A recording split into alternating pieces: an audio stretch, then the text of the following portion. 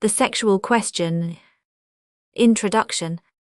My object is to study the sexual question under all its aspects, scientific, ethnological, pathological and social, and to seek the best solution of the numerous problems connected with it. Unfortunately, in publications dealing with this subject, eroticism usually plays a considerable part, and it is difficult for an author to abstract himself from this, for it is reflected unconsciously in his thoughts. As all sentiment more or less warps judgment, it is the duty of scientific criticism to eliminate eroticism in order to be exact and impartial. We shall therefore do all that is possible to free ourselves from it in the course of the present study. The sexual question is of fundamental importance for humanity, whose happiness and well-being depend largely on the best solution of this important problem. In dealing with such a delicate subject, I shall endeavor to avoid narrow-mindedness and prejudice. I shall avoid tiresome quotations, and shall only employ technical terms when necessary, as they rather interfere with the comprehension of the subject. I shall take care to explain all those which appear to me indispensable. My opinions on the sexual question are based, on the one hand, on my scientific study of the human brain, and on the other hand on the long personal experience of an alienist who has devoted himself almost as much to normal mentality and questions of social hygiene as to pathological mentality. I have, however, been obliged to rely on the fundamental work of Westermarck with regard to ethnology, this subject being strange to me. Concerning sexual psychopathology, I have followed the classification of Krafft-Ebing. The sexual question is extraordinarily complex, and we cannot expect to find a simple solution for it as we can for the questions of alcoholism, slavery, torture, etc. The latter are solved in one word: suppression. Suppression of slavery and torture, suppression of the usage of alcoholic drinks. We are concerned here with ulcers artificially produced and preserved in human society. Ulcers which must be simply extirpated. Their suppression is nothing but beneficial since, far from being connected with the normal conditions of human existence, they place it in peril. Sexual instinct and sentiment, on the contrary, have their roots in life itself. They are intimately bound up with humanity, and therefore require quite a different treatment. But human society has guided them into false and pernicious ways. It is important to turn them from these in order to tranquilize and regulate their course by damming them up and canalizing them. The fundamental axiom of the sexual question is as follows. With man, as with all living beings, the constant object of all sexual function, and consequently of sexual love, is the reproduction of the species. It is therefore necessary to treat the question from the point of view of the natural sciences, physiology, psychology and sociology. This has already been done more than once, but usually in erudite treatises which only look upon one side of the question, or, on the other hand, in a superficial and often frivolous manner. To ensure happiness, humanity should desire to reproduce itself in a manner which elevates progressively all the physical and mental faculties of man, with regard to health and bodily strength, as much as to sentiment, intelligence, will, creative imagination, love of work, joy of living, and the sentiment of social solidarity. Every attempt made to solve the sexual question should therefore be directed toward the future and toward the happiness of our descendants. It requires much disinterestedness to attempt seriously any sexual reform, but, as the human subject is by nature extremely weak, as his views are limited, especially in the matter which concerns us, it is absolutely necessary, if we would avoid utopia, to adapt the fundamental aim of sexual union to happiness and joy, even to the natural weakness of man. The fundamental difficulty of the problem lies in the necessity for such an adaptation, and this difficulty requires us to make a clean sweep of prejudices, traditions and prudery. It is this which we wish to attempt. Considered from an exalted point of view, sexual life is beautiful as well as good. What there is in it which is shameful and infamous is the obscenity and ignominy caused by the coarse passions of egoism and folly, allied with ignorance, erotic curiosity and mystic superstition, often combined with social narcotic intoxication and cerebral anomalies. We shall divide our subject into 19 chapters.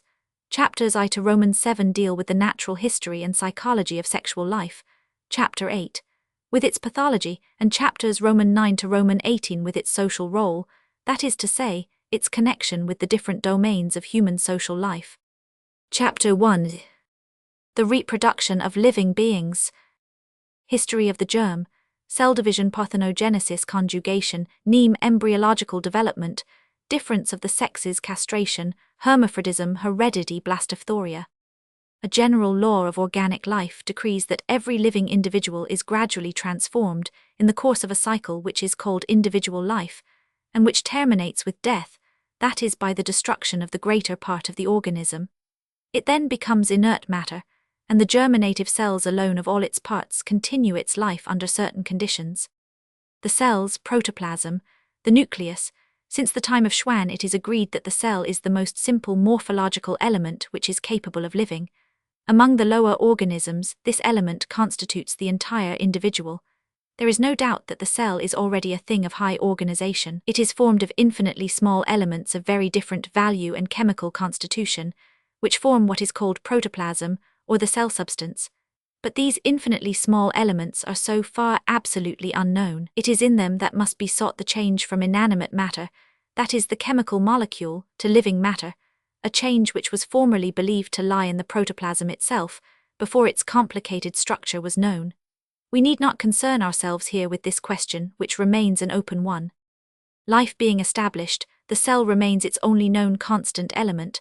The cell is composed of protoplasm, which contains a rounded nucleus formed of nucleoplasma. The nucleus is the most important part of the cell, and governs its life. Cell division, the lowest unicellular organisms, as each cell of a multicellular organism, reproduce themselves by division or fission. Each cell originates from another cell in the following manner.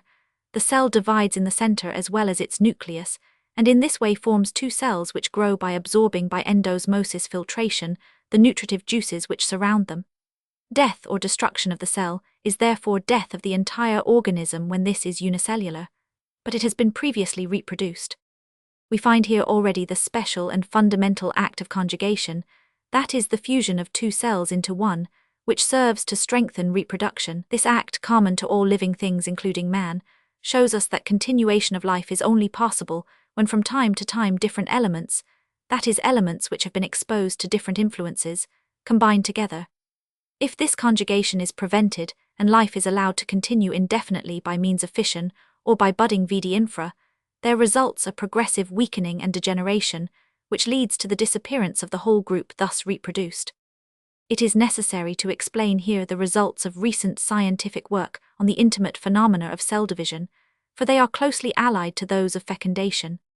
The nucleus of an ordinary cell presents itself in the form of a nearly spherical vesicle. Delicate methods of staining have shown that the nucleus encloses several round nucleolar corpuscles, and also a reticulum which is attached to its membrane and spreads through its whole substance. The liquid part of the nucleus fills the meshes of this reticular tissue, which stains easily, and for this reason is named chromatin. The phenomena of cell division in well-developed cells with nuclei is termed mitosis. Certain lower forms of cells exist in which the nucleus is not well differentiated. Mitosis begins in the nucleus plate. Figure 1 represents the cell before division has commenced. In the protoplasm, by the side of the nucleus, is formed a small corpuscle C which is called the centrosome. The nucleus itself is marked B.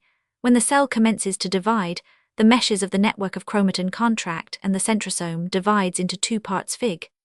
2. Shortly afterward the particles of chromatin concentrate in the form of convoluted rods called chromosomes Figs. 3 and 4. The number of these varies according to the species of organism, but remains constant for each animal or vegetable species. At the same time the two centrosomes separate from each other on each side of the nucleus. The chromosomes then become shorter and thicker, while the nucleus is completely dissolved in the protoplasm of the cell, and its membrane disappears Fig. 4. Directly afterwards the chromosomes arrange themselves regularly in line, like soldiers at drill, following one of the larger diameters of the cell and forming a barrier between the two centrosomes Fig. 5. Each of the chromosomes then divides into two parallel halves of equal thickness Fig. 6. Figures 3 and 4 show that, while these changes are being produced, each of the two centrosomes is surrounded by stellate rays. Some of these rays, extending in the direction of the chromosomes, become attached to one of their extremities and draw it toward the corresponding centrosome Fig. 7. Thus around each centrosome are grouped as many chromosomes as the mother cell possessed itself Fig. 8. Simultaneously, the cell enlarges and its protoplasm commences to become indented at each end of the diameter previously formed by the chromosomes. From this moment the nuclear liquid concentrates itself around each of the groups of chromosomes, the rays disappear and the cell divides into two halves, each containing a group of chromosomes Fig. 9. The indentation increases so as to form a partition across the protoplasm. The chromosomes then form a new meshwork of nuclear chromatin, and we have then two cells each with a nucleus and a centrosome like the mother cell Fig. 10. This is what takes place in the reproduction of all cells of the animal and vegetable kingdoms. In the simplest unicellular organisms, which are known, fission constitutes the only means of reproduction. In the complicated organisms of the higher plants and animals, each cell divides in the manner indicated above, both in the embryonic period and later on during the development of each of the organs which forms the organism. This fact shows more than any other the intimate relationship which connects all living organisms. The most remarkable thing, perhaps, is the almost mathematical division of the chromosomes into two halves, a division which results in the equal distribution of their substance through the whole organism. We shall return to this point later on. Reproduction by budding, parthenogenesis. In the animal and vegetable kingdoms, the higher organisms become more and more complicated. They are no longer composed of a single cell, but of an increasing number of these cells combined in a whole, of which each part, adapted for a special purpose, is itself formed of cells, differentiated as much by their organic form as by their chemical and physical constitution.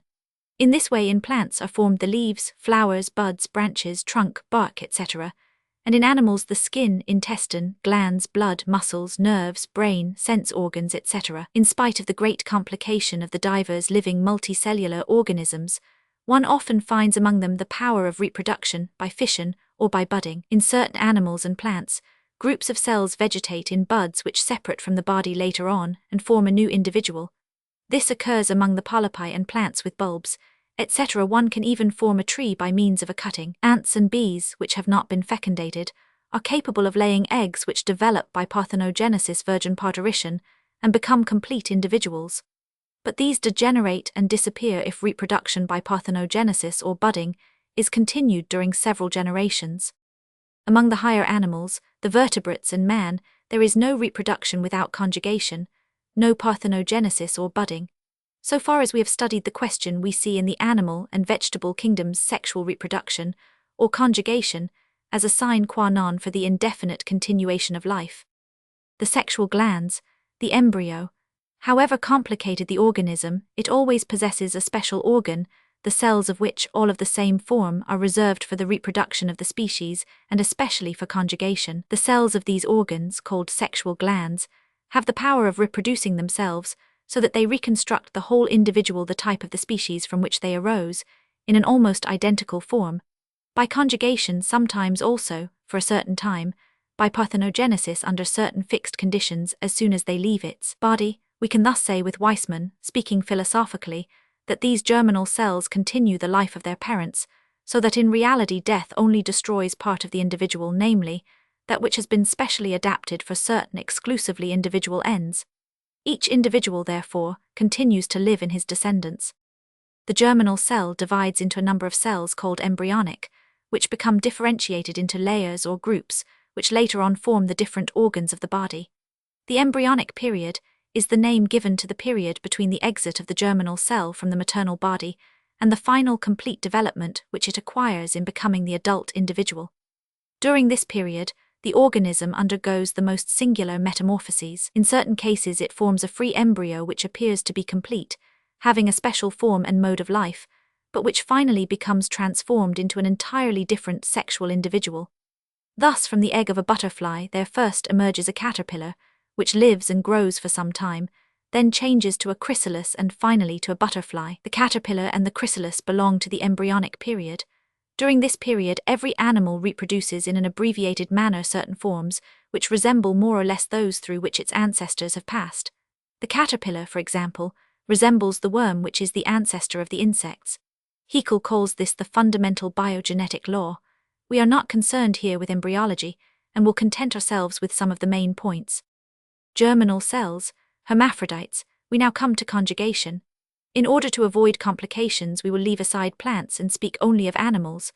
Among multicellular animals, sometimes in the same individual, sometimes in different individuals, occur two kinds of sexual glands, each containing one kind of cells, the male cells and the female cells. When both kinds of sexual glands occur in the same individual, the animal is said to be hermaphrodite. When they develop in two different individuals, the animals are of distinct sexes. Snails, for example, are hermaphrodite. There also exist lower multicellular animals which reproduce by budding, but among which conjugation takes place from time to time. We shall not consider these animals any further, as they are too remote to interest us here. Spermatozoa and ova. In all the higher animals, including the hermaphrodites, the male germinal cells, or spermatozoa, are characterized by their mobility. Their protoplasm is contractile, and their form varies according to the species. In man and vertebrate animals, they resemble infinitely small tadpoles, and their tails are equally mobile. The female germinative cell, on the contrary, is immobile and much larger than the male cell. Conjugation consists in the movement of the male cell, by means of variable mechanism, toward the female cell, or egg, into the protoplasm of which it enters.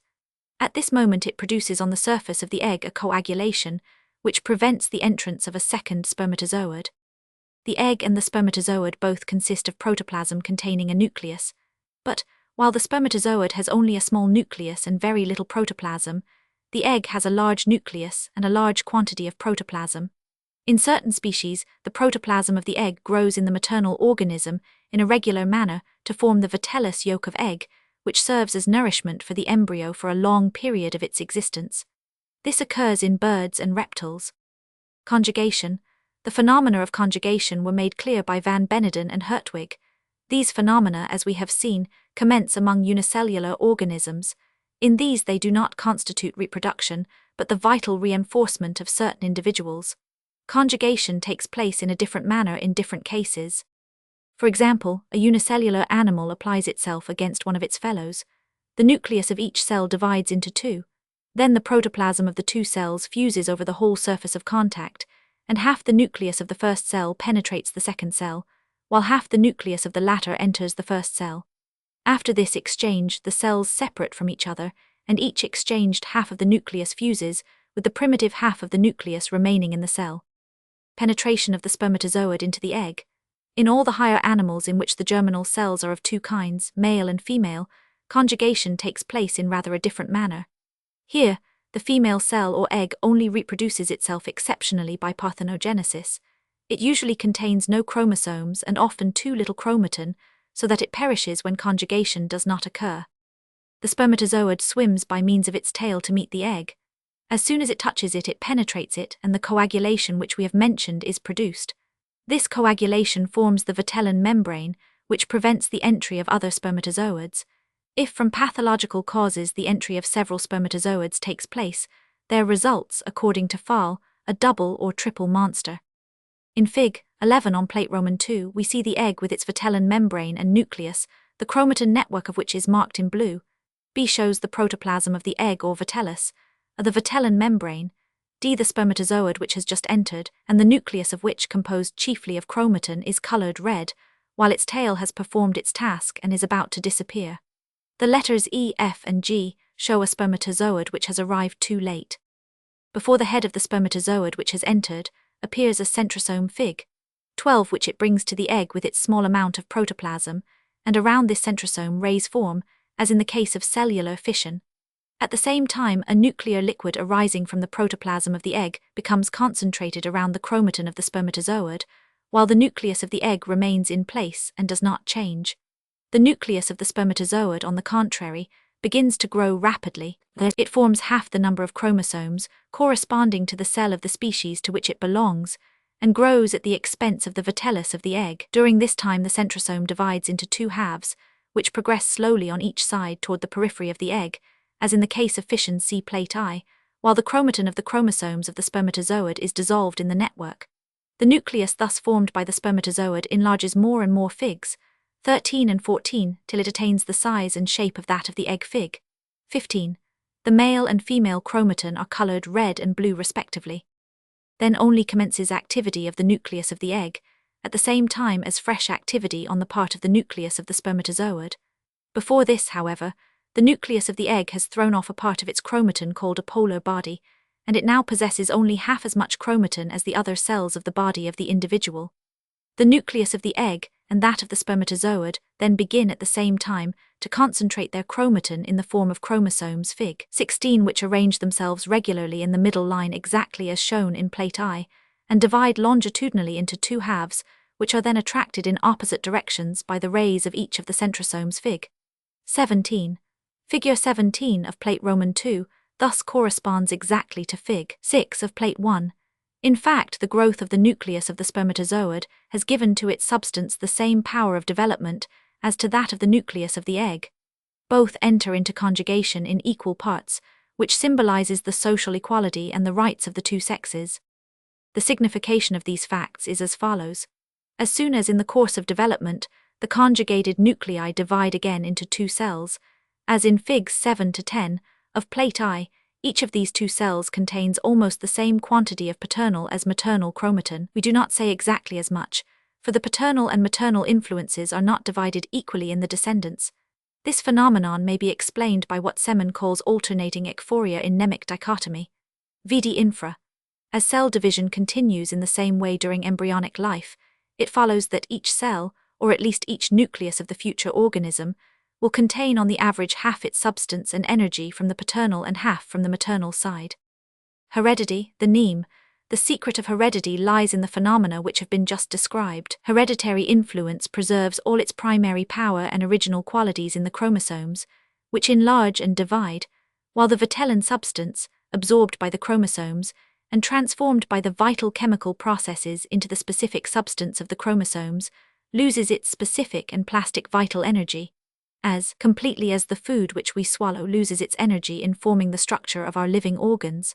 We do not acquire any of the characters of the ox by eating beefsteaks, and the spermatozoid, after eating much vitelline protoplasm, preserves its own hereditary energies, increased and fortified, but without change in their qualities.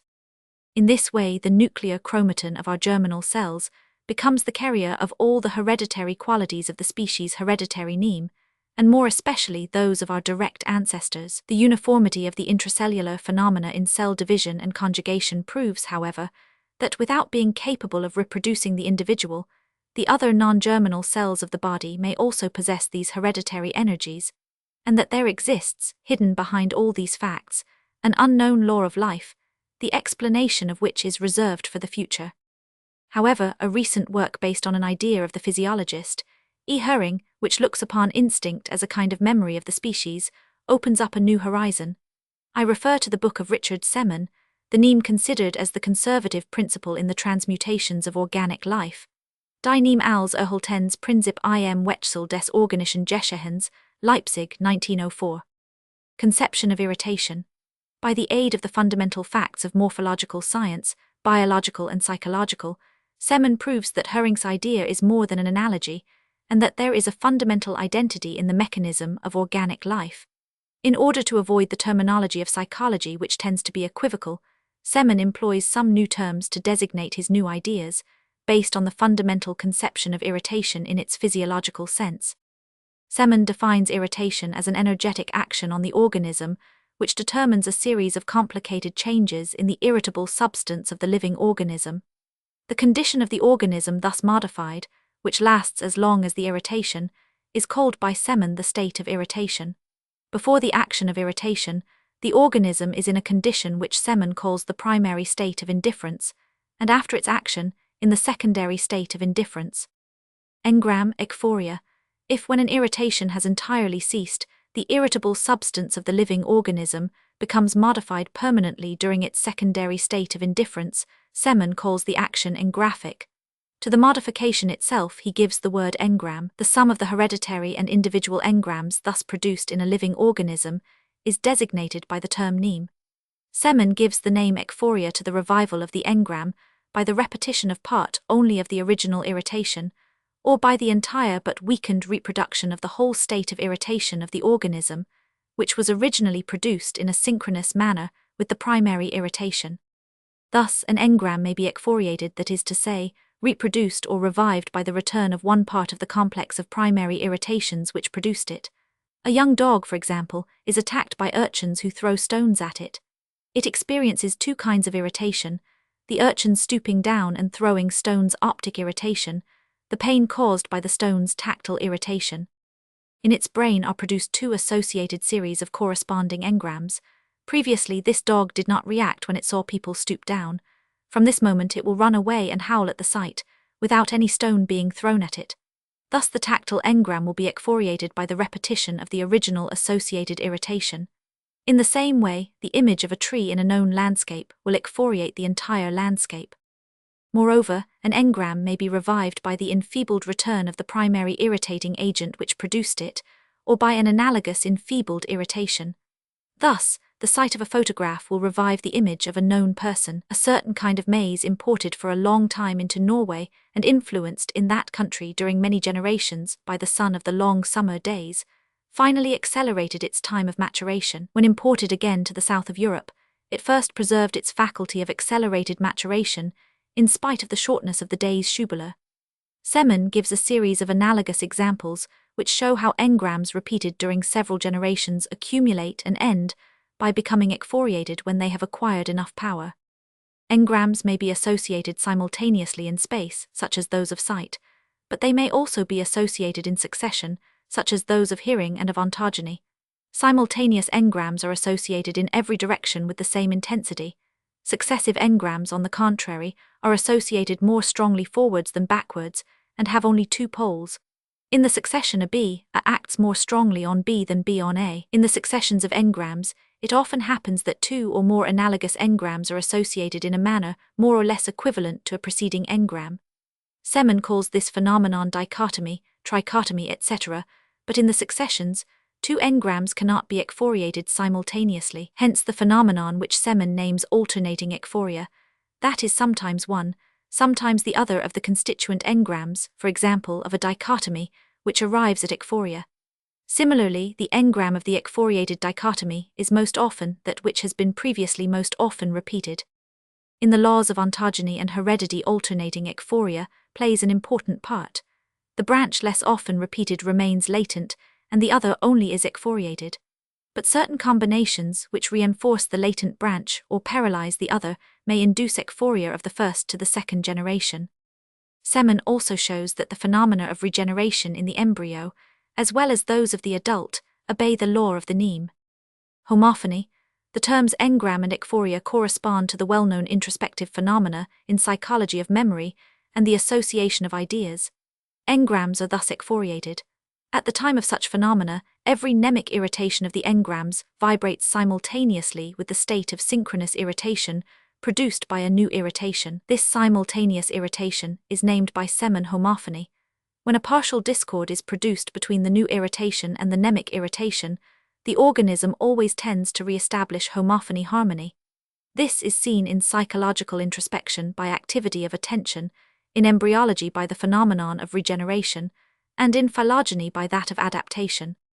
Relying on these convincing facts, Semen shows that irritative actions are only localized at first in their zone of entry, primary zone, but that afterward they irradiate or vibrate, gradually becoming weaker in the whole organism, not only in the nervous system, for they also act on plants. By this means, engraphia, although infinitely enfeebled, may finally reach the germinal cells.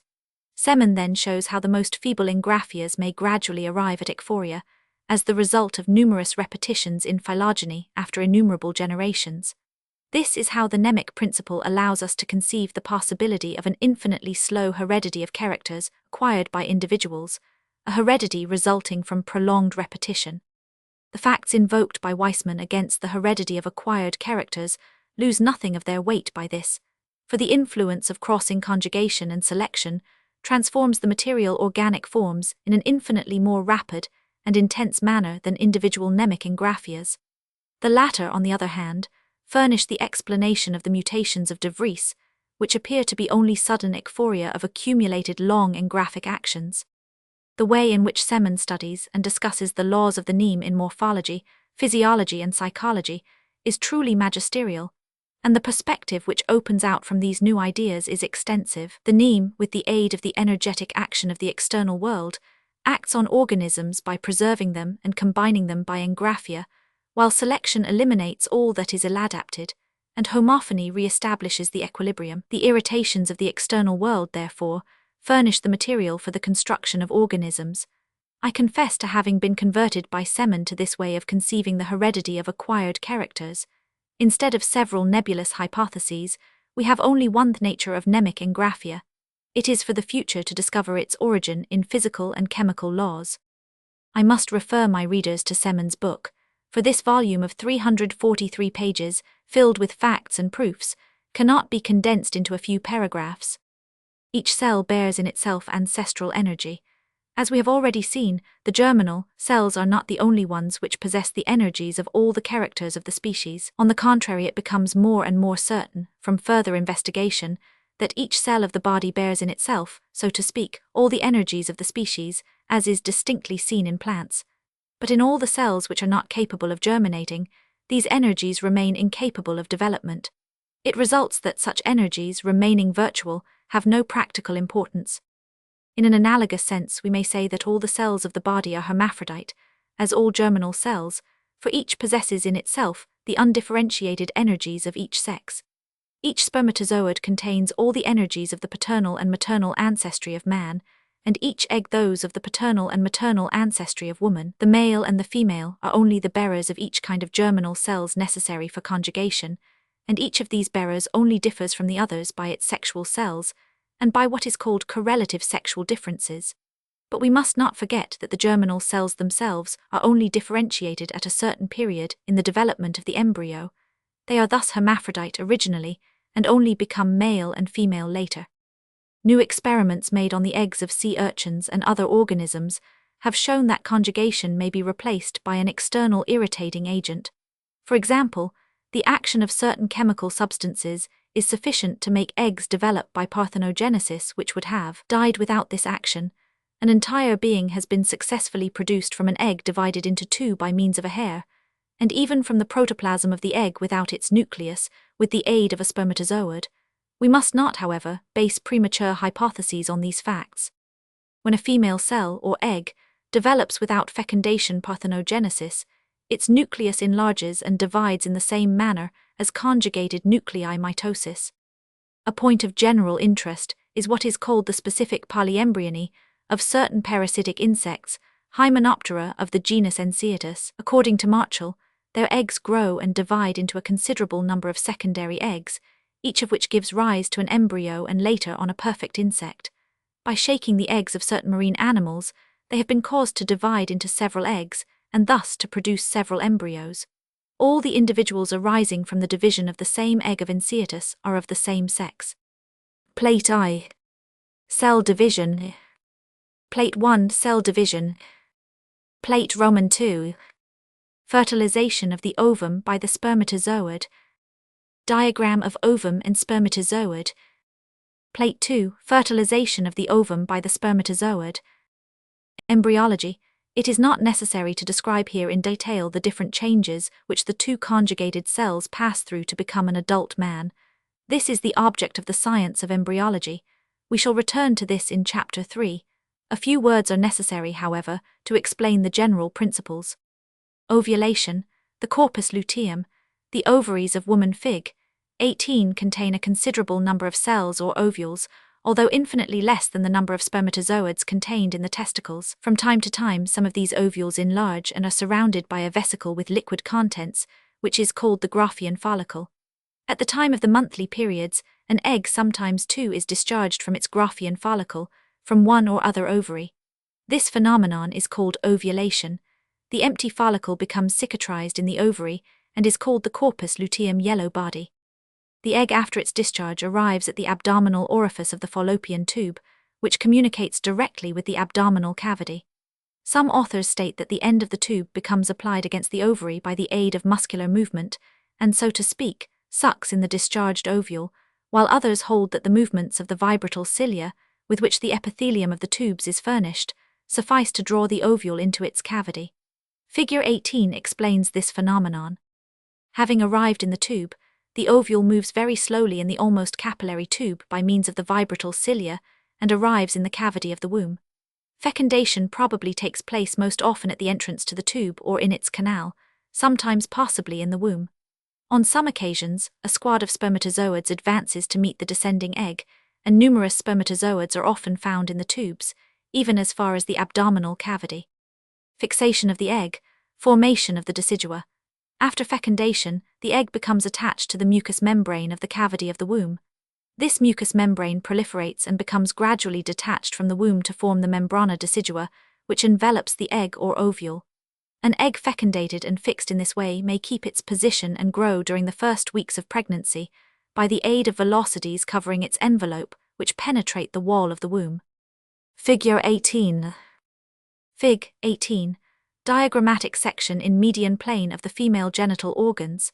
It shows the position of an ovule which has just been discharged lying in the opening of the right tube, and that of another ovary fecundated and surrounded by the decidual membrane. In reality, this could hardly coexist with the other ovule freely discharged. In the right ovary are seen ovules in various degrees of maturity in their Graafian follicles, also a corpus luteum empty Graafian follicle after expulsion of the ovule. The figure also shows the end of the penis in the vagina at the moment of ejaculation of semen, and the position of a preventive to avoid fecundation. Fig. 19. The mouth of the tube applied to the ovary at the moment of expulsion of the ovule. The womb, the placenta. The womb or uterus is the size of a small egg flattened in one direction.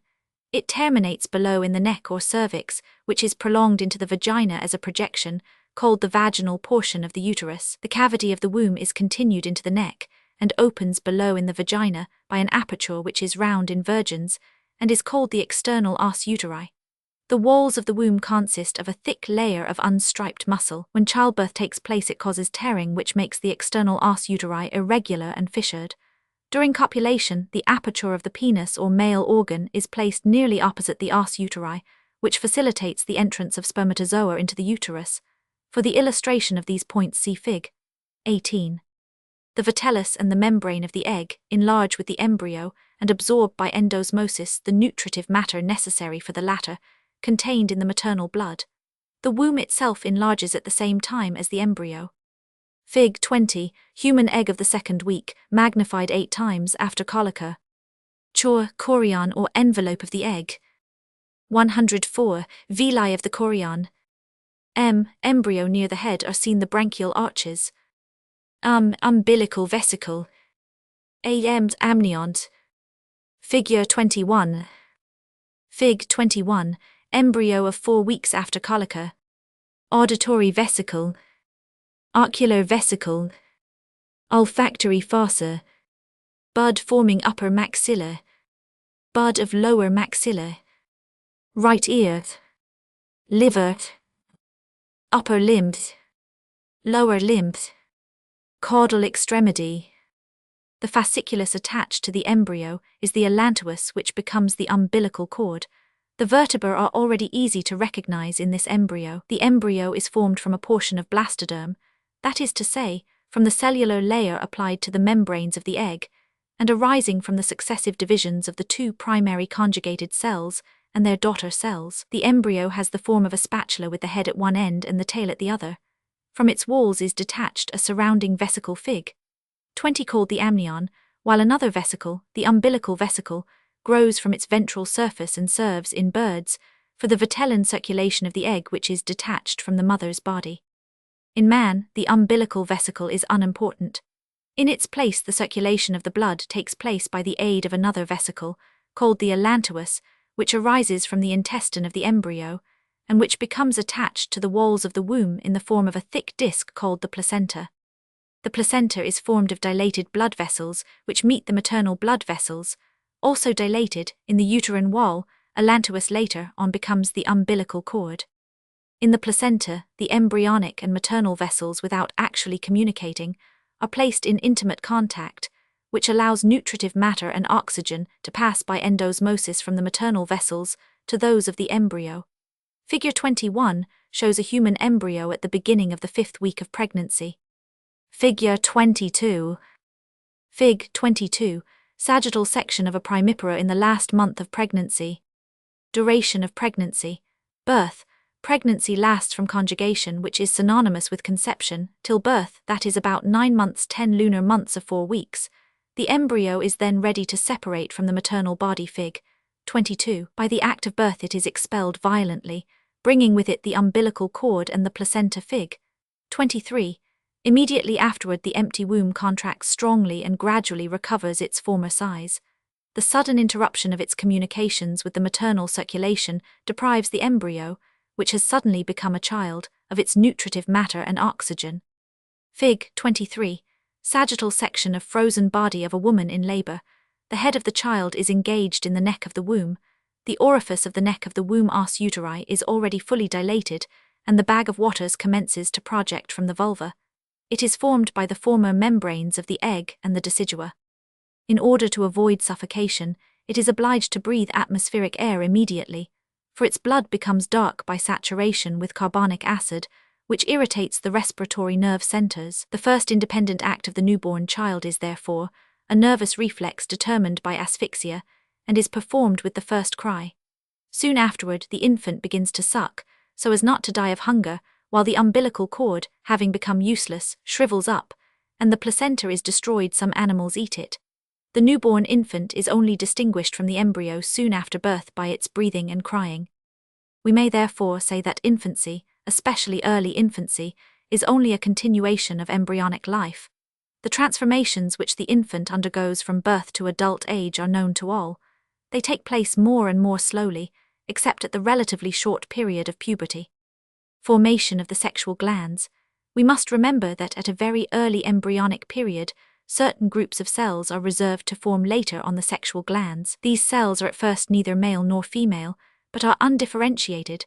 Later on they become differentiated to form in certain individuals, called males, the testicles with their spermatozoa, and in others called females, the ovaries with their eggs. On this differentiation depends the sex of the individual, and according as it takes place in one way or the other, all the rest of the body develops with the correlative sexual characters of the corresponding sex. At first the external genital organs peculiar to each sex, then the beard in man, the breasts in woman, etc. Castration, correlative sexual characters. Castration is the term applied to the extirpation of the sexual glands. When it takes place in infancy, it causes a considerable change in the whole subsequent development of the body, especially in man, but also in woman. Man becomes more slender, preserves a high and infantile voice, and his sexual correlative characters develop incompletely or not at all. Eunuchs are men castrated, usually in infancy. To ensure more safety in their harems, the Orientals not only remove the testicles but also the penis. Bullocks and horses are bulls and stallions castrated at an early age, and can be distinguished at first sight from normal males. Females who have undergone castration become fat, and sometimes take on certain masculine characters. Male human eunuchs have a high-pitched voice, a narrow chest. They remain beardless or nearly so, and have an effeminate character, often intriguing. In both sexes there is a tendency to neurosis and degeneration. It is a mistake to qualify the peculiarities of the male eunuch in the terms of female peculiarities. There is only a relative tendency. The eunuch is no more a woman than a bullock is a cow. All these facts, almost inexplicable hitherto, become comprehensible by the aid of the engraphia of the mnemic energies. Vide above, semen. The sexual glands, being of undifferentiated origin, contain the energies of both sexes. The ekphoria of one of them provokes that of its correlative characters, and excludes that of the characters of the other. If ekphoria of the sexual glands is arrested by castration before it is finished, this paralyses the predominance of that of its corresponding correlative characters, and re-establishes a kind of intermediate or undifferentiated equilibrium between the ekphorias of the correlative hereditary sexual characters of the two sexes. On the other hand, if the sexual glands of an adult are removed, his body is not sensibly modified. The sexual functions do not cease completely, although they cannot lead to fecundation. Men castrated in adult age may cohabit with their wives, but the liquid ejaculated is not semen, but only secretion from the accessory prostatic gland. Adult women after castration preserve their sexual appetite, and sometimes even their menstruation, for a certain time. They generally become fat and often suffer from nervous troubles and change in character. The ekphoria of the correlative sexual characters being complete in the adult, suppression of the sexual glands can only act on their direct functions. In different species of animals, the correlative sexual characters of which we have spoken vary enormously. Sometimes the differences are insignificant, at other times they are considerable. While we can hardly distinguish a male swallow from a female, the cock and hen, the peacock and peahen, the stag and hind are very different from each other. In man, the correlative sexual characters are very distinct, even externally. These characters may extend to all parts of the body, even to the brain and mental faculties. In some of the lower animals, for example the ants, the sexes differ remarkably from each other and appear to belong to different zoological families. The eyes, the form of the head, the color, and the whole body differ so much that, when a case of pathological lateral hermaphrodism is produced, that is, when the sexual glands are male on the one side and female on the other, we can exactly determine the male or female character on each portion of the body. We thus see hermaphrodite ants with one half of the body male and the other half female, black on one side and red on the other, a large eye on one side and a small eye on the other, 13 joints in one antenna and 12 in the other, and so on. In this case, the mental faculties are sometimes female, sometimes male, according as the ekphoria of the brain is influenced by the hereditary neme of the male or female part of the hermaphrodite sexual organs, which results in a male or female brain. I have seen hermaphrodite ants in which two parts of the thorax formed a crossed hermaphrodism, in front, male on the right and female on the left, behind, female on the right and male on the left. Further, among ants which live in societies, the progressive transformation of the species, or phylogeny, has produced a third sex derived from the female sexed worker. Sometimes there is even a fourth warrior. In these two forms the wings are absent, but the head and brain are much larger. The sexual organs remain female, but are very small.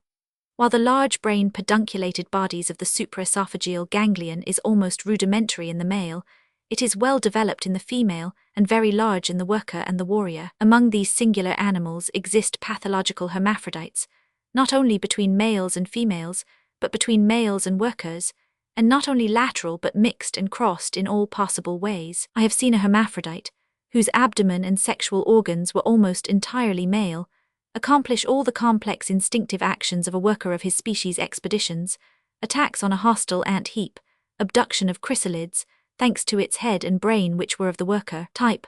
The female itself is incapable of such complex actions.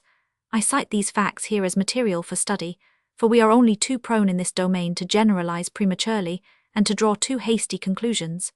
In reality, there is still a wide field for study of the greatest interest. There are animals which are normally and physiologically hermaphrodite, for they possess in the normal state male and female sexual glands and fecundate themselves, such as the solitary worms, or in pairs such as the snails. In the latter case there is copulation, during which each animal plays the parts of both male and female. In man and other vertebrates, hermaphrodism is always abnormal. In man it is extremely rare and nearly always very incomplete, being usually limited to the external or correlative characters. Heredity. It results from what we have said that every living being reproduces, more or less identically in its specific characters, the whole life of its parents and less remote ancestors, and constitutes the continuation of life from a minute part of their bodies. Each individual life thus repeats an entire cycle of development called ontogeny, which is peculiar to all individuals of the species. Here we must mention three fundamental points. We shall see later on that the ancestral relationship of the different groups, species and varieties of animals has been fairly well fixed, and we may say that the third of the laws stated above is equally true in a wider sense. In fact, the species and varieties of animals which are near related resemble each other, while the genera, families and classes are more dissimilar as their relationship is more remote. We employ here the terms resemblance, homology and difference in their profound and general sense. Certain purely external resemblances, due to phenomena of convergence, must not be considered as homologies in the sense of hereditary relationship. Thus, in the language of natural history, we do not say that a bat resembles a bird, nor that a whale resembles a fish, for here the resemblances are due simply to aerial or aquatic life which produces the effects of convergence, while the internal structure shows them to be quite dissimilar organisms. Although it swims in the sea, the whale is a mammal. Its fins at first sight resemble those of a fish, but they are really the homologues of the four limbs of other mammals and contain the corresponding bones. In man, we see that brothers and sisters resemble each other in a general way, but that each one is dissimilar in some respects from the others. If we compare different families with many children, we find that brothers and sisters resemble each other the more their parents are alike and come from a uniform ancestry which has undergone little crossing, while the crossing of different races and human varieties results in the production of individuals which differ from each other considerably, even when they come from the same couple. If we examine things more closely, we find that the characters of each of the offspring of the same couple present neither simple repetition nor an equal mixture of the peculiarities of the parents, but very diverse combinations of the characters of several ancestors. For instance, children may bear a striking resemblance to a paternal grandfather, a maternal grandaunt, or a maternal great-grandmother, etc. This is called atavism. Some children resemble their father, others their mother, and others a kind of mixture of father and mother. A closer examination reveals further very curious facts. An infant which in its early years strongly resembles its father may later on resemble its mother, or inversely. Certain peculiarities of a certain ancestor appear suddenly, often at an advanced age. It is needless to say that peculiarities concerning the beard cannot appear till this has grown, and this simple fact is so characteristic that it has been called hereditary disposition. Everything may be transmitted by heredity, even to the finest shades of sentiment, intelligence and will, even to the most insignificant details of the nails, the form of the bones, etc. But the combinations of ancestral qualities vary so infinitely that it is extremely difficult to recognize them. Hereditary dispositions arise from the energy of two conjugated germs during the whole of life, until death. Old people sometimes develop peculiarities hitherto unknown in them, owing to the fact that one or more of their ancestors also presented the same phenomena at an advanced age. Semen has clearly proved that, although forming an infinite number of combinations, the engrams or hereditary energies never blend in the proper sense of the term, and in the light of his exposition, the above facts are more clearly explained than they had been hitherto. The experiments of Mendel have shown in plants a certain alteration in the hereditary ekphorias of the products of dissimilar parents. Certain parental characters, according as they are added or subtracted, may disappear during 1 or 2 generations, to reappear all the more strongly in the following generations. In short, there are a number of phenomena, the laws of which may be more clearly explained to us in the future. To sum up, each individual inherits on the average as much from his paternal as from his maternal side, although the minute nucleus of the spermatozoid is the only agent concerned on the paternal side, while the mother provides not only the egg, which is much larger, but also nutrition during the 9 months of embryonic life. We can only conclude that in the egg also it is only from the part of the nucleus, which conjugates with the male nucleus, that arise all the inherited maternal peculiarities, that all the rest is only utilized as food, and that the nutritive blood of the mother in no way influences the inherited energies of the offspring. This shows the capital importance of conjugation and of the substance of the conjugated nuclei, especially of their chromatin. The fact that in certain of the lower animals, the protoplasm of the egg without nuclei may occasionally produce some phenomena of cell division, thanks to its inherited mnemic engrams, in no way alters the fundamental principle which alone occurs in man, for this vicarious action, which is moreover rudimentary, only happens when the protoplasm of the egg is not consumed by the conjugated nuclei. Parthenogenesis is also a very interesting phenomenon in the history of our animal ancestors, but for the same reasons it has no direct interest for humanity.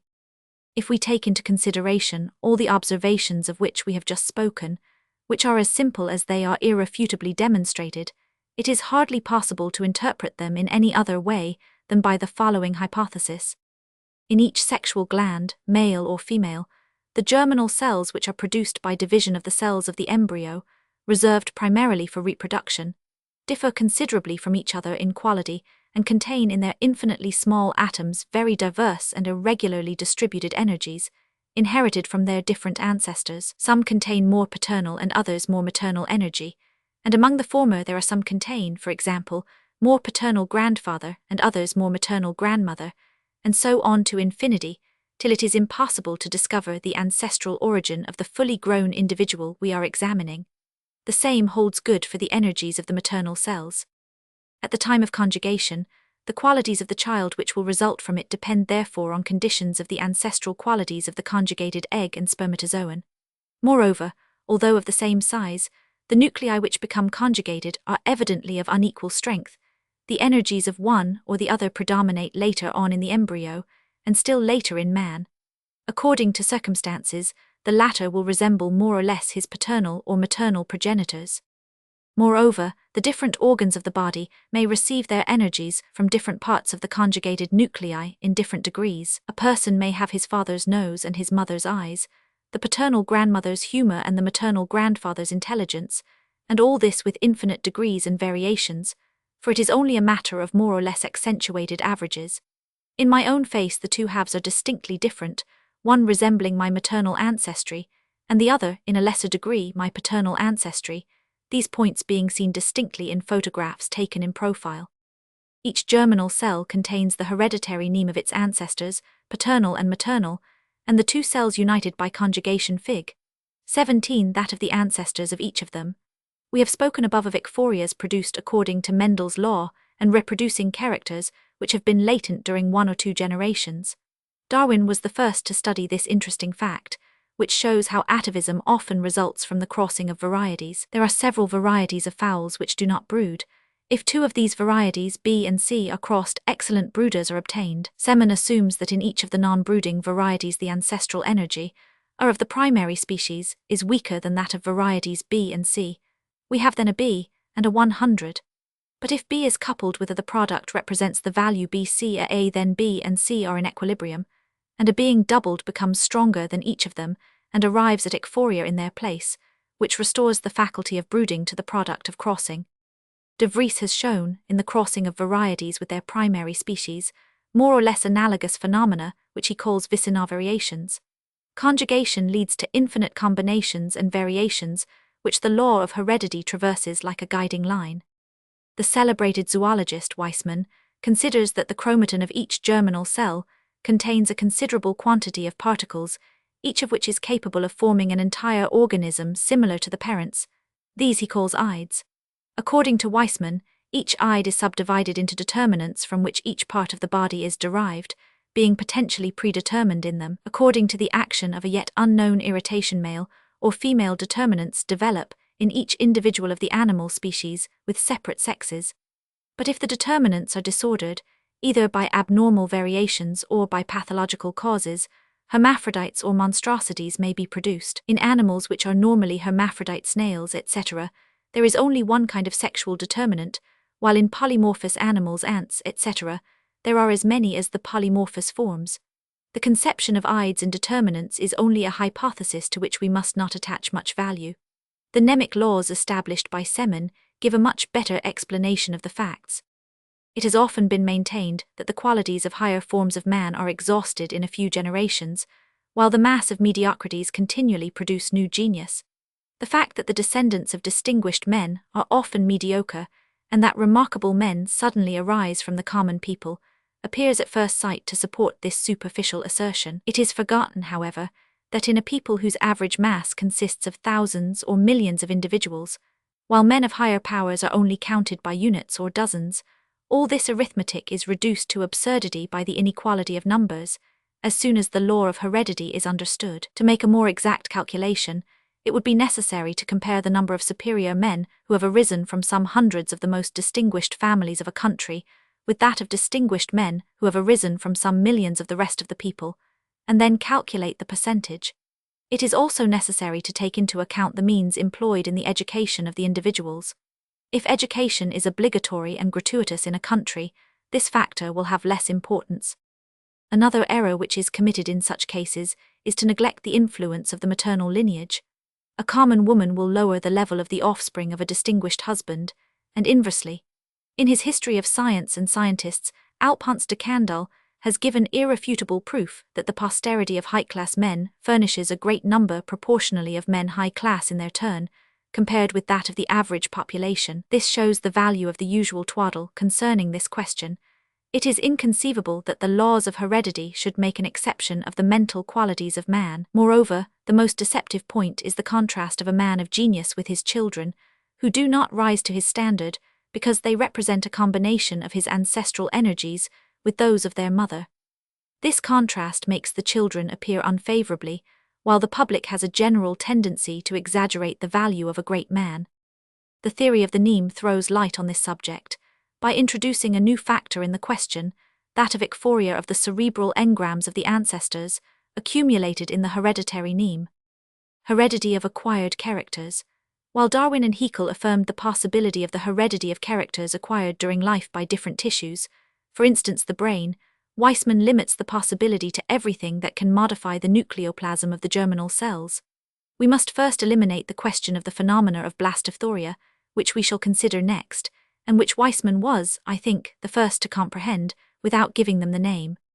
On one hand, we see the singular effects of castration, which we have already considered. On the other hand, an extraordinary constancy in the hereditary characters of the species. For more than 3,600 years, which corresponds to about 800 generations, the Jews have been circumcised. Nevertheless, if a Jew ceases to circumcise his offspring, the prepuce of his children grows, as it did 3,600 years ago. Although, during the 800 generations in question, its absence from birth has prevented it reacting on the germinal cells of the individuals. If the engraphia of the external world could sensibly modify in a few generations the hereditary name of the species, it appears evident that the Jewish infants of the present day would be born without prepuce, or at least with an atrophied one. It is on such facts, which are innumerable in natural history, that Weismann relies to repudiate absolutely the heredity of characters acquired by non-germinal organs, and to attribute the development of organisms to blends and combinations due to conjugation or crossing, as well as to natural selection, which he regards as all-powerful. Darwin well recognized the difficulty in question, and being unable to explain the facts, had recourse to the hypothesis of pangenesis, that is, of small particles detached from all parts of the body and transported by the blood to the germinal cells, to transmit to them, for example, the qualities acquired by the brain during life. This hypothesis was so improbable that Darwin himself was forced to recognize it. Let us examine the facts.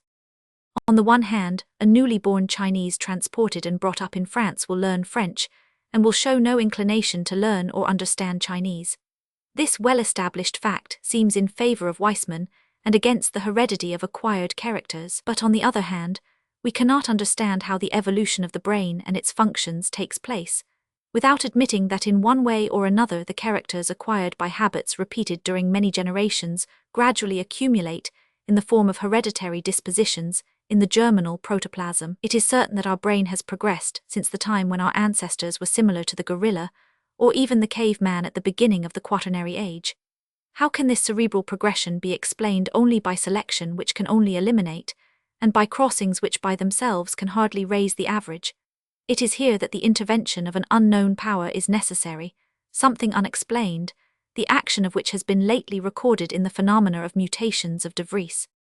De Vries proves that certain variations appear suddenly and without any known cause, and have a much greater tendency to be preserved than the variations obtained by crossing and selection. In my opinion, the phenomena of the Neem revealed by Hering and Semon explain the apparent contradictions which have hitherto impaired the theories of heredity. Mnemic engraphia explains, by its infinitesimal and repeated action through numerous generations, how the external world may little by little transmit to the germinal cells the characters which it impresses on organisms. The 800 generations during which the prepuce of the Jews has been cut off have not yet sufficed for the ekphoria of the corresponding negative mnemic engraphia, while conjugation and selection modify rapidly and strongly in a few generations, a fact which is more striking and allows of direct experiment. Moreover, a positive engraphia must necessarily act more powerfully, and it seems to me that mutations must be the ekphoria of accumulated former latent engraphias. Merrifield and Standfuss, by exposing caterpillars and chrysalids for varying periods to considerable degrees of cold and heat, have determined permanent changes in the specific characters of the butterflies which have emerged from them. Standfuss and Fischer have also shown that, after several generations, by continuing the action of cold on the caterpillars, the variations thus produced can be preserved even after the cold has ceased to act. No doubt the cold acts on the germinal cells as on the rest of the body, but the heredity of an acquired character is thus demonstrated.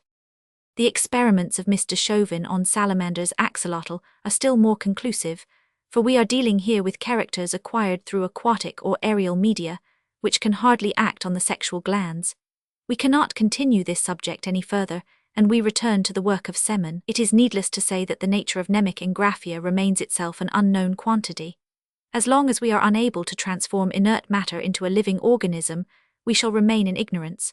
But when it is accepted with the laws of the phenomena which it produces, this unknown quantity, as Semon has shown, alone suffices to explain all the rest, and is already a great step toward the comprehension of the laws which govern life.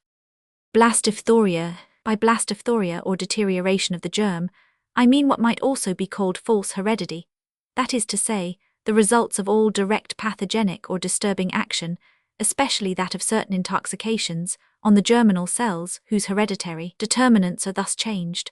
Blastophoria thus acts on germs not yet conjugated, through the medium of their bearers, and creates at their origin hereditary stigmata of all kinds, while true heredity only combines and reproduces the ancestral energies.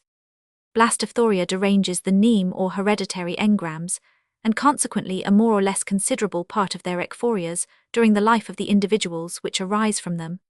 It is not a question here of the reproduction of the hereditary ancestral energies in the descendants in different combinations, as is the case in the heredity which we have just studied, but on the contrary, a question of their perturbation. However, the store of cells reserved as germinal cells in the embryo, the germ of which has been damaged by blastophoric action, being usually also affected by the disturbing cause, it follows that the pathological change introduced by blastophoria in the hereditary neme is transmitted to the descendants by ordinary heredity. In this way, blastophoria deposits the first germ of most pathological degenerations by causing immediate deviation of all the determinants of the germ in the same direction. The most typical and the commonest example of blastophoria is that of alcoholic intoxication. The spermatozoa of alcoholics suffer like the other tissues from the toxic action of alcohol on the protoplasm. The result of this intoxication of the germs may be that the children resulting from their conjugation become idiots, epileptics, dwarfs or feeble-minded. Thus it is not alcoholism or the craving for drink which is inherited. No doubt the peculiarity of badly supporting alcohol is inherited by ordinary heredity as a hereditary disposition, but it is not this which produces the alcoholic degenerations of the race. These are the result of the single blastophoria. When, on the other hand, a man is found to be imbecile or epileptic, as the result of the insobriety of his father, he preserves the tendency to transmit his mental weakness or his epilepsy to his descendants, even when he abstains completely from alcoholic drinks. In fact, the chromosomes of the spermatozoid, from which about a half of his organism has issued, have preserved the pathological derangement produced by the parental alcoholism in their hereditary neme, and have transmitted it to the store of germinal cells of the feeble-minded or the epileptic, who in his turn transmits it to his descendants. From Weismann's point of view, his hereditary determinants remain pathologically deviated. All intoxications which alter the protoplasm of the germinal cells may produce blastophoric degenerations, which continue to menace several successive generations in the form of hereditary taints. Other deviations in the development of the germs may act in an analogous manner to blastophoria. We have mentioned above the experiments of Merrifield and Standfuss on the caterpillars of certain butterflies. Without being really of a pathological nature, these actions of a physical agent on the hereditary energies resemble blastophoria. Mechanical action on the embryo may also give rise to pathological products or even mutilation. Thus, Weismann demonstrated the production of degenerate individuals in ants when certain coleoptera were introduced in their nest, the ants being fond of the secretion of the large glandular hairs of the coleoptera. The exact cause of the degeneration has not yet been found, but the fact is certain. In man, certain constitutional affections and congenital anomalies are the result of certain diseases in the procreators, which have affected the germinal cells or the embryo, for instance syphilis. As soon as the blastophoric actions cease in the procreators, those of their descendants who live under a normal regimen have evidently a tendency to eliminate the blastophoric organs at the end of several generations, and to regenerate themselves little by little, thanks to the power of the ancestral neme, which tends to re-establish homophony. However, the data on this subject are insufficient. In this case, homophony is represented by the normal equilibrium of the different typical or normal characters of the species. Chapter 2. Evolution or Descent of Living Organisms. The theory of evolution is intimately associated with the name of Darwin, for it was he who established it in the scientific world. In reality, the idea of the transformation of organisms was put forward by Lamarck more than a century ago, but he did not sufficiently support it. The theory of evolution states that the different animal and vegetable species are not each of them specially created as such from the first, but that they are connected with each other by a real and profound relationship, and derived progressively one from another, generally from more simple forms by engraphia and selection. Man himself is no exception to this rule, for he is closely related to the higher apes. It is no longer possible today to deny the fundamental fact which we have just stated. Since Darwin, and as the result of the powerful impulse which this man of genius gave to natural science, Innumerable observations and experiments have confirmed the truth of the progressive evolution of living beings. Comparative anatomy, comparative geography of plants and animals, comparative embryology, and the study of the morphology and biology of a number of recently discovered plants and animals have built up more and more the genealogical tree, or phylogeny, of living beings, that is to say, their ancestral lineage. The number of varieties and races or subspecies increases indefinitely the more closely they are examined. Researches on the fossil remains of species of animals and plants, which have been extinct for thousands and millions of years, paleontology, have also contributed to determine the trunk of the great tree of former life. The numerous gaps which still exist between these fragmentary documents of former ages are nevertheless too considerable for continuous connections to be established in the past by the aid of fossils. We not only know that the different forms of living beings are connected to each other by a real relationship, but we can fathom more and more deeply the degrees of this relationship, and can often prove from which group of animals a given group is descended. In many cases we can determine at which period the fauna and flora of two continents have been separated from each other, and in what manner they have been transformed, each in its own way, while still preserving the general characters which were common before their separation. The specialist can soon discover what species belong to the old geographically differentiated fauna and flora of the country, and what have been ulteriorly imported. I record these facts for the benefit of those persons who have not yet understood that it is absolutely useless at the present day to dispute the evolution of living beings. Deceived by the divergent opinions of scientists concerning hypotheses which endeavor to explain the details of evolution, these persons confound the details with the fundamental facts of evolution. Ontogeny, phylogeny. In the light of the facts of evolution, heredity takes quite a new aspect when removed from the old biblical idea of the independent creation of species. Haeckel launched into the scientific world under the name of fundamental biogenetic law, a theory which, without having the right to the title of an immutable dogma, explains the facts in a general way and gives us a guiding line along the phylogenetic history of living beings. Ontogeny, that is the history of the embryological development of each individual, always consists in a summary and fragmentary repetition of phylogeny, or the history of the ancestors of the species to which the individual belongs. This signifies that, as embryos, we repeat in an abridged form the series of types or morphological stages through which has passed the series of our animal ancestors, from the primitive cell to man. In reality, this is only true in a relative way, for a considerable part of the ancestral engraphias of the embryo has disappeared without leaving any trace. Also, many embryos, especially those which have special conditions of existence outside the body of their mother, have acquired special complex organs and corresponding functions. Thus, the caterpillars of butterflies with their specific and generic peculiarities, hairs, horns, etc., furnish many examples of secondary acquired characters which have nothing in common with the worm, which is the ancestral type of the butterfly represented by the embryonic period when it is a caterpillar. However, many undoubted vestiges of the ancestral history are found in the embryos at different periods of their development. It is certain that insects descended from worms, and there is no doubt that the larvae of insects, which are almost worms, represent the ontogenetic repetition of the phylogeny of insects. It is also certain that whales, although they have whalebone instead of teeth, have descended from cetacea provided with teeth, which in their turn descended from terrestrial mammals, but we find in the embryo whale a complete denture which is of no use to it, and which disappears in the course of the embryonic period.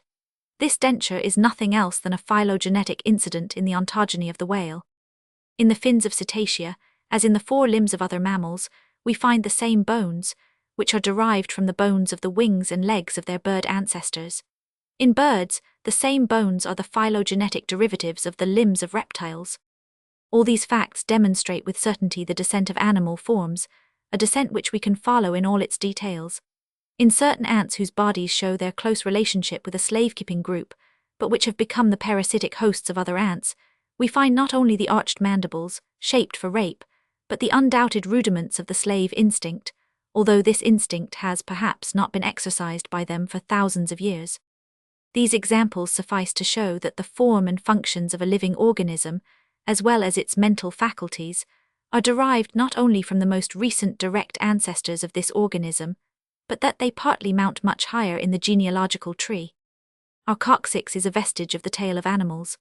It is from them also that we have inherited anger and jealousy, sexual appetites, fear, cunning, etc., as long as they remain in use, the oldest inherited characters normally remain the most tenacious and are preserved the longest. When they cease to be utilized or become useless, they still remain for a long time as rudiments before finally disappearing, for instance the vermiform appendix of the intestine and the pineal gland of the brain. These rudiments often persist for still a longer time in the embryo, as we have seen in the case of the ancestral teeth of the embryo whales. We also meet with the stumps of wings in the chrysalis of certain ants' anergates, the males of which have lost their wings. Natural selection. The artificial selection practiced by gardeners and cattle breeders led Darwin to his hypothesis of natural selection by the struggle for existence. Confirmed in his idea by the observation of tropical nature, Darwin thought he could explain the origin of living beings by natural selection. It is this hypothesis which is properly called Darwinism, but the name Darwinism has also been given to evolution as a whole, which has been the cause of endless confusion. All the mystic and narrow-minded, full of biblical prejudice, naturally profit by this confusion to attack the facts of evolution and science itself. The struggle for existence. The struggle for existence and natural selection are absolutely positive facts, which can be constantly verified by the observation of living nature as it is presented to us. All living beings eat one another or at any rate struggle against each other, plants as well as animals. And apart from air and water, animals are almost entirely nourished by plants and other animals. It is obvious that in this perpetual struggle, the less adapted, and the less armed, and by arms we include the powers of reproduction, resistance to diseases and to cold, etc. disappear, while the better adapted and the better armed persist. I confess I cannot understand the detractors of Darwin who are blind in face of these facts and hypnotized by certain conventional suggestions. On the other hand, what always has been and still remains hypothetical is the explanation of the descent of all plants and animals by natural selection alone. We have already spoken of the mutations of de Vries and the theory of the neem elaborated by Semon, and need not repeat them here. Thanks to the idea of Hering worked out by Semon, the facts are now explained in a satisfactory manner. Engraphia, produced in the organisms by the irritating agents of the external world, prepares and builds up little by little their increasing complications, while selection, by continually eliminating the unfit, directs the elaborating work of the neem and adapts it to the surrounding local circumstances. De Vries has objected that the variations produced by artificial and natural selections are mutable, while sudden mutations have a much more stable character. But we have just seen that these mutations themselves are evidently only the delayed ekphoria of a long ancestral engraphia accumulated. On the other hand, the variations obtained by selection are themselves only due to more rapid ekphorias, derived from repeated conjugations in a certain direction. Plate and others have shown that they may become more and more fixed if they are well adapted, and thus become more tenacious. There is therefore no contradiction between the fundamental facts, and all is simply and naturally explained by the combination of hereditary mnemic engraphia with selection.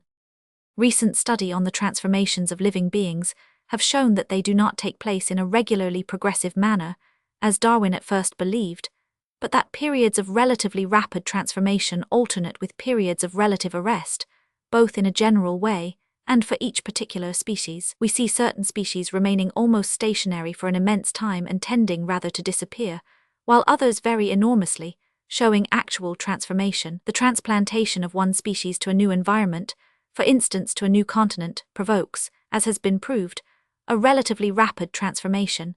It is evident that mnemic engraphia transforms organisms the more rapidly as it changes in nature itself, which is the case in the migrations we have just mentioned, and which also changes the factors of selection. Other facts show clearly that the fauna and flora of the present world find themselves in a period of recoil with regard to their modification. In the tertiary period, the fauna and flora of the world were richer than today. Many more older species have disappeared than new ones have arisen. This fundamental fact seems due to the extremely slow cooling of the Earth, and appears to be indicated by the powerful growth in tropical climates, the fauna and flora of which resemble those of the tertiary period, and on the other hand by the relative poverty and slowness of growth in cold countries. Conclusions. What are the principal conclusions to which we are led by this short study of the ancestral history or phylogeny of man? We have seen that they may all be connected with the fundamental principle of mnemic engraphia, aided by natural selection. No doubt the nature of the mnemic engraphia of external agents in the living substance is still unknown. When we are able to connect the laws of life with the laws of inert nature, we shall only have before us a single great metaphysical mystery, that of the tendency of mundane energy to the differentiation of details and the production of complicated forms. What is important here is to know that engraphia and selection are capable of considerably modifying species in a positive or negative manner, for good or evil, improving them by good influence and good conjugations, or deteriorating them by bad selection or by blastophoria, which causes them to degenerate. The combination of a bad selection with blastophoric influences constitutes the great danger for humanity, and it is here that a rational sexual life should intervene. The so-called historical times, that is the times of the Chinese, Egyptians and Assyrians, which appear to us extremely remote, are from the point of view of evolution very near to us. These ancient peoples, at any rate those who were our direct ancestors, or who were closely related to them, are thus, in the language of evolution, which takes no count of time or of the number of generations, our very near relations. The generations which separate them from us and the few hundred generations between them and those of their direct ancestors, who were at the same time ours, represent a limited period from the point of view of the ethnological history of mankind. On the other hand, if we examine the savage peoples of America, Asia, Africa and Australia, which have been specially studied since the discovery of America and some of which are actually living, and compare them with ourselves and with our ancestors of 4,000 years ago, we find that they differ infinitely more from us than we differ from our ancestors, as their ethnographical and historical remains are sufficient to prove. Among the savage peoples, we find races such as the Pygmies of Stanley Akars, the Weddas of Ceylon, even Australians and Negroes, whose whole bodily structure differs profoundly from our European race and its varieties. The profoundness and constancy of these differences clearly show that the relationship of such races to ours must be very remote. We are concerned here with veritable races or subspecies, or at least with very constant and accentuated varieties. It is true that it is difficult to unravel the almost inextricable confusion of human races, but we may be certain that the savage races and varieties remote from ours, and even certain less remote races such as the Mongols and Malays, are, phylogenetically speaking, infinitely less related to us than the ancient Assyrians. This indicates that the ancestors which were common to us and these races must probably be looked for several thousands of generations back, even when their descendants are still living on other continents at the present day. It is easy to explain that human races so different could develop separately in continents and under climates with a very different mode of life and conditions of development, if we reflect that at these remote periods men only had very limited modes of transport and lived in a fashion very little different from that of the anthropoid apes, so that the ethnological forms were preserved separated from each other by small distances. This fact can still be observed among the small hostile Indian or Malay tribes, who live in tropical regions and often occupy only a few square leagues. The higher civilizations of former times could not develop beyond a comparatively limited circle, as their means of transport did not allow them to venture too far. The conquest of the whole earth by modern civilization by means of the mariner's compass, firearms, steam and electricity is thus an absolutely contemporaneous event, unique in the history of the world, the origin of which hardly goes back more than 400 years.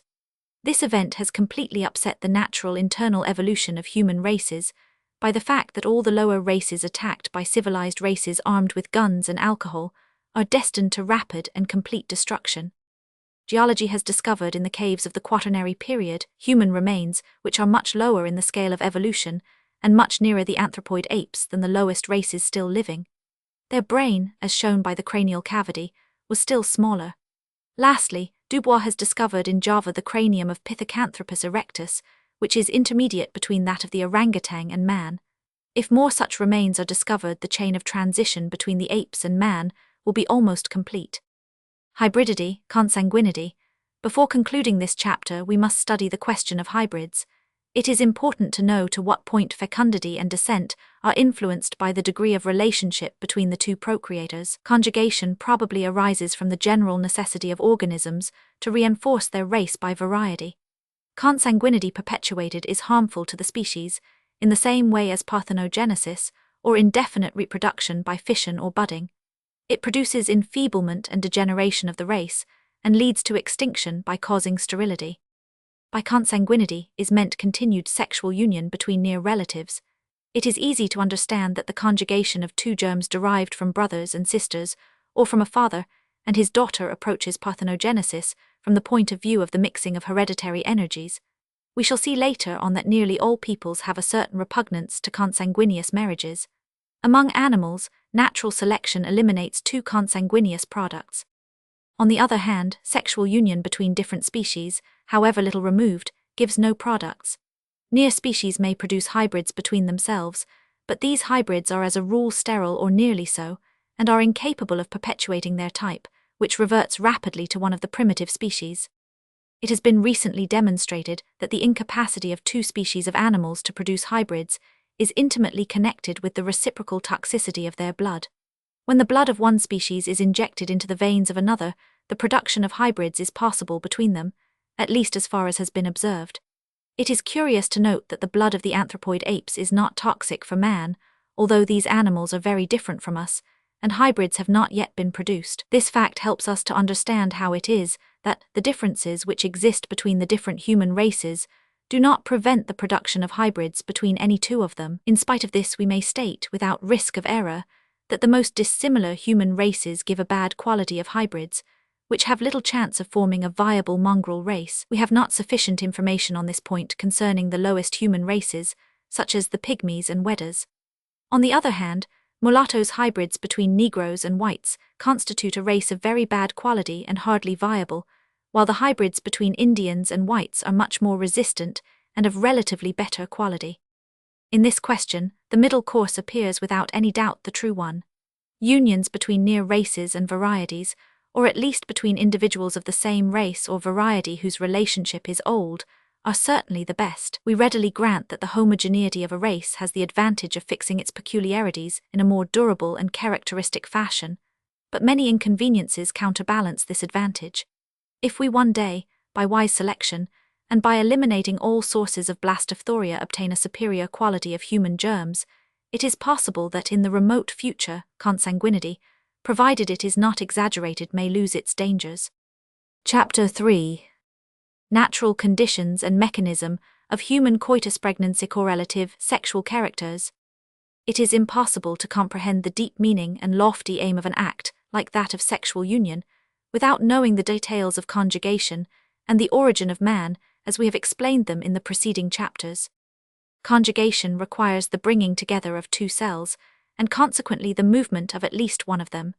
This cellular movement suffices for the lower forms of union and is usually limited to the male cell. Owing to its movement, it plays the active role, while the passive role is reserved for the female cell. Hence we see in the higher plants the male cells, or pollen, transported to the pistil by the wind or by insects, and thence reach the egg by mechanical endosmotic attraction, which brings about conjugation. This takes place in an analogous manner in lower animals, but the male cell is generally endowed with special movement. As soon as we deal with complicated animals, mobile in themselves and composed of cells differentiated to form complex organs, we see a second phenomena of reproductive movements appear in the animal phylogeny, namely the movement of the whole individual bearing male cells toward the individual bearing female cells. This simple fact gives rise to the formation of correlative sexual differences between the individuals bearing each kind of germinal cells. As the result of the evolution of these two phylogenetic systems of motor phenomena tending to establish conjugation, we obtain for each sex two categories of sexual formations. Normal hermaphrodism, complete or reciprocal snails, etc. constitutes an intermediate stage. Here each individual bears two kinds of germinal cells and possesses also male and female copulative organs, so that there only exists one form of individuals which copulate reciprocally, the male organ of one penetrating the female organ of the other, and vice versa. It is obvious that this excludes the formation of correlative individual sexual characters. In the second category, the male always differs from the female, at least in the sexual organs, and usually in other physical and mental characters. The difference in the sexual functions leads to the formation of differences in other parts of the body, and in instincts and sentiments, which find their material expression in the different development of the brain. Certain specific functions in society may, in social animals like the ants, lead to the formation or differentiation of a third or fourth kind of individuals. This is what is called polymorphism. Here it is not the sexual function causes the correlative differences of the individuals, but division of social labor. The ekphoria of the hereditary neem which produces the polymorphous, and more or less asexual individual forms workers, warriors, still proceeds through the energies of the reproducing germs. Here the action of selection is necessary to explain the phenomena. In man, sexual differentiation has led to the formation of two kinds of individuals, differing little in their correlative attributes, but each bearing one kind of germinal cells.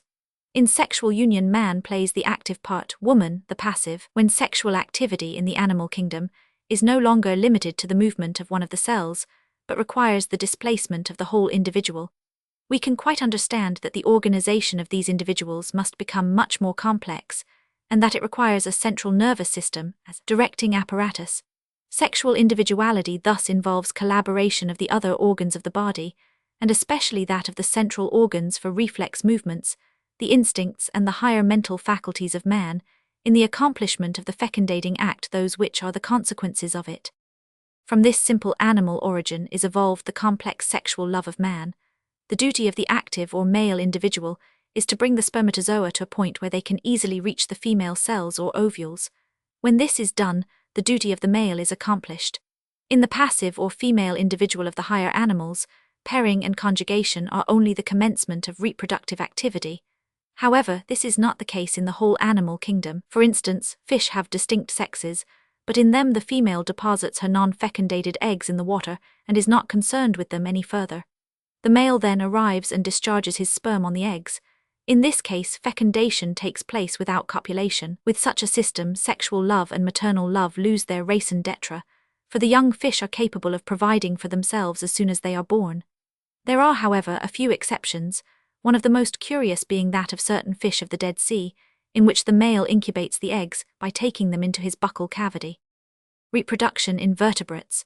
We should never finish if we were to describe even the chief varieties of sexual union among the vertebrates. As a rule, the male possesses a copulating organ which projects externally, while the female presents an invaginated cavity, more or less cylindrical, into which the male organ can penetrate. A certain amount of sperm is deposited by the male in the neighborhood of the mature ovules Fig. 18 discharged from the female germinal gland or ovary, which renders conjugation possible. By means of their mobile tails, the spermatozoa Fig. 11 are able to reach the ovules and fecundate them. The manner in which the egg, when fecundated, either in the mother's body or after being laid, continues its development, varies enormously in different species. The eggs are often deposited by the female, and the embryo develops outside the mother's body. This occurs in insects, mollusks, fish, amphibia, reptiles, birds, and the lowest mammals or monotremes Ornithorhynchus and Echidna. In the lower mammals is developed an organ called the womb which allows the embryo to remain longer in the maternal body. This organ is very incomplete in them, and a pocket or fold in the skin of the belly allows the mother to carry her young, which are extremely embryonic at birth, till they have developed sufficiently to live alone. This occurs in marsupials, kangaroos, and opossums, in which the vagina and uterus are double. In the higher mammals, the womb becomes more and more developed, opening into a single vagina in the middle line of the abdomen, between the two ovaries, and constituting a highly specialized organ which allows the mother to preserve the young for a long time in her belly. In most mammals, the uterus has two elongated diverticula, each of which may contain a successive series of embryos. In man, it forms a single cavity and normally contains a single embryo, occasionally two or more. These facts show that the role of the female mammal in reproduction is more important than that of the male. But this is not all. Whether it still lays eggs, or whether it gives birth to young which are more or less developed, its sexual role is far from ended. The higher oviparous vertebrates, especially the birds, take care of their progeniture for some time after laying. The young are still fed by the mother, either by milk from the teats, as in mammals, or by nourishment obtained from outside, as in birds, or by both methods combined or succeeding each other, as in cats. In many animals, the male contributes to the raising of the young, a point to which we shall return.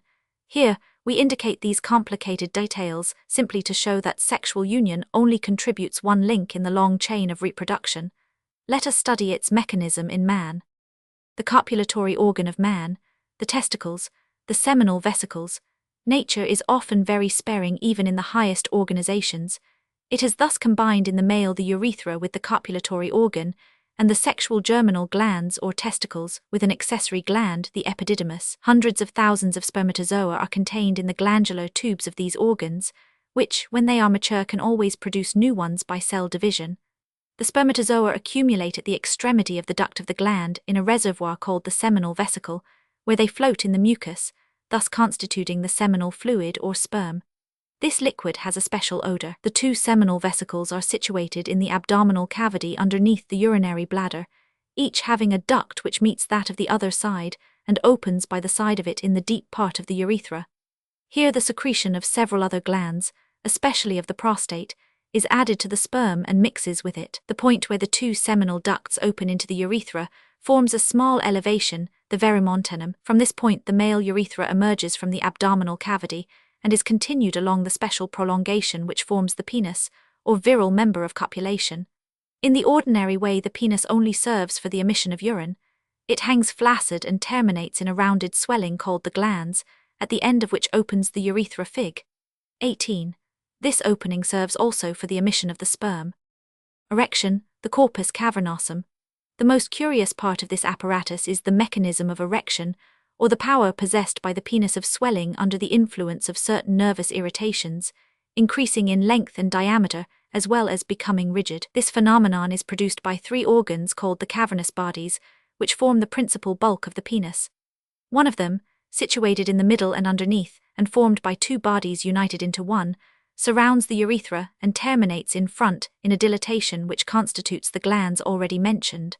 The two others are situated symmetrically on the dorsal part of the penis. All three consist of caverns or diverticula formed by blood vessels, which are empty when the penis is flaccid, by a complex nervous mechanism based on vascular paralysis due to nervous phenomena called inhibition and dynamogeny.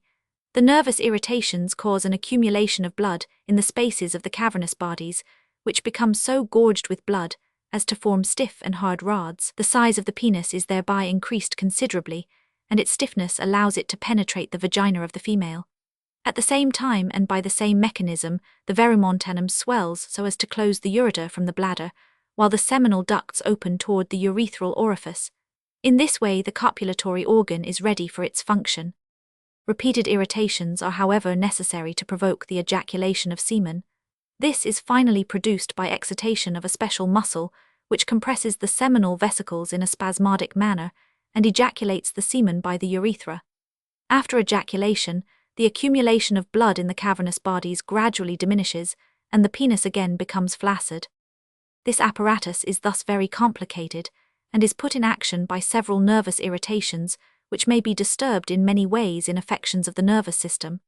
We may observe here that the nervous centers of erection and ejaculation may be put in action directly by the brain or indirectly by peripheral irritation of the glands. Those peripheral nerves which provoke sexual excitation are especially the nerves of the glands. This possesses a skin or mucous membrane which is extremely delicate and is protected against external irritation by a fold of skin called the prepuce or foreskin. The prepuce is often too narrow so that it cannot be withdrawn behind the glands.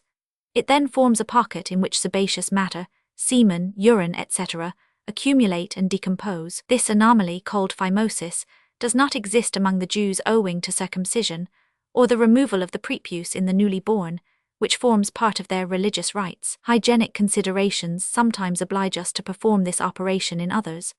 The bad habit of masturbation, so common in boys, is often provoked by phimosis, and shows that simple mechanical irritation of the glands, due here to secretions contained in the prepuce, may lead to ejaculation of semen as well as to erection. We have seen above that the male and female germinal glands arise from the same primitive organ in the embryo. If the embryo becomes male, this organ is transformed into the two testicles which descend gradually in the canal of the groin and become placed in the scrotum. If it becomes female, the two sexual glands remain in the abdominal cavity and are transformed into ovaries. The genital organs of woman, the organs described in Chapter 2, Figs 18 and 19, constitute the internal and more important part of the female sexual apparatus. In women, the urethra opens externally on its own account. It is much shorter and wider than in men. At its external extremity is a small cavernous body called the clitoris, which corresponds embryologically to the penis in man, and chiefly to the glans. Like the latter, it is specialized for sexual irritation and possesses very sensitive nerves. The opening of the female urethra is situated in front of the vulva directly under the pubic bone, at the same place as the root of the male penis. From this point on each side of the middle line extend two longitudinal folds, one external covered with skin and called the larger lip of the vulva fig. 18. Labia majora, the other internal, hidden under the first, called the lesser lip of the vulva labia minora, and covered with thin mucous membrane. Between the two lesser lips is the sexual aperture, which with the labia majora and minora is called the vulva. This opening is distinct from that of the urethra, and leads to the internal cavity or vagina fig. 18. The vagina is about 10 to 12 centimeters long, 2 to 212 inches, and terminates in a cul-de-sac which surrounds the vaginal portion of the womb, of which we have spoken above. In virgins, the entrance to the vagina is more or less closed by a delicate transverse membrane called the hymen, which is only perforated by a narrow opening. At the first coitus, the hymen is torn, causing a certain amount of pain and bleeding. The walls of the vagina are thrown into transverse folds, which render them somewhat rough. The remains of the hymen torn by the first coitus afterward form behind the vulva small excrescences named caruncle meatiforms. In the first chapter we have spoken of the changes undergone by the fecundated ovule till it becomes the embryo, and then the infant. It remains to speak of the mechanism of expulsion of the ovule and of its fecundation, as well as the changes in the womb which result from these phenomena. Moreover, there are women who never menstruate, and who, in spite of this, not only regularly discharge ovules, but may be fecundated and become pregnant. Usually, however, the two phenomena are associated by nervous reflexes, so that menstruation takes place first, and then the ovule commences its migration. The mechanism of coitus. Copulation or coitus takes place as follows. After a certain degree of excitation, both mental and sensory, the male introduces the erect and stiffened penis into the vagina. In the case of advanced pregnancy, he should place himself behind, so as to avoid injuring the unborn child. Rhythmic movements of the two individuals, especially of the man, gradually increase the excitation of the mucous membrane or skin of the genital organs of each party, till voluptuous sensations, arising chiefly in the glands penis and clitoris, spread to the whole nervous system and the entire body, constituting what is called the venereal orgasm, and terminating in the man by the ejaculation of semen. The localizations of irritability in woman are multiple, and to the clitoris must be added the nipples, the vulva, and even, it is said, the neck of the womb. In man, the parts round the anus may also, besides the glans penis, form an excitable region. At the acme of erection the glans is turgid, and is applied directly against the neck of the womb fig. 18. In this way the sperm is ejaculated directly against the neck of the womb. In the woman an analogous phenomenon takes place. The clitoris becomes turgid, and the mild and repeated friction of the mucous membranes, together with contact on other sensitive parts, produces a voluptuous sensation as in the man. Through nervous association, the repeated excitation determines secretion from certain glands of the vagina, which lubricate the vulvar glands of Bartholin. At the maximum point of voluptuous feeling, the woman experiences something analogous to the venereal orgasm of the man. There is thus manifested in the two sexes an intense and reciprocal desire of penetration, one by the other, a desire which powerfully favors fecundation. In the woman as in the man, the end of the orgasm is followed by an agreeable relaxation which invites sleep. The hereditary or instinctive nervous actions produce after coitus a profound effect of contrast. When the sexual appetite commences, the odors, especially those of the sexual organs, the contacts, the movements, and the sight of the individual of the opposite sex, all increase desire, producing a voluptuous excitation stronger than all contrary feeling. Hardly is the sexual act consummated than all vanishes like a dream. What was a moment before the object of the most violent desire becomes indifferent, and sometimes even excites a slight feeling of disgust, at least as regards certain odors, sometimes even regarding touch and sight. The name sexual appetite, libido sexualis, is given to the passionate and purely sexual desire of the two sexes for each other. It varies greatly in different individuals. According to Ferdi and other authors, the neck of the womb, during the venereal orgasm of the woman, executes movements of suction in the glans penis. I do not know if this is a fact, but it is certain that the female orgasm is useless for conception. Absolutely cold women, incapable of the least voluptuous sensation, are as fruitful as those who have pronounced venereal orgasms. It proves that the spermatozoa arrive at their goal even when the womb is entirely passive. The great variation of sexual desire in different individuals renders mutual adaptation often very difficult. The venereal orgasm is sometimes more rapid in man, sometimes in woman, more rarely in the latter. This inequality is rather to the detriment of the woman, for the man can still satisfy himself when the orgasm of the woman has terminated, while the contrary is not possible without artificial manipulation.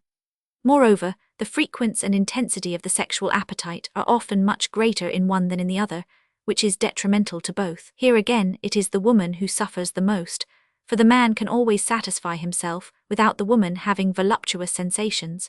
What is commonly called good manners generally prevents the conjoints from speaking of their sexual desires before marriage. This very often results in grave deceptions, dissensions, and often even divorce. I shall return to this subject in Chapter 14. Voluptuous sensations only represent the means employed by nature to bring together the sexes with the object of reproducing the species. A woman can be fecundated and give birth to a child by the aid of semen injected into the uterus by a syringe. Moreover, it is rather exceptional for the venereal orgasm to occur in the two sexes at the same moment. It is essential for fecundation that the semen should enter the womb.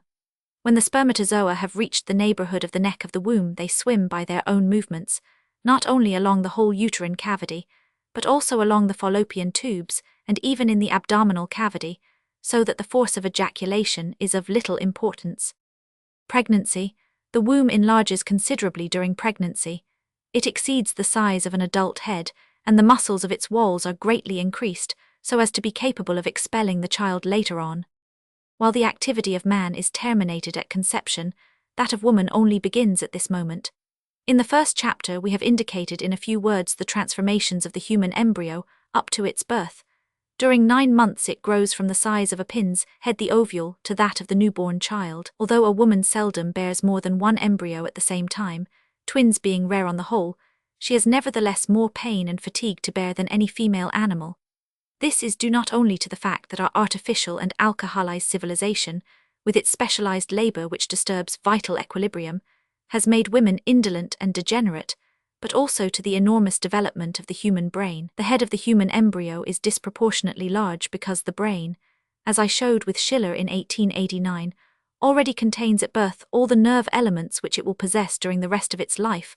Comte's Rendus de l'Académie des Sciences. No doubt these elements are small and embryonic, but the nerve fibers are ready to be covered with myelin and to enter upon their functions, and all this requires a cranium of considerable size. But it is not everything for the mother to nourish with her blood the brain and the cranium of the child. It is also necessary for this relatively large head to pass through the pelvis at the time of childbirth, and we know that this moment is the most dangerous for the life of the pregnant woman. As boys have on the average a larger brain and cranium than those of girls, their birth is usually more difficult.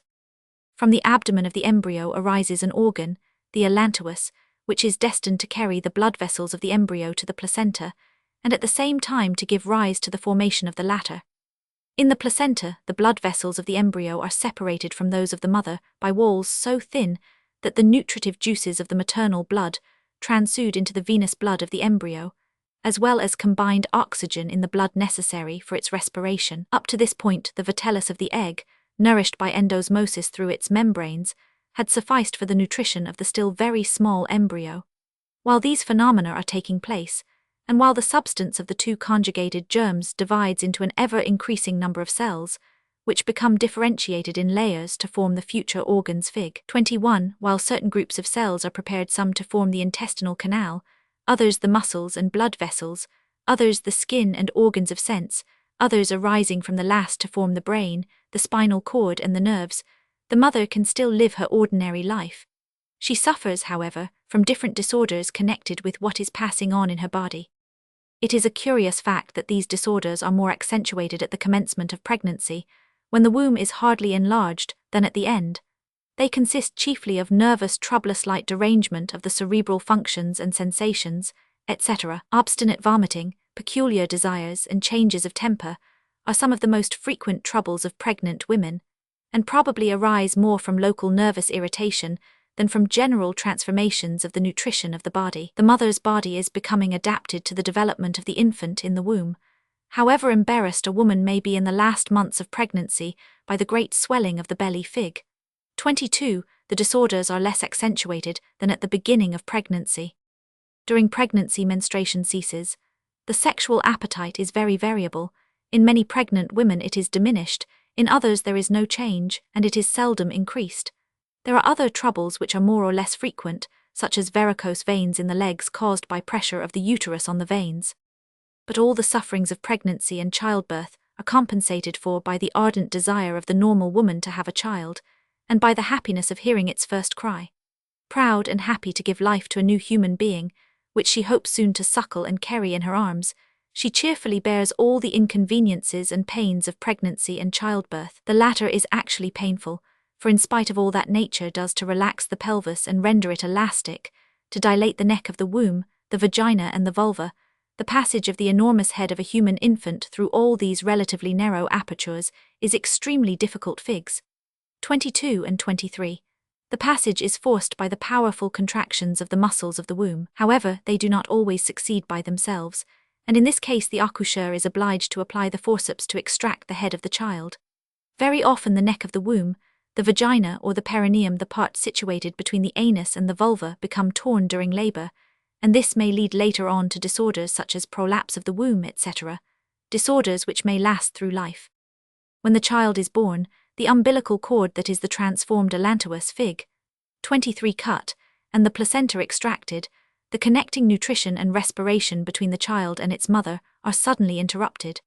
Nourished hitherto by its mother's blood through the placenta and the vessels of the umbilical cord which supplied the necessary oxygen, the infant is suddenly obliged to breathe and feed for itself. Its lungs, hitherto inactive, expand instantaneously under the nervous influence produced by the blood saturated with carbonic acid, and the first cry is produced. Thus commences individual respiration. Several hours later the cessation of maternal nutrition causes hunger, and this the reflex movements of suction, and the child takes the breast. During this time the empty womb contracts strongly and retracts enormously in a few days. The increase of blood produced by the maternal organism, by its adaptation to the nutrition of the embryo, is then employed in the production of milk in the breasts or lactiferous glands, which were already well developed during pregnancy. Suckling, maternity. The mother is instinctively disposed to suckle her child as the infant is to suck. At the end of 4 to 6 weeks, the womb has almost completely regained its former size. In savage races, suckling at the breast lasts for 2 years or more. It is useless to mention here to what point the capacity for suckling and the production of milk have diminished among the modern women of civilized countries. This sad sign of degeneration is due to a large extent, as Bunge has shown by careful statistics, to the habit of taking alcoholic drinks, and is combined with other blastophthoric degenerations due to hereditary alcoholism. The future will show whether the artificial feeding of infants with cow's milk will benefit humanity. In any case, it allows infants to survive who would die without it. On the other hand, the development of a degeneration can hardly be an advantage for the species, and we should hope for a return to the natural rule by abstinence from all alcoholic drinks.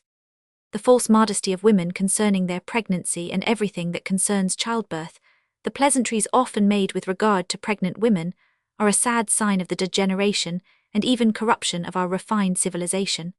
Pregnant women ought not to hide themselves, or to be ashamed to carry a child in their womb.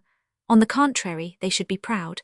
Such pride would certainly be much more justified than that of the fine officers parading in their uniforms. The external signs of the formation of humanity are more honorable to their bearers than the symbols of destruction, and women should become imbued more and more with this truth.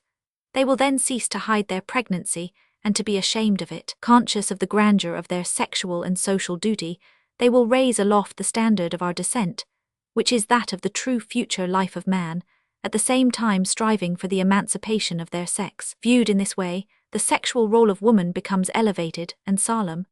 Man should less and less maintain his indifference towards the social miseries to which the slavery of woman has led, which has lasted thousands of years, and which has dishonored the highest functions of her sex by abuses without number. The hygiene of pregnancy, labor and its sequels, is of the highest importance. It certainly should not consist in exaggerated care and precaution, for in spoiling and softening women by inaction more harm than good is done. On the other hand, the social cruelty which neglects poor women of the people in confinement often even without giving them sufficient nourishment, is revolting, and it is here especially that the reform of social hygiene becomes an elementary necessity for humanity. All that we have just spoken of binds the woman for months or years to each of her children, and we can understand that her whole soul is adapted in consequence to maternity. Even when birth has detached the child from the maternal body, it remains attached to its mother by 100 bonds, not only during the period of suckling, but long afterward when the conventions do not violate natural laws. Little children are deeply attached to their mother, and while the father is impatient with their cries and the embarrassment which they cause, the mother takes a natural delight in them. When pregnancies succeed each other at reasonable intervals of 1 or 2 years, the normal woman lives with her children for many years in intimacy, which never entirely ceases in a family animated by human and social sentiments. In normal circumstances, the special bonds which unite the mother to her children last for life, while the father, if all goes well, becomes simply the best friend of his growing children. It is time that fathers began to recognize these natural laws, instead of clinging so tenaciously to the historic and artificial prestige of a worm-eaten and unnatural patriarchal authority. No doubt there are many pathological and degenerate mothers, but such an anomaly only proves the rule that we have just laid down.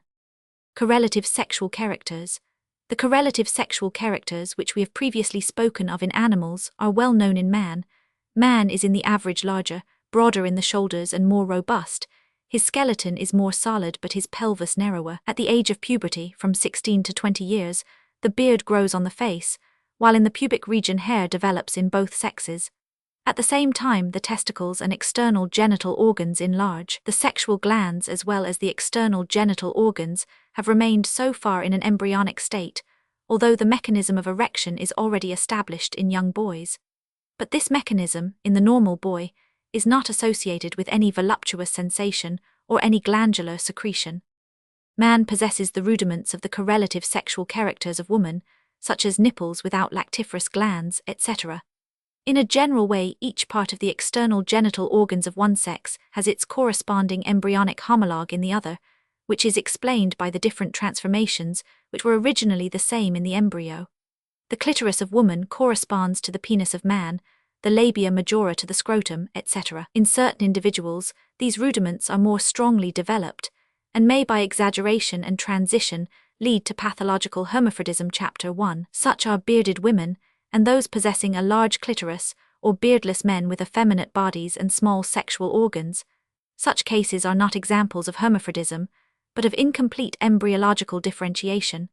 They consist in certain correlative sexual characters which show a tendency toward the other sex, a tendency which we find, from the mental point of view, in homosexuals. There is also to be noticed the breaking of the voice which occurs in man at the age of puberty, and is connected with the nervous system. In women the body is smaller and more delicate, the bones weaker, the pelvis wider and the chest narrower. The normal woman has no beard while the pubic hairs are the same as in man. The pubis, covered with a layer of fat, is slightly prominent in women and is called the mons veneris. There is more fat under the skin in a woman's body, and the voice does not break. After puberty, breasts develop with their lactiferous glands and nipples for suction. Puberty takes place a little earlier in women than in men, and corresponds to the growth of the internal and external sexual organs, at the same time that the ovules commence to mature and menstruation is established. The mental correlative sexual characters are much more important than those of the body. The psychology of man is different from that of woman. Many books have been written on this subject, usually with more sentimentality than exactitude. Misogynists like the philosopher Schopenhauer disparage woman from all points of view, while the friends of the female sex often exalt her in an exaggerated manner. In contemporary literature, we see women authors judging man in quite different ways according as they are affected with misandry or philanderithat, is enemies or friends of men. Quite recently Mobius has published a misogynistic work on the physiological imbecility of woman. Der physiologische Schwachsinn des Weibes. One must be a misogynist of very high degree to introduce the pathological notion of imbecility into the evolution of the normal mentality of woman. In reality, the individual differences are much greater in man and woman from the psychological than from the physical point of view, so that they render a definition of the average extremely difficult. We are acquainted with bearded women, athletic women, as well as beardless men and puny men. From the mental point of view, there are also viragos and men with feminine instincts. Imbeciles are not wanting in both sexes, but no reasonable person will deny that an intelligent woman is superior to a narrow-minded man, even from the purely intellectual point of view. In spite of these difficulties, I shall attempt to bring forward the principal points which distinguish, in a general way, the masculine mind from the feminine, relying on my own observations and especially on the mental phenomena of both sexes. To make the matter clear, it is necessary to separate the weight of the cerebral hemispheres from the other nervous centers, such as the cerebellum, corpora striata, the optic thalami, the midbrain, the pons varolii, the medulla oblongata and the spinal cord, for these centers constitute parts which are phylogenetically older, that is to say, inherited from lower animal ancestors. Compared with the cerebral hemispheres, these nerve centers are relatively more important in other vertebrates than in man, and are in more constant proportion to the size of the body, the muscular, glandular and sensory elements of which they supply. When the intelligence is about the same, they are therefore, compared with the cerebral hemispheres, much more developed in the larger than in the smaller animals. For example, they are very large in the ox, but small in mice. I have weighed a considerable number of human brains separated in this way with the following results. Cerebral hemispheres, other cerebral centers. Man 1060 grams 78, 290 grams 21. Woman 955 grams 77, 270 grams 22. Thus the cerebellum and basal ganglia are a little smaller in men than in women, compared with the cerebral hemispheres. These figures appear to show that the cerebral hemispheres in woman are on the average a little smaller than in man, even proportionately to the stature. For according to a general law in the animal kingdom, woman being smaller, her cerebral hemispheres should be, with equal mentality, proportionately a little larger. There are, however, female brains larger than many male brains, and the absolute and relative size of the cerebral hemispheres does not give a complete measure of the productive faculties. Remarkable men have been known to possess rather small brains, and imbeciles heavy ones. We must not forget the great importance of the hereditary or engraphic predispositions of the nerve element or neuron to certain activities and especially to work in general, that is to say, their aptitude to produce energy, or if one prefers it, their disposition to will. It is also interesting to consider the relationship of the frontal lobe to the rest of the cerebral hemispheres, the frontal lobe being without doubt the principal seat of intellectual activity. According to Maynard, the weight of the frontal lobe in man exceeds that of woman, not only absolutely, but relatively to the rest of the brain. In his resume of the statistical data collected on this subject, and from the results of my own material autopsies at the asylum of Berghalsli in Zurich, Mercier has confirmed the opinion of Maynard. The average weight of the hemispheres separated from the rest of the brain is 1019 grams in man frontal lobe 428, the rest 591, and 930 in woman frontal lobe 384, rest 546. Here, atrophied brains except general paralytics have been weighed with others, which lowers the average total weight without altering the proportion. Thus, the rest of the cerebral hemispheres exceeds the frontal lobe by 163 grams in man and 162 grams in woman, which means that in man the frontal lobe constitutes 42% of the cerebral hemispheres and in woman 41%. The difference is not great, but it is definite, for it is based on a large number of observations. Mental capacity of the two sexes. The fundamental difference between the psychology of woman and that of man is constituted by the irradiations of the sexual sphere in the cerebral hemispheres, which constitute what may be called sexual mentality. We shall discuss this in the following chapters, for it constitutes the foundation of our subject. We are only concerned here with the correlative differences. Adhering in a general way to the main definitions of psychology, we assert that from the purely intellectual point of view, man considerably excels woman in his creative imagination, his faculty for combination and discovery, and by his critical mind. For a long time this was said to be explained by the statement that women had not the opportunity of measuring their intelligence against that of men. But, thanks to the modern movement of the emancipation of women, this assertion becomes more and more untenable. It is so with regard to artistic creations, for women have at all times taken part in works of art. When certain people maintain that a few generations of activity suffice to elevate the intellectual development of women, they confound the results of education with those of heredity and phylogeny vd Chapter 2. Education is a purely individual matter, and only requires one generation to produce its results. But neither mnemic ingraphia, nor even selection can modify hereditary energies in 2 or 3 generations. Tied down hitherto partly by servitude, the mental faculties of woman will doubtless rise and flourish in all their natural power as soon as they are absolutely free to develop in society equally with those of men, by the aid of equal rights. But what does not exist in the hereditary mneme, that is to say in the energies of germs, inherited through thousands or millions of years, cannot be created in a few generations. The specific characters, and consequently the sexual characters, have quite another constancy than is believed by the superficial prattlers, who deafen us with their jargon on a question of which they only grasp the surface. There is no excuse at the present day for confounding hereditary correlative sexual characters with the individual results of education. The latter are acquired by habit, and can only be inherited as such by an infinitesimal ingraphia, possibly after hundreds of generations.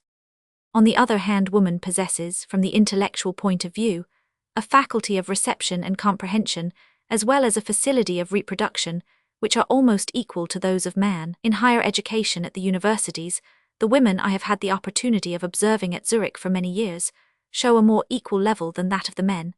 The most intelligent men reproduce best, and the most stupid men reproduce worse than the corresponding female extremes.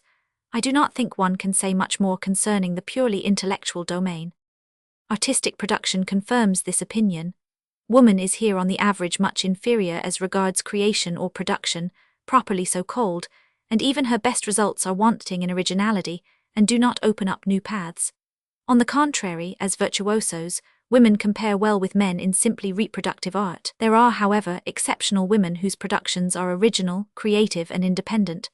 The philosopher Stuart Mill points out the intuitive gift of woman who, led by her individual observations, rapidly and clearly discovers a general truth and applies it in particular cases, without troubling with abstract theories.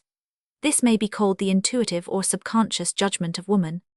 In the domain of sentiment, the two sexes differ very much from each other, but we cannot say that one surpasses the other. Both are passionate, but in different ways. The passions of man are coarser and less durable, and are only more elevated when associated with more original and more complex intellectual aims. In woman's sentiment is more delicate and more finely shaded aesthetically and morally. It is also more durable, at least on the average, although its objects are often of a mean and banal nature. When man compares himself with woman, he usually identifies himself, more or less unconsciously, with the highest male intellects, with the men of genius in art and science, and complacently ignores the crowd of idiots of his own sex. In the life of sentiment, the two sexes may complement each other admirably. While man raises the height of the ideal and of objects to be attained, woman has the necessary tact to soften and refine the tones, and to adapt their shades to each special situation by the aid of her natural intuition, where man risks spoiling everything by the violence of his passions and his efforts. This reciprocal influence should conduce to the best and highest harmony of sentiments in a happy sexual combination. As regards will power, woman is, in my opinion, on the average superior to man. It is in this psychological domain more than in any other that she will always triumph. This is generally misunderstood, because men have so far apparently held the scepter of an unlimited omnipotence, because by the abuse of brute force, aided by superiority of inventive genius, humanity has been hitherto led by strong masculine wills, and because the strongest feminine wills have been dominated by the law of the right of the stronger. But the unprejudiced observer is soon obliged to recognize that the directive will of the family is only in general represented externally by the master. Man parades his authority much more often than he puts it into practice.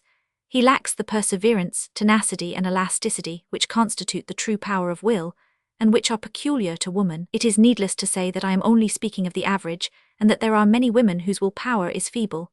But these easily become the prey of prostitution, which causes their disappearance. This is perhaps one of the causes which have strengthened by selection the will power in women.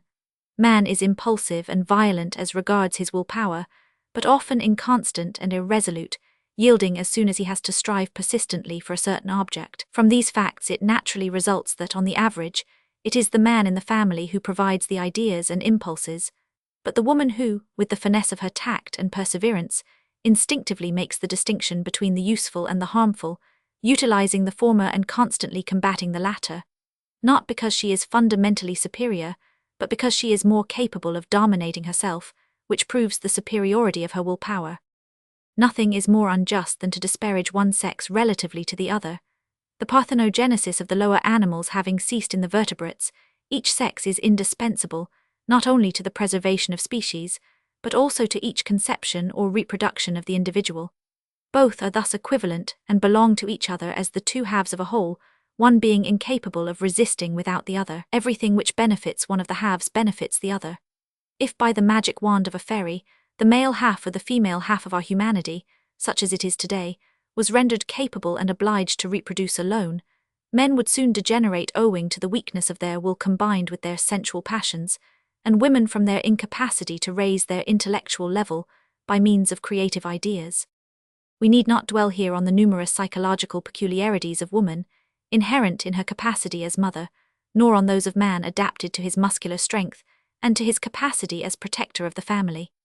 These are derived from sexual differences which are mentioned in Chapter 5, nor need we describe correlative differences of less importance which are well known, and which arise from those of which we have spoken, or from direct sexual differences. They can be observed on the one hand in purely male reunions in saloons, smoking rooms and other similar places, on the other hand in feminine circles of all classes, among the common people, among the fashionable, or even in philanthropic associations.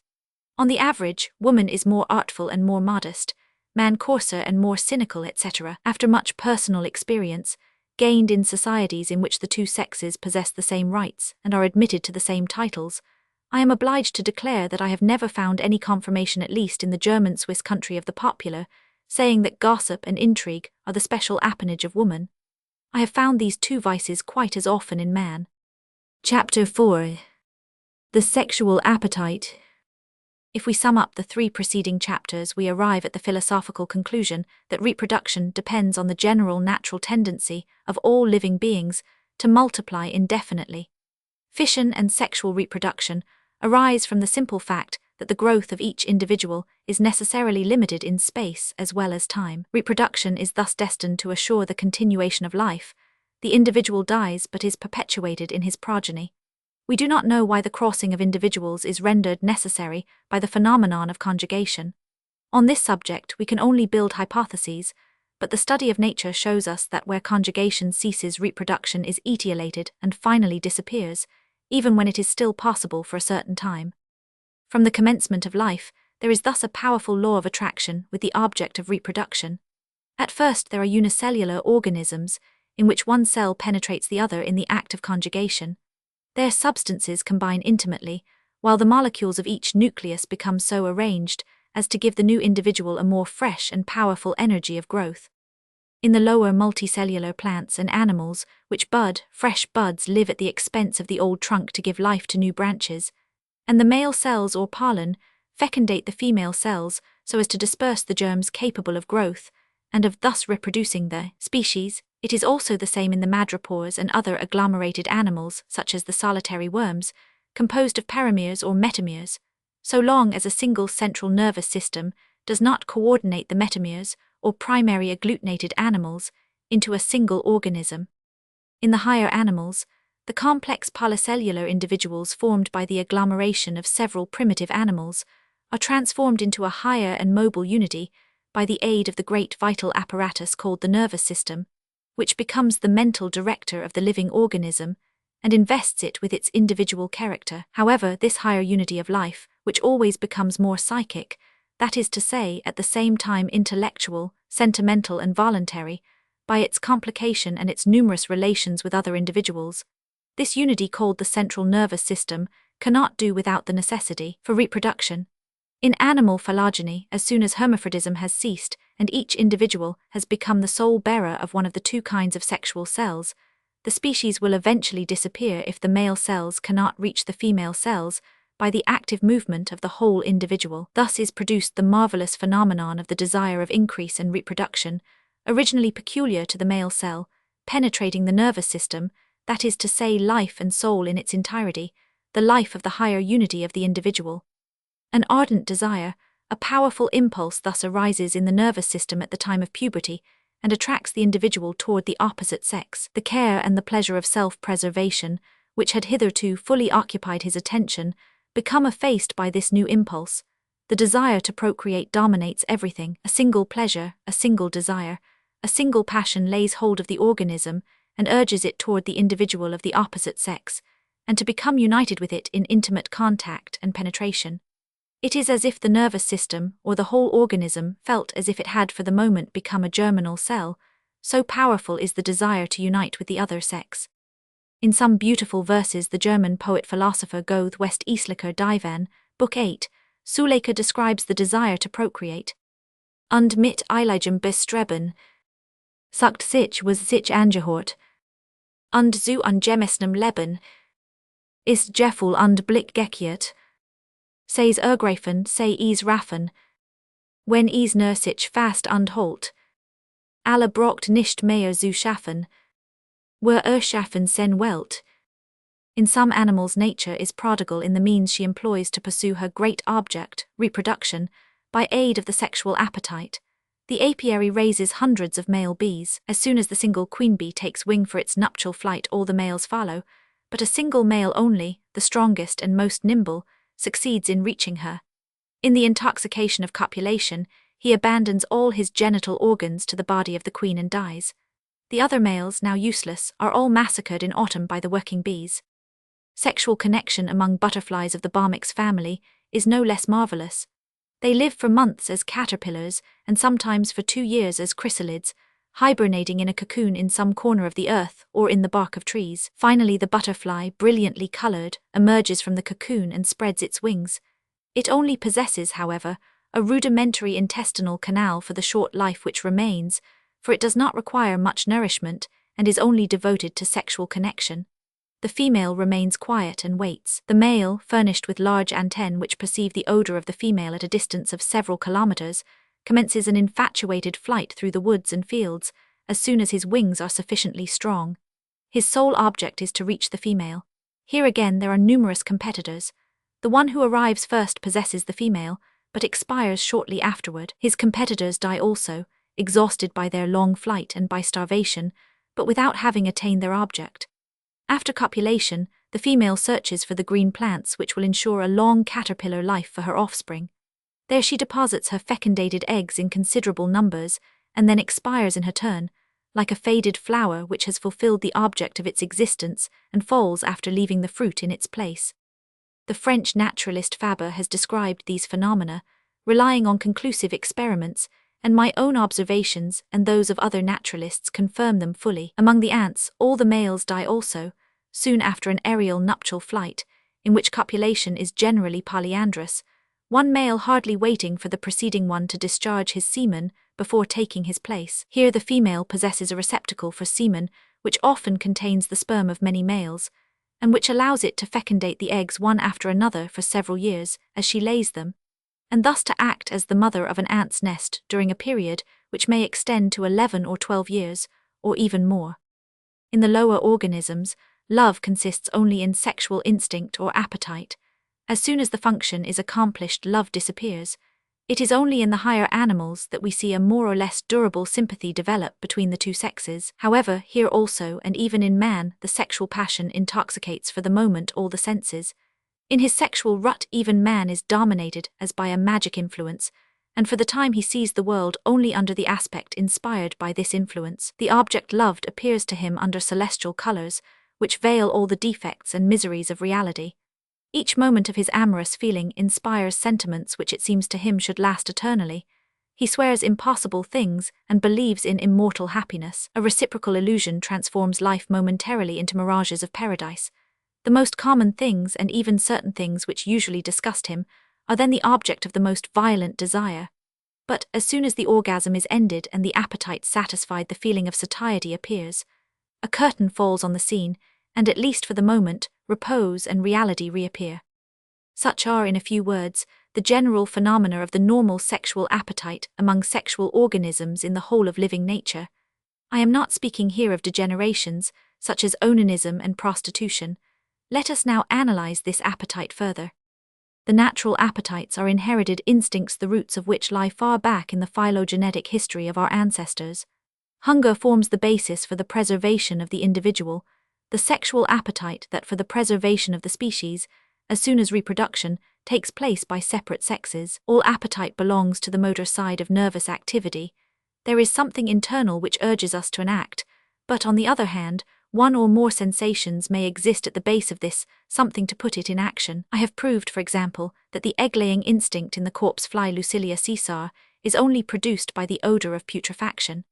As soon as the antennae, which contain the organ of smell, are removed from these flies, they cease to lay, while other more severe operations, or removal of one antenna only, does not produce this result. The mechanism of appetites is thus a lower mechanism, and has its seat in the primitive nervous centers. As Yersin has proved, a cricket deprived of its brain may copulate so long as the sensory irritations can reach the sexual nervous centers. We can thus say that the mechanism of appetites belongs to automatic actions deeply inherited by phylogeny. Although complicated and composed of coordinated reflex movements which follow one another in regular succession, it has no actual power of modifying the so-called voluntary acts, which depend entirely on the cerebral hemispheres, and of which we men only have a conscious feeling. The appetites are not capable of adapting themselves to new circumstances and cease to be produced when the chain is interrupted. We are obliged to admit that the instincts or appetites are accompanied by a subconscious introspection, which, as such, can hardly enter into direct relation with our higher consciousness, that is, with our ordinary consciousness in the waking state. By sexual desire, libido sexualis, we mean the manner in which the sexual appetite manifests itself in man. Each term may be employed for the other. The sexual appetite in man. Man represents the active element in sexual union, and in him the sexual appetite or desire for coitus is at first the stronger. This desire develops spontaneously, and the role of fecundator represents the principal male activity. This appetite powerfully affects the male mind, although sexual life plays a less important part in him than in the female.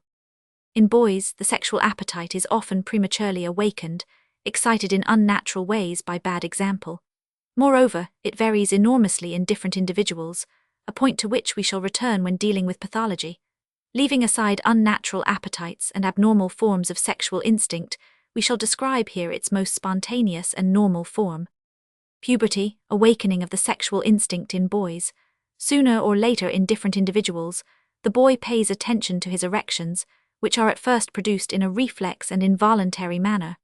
Mental development and reflection, so precocious in man, are causes which draw attention to the differences of the sexes before the sexual appetite is developed. It is, however, the first signs of this appetite which concentrate the attention on these differences, for in their absence, the boy is more indifferent to them than to the straight or crooked form of a nose. Man has the habit of passing by without notice anything which does not interest him, and this is why we find, in individuals whose sexual appetite is developed late or feebly, an indifference and ignorance in these matters which appear almost incredible to those whose sexual appetite is precocious and violent, while on the contrary, the lively interest which the latter show in everything concerning the sexes appears foolish and absurd to the sexually indifferent.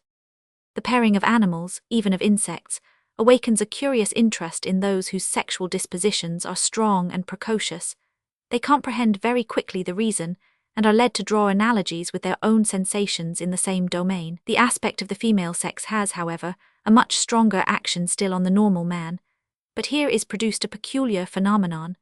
What especially excites the boy in the aspect of the female sex is anything unusual: the sight of certain parts of the skin which are normally covered, the clothes or ornaments, particular odors, women whom the boy is not accustomed to see, etc. It is for this reason that brothers and sisters do not excite, or excite very little, their reciprocal sexual appetite, at least if there are no anomalies or exceptional exhibitions.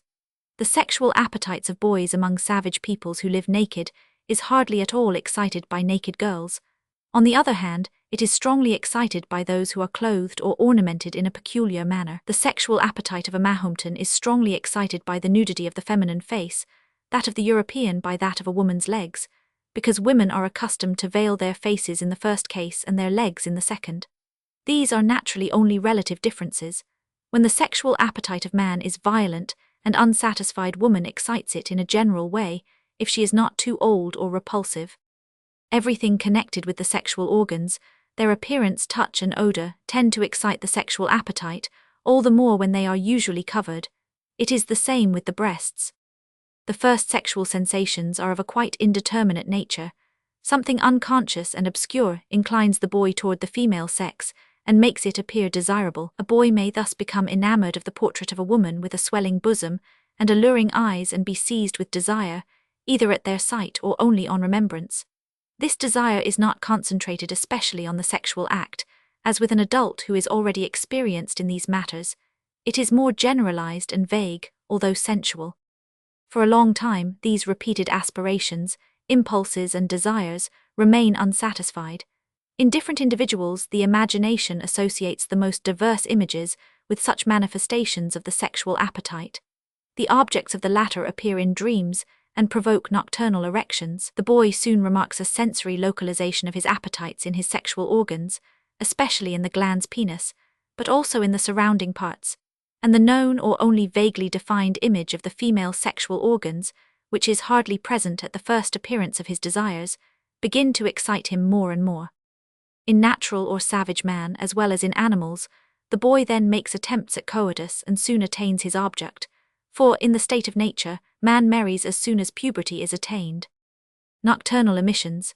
In civilized man, such difficulties are opposed to marriage, that he replaces it by prostitution, or by more or less unnatural means, as soon as his sexual appetite becomes strong. In those who abstain, the images produced by sexual excitation, combined with erections, act more strongly during sleep than waking and produce ejaculations of semen, called nocturnal emissions or pollutions.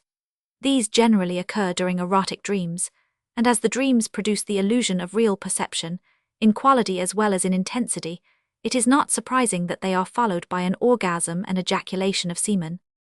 Masturbation. In the waking state, the unsatisfied sexual appetite may produce such excitation that the boy applies friction to the glans penis, which cause voluptuous sensations.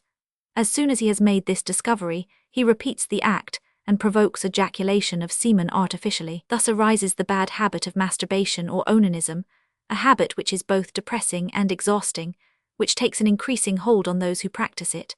Although from the purely mechanical point of view masturbation causes a more normal ejaculation than nocturnal emissions, which are often interrupted by awakening and the vanishing of the dream which produced them, it has a much more harmful effect, by its frequency, and especially by its depressing action on sentiment and will. We shall return to this subject in Chapter 8.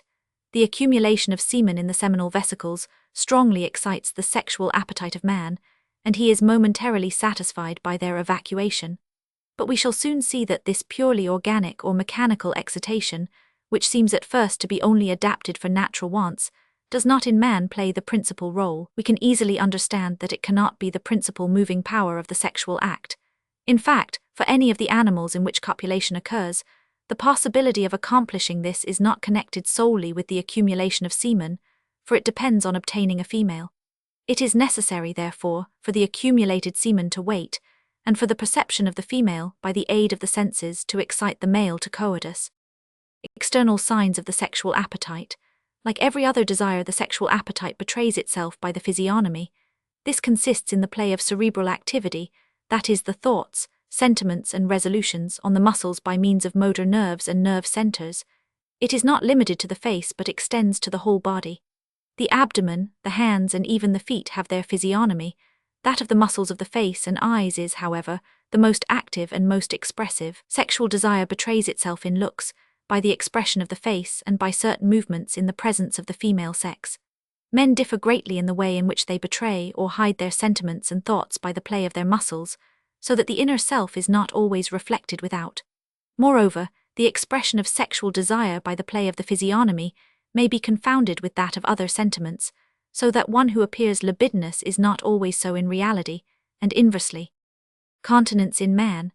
Abstinence or sexual continence is by no means impracticable for a normal young man of average constitution, assiduous in intellectual and physical work, abstaining from all artificial excitations, especially from all narcotics and alcohol in particular, for these substances paralyze the judgment and will. When sexual maturity is complete, that is after about 20 years, continence is usually facilitated by nocturnal emissions accompanied by corresponding dreams.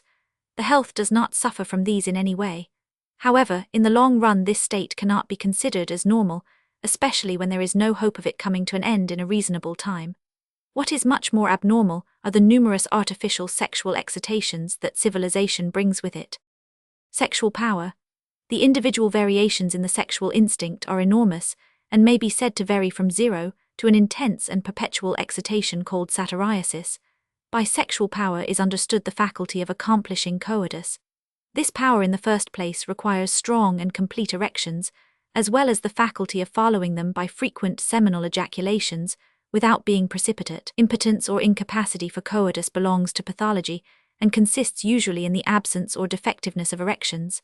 Sexual power and appetite generally go together, but not always, for it is possible to be powerful with feeble sexual appetite, and intense appetite sometimes goes with impotence.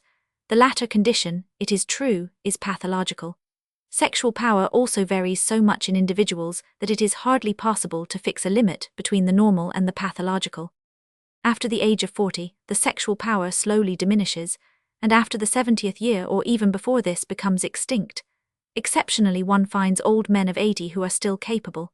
Normally, the sexual appetite diminishes with age. Often, however, especially when it is artificially excited, it lasts longer than sexual power. As regards sexual power, we must distinguish between that of copulation and that of fecundation.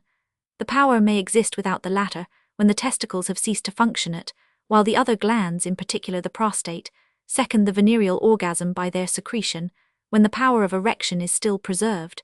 Inversely, the testicles may contain healthy spermatozoa in the impotent. In this case, artificial fecundation by the syringe is practicable.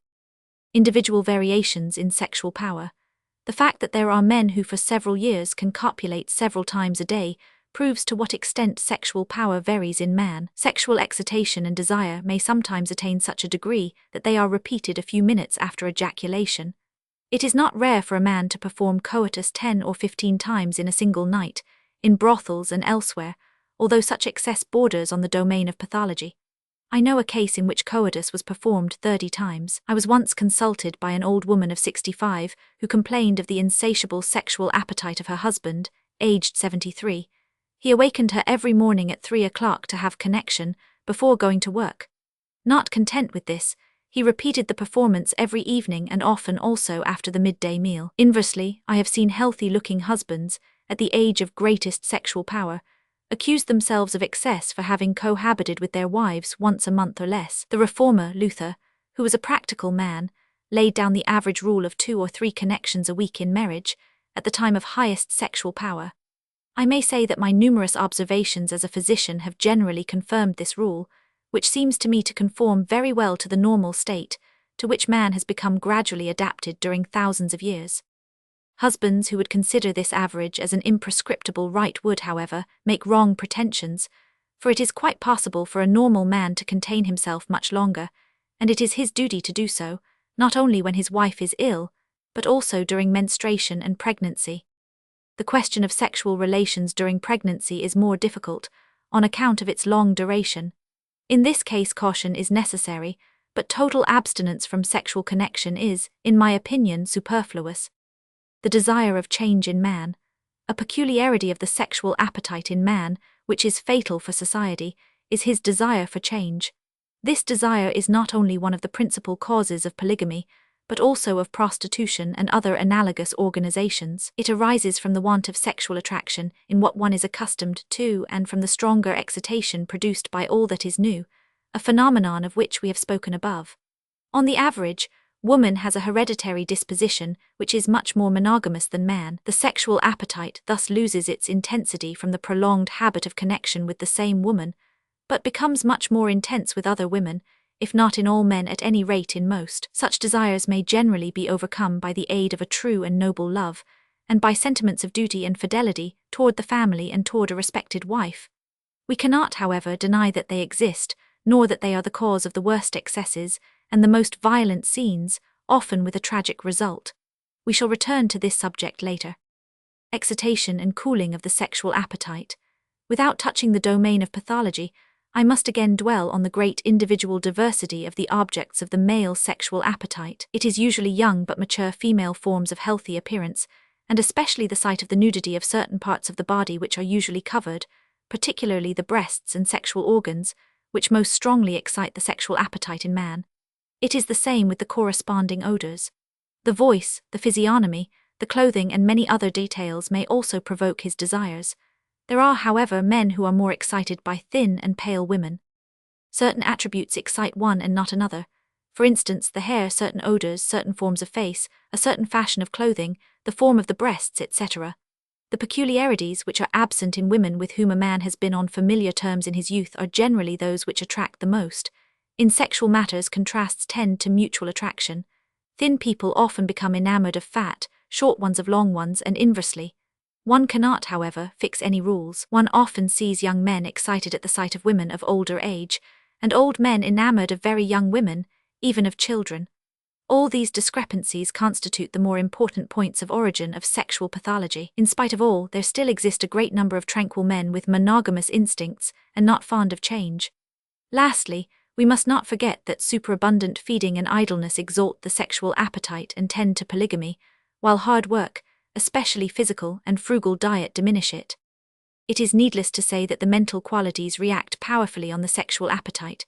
A quarrelsome temper, coldness and repulsion on the part of a woman cool the desires of the man, while an ardent sexual desire on the part of the woman, her love and tenderness, tend to increase and maintain them. We are dealing here with purely animal sexual instinct, and we may state that the sexual appetite of woman generally excites strongly that of man, and considerably increases his pleasure during coitus. There are, however, exceptions in the inverse sense, in which coldness and disgust on the part of the woman excite the passion of certain men, who have, however, no taste for libidinous women.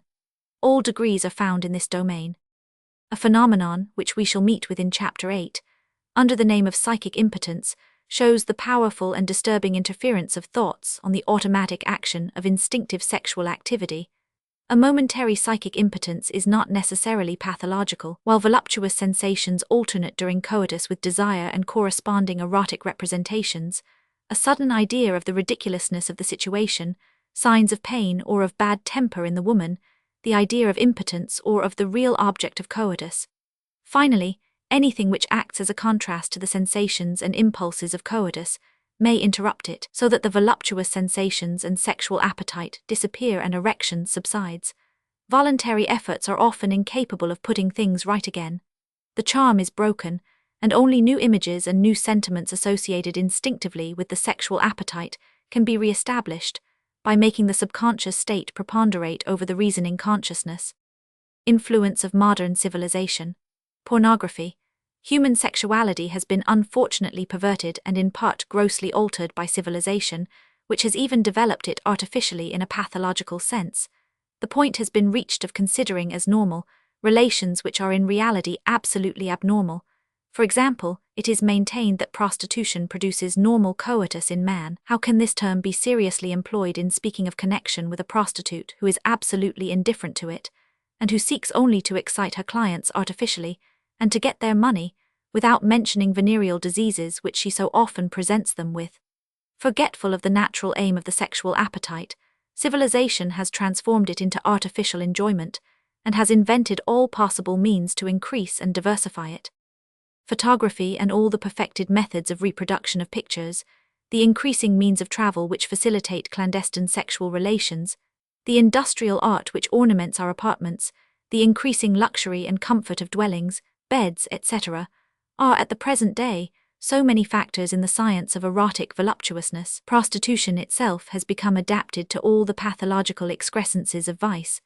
In a word, the artificial culture of the human sexual appetite has given rise to a veritable high school of debauchery. The artistic and realistic representations of erotic sexual scenes, so widespread at the present day, are much more capable of exciting the sexual appetite than the crude and unnatural pictures of former days. When, however, erotic objects of art generally belong to a few rich persons or to museums. Influence of repeated sexual excitations. The artificial and varied repetition of sexual excitation by means of objects which provoke it increases the sexual appetite. This cannot be doubted, for the law of exercise is a general truth in the physiology of the nervous system. This law, which is also called the law of training, shows that every kind of nervous activity is increased by exercise. A man becomes a glutton by accustoming himself to eat too much, a good walker by exercising his legs. The habit of wearing fine clothes or of washing in cold water causes these things to become a necessity. By continually occupying ourselves with a certain thing, we take a liking for it and often become virtuosos. By always thinking of a disease, we are led to imagine that we suffer from it. A melody too often repeated often becomes automatic, and we whistle or hum it unconsciously. The exaggerated desire for sleep experienced by idle people is an analogous phenomenon. Although sufficient sleep is a necessity for healthy and productive cerebral activity, an exaggerated desire for sleep may be artificially developed. These phenomena are of fundamental importance in the question of the sexual appetite. Here, the well-known axiom of moderation which says, "Abuse does not exclude use," finds its application. An English commentator on Cicero erroneously attributes to him the following: "True moderation consists in the absolute domination of the passions and appetites, as well as all wrong desires, by reason.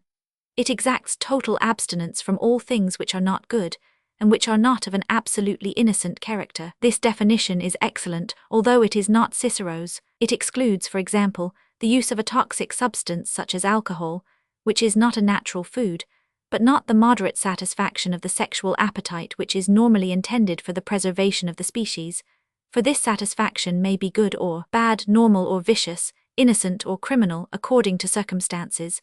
In this connection, the application of the right measure and choice of the appropriate object raise delicate and complicated questions. So-called moral sermons lead to nothing in this domain. We have mentioned above pornographic art as one of the means which artificially excite the sexual appetite. Along with the interested exploitation of the habit of taking alcoholic drinks, exploitation of the sexual appetite constitutes one of the largest fields of what may be called social brigandage. Besides pornographic pictures, the principal means employed to artificially excite the sexual weaknesses of man are the following: pornographic novels in which sexual desire is excited by all the artifice of the novelist, and in which the illustrations often rival those we have just spoken of to seduce the purchaser. Alcohol which, by paralyzing the judgment and will as well as moral inhibitory sentiments, excites the sexual appetite and renders it grossly impulsive. Its first fumes make man enterprising, and he falls an easy prey to proxenetism and prostitution, although it soon weakens the sexual power. But it is the modern arsenal of prostitution which plays the principal role. The proxenetes' pimps exploit both the sexual appetites of men and the weakness and venality of women, their chief source of gain consisting in the artificial excitation of the male sexual appetite by all possible means. Their art consists in dressing their merchandise, the prostitutes, with attractive refinement, especially when dealing with rich clients who pay well. It is on this soil that are cultivated the most disgusting artifices, intended to excite even the most pathological appetites. Other causes are added to lucre, or are the consequences of it. A boy led to masturbation by pornographic pictures, or by the seduction of a corrupted individual, becomes in his turn the seducer of his comrades. Certain libidinous and unscrupulous women have often persuaded adolescents and schoolboys to sleep with them, thus awakening precocious and unhealthy sexual appetites. Such habits which excite the sexual appetite and cause it to degenerate artificially develop in their turn a mode of sexual boasting in men, the effects of which are deplorable. To appear manly, the boy thinks he ought to have a cigar in his mouth, even if it makes him sick. In the same way, the spirit of imitation leads youth to prostitution. The fear of not doing as the others, and especially the terror of ridicule, constitute a powerful lever which is abused and exploited. Fearing mockery, a youth is the more easily seduced by bad example the less he is put on guard by parents or true friends. Instead of explaining to him in time, seriously and affectionately, the nature of sexual connection, its effects and dangers, he is abandoned to the chance of the worst seductions. In this way, the sexual appetite is not only artificially increased and often directed into unnatural channels, but also leads to the poisoning and ruin of youth by venereal diseases, to say nothing of alcoholism. We have referred especially to educated youth, but the youth of the lower classes are perhaps in a still worse condition, owing to the promiscuity of their life in miserable dwellings. They often witness coitus between their parents, or are themselves trained in evil ways for purposes of exploitation. It is astonishing that the results of such abominable deviation of the sexual appetite are not worse. No doubt excesses disturb the ties of marriage and of the family, and often provoke impotence and other disorders of the sexual functions. It must, however, be admitted that their satellites, the venereal diseases, and their most common companion, alcoholism, are in reality the greatest destroyers of health, and make much more considerable ravages in society than the artificial increase and abnormal deviations of the sexual appetite itself. However, the latter by themselves very often poison the mind and social morality, as we shall have occasion to see. Immoderate sexual desire, provoked in men by the artificial excitations of prostitution, etc., is a bad acquisition. It renders difficult the accustoments to marriage, fidelity and ideal and lifelong love for the same woman. It is true that many old rows and habitues of brothels later on become faithful husbands and fathers, especially when they have had the luck to escape venereal disease. But whoever looks behind the scenes may soon convince himself that the happiness of most unions of this kind is very relative. The degradation of the sexual sentiment of a man who has long been accustomed to live with prostitutes is never entirely effaced, and generally leaves indelible traces in the human brain. I readily admit that a man with good hereditary dispositions, who has only yielded for a short time to seductive influences, may be reformed by a true and profound love, but even in him, excesses leave traces which later on may easily lead him astray when he becomes tired of the monotony of conjugal relations with the same woman. On the other hand, we must also recognize that sexual relations in themselves, even in marriage, create a habit which often urges a married man to extranuptial coitus, even when he had remained continent before marriage. The tricks which are played on a man by his sexual appetite, especially by his polygamous instincts, must not, however, be confounded with the systematic, artificial and abnormal training of the same appetite. The physical and psychic attractions of a woman are capable of completely diverting the sexual desires of a man from their primary object, and of directing them on the siren who captivates his senses. The elements of the sexual appetite here form an inextricable mixture with those of love, and constitute the inexhaustible theme of novels and most true and sensational love stories. Hereditary pathological dispositions play a considerable role in many cases of this kind. Also, marriages of sudden and passionate love. We are not dealing here with love marriages concluded after sufficient reflection and deep mutual acquaintanceship are not more stable than the so-called marriages de convenance, for passionate natures, usually more or less pathological, are apt to fall from one extreme to the other. The power exercised by sexual passion in such cases is terrible. It produces conditions that may lead to suicide or assassination. In men whose power of reason is neither strong nor independent, opinions and conceptions are frequently changed. Love may change to hatred and hatred to love, the sentiment of justice may lead to injustice, the loyal man may become a liar, etc. In fact, the sexual appetite is let loose like a hurricane in the brain and becomes the despot of the whole mind. The sexual passion has often been compared to drunkenness or to mental disease. Even in its mildest forms, it often renders the husband incapable of sexual connection with his wife. For example, a man may cherish, respect, and even adore his wife, and yet her presence and touch may not appeal to his senses, nor excite his appetite or erection, while some low-minded woman will produce in him an irresistible sensual attraction, even when he experiences neither esteem nor love for her. In such cases, sexual appetite is in more or less radical opposition to love. Such extreme phenomena are not rare but hardly common. Although excited to coitus with the woman in question, the husband would not in any case have her for wife, nor even have children by her, for after the slightest reflection he despises and fears her. Here, the sexual appetite represents the old atavistic animal instinct, attracted by libidinous looks, exuberant charms, in a word by the sensual aspect of woman. On the contrary, in a higher domain of the human mind, the sentiments of sympathy of true love, deeply associated with fidelity, and with intellectual and moral intimacy, unite against the elementary power of the animal instinct. Here we see dwelling in the same breast, or to speak more correctly, in the same central nervous system, two souls, which struggle with each other. We are not dealing here with cases in which a new passion arrives to turn the man from his old affection. No doubt the extreme cases of which we have spoken are not usual, but we see in most men more or less considerable mixtures of analogous sentiments in all possible degrees, especially when the woman loved loses her physical attractions from age or other causes. The procreative instinct, the sexual appetite of man, does not consist exclusively in the desire for coitus. In many cases it is combined, more or less strongly and more or less consciously, with the desire to procreate children. Unfortunately, this desire is far from being always associated with higher sentiments, and with love of children or the paternal instinct. In fact, conscious reasoning plays a smaller part than the animal instinct of self-expansion. We shall see later on that the procreative instinct often plays an important role in our present civilization. The sexual appetite in woman. In the sexual act, the role of the woman differs from that of the man not only by being passive, but also by the absence of seminal ejaculations. In spite of this, the analogies are considerable: the erection of the clitoris and its voluptuous sensations, the secretion from the glands of Bartholin, which resembles ejaculation in the male, the venereal orgasm itself, which often exceeds in intensity that of man, are phenomena which establish harmony in sexual connection.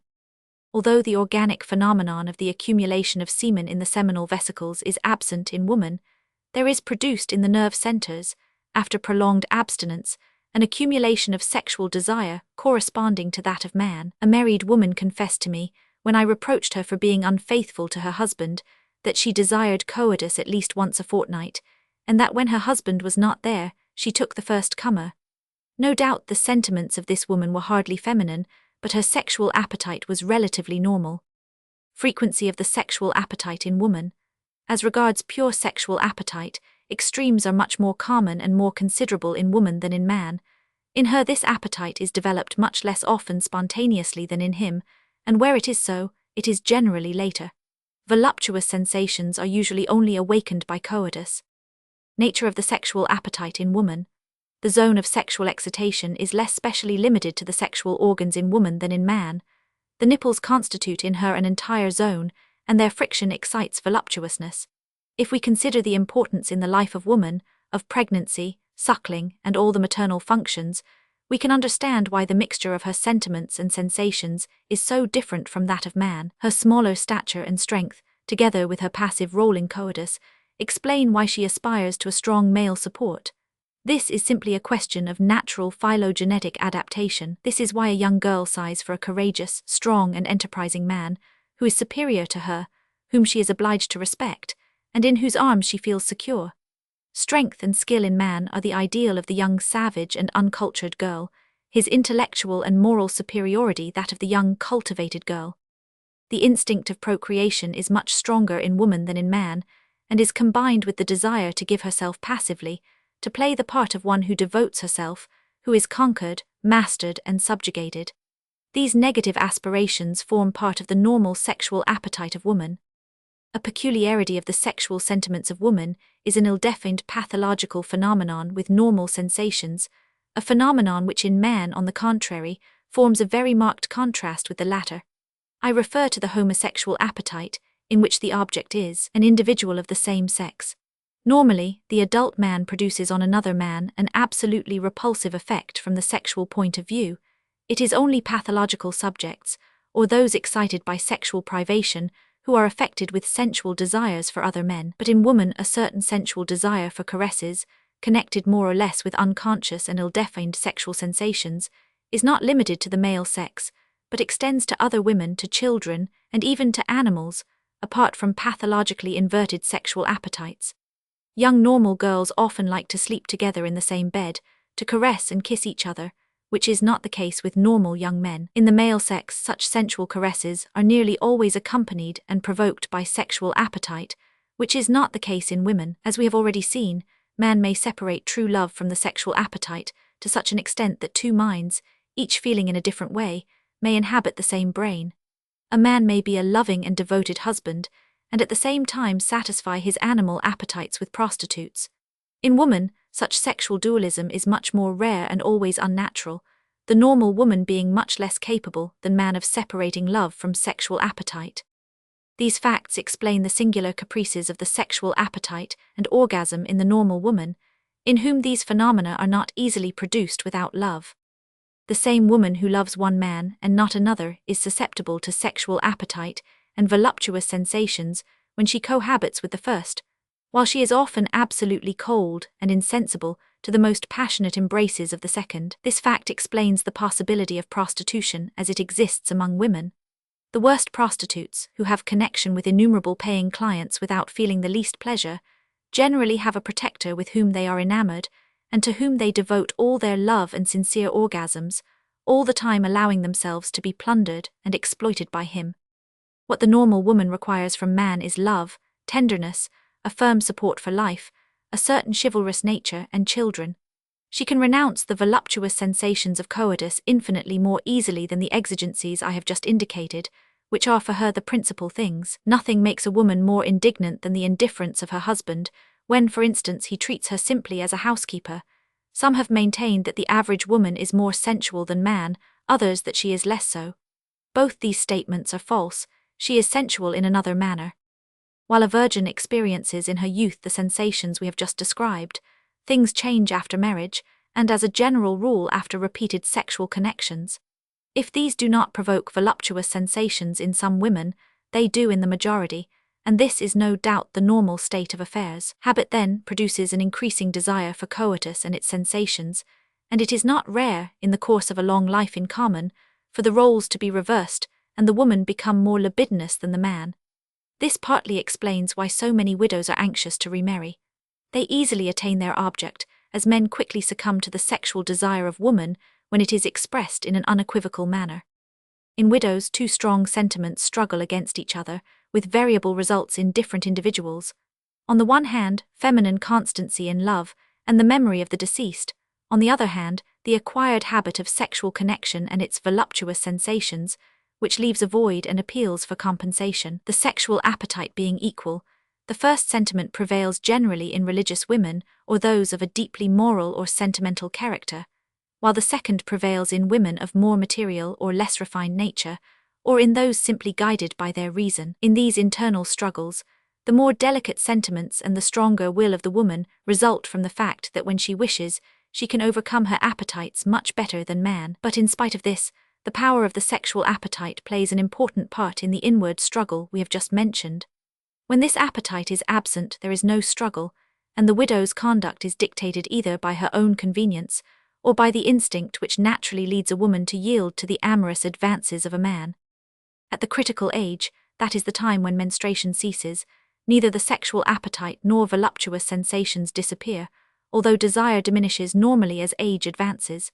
In this respect, it is curious to note that old women possess no sexual attraction for men, while they often feel libidinous desires almost as strongly as young women. This is a kind of natural anomaly.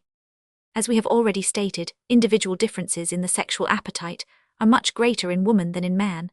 Some women are extremely excitable, and from their first youth experience violent sexual desire, causing them to masturbate or to throw themselves onto men. Such women are usually polyandrous by nature, although the sexual appetite in woman is normally much more monogamous than that of man. Such excesses in woman take on a more pathological character than in man, and go under the name of nymphomania. The insatiability of these females, who may be met with in all classes of society, may become fabulous.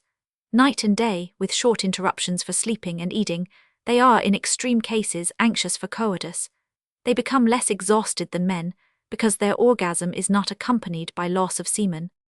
Although in the normal state woman is naturally full of delicacy and sentiments of modesty, nothing is easier than to make these disappear completely by training her systematically to sexual immodesty or to prostitution. Here we observe the effects of the routine and suggestible character of feminine psychology, of the tendency of woman to become the slave of habit and custom, as well as of her perseverance when her determined will pursues a definite end. Prostitution gives us sad proofs of this fact. The psychology of prostitutes is very peculiar. Attempts to restore them to a moral life nearly always fail hopelessly. It is rare to see them permanently successful. Most of these women have a heredity of bad quality and are of weak character, idle and libidinous. They find it much easier to gain their living by prostitution, and forget their work if they have ever learned any. The poverty, drunkenness and shame which follow seduction and illegitimate birth have no doubt driven more than one prostitute to her sad trade, but the naturally evil dispositions of these women constitute without any doubt the principal cause. Alcohol, venereal diseases and bad habits, combined with continually repeated sexual degradation, afterwards determine progressive decadence.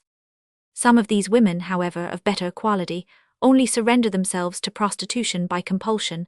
They suffer from this existence and strive to escape from it. The grisettes and lorettes form a group intermediate between prostitution and natural love. They are women who hire themselves for a time to one man in particular, and are maintained and paid by him in return for satisfying his sexual appetites. Here again, sexual desire only exceptionally plays the chief role. The conduct of these women results from their loose character and pecuniary interest. If, therefore, we admit on the one hand that the sexual excesses of the female sex are especially grafted on hereditary disposition of character, or are primarily due to strong appetites, we are obliged on the other hand to recognize that the great role played by sexuality in the brain of woman renders it more difficult for her than for man to return to better ways when she has once prostituted herself, or when she has surrendered in any way to sexual licentiousness, even when her original quality was not bad. In man, the sexual appetite is much more easily separated than in woman from other instincts, sentiments, and intellectual life in general, and possesses in him, however powerful it may be, a much more transient character, which prevents it dominating the whole mental life. I have dwelt so much on this point, because it is essential to know the differences which exist between man and woman in this respect, and to take them into account if we wish to give a just and healthy judgment on the sexual question from the social point of view.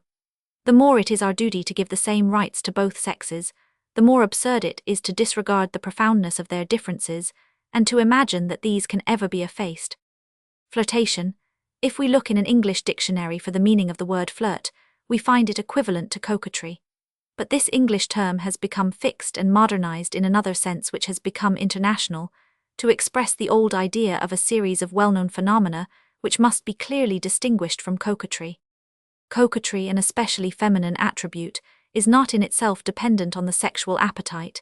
It is an indirect irradiation, purely psychical, and we shall speak of it later on. Flirtation, as we now understand the term, is directly connected with the sexual appetite, and constitutes its external impression in all the wealth of its forms, as much in man as in woman.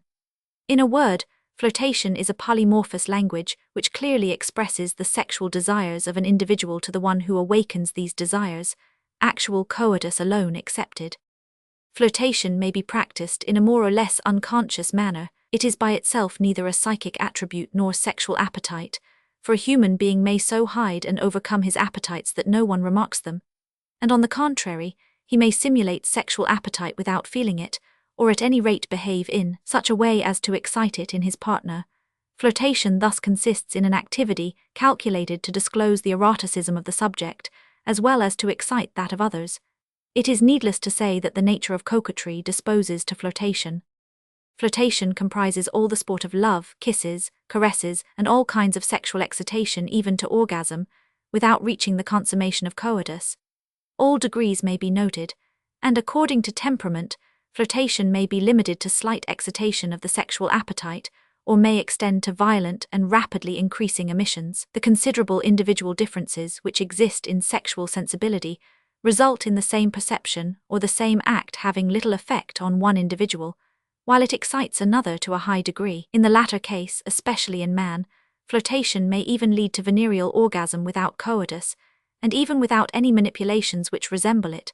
A woman of exuberant form, assuming sensual and voluptuous attitudes, may thus provoke an ejaculation by the slight and repeated friction of her dress against the penis of an excitable dancer. The same thing often occurs when a passionate couple caress and embrace each other without the genital organs being touched or even exposed. In this respect, the woman is better protected than the man, but when she is very excitable, an orgasm may be produced in her during the caresses of a passionate flirtation by the pressure or friction of her legs against each other, a variety of masturbation in woman. As a rule, however, things do not go so far as this in flirtation. The sight and touch are used alternately.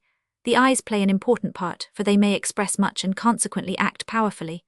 A pressure of the hands, an apparently chance movement, touching the dress and the skin, etc., are the usual means of flirtation. In situations where people are close together or pressed against each other, as in railway carriages or at table, the legs play a well-known part by pressure of the knees and feet. This dumb conversation of the sexual appetite begins at first in a prudent and apparently innocent manner, so that the acting party does not risk being taxed with impropriety.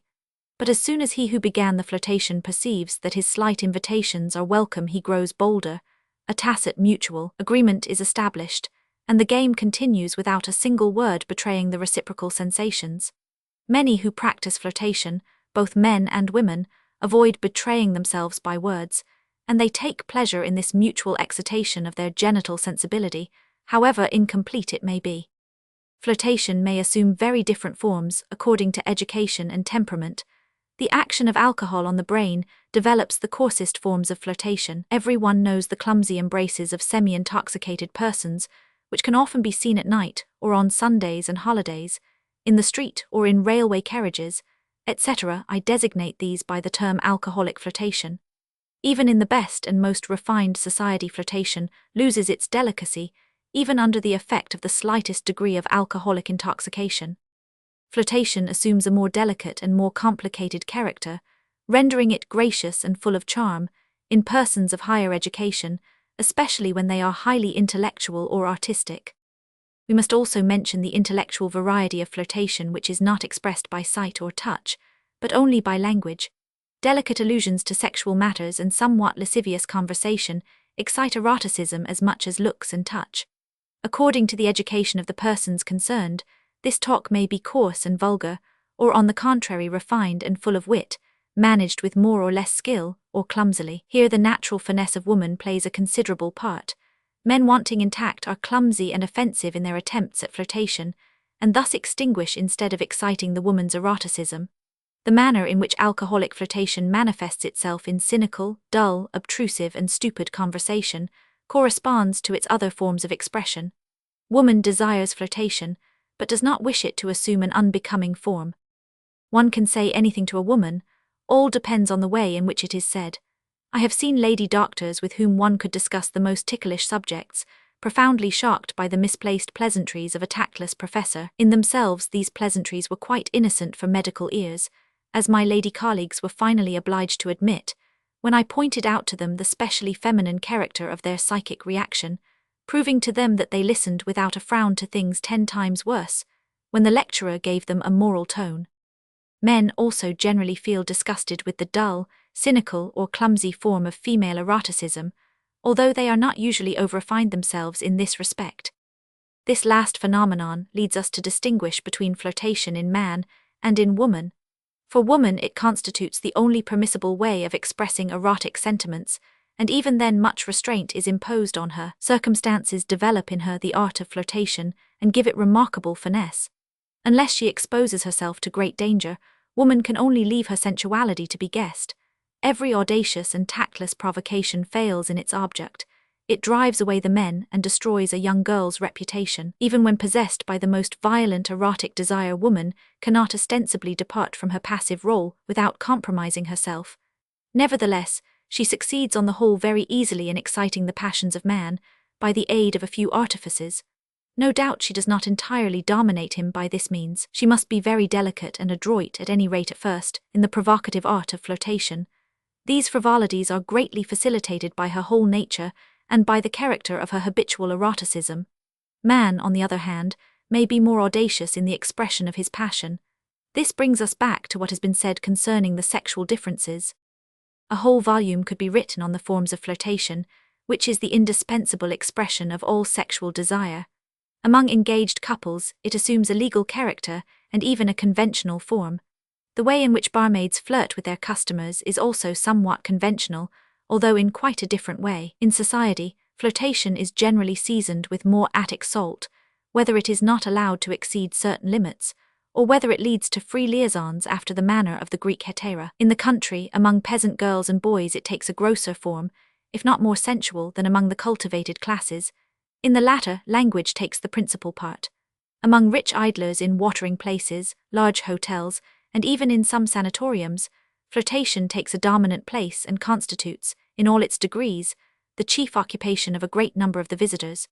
It grows like a weed wherever man has a monotonous occupation or suffers from the ennui of idleness.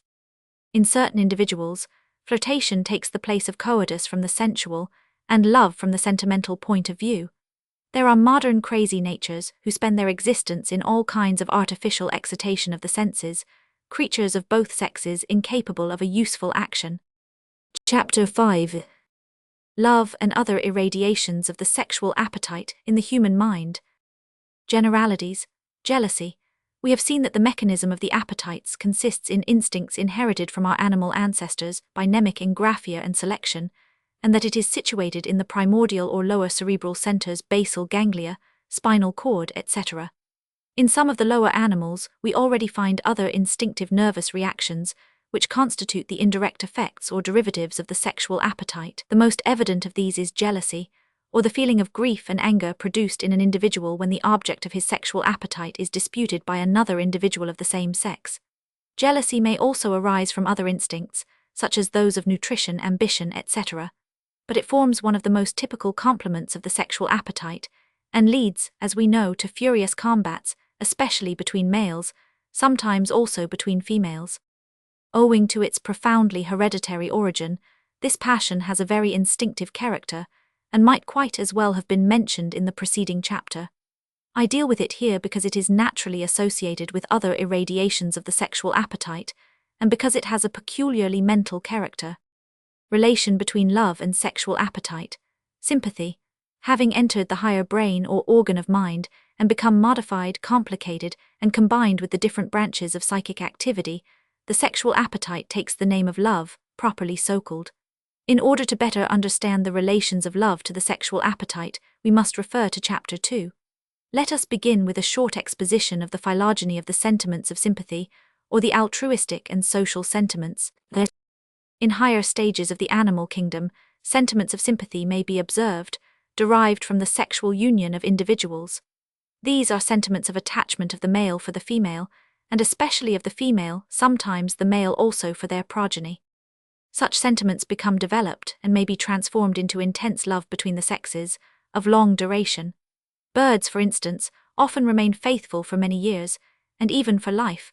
From these simple facts is evolved the intimate relationship which exists between sexual love and other sentiments of sympathy, that is to say affection, or love in the more vague and more extended sense of the term. To every sentiment of sympathy between two individuals, sympathy forms part of the sentiments of pleasure. There is a corresponding contrary correlative sentiment of grief, when the object of sympathy dies, becomes sick, takes flight, or is carried off. This sentiment often takes the form of simple sadness, but it may attain a degree of incurable melancholy. Among certain monkeys and parrots, we often see the death of one of the conjoints lead to the refusal of all food and finally to death of the survivor, after increasing sadness and depression. Removal of the young produces a profound sadness in the female ape. But when an animal discovers the cause of the grief, when, for instance, a stranger attempts to take away his mate or his young, a mixed reaction of sentiment is produced, that is to say anger or even fury against the perpetrator of the deed. Jealousy is only a special form of this anger. The sentiment of anger and its violent and hostile expression constitute the natural reaction against one who disturbs a sentiment of pleasure, a reaction which tends to re-establish the latter. The power of the sentiment of anger increases with the offensive and defensive faculties, while in weak and peaceful beings, terror and sadness to a great extent take their place. On the other hand, the sight of defenseless prey suffices to provoke, in the rapacious who are strong and well armed, by simple reflex association, a cruel sentiment of voluptuous anger, which is also observed in man. Sentiment of duty. Another derivative of the sentiment of sympathy is that of duty, that is the moral sense. All sentiment of love or sympathy urges the one who loves to certain acts destined to increase the welfare of the object loved. This is why the mother nourishes her young and plucks feathers and hairs to make them a soft bed, and why the father brings food to his wife and young and defends them against their enemies.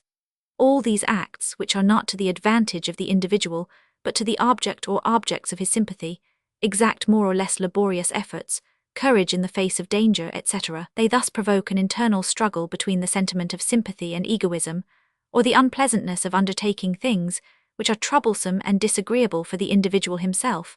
From this struggle between two opposed series of sentiments is derived a third group of complex or mixed sentiments, that of duty or moral conscience. When the sentiment of sympathy prevails, when the animal does his duty toward his young and his conjoint, he feels a sentiment of pleasure, of duty accomplished. If, on the contrary, he has been negligent, the egoistic instincts having for the moment prevailed, the remorse of conscience results, that is the painful uneasiness which follows all disobedience to the instinctive sentiments of sympathy.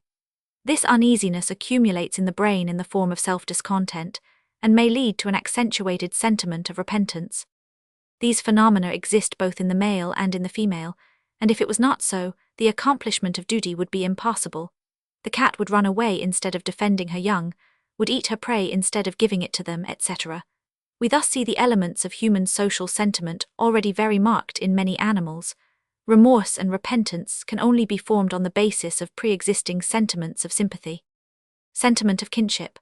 A higher degree of the sentiments of sympathy is developed when these do not remain limited to a temporary union, but when the union of the sexes is transformed into durable or even lifelong marriage, as we see in monkeys and in most birds. In another manner, the sentiments of sympathy are developed by extension of the family community to a greater number of individuals, who are grouped together for the common defense, as we see in swallows, crows, and to a higher degree, in the large organized communities of social animals, as the beavers, bees, ants, etc. In the latter, the sentiment of sympathy and duty nearly always affects all the individuals of the community, while anger and jealousy are extended toward every being which does not form part of it. We must be blinded by prejudice not to comprehend that these same general facts, revealed by the study of biology and animal psychology, are repeated in the human mind. Some animals are even superior to the majority of men in the intensity of their sentiments of sympathy and duty, as well as in love and conjugal fidelity. Monkeys and parrots, for example, in the social insects such as the ants and bees, with their communities so solidly organized and so finely coordinated on the basis of instinct, the sentiment of social duty has almost entirely replaced the individual sentiments of sympathy. An ant or a bee only loves, so to speak, the whole assemblage of his companions. It does not sacrifice itself for any one of them in particular, but only for the community. In these animals, the individual is only regarded as a number in the community whose motto is one for all, but never all for one. In bees especially, the degree of sympathy extended to a member or a class of the hive is exactly proportional to the utility of this member to the community. The working bees will kill themselves or die of hunger in order to nourish their queen, while in the autumn they ruthlessly massacre all the males or drones which have become useless. In spite of all this, and as the result of custom and life in common, the individual sentiments of sympathy in man are easily extended to members of other races, especially as regards different sexes, so much so that enemies conquered and taken prisoners often became later on, owing to life in common, the friends or mates of their conquerors. Antipathy. Inversely, individual antipathies and enmity often occur not only between members of the same tribe, but even between those of the same family. The latter may lead to parricide, fratricide, infanticide, or assassination of a conjoint. Phylogeny of love. The social life of ants offers us some instructive analogies. In spite of the intense hostility of different colonies of ants among themselves, there may be obtained by habitude, often after many desperate combats, alliances between colonies which were hitherto enemies, even between colonies of different species. These alliances henceforth become permanent. This is very curious to observe at the time when the alliance begins to be formed. We then see certain individual hatreds persist, to a varying extent, for several days. Certain individuals of the weaker party are maltreated by other individuals of the conquering party. They cut off their limbs and antennae, and often martyrize them to death with a rabidness that sadly resembles human sentiments. Hatred and dispute between individuals of the same colony of ants are, on the other hand, extremely rare. I can guarantee the correctness of all these observations, having often repeated them myself, and having recorded them in my works on the habits of ants. Moreover, they have since been confirmed by other writers.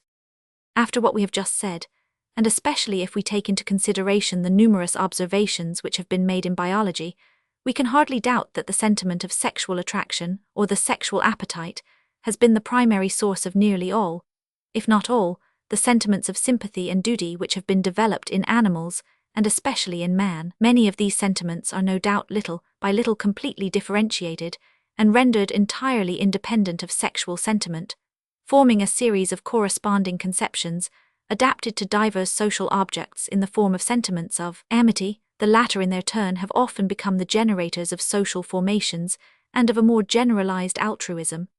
Many others, however, have remained more or less consciously associated with the sexual appetite, as is certainly the case in man.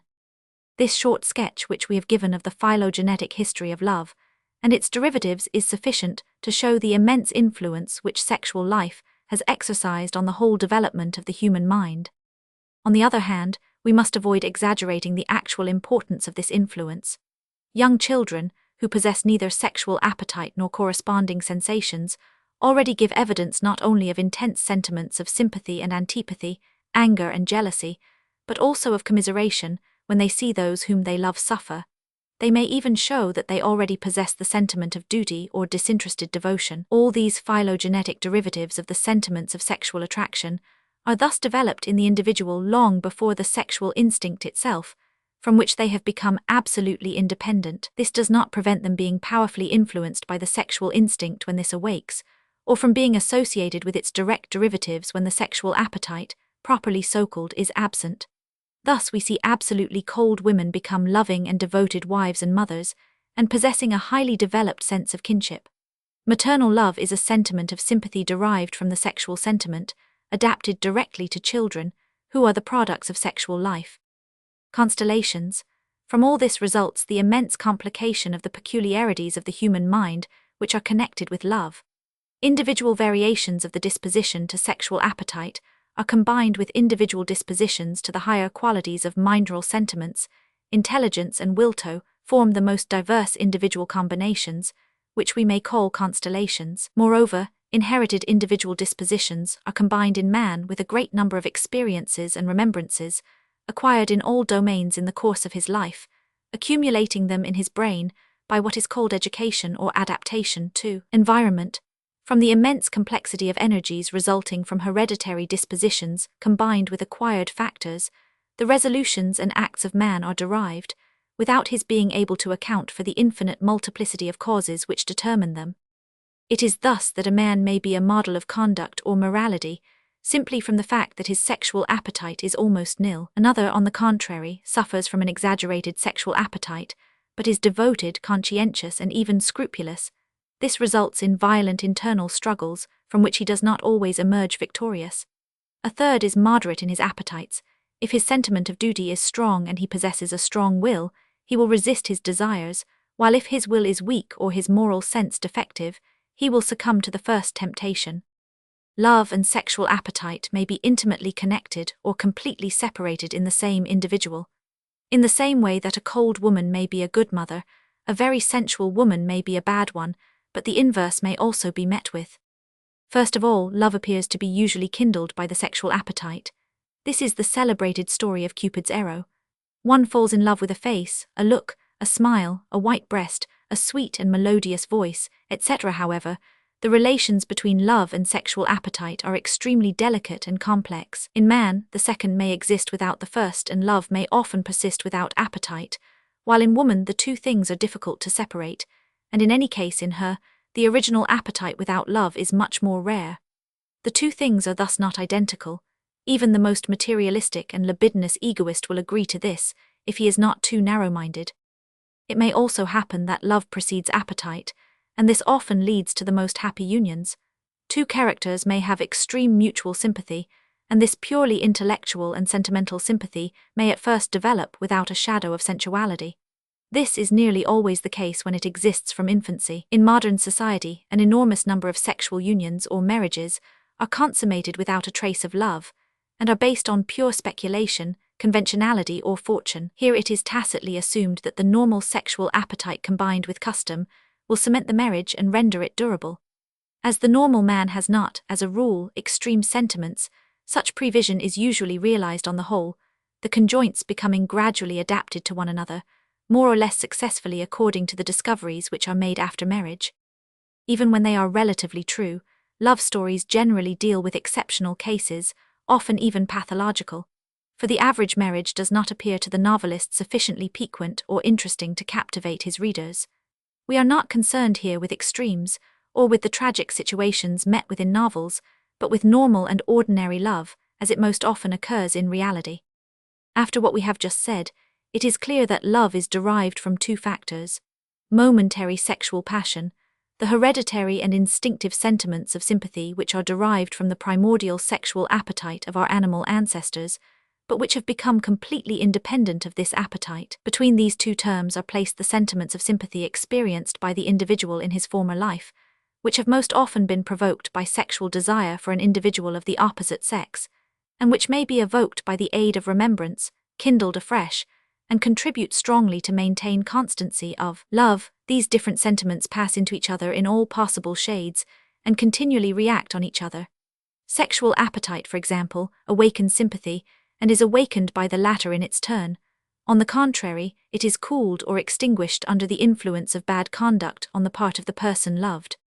Let us here recall a law of the sentiments of sympathy, a law which is well known, but generally forgotten in human calculations. Man loves best those to whom he devotes himself, and not those from whom he receives benefits. It is easy to be convinced of the reality of this fact in the relations of parents to their children, as well as in marriage. When one of the conjoints in marriage adulates the other, the latter may easily find this adulation quite natural, and may love the other conjoint much less than a spoilt child, to which is devoted all the transports of an unreasonable affection. The spoilt child, the object of such blind affection, more often responds to it by indifference, or even by ingratitude, disdain, and impertinence. We find everywhere this play of sentiments, which considerably impedes mutuality in love. It may even concern inanimate objects. We like a garden, a house, or a book over which we have taken much pains, and we remain indifferent to the most beautiful and precious gifts which come by themselves without our making any effort to obtain them. In the same way, the child becomes attached to some toy which he has made himself, and disdains the costly presents given by his parents. As a poet has said, man only enjoys for long and without remorse the goods dearly paid for by his efforts. Sully Prudhomme, Le Bonheur. There is, therefore, a profound psychology in the old and wise saying that true love expresses itself as often by refusal as by compliance, and should always associate itself with reason. No doubt this is not primitive love. It is a love elevated and purified by its combination with the elements of intelligence. In marriage, more than one husband thinks he ought to be separated from his wife and children so as not to spoil them. There is no need of a long explanation to show the fallacy of this idea. To be complete, love should be reciprocal, and to remain mutual it requires mutual education in marriage. Every husband should above all be separated from himself, and not from his wife. If each one did all in his power to promote the happiness of the other, this altruistic effort would strengthen his own sentiments of sympathy. This requires a constant and loyal effort on each side, but it avoids the illusion of a false love, provoked by the senses, vanishing like smoke or becoming changed to hatred. Without being blind to the weaknesses of his partner, he must learn to like them as forming part of the person to whom he has devoted his heart, and employ all his skill in correcting them by affection, instead of increasing his own weakness by leaning on them. It is necessary, therefore, neither to admire nor to dislike the defects of the loved one, but to try and attenuate them by aid of integral love. Love has been defined as dual egoism. The reciprocal adulation of two human beings easily degenerates into egoistic enmity toward the rest of the human race, and this often reacts harmfully on the quality of love. Human solidarity is too great, especially at the present day, for such exclusivism in love not to suffer. Such a conception of love refines this sentiment and purifies it to such an extent that it loses all its pettiness, and it is pettiness which so often causes it to degenerate, even in its most loyal forms. The social work in common of a man and woman united by true affection, full of tenderness and devotion for one another, mutually encouraging each other to perseverance and to action, will easily triumph over petty jealousies and all other instinctive reactions of the phylogenetic exclusiveness of natural love. The sentiments of love will thus become ever more ideal, and will no longer provide egoism with the soil of idleness and comfort on which it grows like a weed. Inconvenience of abstinence from sexual connection between married couples by medical orders. It is a matter of common observation that in marriage, at least during mature life, sexual connection strengthens and maintains love, even when it only constitutes part of that which cements tenderness and affection. In many cases I have observed that medical orders, given no doubt with good intentions, and forbidding sexual connection, on account of certain morbid conditions, have had the effect of cooling the sentiments of love and sympathy, and producing indifference which soon becomes incurable. Physicians should always bear this in mind in their prescriptions, of which they too often see the immediate object only. The medical prohibition of sexual connection in marriage should be reserved for cases of absolute necessity. For example, a virtuous and capable man marries for love an intelligent but somewhat ill-developed girl. The marriage is happy and they have several children. But after a time, certain local disorders in the woman induce the medical man to forbid sexual connection with her husband. They begin to sleep in separate rooms, and little by little intimate love becomes so far cooled that the renewal of sexual relations later on becomes impossible. The husband's sentiments are so much affected as to render him unfaithful to his moral principles, and to lead him occasionally to visit prostitutes. Although they have become essentially strangers to each other, the husband and wife continue to live together an apparently happy life, but this is far from always the case. Durable love. It may be stated as a principle that true and elevated love is durable, and that the sudden passion which lets loose the sexual appetite toward an individual of the opposite sex, hitherto a stranger, in no way represents the measure of true love. Passion warps the judgment, conceals the most evident faults, colors everything in celestial purple, renders the lovers blind, and veils the true character of each from the other. We are only speaking here of cases where each is loyal, and where the sexual appetite is not associated with the cold calculations of egoism. Reason only returns when the first tempest of a passion which seemed insatiable has subsided, when the honeymoon of marriage, or of a free union, has passed. Then only is it possible to see if what remains is true love, indifference, hatred, or a mixture of these three sentiments, capable or not of becoming more or less adaptable and tolerable. This is why sudden amours are always dangerous, and why only long and profound mutual acquaintance before marriage can lead to a happy and lasting union. Even in this case the unforeseen is not absent, for it is very rarely that one knows a man and his ancestry. Moreover, acquired diseases or mental anomalies may cause his character to degenerate later on.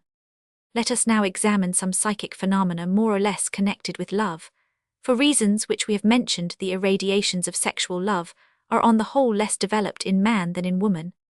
Psychic irradiations of love in man. Masculine audacity. In the normal male, the sentiment of sexual power favors self-exaltation, while the contrary sentiment of impotence, or even that of mediocre sexual power, depresses this sentiment of exaltation. Yet in reality, the sexual power of man has not the capital importance for a normal and virgin woman that men imagine, influenced as they are by self-exaltation. What imposes on women is especially masculine audacity, and in sexual matters this increases with experience and practice. The company of prostitutes often renders men incapable of understanding feminine psychology, for prostitutes are hardly more than automata trained for the use of male sensuality. When men look among these for the sexual psychology of woman, they only find their own mirror. Man's flirtation and his art of paying court to women are naturally combined with his audacity, as we have already observed in birds and mammals, and some of the lower animals. The male seeks to please the female to gain her favors. The brilliant colors of butterflies and birds, song, skill, and proof of strength often come to the aid of the male sexual instinct. Even in certain animals, supplicant and plaintive sounds assist the male after his repeated refusal, apparently or in reality, by the female. We shall see in Chapter 6 that savage men have a much greater tendency to tattoo and adorn themselves than have the women. The art which man employs to seduce and conquer woman has been described to satiety in romances and novels, as well as in ethnographic works, so that we shall not dwell on it here. On the contrary, we shall show that in higher civilizations man is in general more sought after than woman, so that the latter has surpassed him in the art of flirtation or sexual conquest. It is also important to remark to what extent the increase of man's mental complexity transforms his sexual tactics. The simple, natural, and at the same time bashful, modest manner in which a naive young man seeks to conquer a heart usually produces no effect on the fashionable young lady, experienced in all refined pleasures and saturated with unhealthy novels. These young women are much more easily seduced by the art of Don Juan and the old rouse, who are more adequate to deal with them because they have studied practically the psychology of the modern woman. Instinct of procreation. Another irradiation of the male sexual instinct connected with the preceding is the instinct of procreation. If there were no other difficulties or consequences, man would without the least doubt be instinctively inclined to copulate with as many women as he could, and procreate as many children as possible. The more he is capable of satisfying his procreative instinct, the more he becomes self-exalted, as he thus sees himself multiplied and feels his power extended by the possession of a great number of wives and children. This is one of the principal causes which urge rich men and polygamous peoples to possess many women. Coitus without object like that of prostitution can only assuage the sexual appetite and does not satisfy any of its higher irradiations. It is well known that a happy betrothal, reposing on true love, and not on pecuniary interests, often transforms a young man from pessimism to optimism, from misogyny to phylogeny.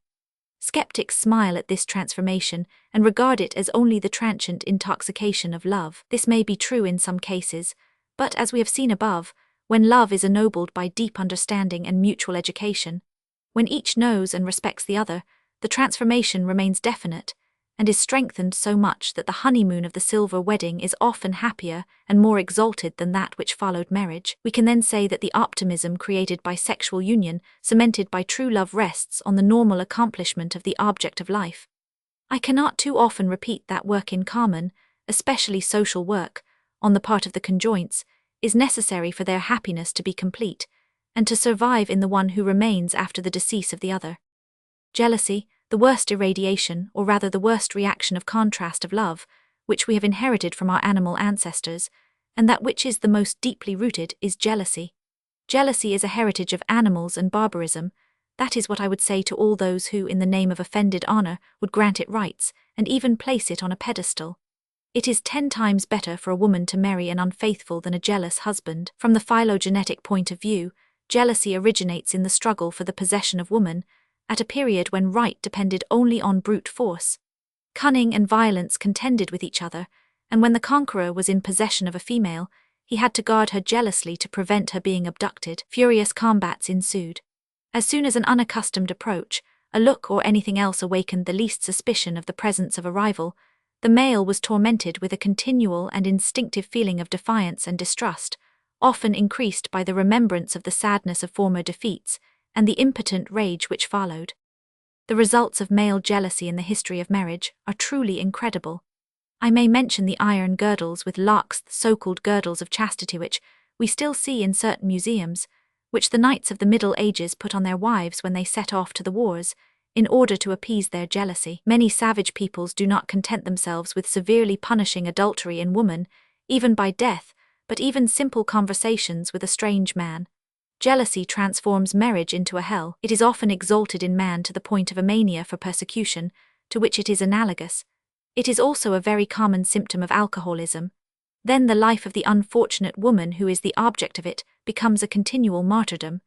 Perpetual suspicion accompanied by insults, threats, and violent words, and even homicide may be the result of this atrocious passion. Even in its more moderate and normal form, jealousy is a torment, for distrust and suspicion poison love. We often hear of justified jealousy. I maintain, on the contrary, that jealousy is never justified, and that it is only the brutal stupidity of an atavistic heritage or a pathological symptom.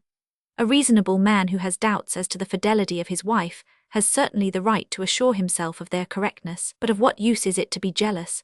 If he finds his suspicions false, he has, by his manner, made his wife unnecessarily unhappy, and destroyed conjugal confidence and happiness. If, on the contrary, his suspicions are well-founded, he has only to choose between one of 2 ways. If it is a case of amorous intoxication suggested by another man to his wife, who is often very unhappy about it, she may then be restored to her husband and pardoned, for in this case affection only can cure her, never jealousy. If, however, love for her husband is entirely extinguished in her, or if she is only a false intriguer without character, jealousy is even more absurd, for the game is not worth the candle, and immediate divorce is necessary. Unfortunately, man only possesses very little control over his feelings when these are violent. The jealous person by nature, that is by heredity, is generally incurable and poisons his own existence at the same time as that of his wife. Such individuals should never marry. In lunatic asylums, in law, and in novels, jealousy plays an important part, for it is one of the most fruitful sources of tragedies and human unhappiness. The combined and persevering efforts of education and selection are necessary to gradually eliminate it from the human brain. We often hear it said of man and woman that they are not jealous enough, because they are too indulgent toward the extranuptial inclinations of their conjoint. When such indulgence rests on cynical indifference or on pecuniary interests, it is not the want of jealousy, but the want of moral sense which is to blame. If it arises from real and reasoned love, it should on the contrary be highly respected and praised. I would wish all heroes of offended honor and all defenders of jealousy to reflect on the following case. A man of high position and the father of 5 children lived in the most happy union. One day he made the acquaintance of a friend of his wife, a very intelligent and well-educated lady. Frequent visits and long conversations led to intimacy which developed into violent reciprocal love. However, the lady refused to abandon herself entirely. The husband confessed everything to his wife, even to the smallest details, and the lady did the same. Instead of becoming jealous, the wife had the good sense and the courage to treat the 2 lovers not only with indulgence, but a true and profound affection. The loyalty of each of the parties interested greatly facilitated the gradual denouement of a difficult situation, without the family affections suffering. But the denouement would have been quite as peaceful if the lady had yielded to sexual connection with the husband.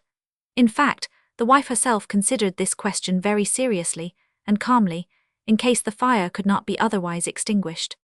I also know many cases where the husbands of women who have fallen in love with other men have conducted themselves in an equally noble and reasonable manner, even when their wives had been completely unfaithful, and the results have always been good.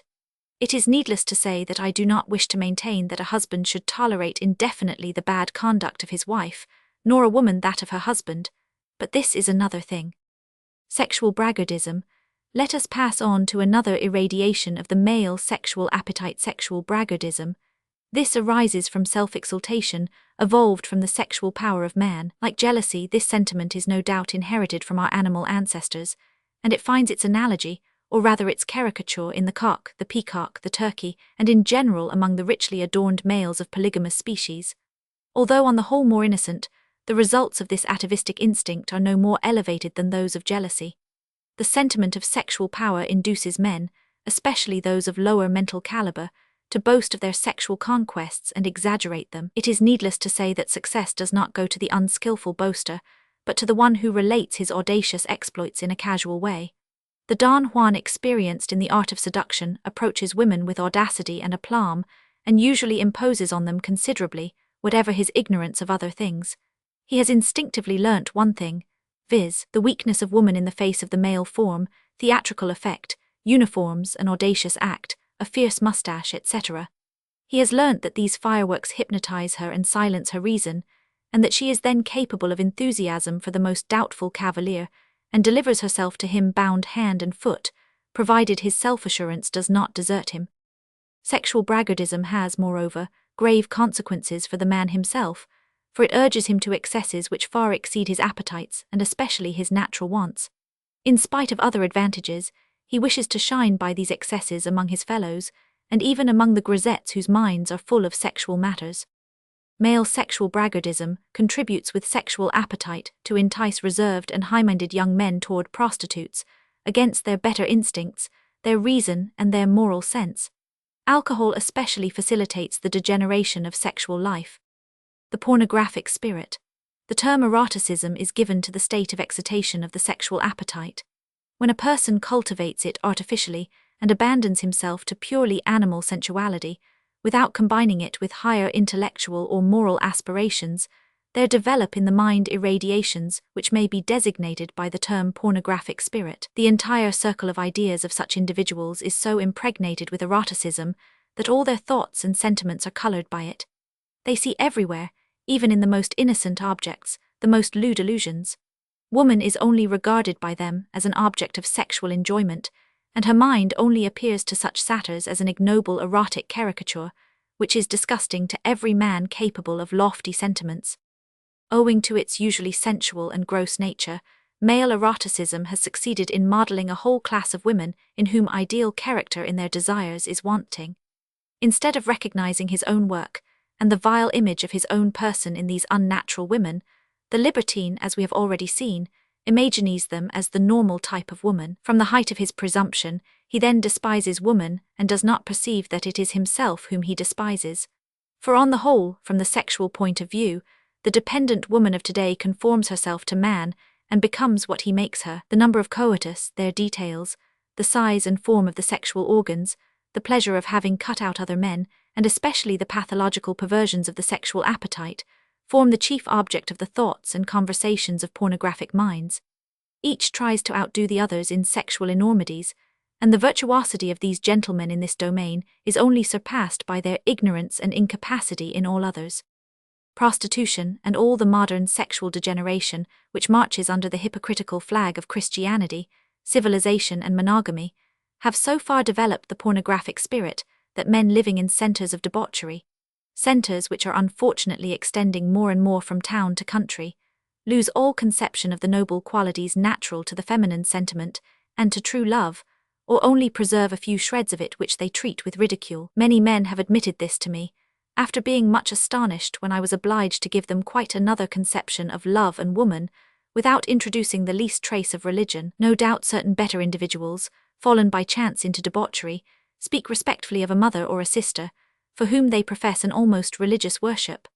They regard these as beings apart, as species of a lost race of demigods, and they do not perceive that they discredit them and drag them in the mud by their contempt and pornographic conception of woman in general, a conception which is moreover often altered to profound pessimism. In the relatively moral circles of society, our description would no doubt be taxed with exaggeration, because natures a little more refined have the habit of acting like the ostrich who hides his head in the sand, that is to say, of turning their eyes away from the pornographic swamp with disgust so as not to see it, and thus avoid it instinctively. But this maneuver serves no purpose. The facts remain as they are. Eroticism is no more a vice than sexual anesthesia is a virtue. Even when they are chaste, men of libidinous nature require a strong will to resist all the artificial seductions which excite their sensuality. This is why the bog of debauchery engulfs so many men of a naturally good nature. In this sense, cold natures are better off. They can cover themselves with the glory of a virtue the resplendent rays of which become lost in a penumbra of defects and weaknesses from which these natures suffer in other domains. Sexual hypocrisy. Hypocrisy is a peculiarity deeply rooted in the human mind. We can affirm that whoever pretends never to have been a hypocrite lies, quite as much as one who swears he has never lied. But nowhere, save perhaps in the domain of religion, does hypocrisy play a greater part than in the sexual domain. Nowhere is there so much falsehood, and men who are most honest on other points make no scruple of deceiving their wives in this respect.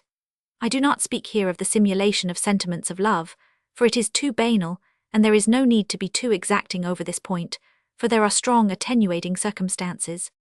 First of all, erotic feelings are capable of blinding man for the moment, as far as persuading him of the eternal duration of love and fidelity, which he promises the object of his appetites, as well as of the reality of the celestial qualities under which this object appears to him, or with which it pleases him to adorn it.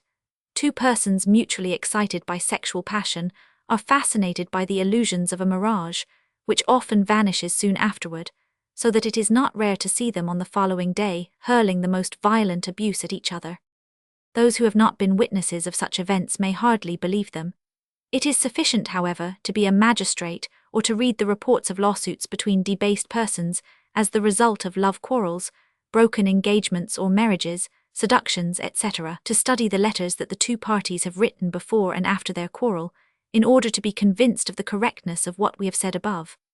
In the first letters, the lovers adulate each other and adorn each other with the most hyperbolic epithets, swearing eternal love and fidelity, and deluding each other in the most absurd manner. In letters written sometimes only a few days later, we are astonished to see the same individuals grossly insulting each other, and mutually covering themselves with ignoble calumnies. This is how passion without reason passes through the furnaces of love and hatred, dragging after it all the artificial scaffolding of what man imagines to be his right based on logic, but which is in reality only a tissue of ridiculous contradictions, the automatic and inept product of his emotional state. Such contrasts are so frequent that we can easily recognize the expression of a psychological law, due to the mirages of the amorous passions on the one hand and the inverse reaction on the other. Nevertheless, hypocrisy has its good side. It has been said not without reason that hypocrisy is a concession which vice makes to virtue. In their nakedness, human thoughts are often so sadly vulgar and so offensive that a little varnish improves them. In this sense, and when it comes from a feeling of shame or goodwill, hypocrisy deserves a good deal of the eulogy which Mark Twain has heaped on it in his charming satire, The Decadence of the Art of Lying. In the sexual question, hypocrisy is directly provoked by the tyranny and barbarism of what are called good manners, often even by the law. In this sense, it constitutes a response of human nature to the forms and customs derived from the right of the stronger or from religious superstitions, as well as from the dogmas resulting from them. By the term sexual hypocrisy, I do not mean the repugnant forms of hypocrisy, pure and simple, in which man only exploits love indirectly for an interested end, for instance when he simulates love to obtain a rich wife. I only speak of the forms of hypocrisy which are directly evolved from the sexual appetite or from love. It is from this point of view that we must judge sexual hypocrisy, and if I have laid special stress on its good points, it is in view of marriage, where it assists the education of noble and elevated sentiments even in the hypocrite. By praising the virtues of his helpmate with a little exaggeration, these are made to appear more noble. If the time is spent in saying disagreeable truths, love is soon stifled and killed. On the contrary, if each conjoint attributes to the other as fine qualities as possible, each is finally persuaded that the other really possesses them, and then realizes them himself, at any rate in part. The worst of hypocrisies is that which is the product of base pecuniary interests, or of a gross sexual appetite without love, or lastly by the pressure of conventional or religious customs. Good hypocrisy consists in the repression of all that is base in the sentiments, inclinations and passions, in the fact that one strives to hide it from others, even from oneself, and to suggest in its place as many amiable qualities as possible, so as to strengthen in a disinterested manner the object of one's love in noble sentiments.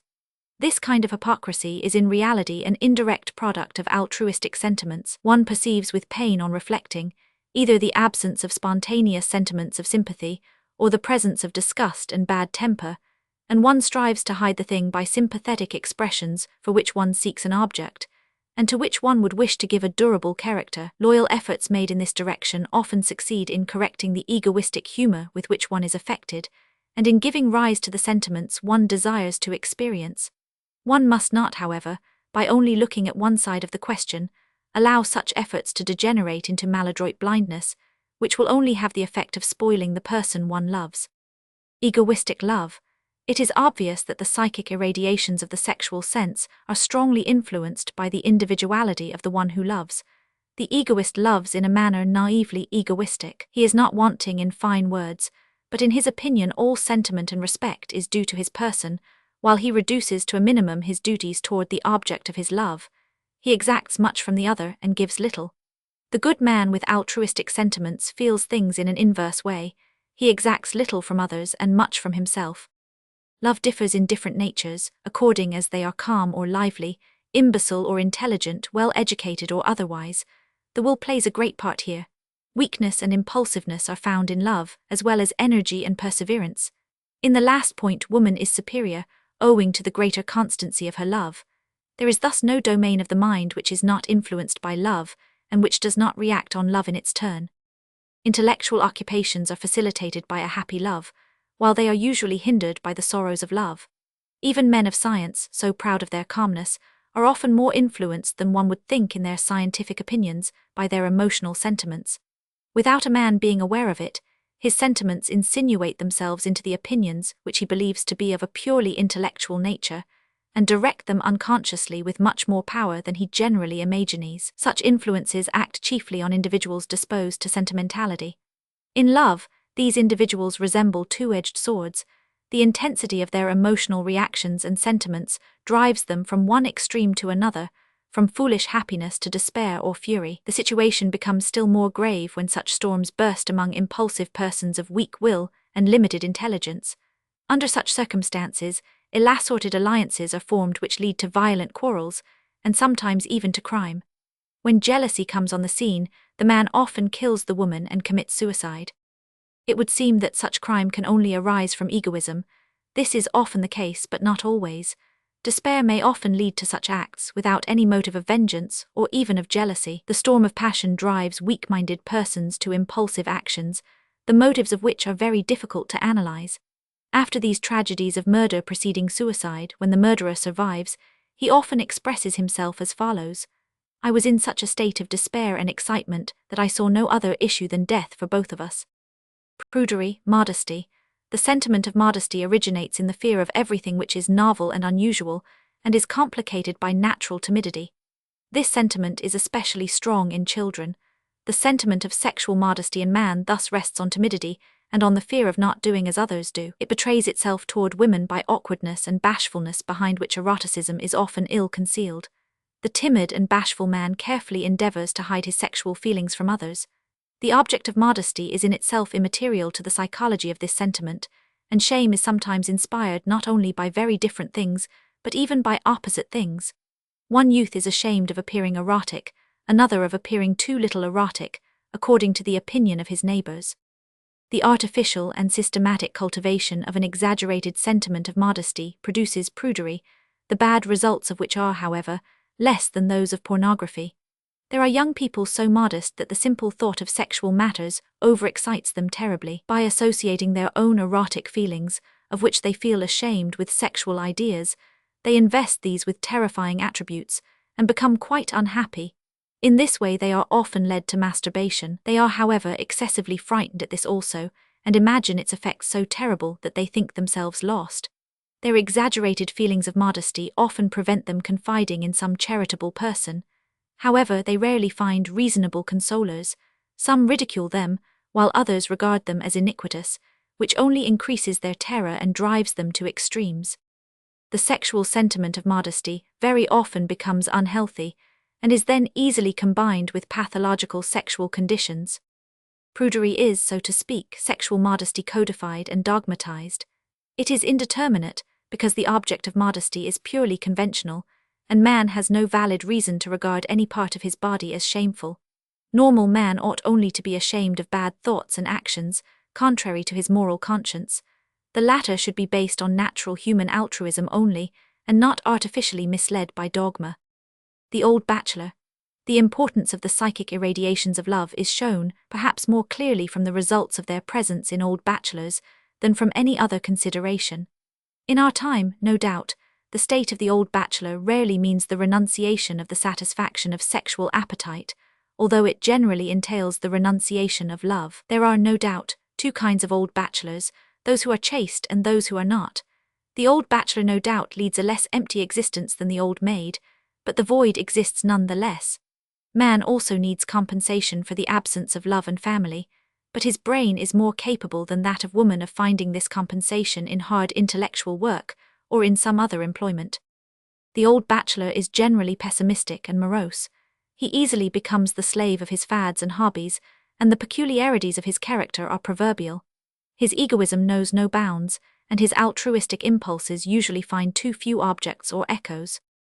The chastity of some old bachelors conceals sexual anomalies, but even apart from this, the old celibate easily becomes shy, affected, misanthropic or misogynistic, at least if some energetic friend does not induce him to utilize his power of work in some useful sphere. At other times, he lavishes exaggerated admiration on women and worships them in a pompous manner. In a separate category come those old bachelors who are chaste and celibate for high moral reasons, and whose life is spent in social work, although they are only men and cannot for this reason free themselves from all the peculiarities we have mentioned. In a word, the object of life is partly wanting in the best of old bachelors, and this void not only affects his sentiments but his whole mental being. His general tendency to pessimism and egoism would be sufficient alone to provoke an energetic protest against the abandonment of social power to celibates. The old bachelor who is not chaste generally descends to pornography, only becoming acquainted with the worst side of woman. He becomes a misogynist because he wrongly attributes to all women the character of those only with whom he has intimate relations. We have already pointed out this phenomenon in speaking of male eroticism. The philosopher Schopenhauer was an example of this kind. Psychic irradiations of love in women. In speaking of love in man, we have already touched on many points which differentiate it from that of woman. In the latter, the most prominent peculiarity is the dominant role which it plays in the brain. Without love, woman abjures her nature and ceases to be normal. The old maid. What we have said of old bachelors applies in a still more marked degree to old maids. Still more than men, they have need of compensation for sexual love, to avoid losing their natural qualities and becoming dreed-up beings or useless egoists. But if the void left by love is greater in her, woman possesses such natural energy and perseverance, combined with such great power of devotion, that on the whole she is more capable than man of accomplishing the work which the void in her existence requires. Unfortunately, many women do not understand this. On the other hand, those who devote themselves to social philanthropic works, to art or literature, to nursing the sick or to other useful occupations, instead of amusing themselves with futile things, may greatly distinguish themselves in such social pursuits, and thus obtain real compensation for the loss of love. In this respect, woman was formerly misunderstood. The modern movement of her emancipation shows more and more what she is capable of, and promises much more in the future. As to the old maid who lives alone with her egoism, her whims and fancies generally exceed those of the old bachelor. She has not the faculty of creating anything original by her own intellect, so that, having lost love, all her mental power shrinks up. Her cat, her little dog, and the daily care of her person and small household occupy her whole mind. It is not surprising that such persons generally create a pitiable and ridiculous impression. Between these two extremes there exists a category of unmarried women whose sexual love finds compensation in the love they bear for a parent or a friend, male or female, which, although not sexual, is none the less ardent. Such occupation for their sentiments improves their state of mind and partially fills the void. However, it is not sufficient as a rule and only constitutes a last resource. This kind of devotion, by its exclusiveness, often produces bad results, for its horizon is too limited. If the object of love, which is generally too pampered, dies or abandons her, she loses her head. Grief, bitterness, and pessimism never leave her, unless she finds consolation in religious exaltation, which is often observed in other women deprived of love. This last peculiarity is met with, moreover, in all classes of women, even among the married. Passiveness of woman, sexual appetite, ideal love should never be dual egoism. What happens when two persons live exclusively for each other if one of them dies? The survivor sinks into inconsolable despair. All that his heart was attached to is dead, because his love did not extend to other human beings, nor to social works. Widows then become as pitiable as old maids, although in another way, when they have lost the object of their exclusive love. This is why we recommend social work, not only for celibates, but also for loving couples.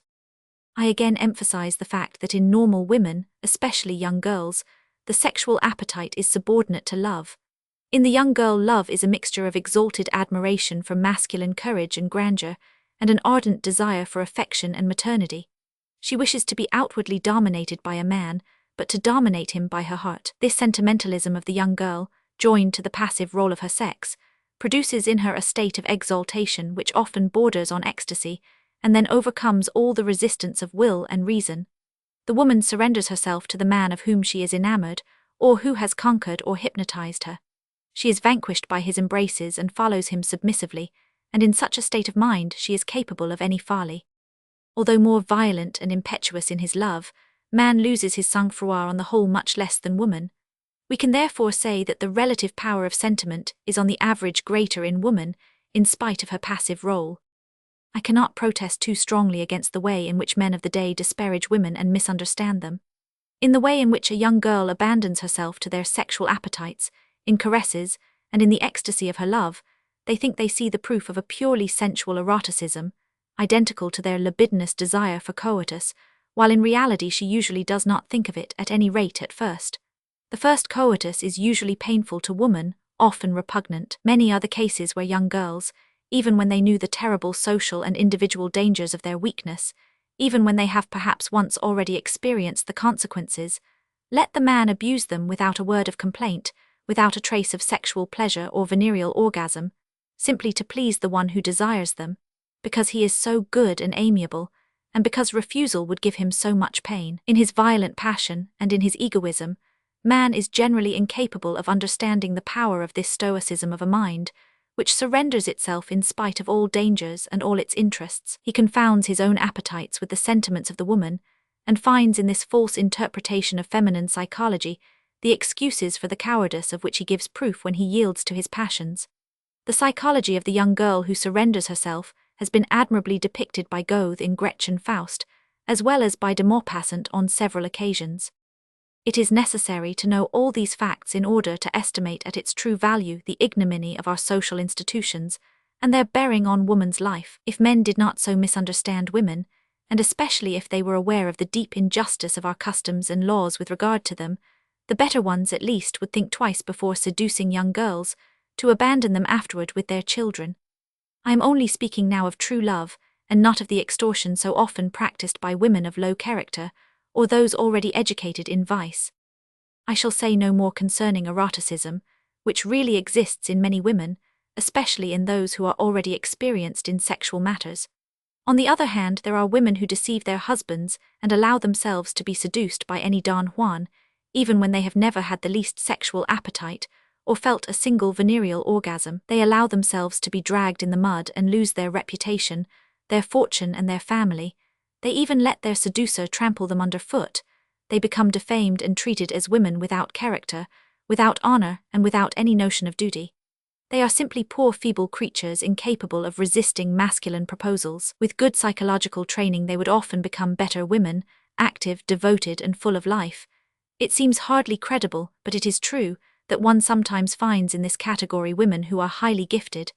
It is then said that they are wanting in moral sense, but this is not always correct. In other respects, they may be faithful to their duty, devoted, sometimes even energetic and heroic, but they submit to masculine influence to such a degree that they cannot conceive how to resist it. They find it quite natural to give way to it, and their mind does not understand that the complete abandonment of their body to the man they love should not necessarily follow immediately after the abandonment of their heart, or even after the first kiss. It is impossible for them to make distinctions or to trace limits. Idealism in woman. The cases I have just described are extreme, although very common.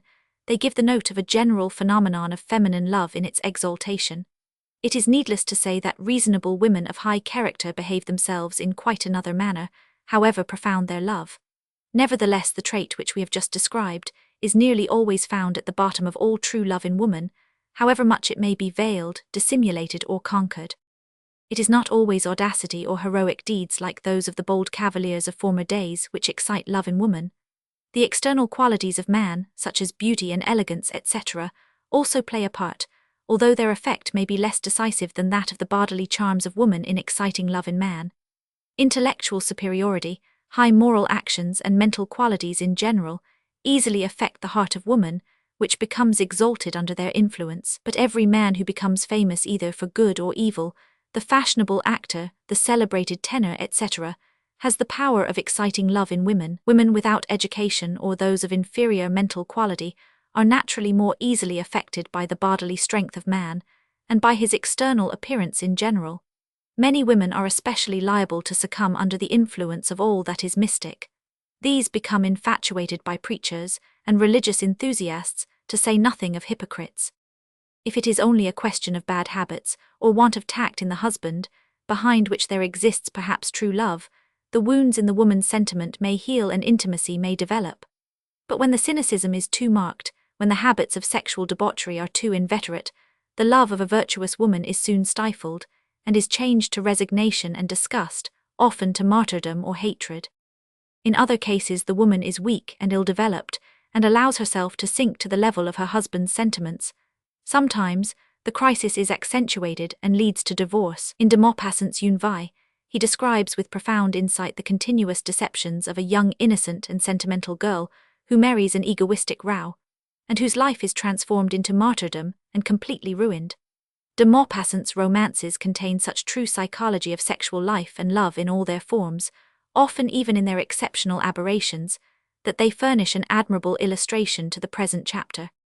Petticoat government can hardly make a household truly happy, for here the positions are reversed and the wife rules because the husband is weak. But the normal instinct of woman is to rule over the heart of man, not over his intelligence or on his will. Ruling in these last domains may flatter a woman's vanity and render it dominating, but it never satisfies her heart, and this is why the woman who rules is so often unfaithful to her husband, if not in deed, at least in thought. In such a union she has not found the true love which she sought, and for this reason, if her moral principles are weak, she looks for compensation in some Don Juan. If the woman in question has a strong character, or if she is sexually cold, she may easily become sour and bitter. These women, who are not rare, are to be dreaded. Their plighted love is transformed into hatred, bad temper, or jealousy, and only finds satisfaction in the torment of others. The psychology of this kind of woman is interesting. They are not usually conscious of their malice, the chronic bitterness resulting from an unfortunate hereditary disposition in their character, as much as from their outraged feelings, makes them take a dislike to the world, and renders them incapable of seeing anything but the worst side of people. They become accustomed to disparage everything automatically, to take offense at everything, and to speak ill of everything on every occasion. They are unhappy, but they find a diabolical joy in all misfortune where they see the confirmation of their somber prophecies, the only satisfaction which is capable of exalting them. It is impossible for the life in common of two conjoints not to reveal their reciprocal failings, but true love generally suffices to definitely cement a union, provided that the wife finds a support in the steadfast nature of her husband, which then serves as her ideal. It is also necessary that the husband, finding sentiments of devoted love in his wife, should reciprocate them. These conditions are sufficient if both devote their efforts to the maintenance of their family and the social welfare. Maternal love, the most profound and most natural irradiation of the sexual appetite in woman, is maternal love. A mother who does not love her children is an unnatural being, and a man who does not understand the desires of maternity in his wife, and does not respect them, is not worthy of her love. Sometimes egoism renders a man jealous of the love which his wife bears to his children.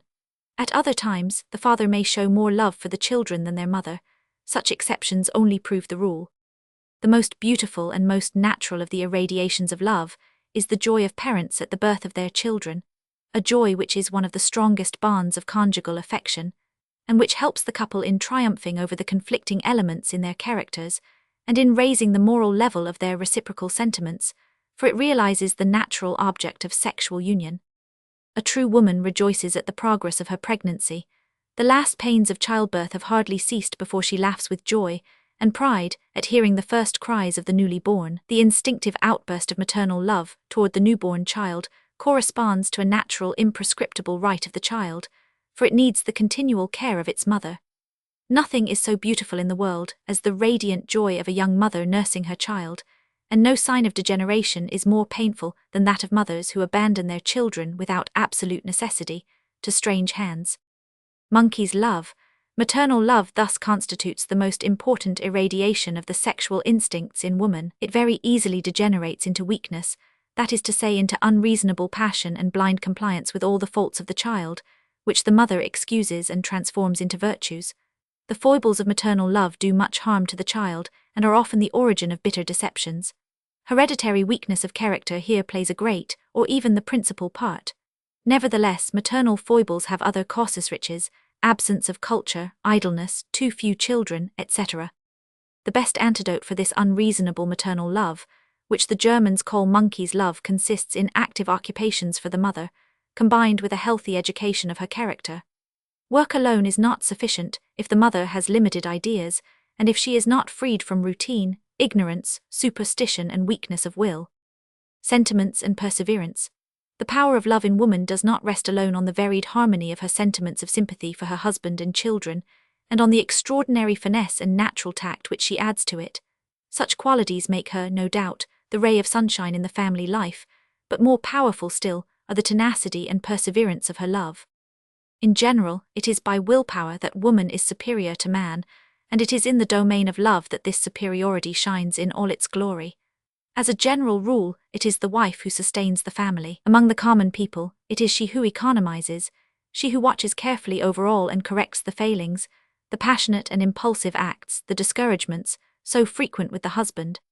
How often do we see the father abandon the children, waste his earnings and leave his situation under some futile pretext, while his courageous wife, although suffering from hunger and destitution, holds firm and manages to save the debris which has escaped the excesses and egoism of the husband.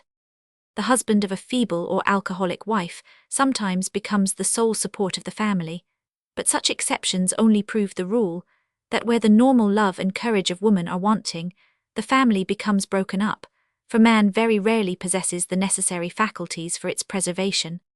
It follows from these facts that the modern tendency of women to become pleasure-seekers and to take a dislike to maternity leads to complete degeneration of society. This is a grave social evil, which rapidly changes the qualities and power of expansion of a race, and which must be cured in time, or the race affected by it will be supplanted by others. If the feminine mind is generally wanting in intellectual imagination and power of combination, it is all the more powerful in the practical intuition of its judgment and in sentimental imagination. The finesse of its moral and aesthetic sentiments, its natural tact, its instructive desire to put some element of poetry into all the details of life, contribute to form true family happiness, a happiness which the husband and children too often enjoy without fully realizing the devoted labor, the love and the pains which the mother has given to create it. Routine, the reverse of the irradiations of love in woman, is constituted by her failings, which we have already partly indicated. We may add that her intelligence is usually superficial, that she attributes an exaggerated importance to trifles, that she often does not understand the object of ideal conceptions, and remains attached by routine to all her hobbies. This routine represents in feminine psychology the excess of a tenacious will applied only to the repetition of what has been taught.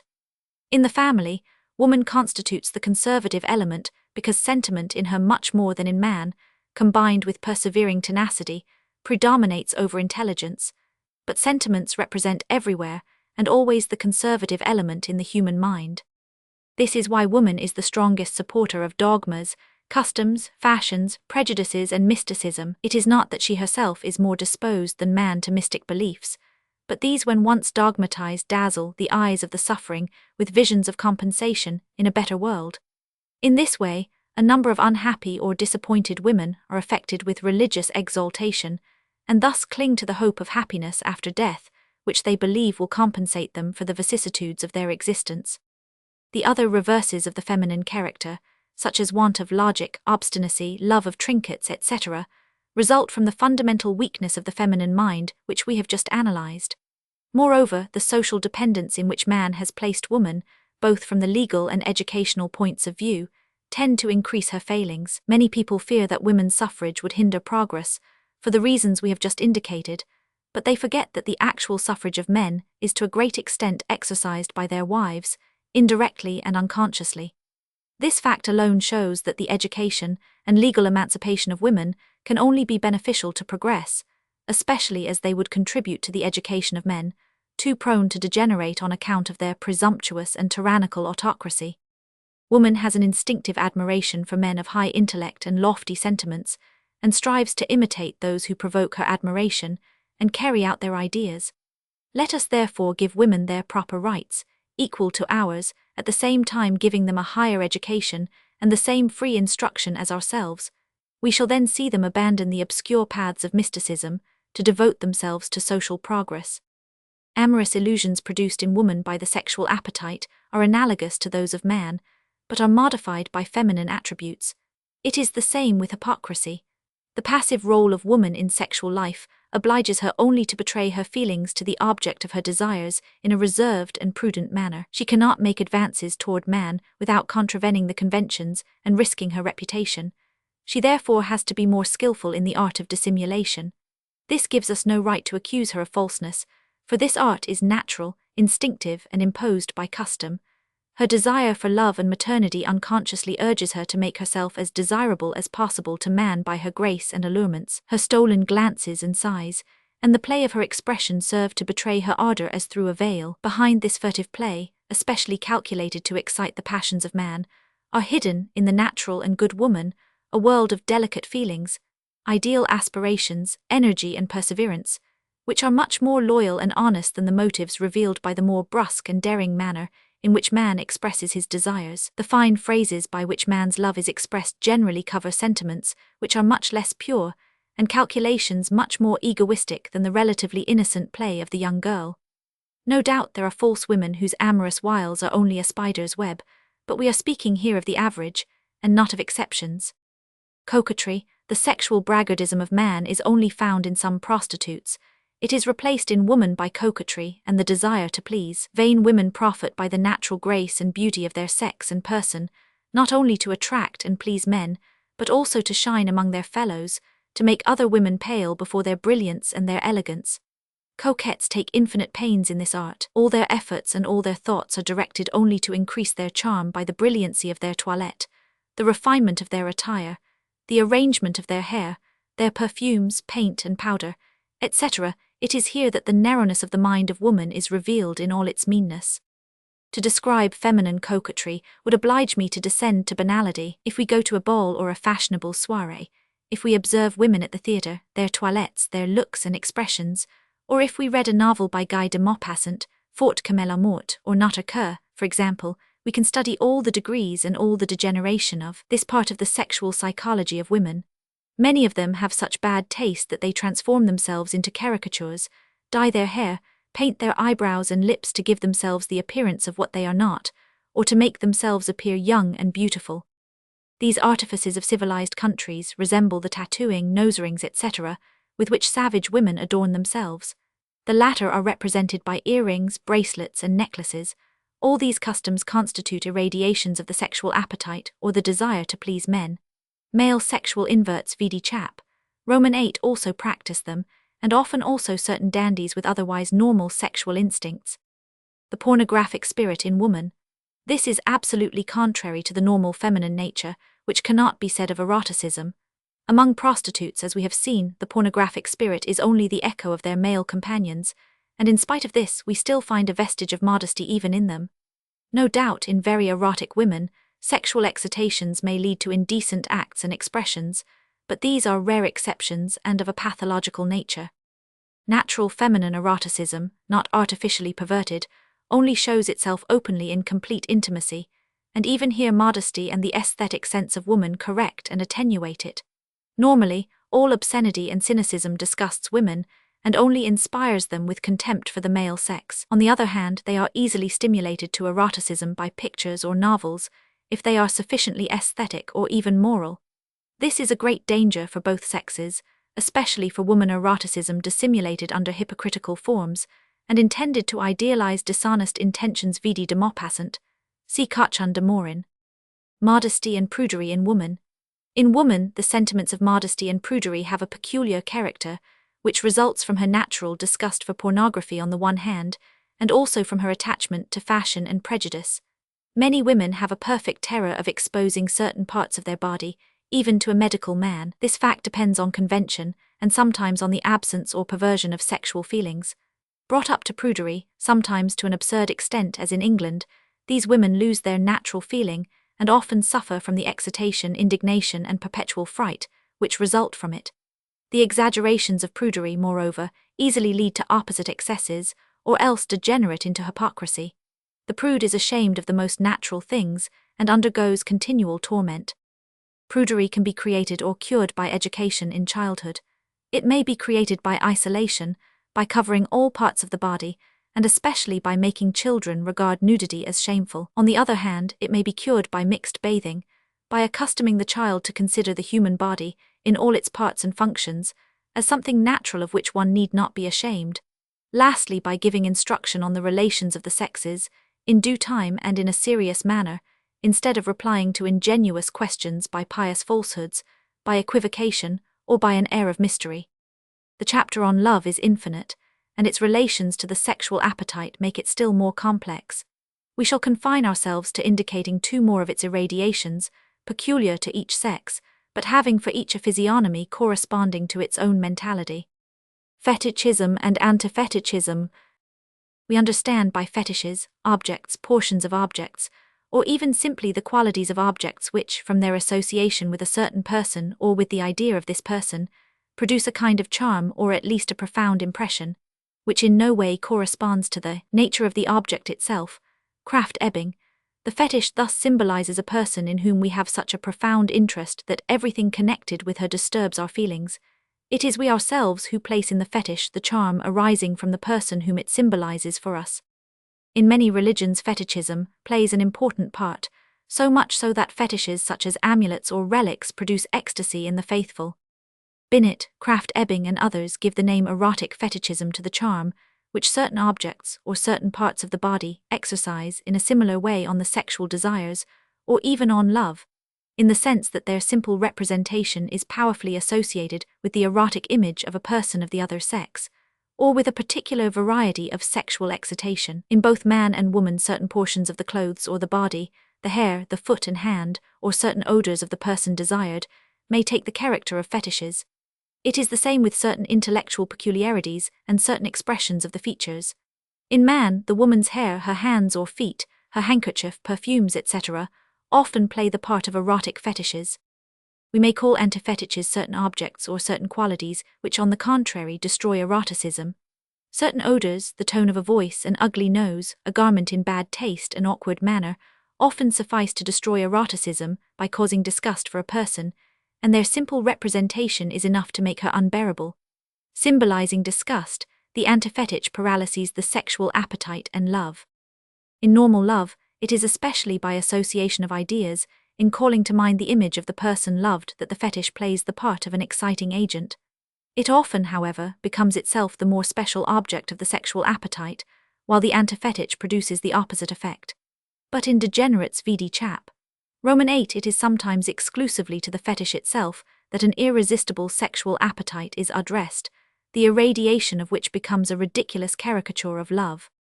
We thus see that normal love is based on an extremely complex synthesis, on a symphony of harmonious sensations, sentiments and conceptions, combined in all kinds of tones and shades. The pathological aberrations of which we shall speak demonstrate this by forcing one tone or another to the more or less marked exclusion of the rest. Psychological relations of love to religion. Love and eroticism play a great part in religion, and many derivatives of religious sentiment are intimately associated with the sexual appetite. As Krafft-Ebing says, religious ecstasy is closely related to amorous ecstasy, and very often appears in the guise of consolation and compensation for an unhappy or disappointed love, or even in the absence of sexual love. In the insane, religion and eroticism are combined in a very characteristic manner. Among a number of peoples, certain cruel religious customs are the result of transformed erotic conceptions. As in religion, there is something mystical in love, the ineffable dream of eternal ecstasy. This is why the two kinds of mystic and erotic exaltation become blended in religions. Krafft-Ebing attributes the cruelty found in many religions to sadism, sexual lust excited by the sufferings of others. V.D. Chap. 8. The relationship so often established between religion, lust and cruelty can be reduced almost to the following formula. At the acme of their development, the religious and sexual passions show a concordance in quality and in quantity of excitation, and may consequently replace each other under certain circumstances. Under special pathological influences, both may be transformed into cruelty. Krafft-Ebing. We shall return to this subject in chapters Roman 8 and 12. Footnotes. Chapter 6. Ethnology and history of sexual life in man and in marriage. In the study of the sexual question, it is absolutely necessary to guard against subjectiveness and all preconceived theory, and to avoid sentimentalism as well as eroticism. These two dangers play a considerable part in the study of human sexual life. Presented in a conscientious and scientific way, the history of marriage furnishes us the most trustworthy material for the study of the sexual relations of man in social life. It is from this material that we can learn the relative importance of the different psychological and psychopathological factors in social evolution. But to furnish valid material, history must not only be based on trustworthy and veracious sources, it must also give a comparative study of the sexual relations which exist in most, if not all, of the peoples actually existing. The present savage tribes, no doubt, resemble more closely the primitive peoples than our hybrid agglomeration of the civilized world. Moreover, the modern study of ethnology gives us more certain information than the uncertain, incomplete, and often fabulous statements of ancient documents. I am speaking here of primitive history, and not of the Greek and Roman civilizations. Unfortunately, the correctness of ethnological observations, and especially their interpretation, still leave much to be desired. Edward Westermarck, professor at Helsingfors, in his History of Human Marriage, has given us a monumental work, which is remarkable not only for the richness and exactness of its material, but also for the clearness and good sense of its criticism. I shall give a resume of Westermarck's results, as the subject is beyond the domain of my special studies. The author has collected a great number of observations in order to avoid erroneous conclusions. He warns the reader against a hasty generalization, which attributes without proof certain customs of living savage tribes to our primitive ancestors. Origin of marriage. In the previous chapter we have considered the phylogeny of love in general. We have seen that some of the lower animals, such as the ants and bees, give evidence of an instinctive social altruism much greater than that of man, while other animals, such as birds, are superior to us as regards monogamous conjugal fidelity. But it is a question here of analogies due to phenomena of convergence, and these animals are of interest to us only as remote objects of comparison. As regards marriage in primitive man, we can only compare ourselves with the living animals most closely allied to us, viz., the anthropoid apes. In most mammals, marriage, if we may give this name to their sexual union, is only of very short duration, depending on the time necessary for the procreation of a single brood of young. After copulation, the male generally pays little attention to the female, beyond protecting her for a certain time. In the anthropoid apes orangutan, chimpanzee, gorilla and gibbon, however, we find monogamous marriage and the institution of family life. The male protects the female and the young, and the latter are often of different ages, showing the existence of conjugal fidelity extending beyond one birth. While the female and the young remain in their nest, perched on a tree, the male takes his place at the foot of the tree and watches over the safety of the family. According to Westermarck, this was probably the same in primitive man. Formed by the father, the mother, and the children, the family was in primitive man a general institution, based on monogamy, polygamy, or polyandry. The wife looked after the children, and the husband protected the family. No doubt, the husband was not particularly anxious for the welfare of his wife and children, but concerned himself chiefly in the satisfaction of his sexual appetite and his pride. He was useful, however, in building the nest or hut, in procuring the necessary food, and in defending his family. The duty of the husband to provide food for the family is a general law among savage peoples. A confirmation of this law is found in the fact that most often in polygamous races, the man has only the right to as many wives as he can support. Every man must give proof that he is capable of feeding his family. Even after divorce, the husband's duties continue and may even be transmitted to his heirs. For example, among certain peoples, his brother is obliged to marry his widow. The husband's duties appear to be inherited from the higher apes, among whom conjugal fidelity lasts longer than the sexual appetite. This fidelity has therefore deep phylogenetic roots in our nature, and we shall see later on that we cannot neglect it without compromising our social state. Chap. Roman 13. The following is the definition of marriage as given by Westermarck. Marriage is a sexual union of variable duration between men and women, a union which is continued after copulation, at least till the birth of the child.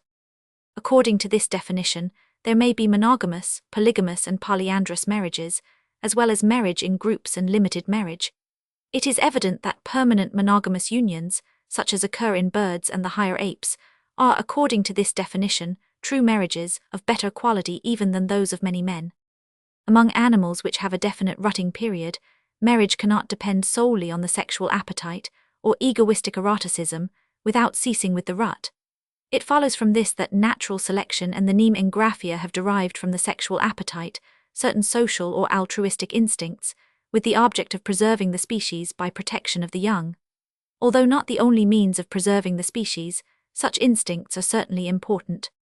The family is thus the root of marriage. This explains the custom, among certain races, of marriage only becoming valid after the birth of a child. In many forms of marriage by purchase, the wife is even bound to return to her husband the sum paid for her if she remains sterile, and among many savages the marriage is only celebrated after the birth of the first child. In Borneo, relations between the sexes are free till pregnancy occurs, and it is this which determines the duties of marriage. In this respect, these savages are more just and wiser than us. In man, a special reason in favor of marriage is the fact that he has no rutting period. In animals, the rutting period is generally regulated so that the young are born exactly at the time of year when they will find food most abundant. For example, the muscardine copulates in July and brings forth young in August, at the time when nuts are ripe, while elephants, whales, and certain monkeys, who find food at all seasons, do not copulate at any definite period. The anthropoid apes, however, have a rutting period, and something analogous is found among certain human races: Californians, Hindus, and certain Australians in the spring, when sexual orgies are indulged in. In man, there is no particular correlation between eroticism and the possibility of easily obtaining food for the children at the time of birth. Nevertheless, a recrudescence of the sexual appetite is generally observed in the spring and beginning of summer, with a corresponding increase in the number of conceptions. This is probably explained by the fact that infants born in the autumn or winter are more robust. Moreover, natural selection has almost entirely ceased in civilized peoples, owing to the artificial means used to rear children, and to the diminution which results from their mortality. We thus see that the institution of marriage in man does not depend on the excitation of the sexual appetite, for this is, on the whole, continuous. Antiquity of matrimonial institutions. The fact that the anthropoid apes produce feeble and dependent young, whose infancy is long, has probably been the origin of marriage. Kotsky says that in primitive man the child belongs to the clan, but this is an error. Originally, human societies were composed of families, or rather associations of families. In primitive man, these families play the fundamental role and constitute the nucleus of society. In the anthropoid ape, we already find the family, but not the clan. This must also have been the case with the pithecanthropoids and other extinct transitory forms. In fact, the lowest savages still live as isolated families like the carnivorous mammals, rather than in clans or tribes. This is the case, for example, with the Weddas of Ceylon, the indigenes of Terra del Fuego, the Aboriginal Australians, the Esquimaux and certain Indians of Brazil. In this way they have better conditions for subsistence. In primitive times, therefore, man lived in families on the produce of the chase. Later on, the spirit of discovery, the more abundant food obtained by traps, and by the cultivation of plants allowed men to live in tribes. Thus, intellectual development was the first cause of social life in man, and Lubbock is certainly wrong in considering that the establishment of clans dates further back than the first beginning of civilization. Westermarck's conclusions are as follows. Criticism of the doctrine of promiscuity. Most sociologists believe with Lubbock, Bachofen, MacLennan, Bastian, Gerard Toulon, Wilkins, and others that primitive man lived in sexual promiscuity. If we agree with Westermarck that the term marriage includes polygamy, polyandry and limited marriage, the opinion of these authors is wrong. What they have considered as promiscuity can always be included in one of these forms of marriage, even among the indigenes of Haiti, whose life is the most debauched. The author who has most confused the question is Fisson, with his dogmatic theories concerning the Australians. Obliged to admit that promiscuity does not exist among these people, he still maintains that it existed formerly. Kerr, who was better acquainted than Fisson with the Australians, has proved that they are normally monogamous. Similar statements of Bastian, Wilkins and others concerning the Cuschians, the natives of Terra del Fuego, are also incorrect. In none of the African tribes is there communion of women. The men, on the other hand, are extremely jealous. Promiscuity is not observed among savage and primitive races, but among people already civilized, such as the Buddhist Bhushas, in whom man knows neither honor nor jealousy. The savage Weddas are monogamous, and one of their proverbs says, "Death alone can separate woman from man." There is in reality only one true form of promiscuity, the prostitution of modern civilized races, who have introduced it among savages, subjecting them to gratify their own lust. Among many savage races there exists, on the contrary, a very severe monogamy, and they punish with death every seducer and illegitimate child, as well as the mother. Among others, however, considerable sexual freedom is allowed before or after marriage. It is impossible to lay down definite rules, but one thing may be regarded as universal, viz., that the sexual depravity of savage races most often arises from the influence of civilized people who immigrate among them, and systematically introduce immorality and debauchery. It is the white colonists who appropriate the women of savage races and train them in the worst forms of prostitution. It is the white colonists who introduce alcoholic drink, which disorganizes the most virtuous and loyal habits, and ends with ruin. Certain Arab clans exploit European habits of prostitution by sending their young girls to brothels for purposes of gain. When they have accumulated a sufficient fortune, they return home and marry one of their fellow countrymen. Similar customs are observed among other races. In this connection, Westermarck points out that the more advanced is civilization, the greater is the number of illegitimate births, and the more widespread is prostitution. In Europe, the proportion of natural children and of prostitutes is nearly double in the towns what it is in the country. This shows the absurdity of regarding promiscuity as a primitive state. On the contrary, it is a rotten fruit of civilization, and especially of semi-civilization. Primitive customs are generally chaste, and it is civilization which corrupts them. In Europe, prostitution is increasing, while marriage is becoming less frequent. It is the latter which constitutes the primitive and normal state. Westermarck admits, as we have mentioned above, that sexual liberty before or after marriage exists among certain tribes, but in spite of this, the custom of careful choice always exists among these people, and this renders their unions comparatively lasting. He cites as an example the Taungtas of India, who practice sexual connection before marriage, but among whom these connections nearly always lead to marriage. This race considers prostitution as dishonorable. We must, however, make one objection to Westermarck.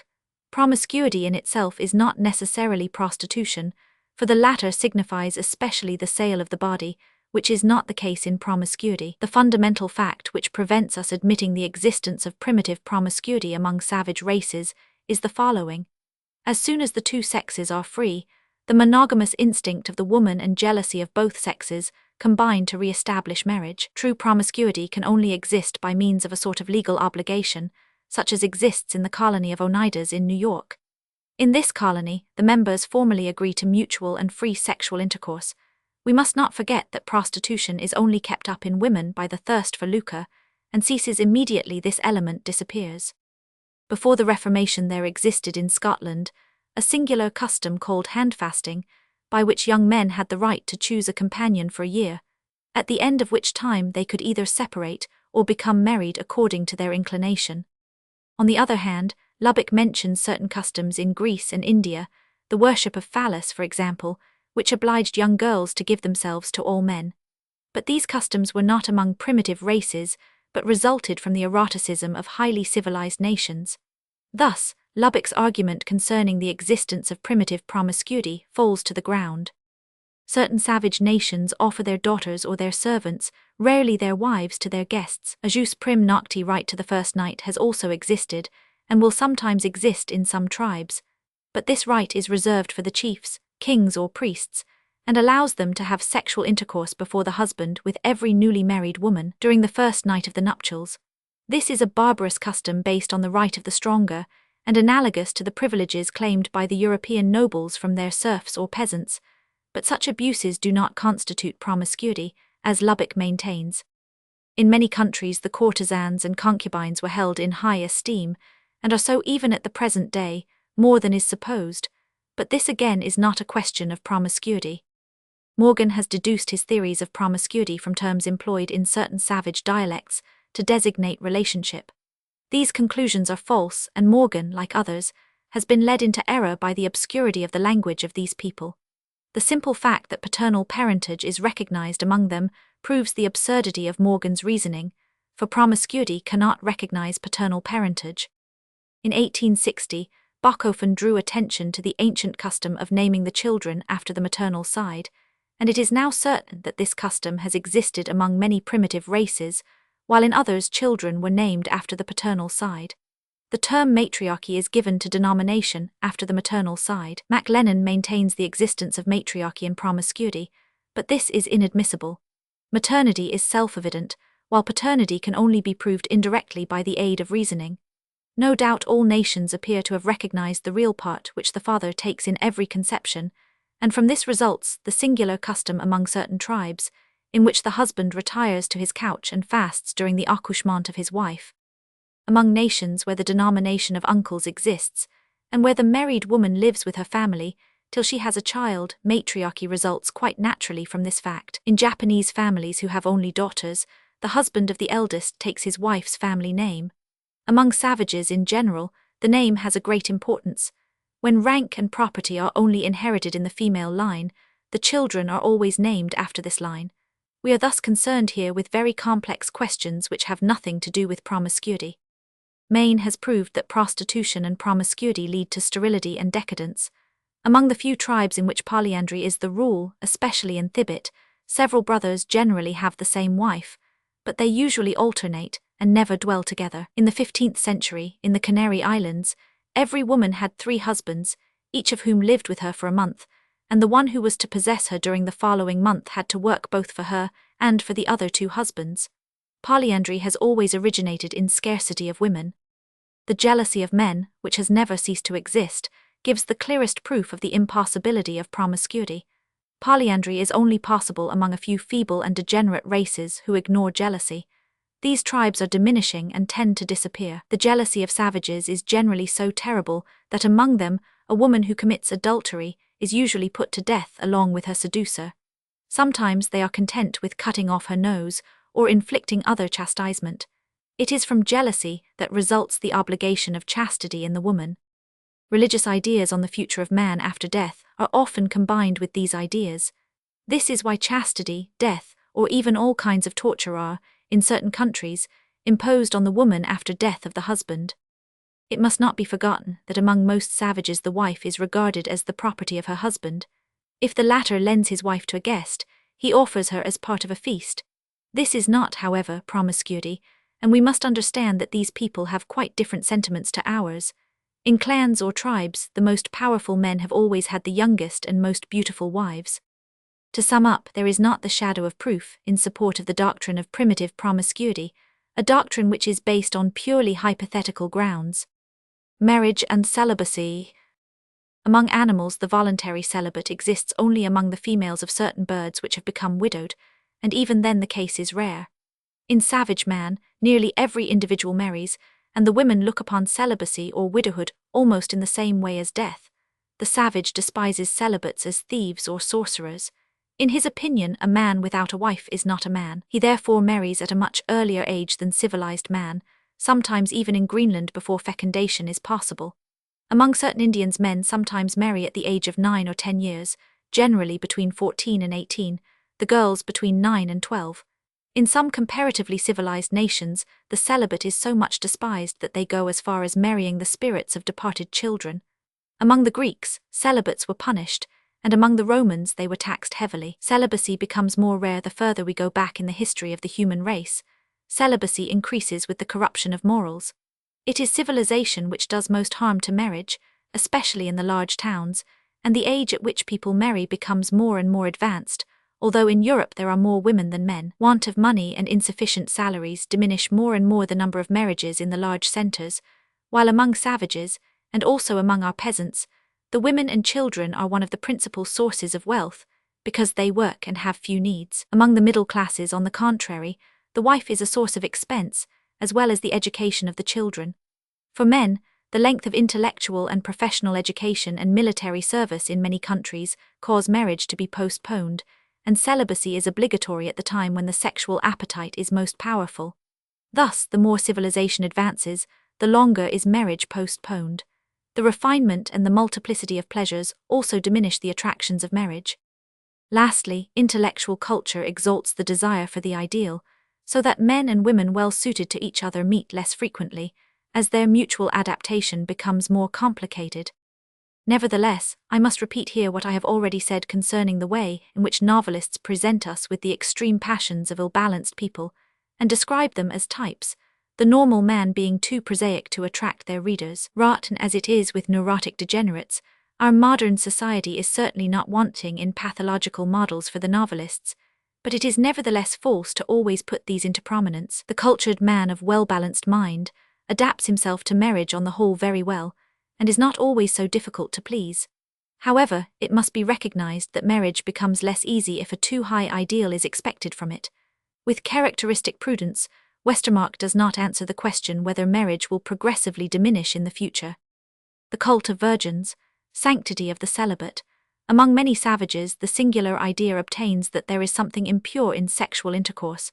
The celibacy ordained by several religions originates from ideas of this kind. Many nations have worshipped virgins, for instance the Vestal Virgins of the Romans. The mother of Buddha was declared to be holy and pure, Buddha having been conceived supernaturally, according to the legend. A Buddhist monk is forbidden to have sexual intercourse, even with animals. Celibacy among certain priests exists also in China. Among the Hebrews, the idea of the impurity of marriage had got a footing, and this no doubt powerfully influenced Christianity. St. Paul thus places celibacy higher than marriage, and this is how the idea became established among the fathers of the Church that the repression of all sensuality was a cardinal virtue, and that God had contemplated in paradise an asexual reproduction of the human species which was annulled by the fall of Adam. Men who remained pure were to be immortal. The earth is filled with marriage and the heavens with virginity, says Jeremiah. Such are the ideas which have given rise to the obligation of celibacy for priests. Westermarck thinks that the idea of impurity attached to sexual intercourse is possibly derived from the instinctive repugnance experienced by members of the same family to have sexual intercourse between themselves. Banished from the family circle, this intercourse was tainted with a stigma which offended modesty, and by the association of ideas so common in man, this stigma was extended to legal marriage outside the family. Moreover, religious celibacy is complicated by ascetic conceptions, and the idea of the impurity of sexual intercourse is by no means general. For my part, I think rather that the jealousy natural to both sexes has gradually compelled them to limit their sexual intercourse to intimacy, and to conceal it. But man is ashamed of everything which he conceals, and we shall soon see that the sentiment of modesty concerns all parts of the body which are concealed. This simple fact is sufficient to give rise to the idea that coitus is impure, and I do not think it necessary to seek any further explanation. Advances made by one sex to the other demands in marriage. A natural law compels the male germinal cell to move toward the egg. Exceptions to this law are rare, the female germinal cells being larger and produced in less number. It follows that in copulation, or the union of individual sexual entities, man included, it is the male which is the active party and makes the advances. Among certain tribes, Paraguayans, Garos, Maquis, however, it is the female who makes the advances. Everyone knows the combats for the female which takes place between the male of animals, cocks and stags for example. Among certain Indians similar struggles are also observed, after which the vanquished has to surrender his wife to the conqueror. The same custom obtained among the ancient Greeks, as we see in the suitors for Penelope. In Ireland, similar customs prevailed up to the last few centuries. On the other hand, we often see among savages, and among birds, the favours of the female obtained by assiduous courtship, rather than by combat. In some savage tribes, struggles take place between the females for possession of the male. However, it is usually coquetry in all its degrees which furnishes woman with the basis for her advances. In many nations, if not in most, women have the right to refuse a demand for marriage. Methods of attraction. Adornment in the two sexes. Vanity is older than man, for it is found in many animals. The lowest and most savage peoples adorn themselves. Tattooing, staining the skin, rings on the arms and feet, in the lips, nose and ears serve to attract one sex toward the other. A Santal woman may carry as much as 15 kilograms of ornaments on her body. Vanity leads to incredible eccentricities. Certain tribes, for example, pull out their teeth to increase their attractions. Absurdities of this kind are often associated with religious ideas, although the latter generally play a secondary part. The true origin of these customs lies in vanity, combined with the sexual desire to captivate. In hot climates, at any rate, the savages only commence to cover their bodies with clothes with the object of pleasing by personal adornment. The religious observances attached to the custom of adornment are not primitive. The latter is derived from the sexual appetite and from vanity, and has only been incorporated in the dogmas of religious mysticism after being first established in the habits of the people. Among savages, the men are more inclined to personal adornment and to coquetry than the women. This is not due to the inferior social position of the women, for those who enjoy the greatest liberty are often less extensively tattooed than those who are reduced to slavery. The true reason is that the man risks much more than the woman by remaining celibate, and this obliges him to take more pains than the women to make himself fascinating. As a rule, the wives of savages attach less importance to their personal appearance than to that of their husbands, and the vanity of the latter is guided chiefly by the taste of their wives. The objects with which savages adorn themselves are generally trophies. Among civilized people, on the contrary, the men have a much wider choice and many women remain celibate. This is one of the reasons which compel women to study their personal appearance and the art of flirtation. In Europe, earrings represent the last vestige of the savage methods of adornment. Sentiment of shame of the genital organs. Nudity. What is the origin of the fact that man is ashamed of his genital organs? Nothing of the kind occurs in animals. The psychologist Wundt maintains that man has always had a sexual sentiment of modesty. This is not correct, for many races present no trace of it, and sometimes cover all parts of their body except the genital organs. In some, the men, and in others the women go absolutely naked. Originally, clothes were only worn for adornment or for protection against the cold. The Maasais would be ashamed to hide their penis, and it is their custom to exhibit it. Other savages cover the glans penis only with a small cap. They retire to pass water, but regard themselves as fully dressed so long as the glans penis is covered. The girdles and other garments of savage women are intended for ornament, and as a means of attraction, they have nothing to do with modesty. In a society where everyone goes naked, nudity seems quite natural, and provokes neither shame nor eroticism. The custom of adorning the sexual organs then serves as a means of attraction, both in men and women. The short transparent skirts of a ballet dancer are in reality much more immodest than the nudity of the female savages. A great naturalist has said that veiled forms provoke the sexual appetite more than nudity. Snow remarks that association with naked savages excites much less sensuality than the society of fashionably dressed women in our salons. Reed also remarks nothing is more moral or less calculated to excite the passions than nudity. It is needless to say that this statement is only correct when nudity is a matter of custom, for in sexual matters it is always novelty which attracts. Pious persons have tried to make savages modest by clothing them, but have only produced the contrary effect. Savage women regard it as shameful to cover their sexual organs. The naturalist Wallace found in one tribe a young girl who possessed a dress, but who was quite as much ashamed of clothing herself with it as one of our ladies would be of undressing before strangers. It is only owing to the custom of wearing clothes that nudity provokes the sexual appetite. This custom develops artificially a sentiment of modesty with regard to nudity, which increases progressively in intensity and is especially marked in aged women. It is not so much habit as to the feeling of progressive deterioration of their charms, which leads the latter to cover themselves as they grow older, and is part of the instinctive aesthetic sentiment of woman. At the orgies and fetes held among savages, the women cover their sexual organs with certain objects, as a means to excite the men. Complete nudity is found more often in savage women than in the men. Later on, when it became the custom to wear clothes, nudity became attractive and was considered shameful. This is why the Chinese feel shame at exposing their feet, the Mahometans their faces, and some savages even the ends of their fingers. Certain customs, like circumcision among the Jews, Polynesians, and Australians, the artificial elongation of the lips of the vulva in Hottentots, Malays, and North American Indians, originated, according to Westermarck, in the intention of exciting the sexual appetite, or of introducing variety into its satisfaction. Later on, routine, which sanctions everything, transferred these customs into religious cult. It is possible, however, that among the Jews, who are a practical race, the hygienic advantage of circumcision took a part in its transformation into a rite.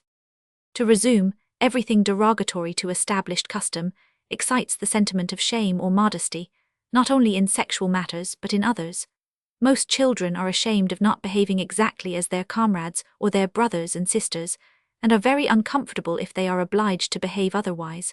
All sentiments of morality and modesty rest on conventionalities. The savage women burst into laughter when the naked companions of Livingstone turned their backs from modesty. The sentiment of modesty or shame thus depends only on exceptional violation of an old custom. This is why unconventional ways in one of the sexes, especially in woman, tend to offend the sentiments of modesty, and usually excite the sexual appetite of the other sex. Liberty of choice in marriage. Patriarchism. Among savages, the women sometimes have the right of giving their hand in marriage, sometimes not. The latter case is not surprising in countries where women are considered as merchandise.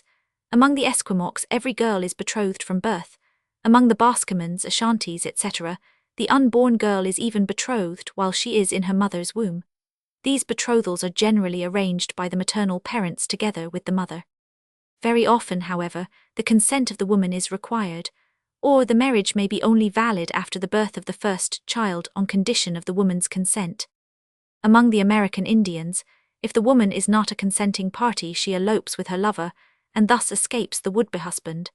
In this way, elopement has gradually become a recognized institution among certain races. I was told by a Bulgarian that the peasants in his country buy their wives from the father, generally for 200 or 300 francs, but if the father demands too much, the women are raped.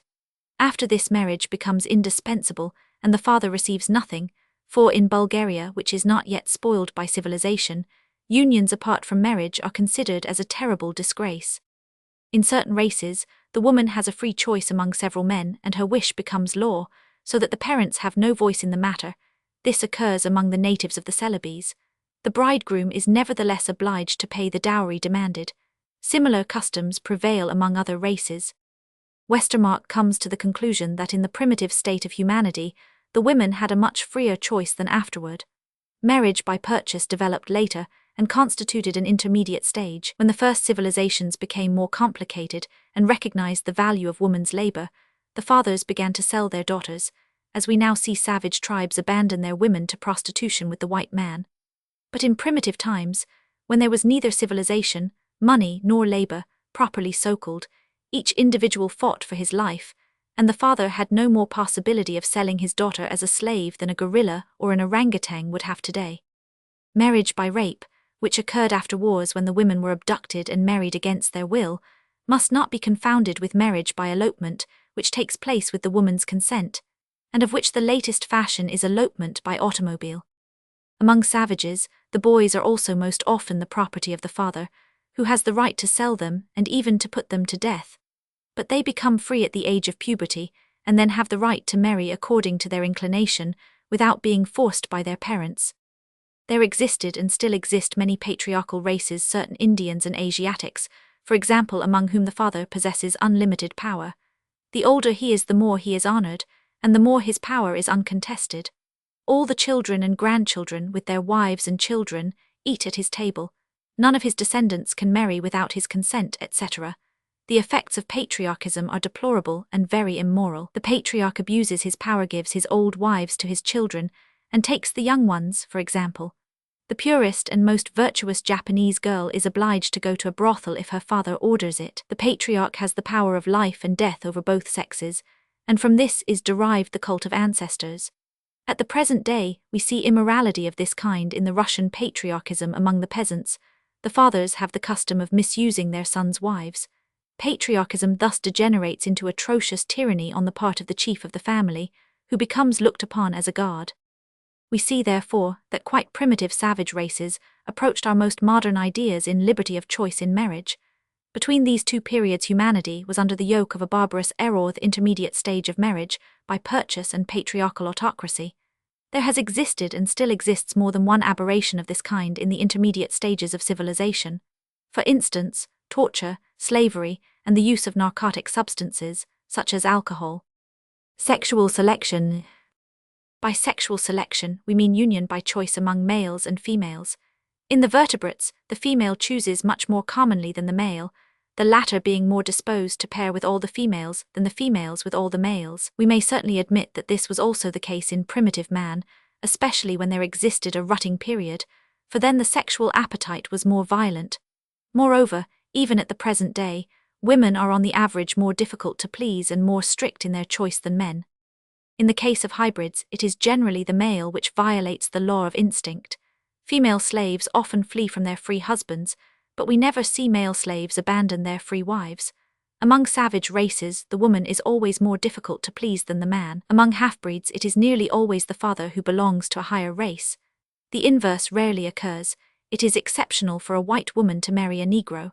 The same thing is reproduced among ourselves. We often see a cultured man marry an uneducated woman, but a cultured woman seldom marries a laborer. It is especially among savages that the woman prefers the man who is strongest, most skillful, most ardent and most audacious. Heroes always haunt the minds of women, who love to throw themselves at the head of conquerors. The ideal of certain women in Borneo is a husband who has killed many enemies and possesses their heads, headhunters of Borneo. This psychological trait responds to natural selection, for the women obtain by this custom better protectors and stronger children. On the other hand, man looks instinctively for a young, healthy and well-developed woman.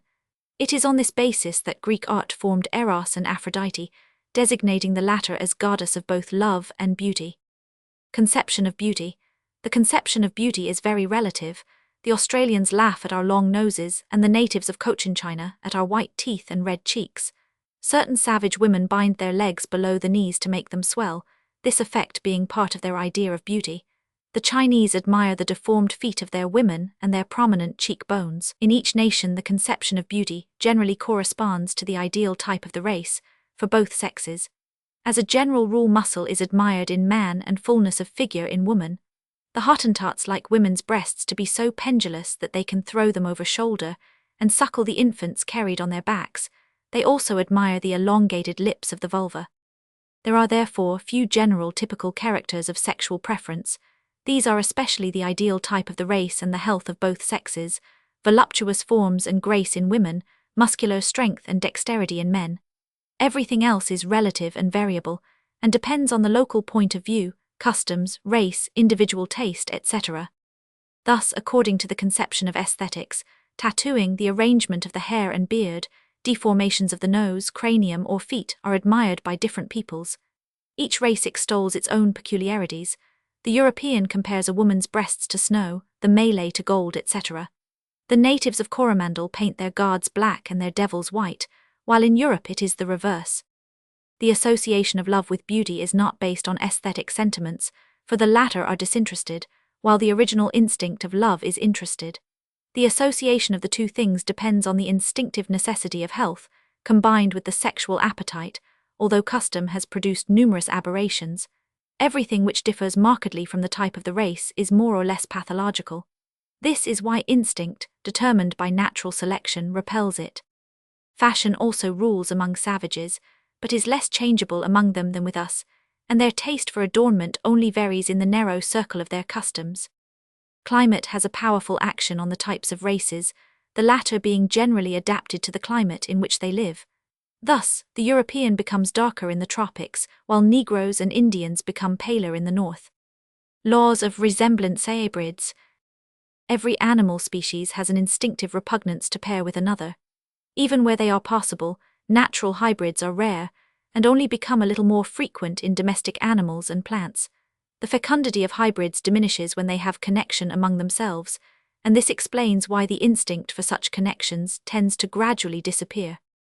In his book on the neem, Semen explains the infecundity of hybrids in a very plausible manner, by the disorder that a too large quantity of dissimilar hereditary engrams causes in the hereditary neem of two conjugated cells. When the parents differ from each other only in a moderate degree, homophony may still be re-established, and then the divergencies have a very favorable effect on the product, by the new combinations which they furnish in the course of its development. Moral ideas follow the course of instincts, and this explains why sexual connection with animals is regarded as a horrible crime. This is especially produced by pathological aberration, or when one sex is completely isolated from the other. There is also a certain degree of aversion to copulation between different races, in animals as well as man, for example, between sheep and horses of different races, and between white men, Negroes and Indians.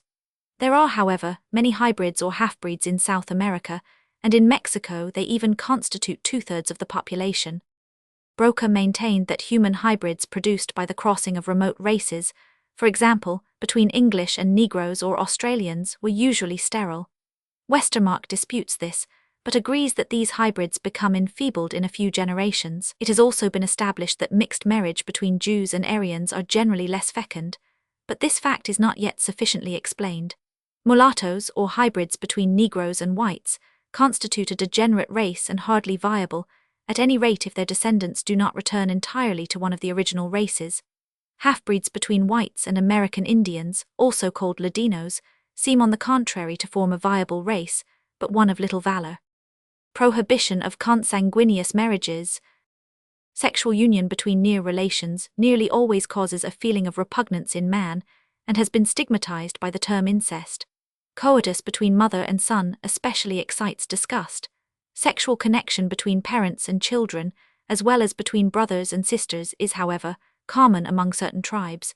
Many other races allow marriage between brothers and sisters, but this is elsewhere generally condemned. Among the Weddas, marriage between an elder brother and his younger sister is considered normal, while that between a younger brother and his elder sister, or between a nephew and his aunt, is regarded as unnatural. The latter simply shows that unions between young men and old women are not natural. Unions between brothers and sisters, and especially between half-brothers and half-sisters, were licit among the Persians, Egyptians, Syrians, Athenians and ancient Jews. Those between uncles and nieces, more rarely between aunts and nephews, are sometimes permitted, sometimes prohibited. With the exception of Spain and Russia, marriages between first cousins are allowed in Europe. Exogamy and endogamy. Among many savages, the prohibition of consanguineous marriage may be extended to relationship of the third degree. Marriage may even be prohibited among all members of the same tribe or clan, even when they are not related. This is called exogamous marriage, and reaches its extreme development among the Australians, who are only allowed to marry into remote clans. We thus see that the great majority of savages extend their idea of incest much further than we do. The reason of this has been much discussed. It was formerly said that consanguineous marriage was contrary to the commandments of God, that it offended the natural sentiment of modesty, that it obscures relationship, etc. Nowadays, it is said to be injurious to posterity. Ethnography teaches us, however, that these statements are of little value. Along with the exogamy of many tribes, there is among other savages a system of endogamy, described by Mac Lennon. This is the prohibition of marriage between different clans. Spencer and Mac Lennon have different explanations of this custom which seem hardly natural. Westermarck appears to be nearer the truth in remarking as follows: the sexual appetite, especially in man, is excited by new impressions and cooled by habit. It is not the fact of a man and woman being related, but intimate companionship since youth, which produces in them a repugnance to sexual union. We find the same repugnance between adopted brothers and sisters, and between friends who have been intimate since childhood, when, on the contrary, brothers and sisters or near relatives have been separated from each other since an early age. They often fall in love with each other when they meet later on. There is, therefore, no innate or instinctive repugnance to incest in itself, but only against sexual union between individuals who have lived together since childhood. As it is parents and their children who are usually in this situation, everything is explained simply and clearly. The causes of exogamy are explained in the same way, by the fact that members of the same clan often live together in close intimacy. It is the small clans, formed of 30 or 50 individuals of a few families living together, which have the most severe laws against incest or endogamy. Where the families live in separate homes, such prohibitions do not exist. The Maoris who are endogamous inhabit villages which are widely separated, and marriage between relations is allowed. Endogamy generally exists where the clan life is little developed, and where relatives know and see little of each other. The aversion to marriage between persons living together has thus created prohibition of marriage between relations, as well as that of marriage between members of the same clan. It is the same reason which has led to the prohibition of marriage between brothers and sisters-in-law, between brothers and adopted sisters, etc. In people living in small communities, endogamy does not appear to have ever existed. Incest between relatives living together appears to have everywhere the same natural caused scarcity of women in isolated families living in remote districts. There is also a psychopathological form of incest associated with morbid appetites in the families of degenerates. In animals living alone and whose families break up very rapidly, cats, for example, incestuous unions between parents and young, for instance, are quite common. Let us now consider the scientific side of the question. We see everywhere that sexual union between quite distinct animal species gives no result. At the most, certain closely allied species, such as the ass and the horse, the rabbit and the hare, give progeny which are themselves sterile mules, etc. The feebleness and sterility of hybrids derived from widely separated races, or nearly allied different species, proves the deficiency in vital force of the offspring of fundamentally dissimilar procreators. But on the other hand, the dangers of continuous consanguineous reproduction are no less evident. Perpetual unions between brothers and sisters for several generations lead to degeneration of the race. For example, the stillbirths will be 25%, instead of 8%, which is the figure in ordinary crossings. The prejudice against consanguineous unions may, however, depend on the accumulation of certain pathological defects. Westermarck admits that it is difficult to show clearly that consanguineous marriages are prejudicial in man. The consanguinity which causes evil effects in animals concerns long-continued unions between parents and children or brothers and sisters, but this never occurs in man. Animals and plants may be perpetuated for many years in the closest consanguinity without degeneration resulting. Among the Persians and Egyptians, intimate unions have existed for a long time without producing degeneration. In Europe, the question of marriages between first cousins has been much discussed, and it has been constantly attempted to prove that they are injurious. Nevertheless, when we examine the question impartially, we always find that the prejudices against them do not arrive from consanguinity, but from certain pathological defects, such as insanity, hemophilia, etc., which are naturally perpetuated by consanguineous unions when they are accumulated in one family, as well as when two insane persons of different families marry. Therefore, it is not consanguineous unions in themselves, which are always accidental in man, and interrupted by others, but the hereditary reproduction of pathological defects, often of blastophthoric origin, which are the real cause of the evil. Statistics have clearly proved that marriage between first cousins plays no part in the causes of insanity. Influenced, no doubt, by general opinion, Westermarck tries to believe in some instinctive repulsion of man for consanguineous unions.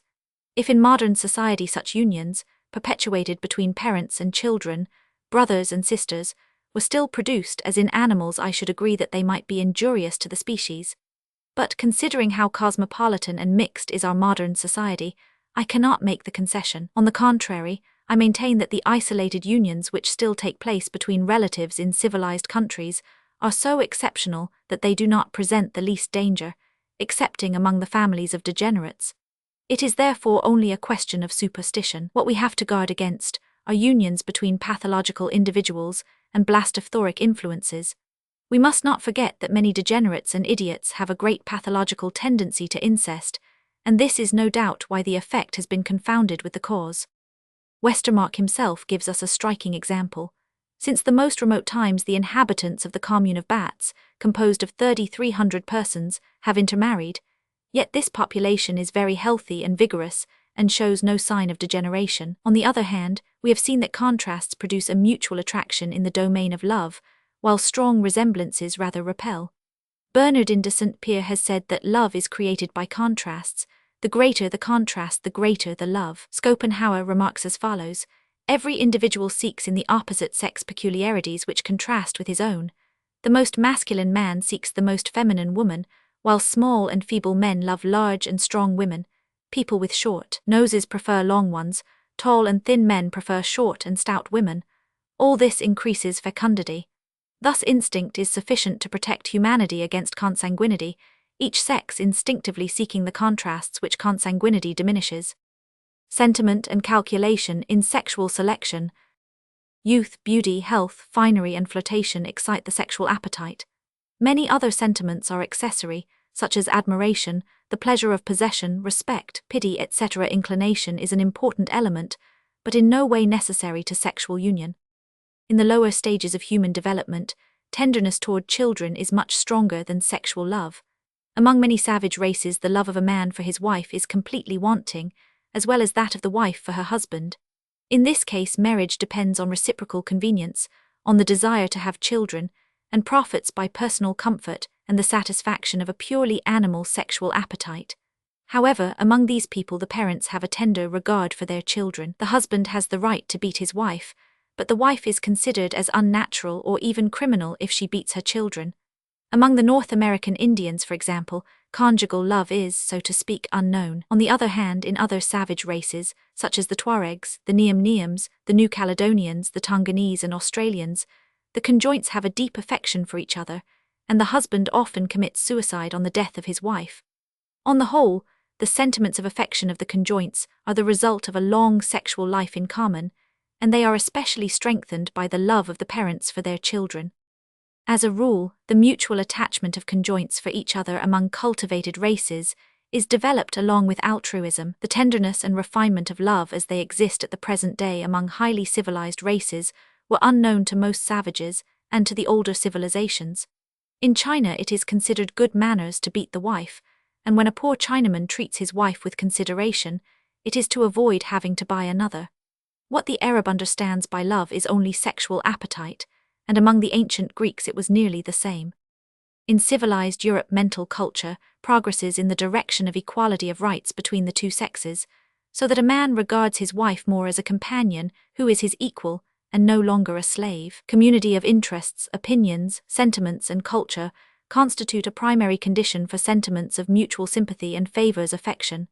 No doubt, excitation of the sexual appetite by contrasts acts here as an antagonistic force. Contrast should not be so great as to exclude sympathy. Too great difference in age is dangerous for attachment, for it causes too great a divergence in the aims and interests of life. Education and social equality also favors love, and this tends to preserve class distinction. It is rare for a well-educated man to fall in love with a peasant, or a laboring man with an educated woman, except in a sensual way. Men generally avoid marriage with individuals of another race or of another religion. Endogamy and exogamy do not form such an absolute contrast as at first sight might appear.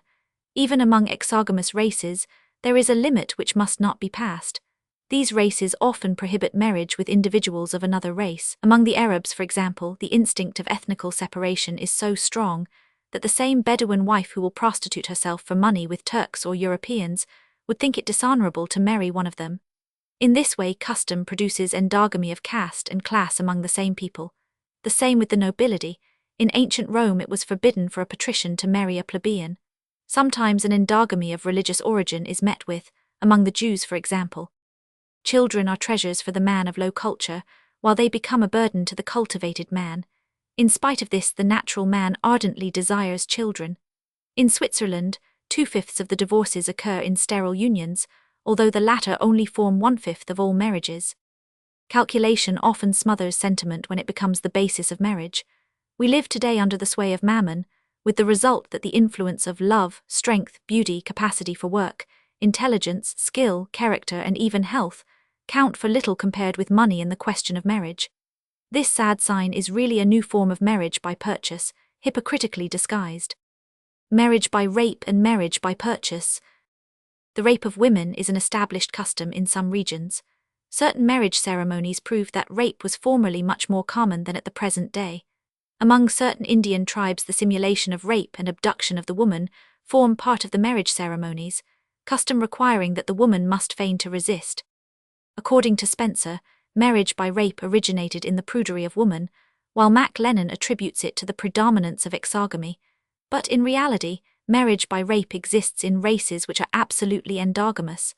Westermarck believes it arose from the repugnance to unions contracted in a narrow circle. The savage has difficulty in procuring a wife without giving the father compensation.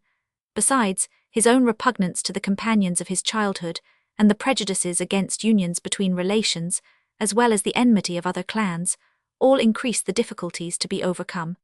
This is why he often decides on rape. Marriage by rape has not, however, been the rule at any period, and on the whole, unions concluded by mutual agreement have always predominated. Marriage by rape or by purchase has, however, never been in general usage. Certain races in India and Africa considered it a disgrace to pay a price for a wife. From the historical point of view, it is interesting to note that, in the ceremonies of marriage by purchase, a simulated and symbolical rape of the betrothed still recalls the old form of marriage by rape. Also, in races where a higher form has replaced marriage by purchase, traces of the latter are still preserved in certain nuptial symbols. Decadence of marriage by purchase. The position of woman has undergone steady improvement in higher civilization by the progress of altruism. This is why culture in India, China, Greece, Rome and Germany, etc., has gradually discredited marriage by purchase. This was at first replaced by the custom of giving wedding presents to the bride. Afterward, the opposite custom was introduced of the bride bringing her dot to the bridegroom. A singular transition between these two systems is constituted by simulated purchase, in which the bridegroom offers presents to the bride's parents, which are afterward returned to him. Among certain savages, the bride's parents return the purchase money of their daughter to the bridegroom in another form. Such restitution was often the origin of the dot. Among the Romans, the dot became the property of the husband, and from this is derived the modern custom, which usually gives the husband the right to administer his wife's dot, which remains the property of the wife and her family. Among the Mexicans, where divorce for conjugal discord is frequent, and among certain Mahometans, division of property exists in marriage, and the wife's property is returned to her when she is separated or divorced. In Europe at the present time, especially under the influence of French customs, there is established a kind of marriage by inverse purchase which already existed among the Greeks, in the sense that the parents of young girls obtain husbands for them by means of a large dot. Westermarck concludes this subject with the following words: "If she does not possess special personal attractions, a young girl without a dot at the present day runs a great chance of not getting married." This state of things is quite naturally developed in a society where monogamy is legally enforced, where women are more numerous than men, where many men never marry, and where married women too often lead a life of idleness. If we add to this, in a society where mammon rules as absolute master, the picture will not be wanting in accuracy. Nuptial customs and ceremonies. In primitive races where the wife is simply bought like merchandise, often after mutual agreement, nuptial ceremonies do not exist. They generally originate later from the symbols of a form of marriage since abandoned. The ceremony being concluded and the marriage recognized as legal, it is followed by feasting. Certain religious ceremonies are generally combined with marriage. The customs of our modern marriages arise from the same source. At the time of early Christianity there were no religious ceremonies, and even up till the year 1563, the date of the end of the Council of Trent, religious benediction of marriage was not obligatory. Luther held that marriage should be purely civil, but legal civil marriage was only introduced among us by the French Revolution, while it had existed in remote times among the Peruvians, Nicaraguans, and others. Among certain races, marriages concluded without dot, without ceremony, or without purchase, and even those between different castes, are often regarded as concubinage. Forms of marriage. Leaving aside hermaphrodites, such as the snails, in which each individual has both kinds of sexual organs, and plays the part of both male and female. There are among animals with separate sexes 5 forms of conjugal union. Polygamy or polygyny were licit among most ancient races, and is so still among most savages and among many civilized nations, but it has several varieties. In Mexico, Peru, Japan and China, a man only possesses one legitimate wife, but has several concubines whose children are considered as legitimate as those of his wife. Polygamy existed legally among the Jews up to the Middle Ages. King Solomon possessed 700 wives and 300 concubines. In Islamite countries, the Jews are still polygamous. The Quran allows them 4 wives and as many concubines as they please. The latter do not enjoy the protection of their father, but apart from this they have the same rights as the legitimate wives. The Hindus and Persians are polygamous. The Romans were strictly monogamous, but they also had concubines. In Christian Europe, polygamy has occasionally been allowed or tolerated. St. Augustus did not condemn it. Luther allowed Philip of Hesse to marry 2 wives, and after the Treaty of Westphalia bigamy was allowed because of the depopulation of Germany. The mistresses of the present princes are a relic of polygamy. Jesus having said nothing concerning polygamy, Luther did not prohibit it. The Mormons have introduced it into their religion. The Negro king of Longo shows us what degree polygamy may reach among princes and chiefs, for he possesses 7,000 wives, while the chiefs of the Fiji Islands are content with 20 to 100. Among savage races we find monogamy in the natives of the Andaman Islands, among the Tuaregs, the Weddas, the Iroquois, the Wyandots, and even in some Australian tribes. With others, polygamy is only permitted to the chiefs, but most of the population are monogamous even among polygamous races, and there are very few peoples in which all the men possess several wives.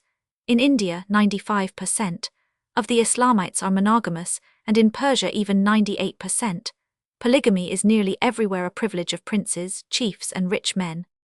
The 2 following facts also show a tendency to monogamy among polygamous races. The Cingalese were polyandrous before the English conquest, and so many as 7 men had 1 wife in common. Polyandry is especially the custom in Thibet. Among polyandrous peoples, the husbands are not all on the same footing of equality. Some hold an inferior position, corresponding nearly to that of concubines, another sign of the tendency to monogamy. Among the Togas, marriage in groups is constituted as follows. All the brothers are husbands of the wife of the elder brother, and all the sisters of this wife are at the same time wives of their brothers-in-law. If we accept prostitution, this is the only case in man which approaches promiscuity. Marriage in groups, however, is extremely restricted promiscuity. To resume, monogamy is by far the most widespread form of marriage. This is explained by the relative number of men to women. It has often been stated that the number of individuals of the 2 sexes is nearly the same, and this has been used as an argument in favor of monogamy. But this statement is incorrect. Sometimes it is the men, but more often the women, who predominate. Among the natives of Oregon, there are 700 men to 1,185 women. Among the Punkas and other races, the number of women is 2 or 3 times greater than that of the men. In Cochabamba, there is only 1 man to 5 women. Among other races there are, on the contrary, more men than women, especially in Australia, Tasmania and Haiti. In the latter island there is only 1 woman to 5 men.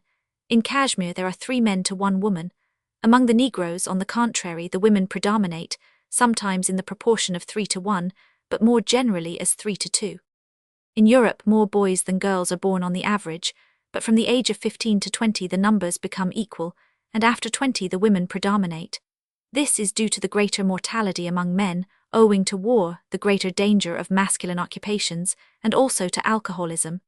In the 15 largest towns in Switzerland, alcoholism is the direct or indirect cause of death in 10% of men above the age of 20.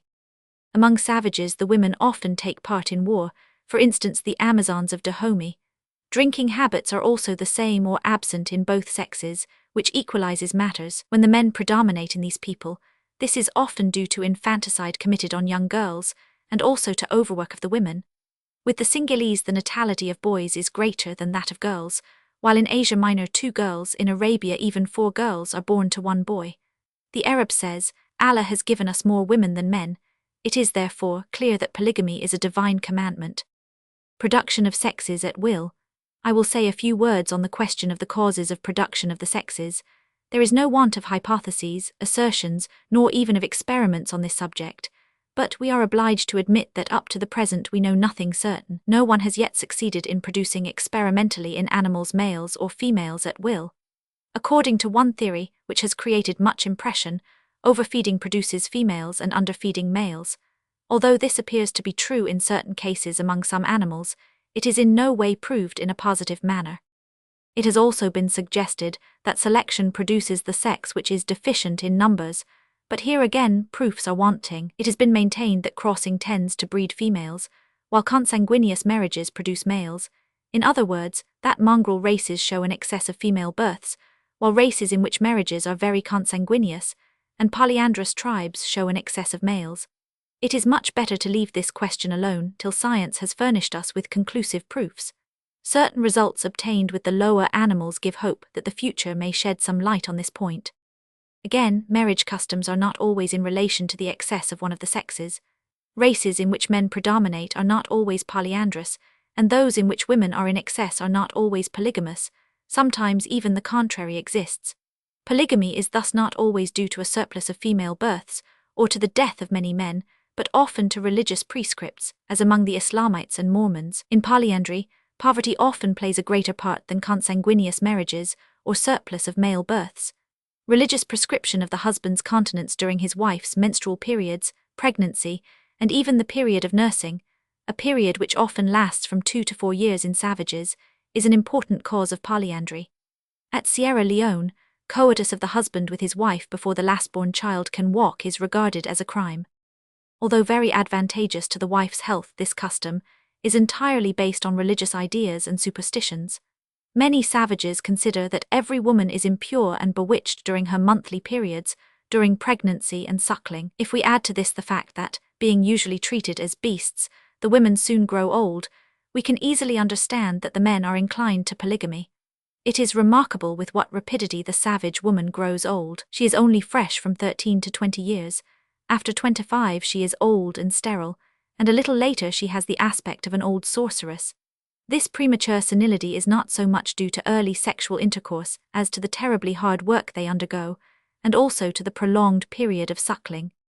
Another cause of polygamy is man's natural desire for change. The Negroes of Angola exchange wives. The instinct of procreation, love of glory and riches cooperate with the sterility of many women in propagating polygamy. Certain races only tolerate it when the woman is sterile, or has only daughters, which clearly proves that it is based on the fear of remaining without male descendants. On the whole, savage women are less fecund than civilized, owing to their long continence during the 2 or 4 years nursing of each child. If we add to this the high infant mortality, we can understand how polygamy becomes among these people a means of reproduction in the struggle for existence, and even in African races, a natural law. A native of Central Africa may have 100 wives, who also act as servants and retainers. In this case, polygamy is the expression of pomp and wealth. It is especially developed in agricultural peoples owing to the value of the woman's labor. On the other hand, it is impossible among nomadic tribes. In Dahomey the king had thousands of wives, the nobility hundreds, the simple citizen a dozen, and the soldier none at all. Jealousy and rivalry among the wives is not always the rule in polygamous families. In equatorial Africa, the wives themselves incline to polygamy, and regard a rich man who restricts the number of his wives as miserly. Livingstone relates that the women of Makalalo declared they would not live in monogamous England, for any respectable man should prove his wealth by the number of his wives. We must not forget that among most savages the moral conception of good and evil are confounded with that of riches and poverty. In reality, the supernumerary wives bought by a polygamist are simply slaves. His power and authority do not easily allow jealousy among them. Nevertheless, suicide sometimes occurs among the old wives who have been passed over in favor of younger ones. Sometimes they kill their children at the same time. Among the Indians of Terra del Fuego, a hut containing 3 or 4 women often resembles a battlefield. We have already pointed out the way in which jealous Fiji women cut off the noses of their rivals. Among the Islamites and Hindus, intrigue and jealousy are common with the women, the same in Abyssinia, among the Hovas of Madagascar and the Zulus. The Hova term for polygamy is Rafai, which signifies adversary. To prevent the jealousy of his wives, the polygamous man often places them in separate houses. This is common among the South American Indians. In Colombia, I made the acquaintance of a French explorer, LeConte de Bretz, who has studied closely the Gojers Indians, by becoming himself a member of the tribe. The country of the Gojers is a peninsula of Colombia bordering on Venezuela. Polygamy among these people is very interesting. When a young Gojer wishes to marry, he has to pay the bride's parents a number of cattle, but the consent of the bride is necessary. Besides this, the husband has to clear a certain area of forest, plant vegetables, and build a hut. He must then make a present of all this to his wife, and add to it the necessary cattle. The wife thus becomes the legal proprietor of the house and land, and it is she who rules over the domain. The husband only has authority over the male children, but the wife is strictly enforced to be faithful. If he wishes to marry a second wife, he is obliged to buy her also and present her with similar property as the first, in another district. The two wives can never dwell together in the same house nor in the same district. Each of them is thus a proprietor on her own account. In this manner, the different wives of a Gojer are not only independent, but separated from each other and have no communication. This excludes all jealousy, especially as these women have a deep respect for the laws of their country. Under such conditions, polygamy can hardly extend to more than 2 women without exhausting the forces a man requires to cultivate each of the domains. We thus see that certain forms of polygamy, combined with matriarchism, are compatible with high social position of the wife, for among the Gojers and other Indian tribes the man passes from one wife to the other, while it is the wife who is mistress of the house, the children and the domain. However, we may say that on the whole monogamy reigns where there is more altruism, respect for women and sentiment for family life, for instance in Nicaragua among the Dayaks, the Andamanese, etc., in whom the wife is highly esteemed and possesses political influence. The wife is also proprietor of the house among the Santilese and Moundacals. Westermarck is certainly right in considering this tendency of love to concentrate itself on a single object as one of the most powerful factors in monogamy.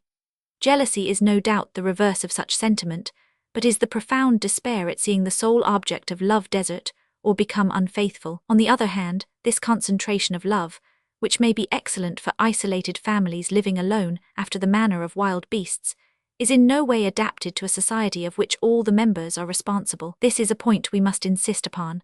There is certainly a real antinomy which is difficult to reconcile between this dual egoism of exclusive and concentrated love and social solidarity or human altruism. The problem is not insoluble, but we must admit that the solution is not easy. To resume, we first of all observe an evolution from monogamy toward polygamy. The higher apes and the most primitive men are monogamous.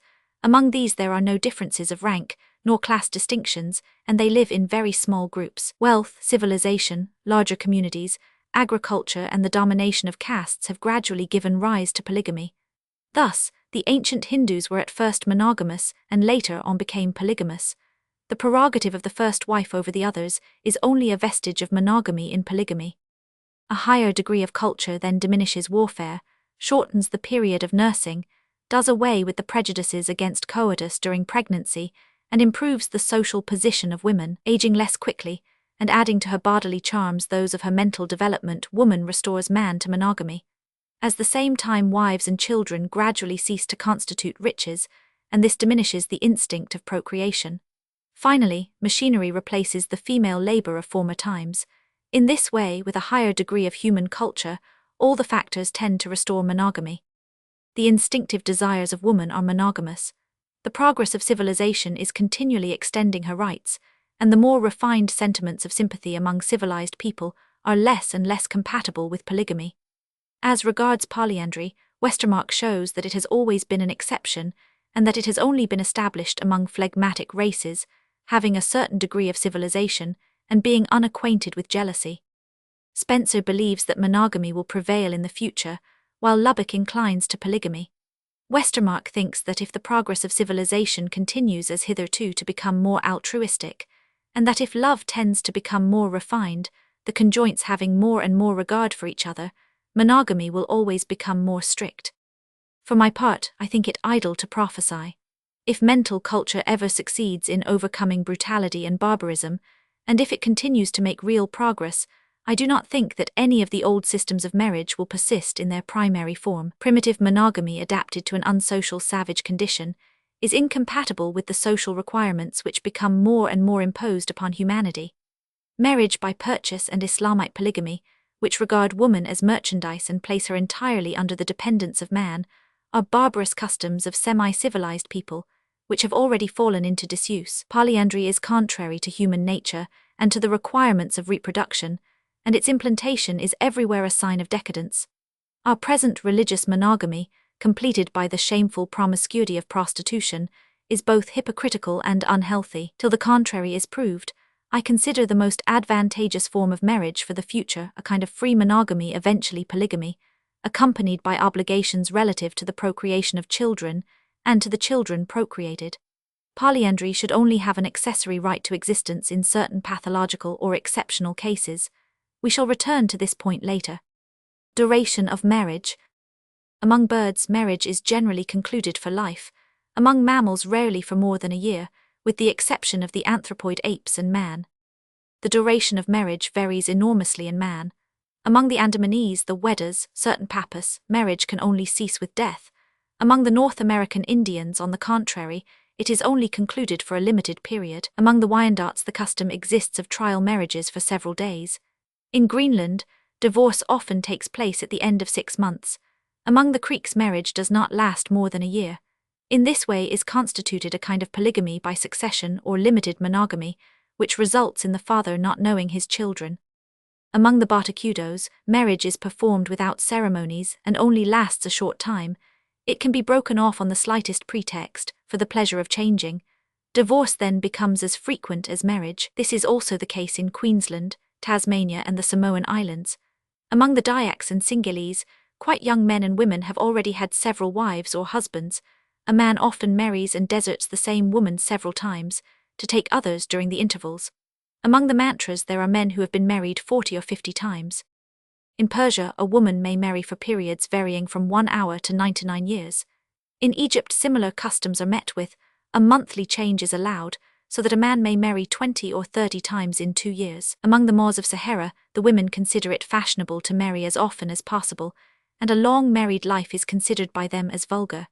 The Abyssinians, Negroes, etc., marry on trial or for limited periods. Among the Greeks, Romans, and ancient Germans, divorce was very frequent. In nearly all savage tribes, and in a number of civilized people, the man possesses an unlimited right of rejection. The Hovers compare marriage to a loosely tied knot. Among the ancient Jews, Romans, Greeks, and Germans, discontent of the husband was a sufficient reason for rejection. On the contrary, among a number of savage races, Westermarck mentions about 25 rejection and divorce are extremely rare, and marriage lasts for life. It is especially where there are children that divorce is rare. With most races, sterility of the wife and adultery constitute the principal causes of legal divorce. Among civilized races, marriage for life is much more common than with savages. This was the case with the Aztecs, etc. Among the Chinese, there exist 7 reasons for divorce: sterility, unchastity, negligence toward parents-in-law, talkativeness, desertion, ill temper, and chronic disease. In Japan, the laws are similar, but in spite of this, divorce is rare in China and Japan. In Christian countries, divorce was formerly permitted and was only prohibited by the Council of Trent. The modern Catholic says, man must not separate what God has united. Among many savages, on the contrary, divorce is left to the free will of the married couple. Elsewhere it is sometimes the man, sometimes both husband and wife who have the right to exact divorce for divers reasons, such as drunkenness, adultery, prodigality, etc. In Europe, as elsewhere, it is the desire for change which is the most common cause of divorce. Children constitute the surest cement against conjugal separations. With most savages, the rejected wife regains not only her dot, but also part of the common property, or even the whole of it. On the contrary, the purchase value of the wife is only as a rule returned to the husband when sterility, adultery, or other grave reasons are the causes of divorce. It results from this that divorce is always very rare among peoples where the women are very dear. The right of the children after divorce varies a good deal in different races. Sometimes they are adjudged to the husband, sometimes to the wife. Divorced women often become prostitutes, for example, among the Chinese and Arabs. As a rule, marriages for love are more lasting than others, especially when the couple were acquainted before marriage. It is extremely probable that in primitive man marriage only lasted till the birth of a child, or at the most a few years. With civilization, the duration of marriage has been prolonged, higher motives having become added to bodily charms, sexual appetite and the instinct of procreation, and tending toward more lasting unions. Moral reasons have given rise to laws of protection in marriage, but the mania which man possesses of dogmatizing on everything has often caused these laws to degenerate into abuse or religious absurdities. In this way, the modern form of our Christian monogamy has been imposed by a tyrannical dogma of the Roman Church, a dogma which no doubt started from an ideal point of view, but fell into disuse in practice, owing to the fact that it did not take sufficient account of the natural conditions and sexual requirements of the race. This explains the present tendency to greater legal liberty, even when the moral causes which tend to render monogamous unions durable multiply with the progress of civilization. History of extraconjugal sexual intercourse. As monogamous marriage exists among the anthropoid apes, we have every reason to believe that it existed with primitive man. In neither case has it been the result of artificial laws, but the result of brute force and congenital instincts inherited by natural evolution. It often happened that one male vanquished another and took possession of the female, or wife of the vanquished. Others abducted the female by surprise. Later on, marriage by exchange or by purchase, derived from marriage by rape, probably constituted the first stage toward a legal monogamous or polygamous union, as an element in the most primitive human conventional organizations. In this way, we can imagine the main points of the prehistoric evolution of marriage. When the conception of marriage took on a legal character, either that of possession by the male, or that of a more or less equitable contract between the two sexes, we can easily imagine that sexual intercourse apart from marriage resulted as an inevitable complement. Every artificial barrier which the human mind opposes to natural instincts immediately gives rise to a movement of opposition on the part of the latter. The matrimonial laws of primitive or semi-civilized races punished adultery in the most barbarous manner by torture and death, but were unable to prevent the sexual passions pursuing their course in one way or another. Certain abuses or exceptions had therefore to be tolerated, or certain complementary institutions had to be organized. However, these laws generally branded all forms of sexual intercourse apart from marriage with the stigma of inferiority or contempt, if not of crime. The woman, being the weaker, was naturally the one to suffer most from this stigma and its consequences. The great diversity in the customs of different human tribes makes it necessary, in order to avoid errors, to guard against generalizing without strong reasons. We cannot, however, here enter into details which would lead us too far. We can, however, affirm that among the lower or primitive races brute force played the principal role and was the fundamental support of marriage, while in higher civilizations legal regulation took the upper hand, however absurd or even immoral it might be. Illegal or extraconjugal forms of sexual intercourse have always formed two principal groups: prostitution and concubinage. No doubt, these two varieties are insensibly connected by numerous shades of transition, but as their development depends on different principles, we must distinguish these two forms. Prostitution is a trade in which a human being sells her body for money, while concubinage consists in more or less free sexual intercourse apart from marriage, the motive of which is simply the sexual appetite, convenience or love, although sometimes violence plays a part in it. We therefore find in extramarital sexual intercourse the same motives as in legal unions. Legal or religious sanction only is wanting. It is needless to say that the motives which lead to concubinage may be more or less tainted by interested calculation. In all civilizations, concubinage and prostitution constitute the complement of legal marriage. Their regulation has ever produced the singular results of surrounding them with a moral nimbus. In Babylon, every woman once in her life had to prostitute herself for money to any stranger at the Temple of Venus. Solon founded houses of prostitution for the people and furnished them with slaves in order to protect the sanctity of marriage against the passions of youth. The Romans had also their houses of prostitution or lupinari, public or private, as well as free prostitutes. In the Middle Ages, prostitution developed especially after the Crusades. It is related that the Council of Constance attracted 1,500 prostitutes to this town. Prostitutes followed the armies everywhere. In India, young girls give themselves to the priests, who are the representatives of God and enjoy great honors. Under the name of temple girls, the girls of the flower boats of China are really prostitutes. It is the same with the Puses of Java, the girls in the Japanese tea houses, etc. In some civilized states, certain refined and intelligent prostitutes have always obtained great honors and high favors, only charging high prices, and ending by substituting for prostitution the pecuniary exploitation of rich men whom they have seduced. concubinage may be more or less free. The concubines were formerly often slaves, possessed by men in high positions in addition to their wives. At the present day, the omnipotence of money produces almost analogous results. Free concubinage, in which sexual intercourse between the two contracting parties is absolutely free and more or less independent of pecuniary questions, is very different and of a higher moral character. It has also existed in antiquity in various forms. The Greek heteras were concubines of high position, no doubt prostitutes of a kind, and giving themselves for money, but they became the friends or companions of great men, living in luxury, especially at the time of Pericles and later. Several of them became celebrated. Statues were raised to them, and they became the concubines of kings. Phryne served as the model for the statue of Venus, and offered to restore the halls of the Thebans at her own expense. Thais was the mistress of Alexander, and gave heirs to the throne. The neglected education of the Greek wives caused the intellectual accomplishments of the heteras to shine by contrast. The whole question regarding the Greek customs is summed up in a few words by Demosthenes. We marry wives in order to have legitimate children and a faithful guardian for our household. We have concubines for our daily service, and heteras for the enjoyment of love. In some countries, such as Japan, the children of concubines are considered by the husbands as legitimate, and have the same rights as those of his wife. This gives concubinage the character of marriage of the second rank. In modern times, heteras are not wanting. Under the title of courtesans and mistresses, we find them everywhere as the favorites of kings and nobles, as mistresses of men in high positions, and often playing the part of vampires in all classes of society. On the other hand, women of high position or wealth have also their favorites, whom we may call male heteras. Certain female members of royal families have at all times furnished examples of this kind.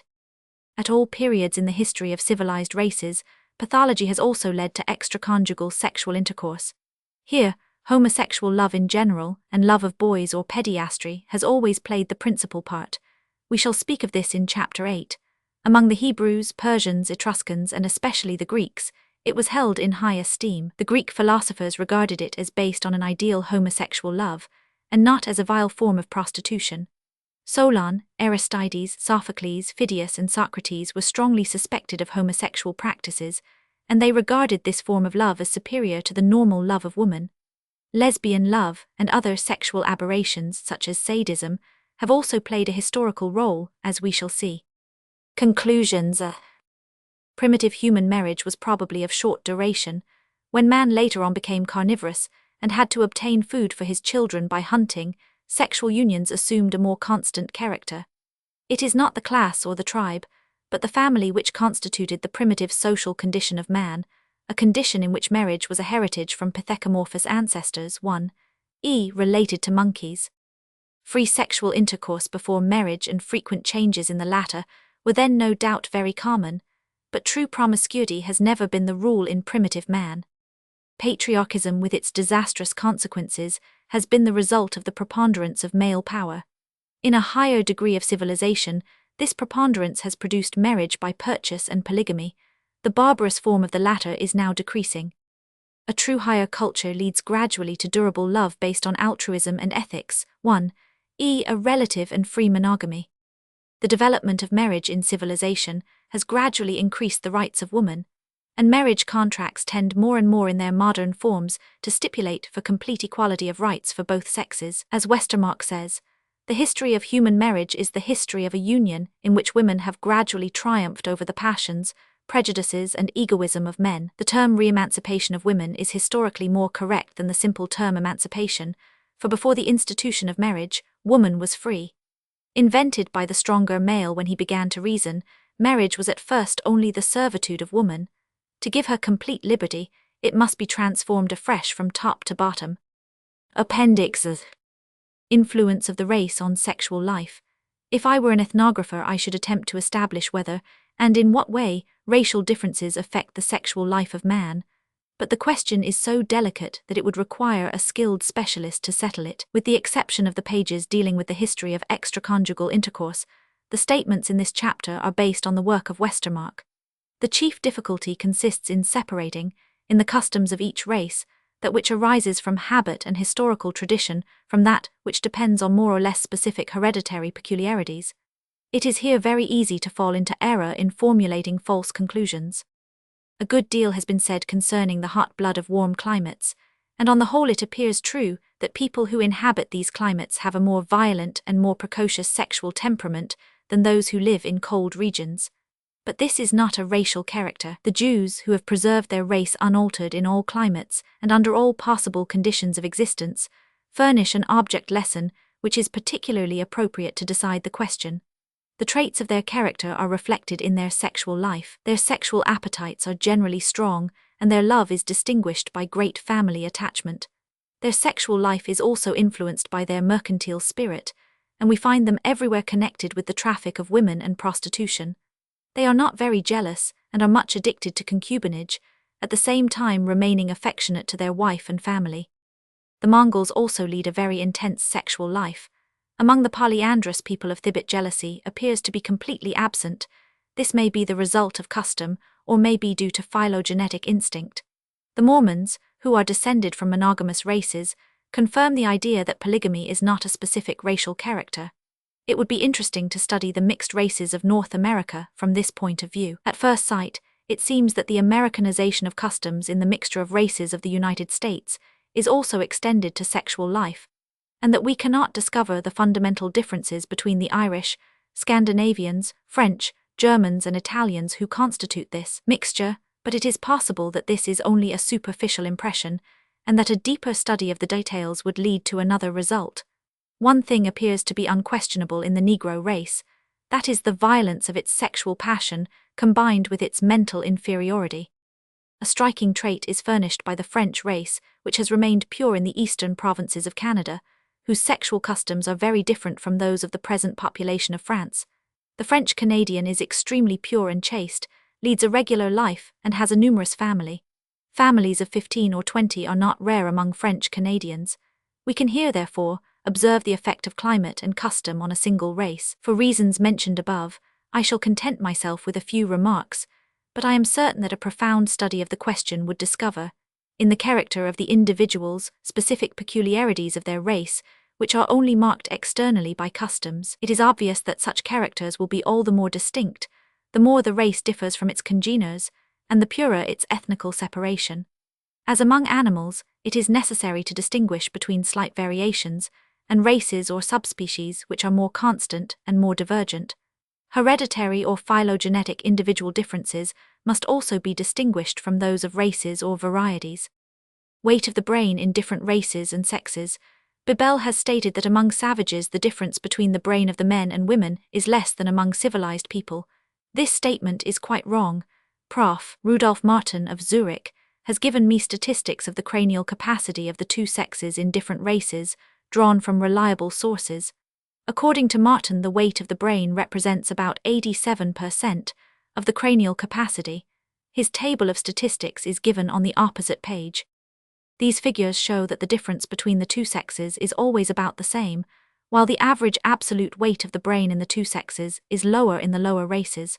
Reckoning it 87% of the cranial capacity, it is in the Weddas 1111 grams for males and 991 grams for females, which corresponds to the weight of the brains of idiots or general paralytics with us. Martin assures me that in the Malay Peninsula he has found as much difference between the men and women as in Europeans. According to Martin, men living at the present day may be divided into 3 classes according to their cranial capacity. Men, women.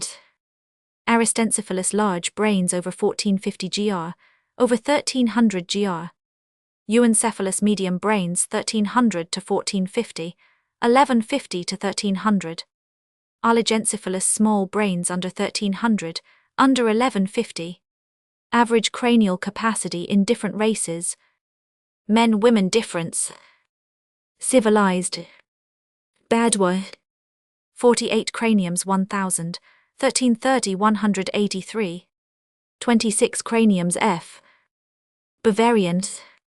100 craniums 1000, 1335 168 11. 100 craniums F. Semi-civilized. Malay. 26 craniums 1000, 1223 191. 2 craniums F. Ano. AD 7 Craniums 1000, 1308 154.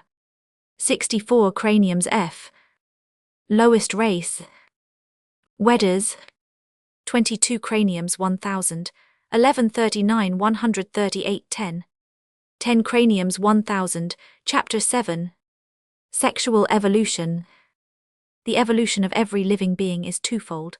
We must distinguish its ontogeny, or the entire cycle of development of the individual from its conception till natural death at an advanced age, its phylogeny, or the series of organic forms through which its ancestors passed, by successive transformations, from the primitive cells of the oldest and most obscure geological periods, up to its present organization. In its chief outlines, ontogeny is determined by phylogeny by means of the laws of heredity, even when it is only an abridged recapitulation. Regarded from this point of view, the sexual life of man is also based on phylogenetic conditions, determined by his ancestral lineage. Moreover, it presents an individual or ontogenetic evolution during the life of each person, which in its principal traits is predetermined in the germ by the phylogenetic or hereditary energies of the species. The phenomena of the hereditary neme show clearly how ontogeny is the result of engraphia combined with selection in the series of ancestors. We have already mentioned these points on several occasions, but must now review the whole question. Phylogeny of sexual life. In Chapter 2, we have briefly described phylogeny in general or metamorphosis, and in the first part of Chapter 4, we have specially considered the phylogeny of the sexual appetite in the phenomenon of cell division and conjugation of nuclei in unicellular organisms, which we have described in Chapter 1. In order for animals to reproduce themselves without degenerating, crossing, or the combination of different germs, is necessary, and such combinations are only possible by the mutual attraction of two kinds of germinal cells. But when the individual becomes multicellular and bears only one kind of germinal cells, the attractive energy which was originally limited to these cells is transmitted to the whole organism, and this necessitates the existence of sensory and motor nerve centers. The attraction of one kind of germinal cell and its bearer for the other must also be more or less mutual. As a rule, the bearer of one of the germinal cells becomes active and penetrating, that of the other passive and receptive. However, the latter, who after copulation, when this occurs, becomes the sole bearer of the future individual, is obliged to desire union with the active bearer of the other germinal cell, so that reproduction may become harmonious. This is the basis on which is founded sexual reproduction, and with it the sexual appetite, in plants as regards cellular conjugation only as well as in animals, but especially in the latter, in whom the germinal cells are carried by mobile and independent individuals. On the same basis is developed the difference between the sexual appetite in man and woman, as well as that between love and the other irradiations of this appetite in the mental life of both sexes. Vide chapters Roman 4 and 5. The immense complication of human sexual life makes us regard animals with a certain degree of contempt, and flatter our vanity in qualifying the baser part of our sexual appetite by the term animal instinct. But we are really very unjust toward animals. This injustice is partly due to the fact that vocal and written language gives us a means of penetrating into the psychology of our fellow creatures. By the aid of the common symbolism of our thoughts, it is easy for us to compare them. Language thus enables us to construct a general human psychology. The absence of language, even in the higher animals, renders it difficult for us to penetrate their mind.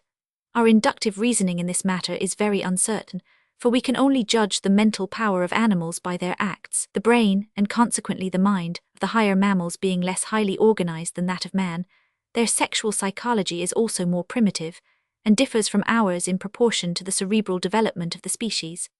Comparative anatomy confirms this fact in the whole series of organisms which possess a central nervous system. The psychology of the higher apes is thus nearer our own than that of the dog. The psychology of the dog resembles ours more than that of the rabbit, etc. On the other hand, the highly developed cerebral organization of man, although it has complicated the mental irradiations of his sexual appetite, has not always ennobled them.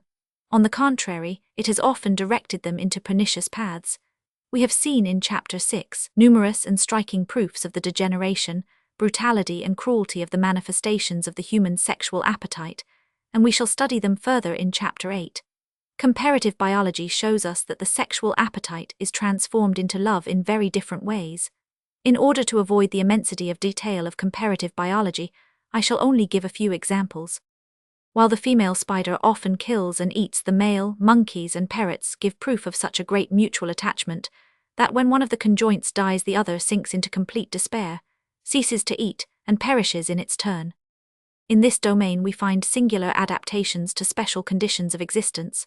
Among the bees and ants, a third class of individuals, or neuters, formed by differentiation of females, do not copulate, and lay at the most a few eggs which are not fecundated, and which occasionally develop by parthenogenesis.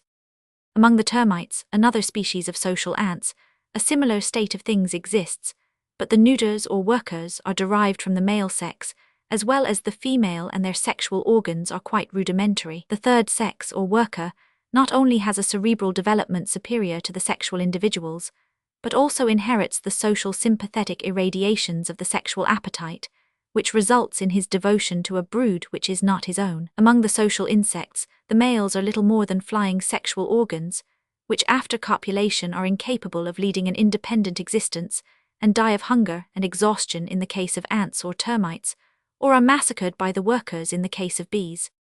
The fecundated females, on their part, become breeding machines whose activity is incessant.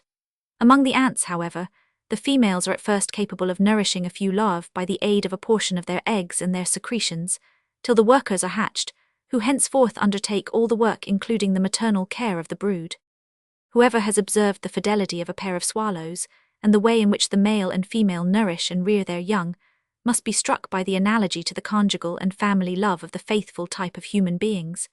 This is especially remarkable when the same couple return every year to the old nest. This family life of the swallows does not prevent a certain social life, which manifests itself in organized attacks on birds of prey, and in combined emigration in the autumn and spring. On the other hand, we are instinctively indignant at the want of fidelity in other animals, between conjoints, parents and offspring, dogs and rabbits, for instance, because we involuntarily expect to find in them our own moral sense, which is not at all just. From the phylogenetic point of view, we can only compare ourselves to the higher apes by their analogies with primitive man. Vide Chapter 6. The question which concerns us here is as follows.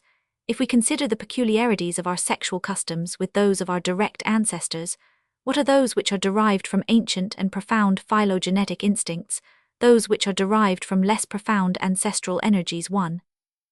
Relatively more recent, and lastly those which depend simply on old customs fixed by tradition, prejudice and habit. If we are careful, we shall immediately recognize that it is not only the sexual appetite itself, but also a large part of its correlatives and irradiations, in which the phylogenetic roots are deep. Jealousy, coquetry, instinctive maternal love, fidelity and conjugal love, which are more or less developed in primitive man, are also present in monkeys and birds. We have even seen that the conjugal fidelity of these often exceeds our own. It is therefore not true that our animal ancestors are only allied to us by sexual appetite. On the contrary, we must admit that they have much more noble sentiments and instincts, derived, it is true, from this appetite, but belonging to the domain of higher social morality. All that we can say in a general way concerning the complex entanglement of our sentiments and instincts is that the most deeply rooted characters in human nature are at the same time, phylogenetically speaking, the most ancient. Among the most profound instincts of sexual life, we find moral and intellectual incongruities. Along with excitement of the sexual appetite in the male by the odor of the female genital organs, or by the sight of erotic pictures, we find the most touching conjugal love, and lifelong devotion of one conjoint for the other, and for the children. Prostitution, marriage by purchase, religious marriage, disgrace attached to illegitimate births, conjugal and family rights of one or the other sex, etc., are on the contrary, things which do not depend on recent phylogeny, but only on the customs and traditions of certain races. They are partly outgrowths from egoism, the spirit of domination, mysticism and hypocrisy, and partly the shifts of an overheated social life which is becoming more and more complicated. Westermarck's studies are very instructive in this respect. All the absurdities and contradictions, brought to light by the historical and ethnographical study of the customs and matrimonial abuses in man, allow us to clearly distinguish that which is due to fashion or custom, from that which is deeply rooted in our heredity. To avoid repetition, I refer my readers to Chapter 6, to examine the differences between heredity and custom. Between these two extremes there is, however, one important domain, viz., that of recent phylogeny, or in other words variation, the fixed appetites and instincts of the species which are proper to every normal man, and are, as we have seen, fundamentally connected with many animal forms, belong to ancient and profound phylogeny. But there is another group of very variable peculiarities, strongly developed in some men and little in others, sometimes completely absent, which do not depend on custom, but on what is called individual hereditary disposition, or individual character. While some men have monogamous instincts, others are polygamous. Some men are by instinct and heredity very egoistic, others more altruistic. This peculiarity is reflected in their sexual life and changes the character of their love, but not that of their sexual instinct. The egoist may love his wife, but this love is interested and very different from that of the altruist. Between the two extremes, there is an infinite number of gradations according to the nature of the instincts and dispositions. The same man may be a good and generous father, and a social exploiter with neither shame nor pity. Another will pose as a social benefactor, while at home he is an egoist and a tyrant. The individual dispositions of recent phylogeny are combined in every way with education, customs, habit and social position to produce results which are often paradoxical, and the factors of which are ambition, vanity, temper, etc. Recent phylogeny is reflected also in many of the irradiations of the sexual appetite of which we have spoken in Chapter 5.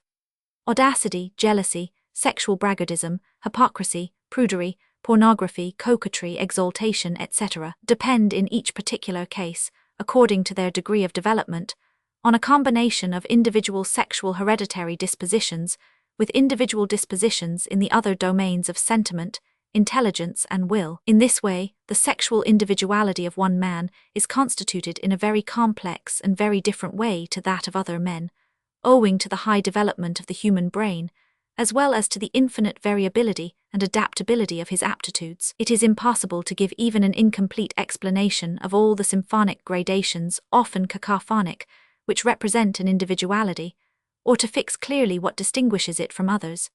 However, when the principle is understood, it is not difficult to estimate the sexual individuality of each person more or less correctly. Strong hereditary dispositions of character may be recognized in early infancy.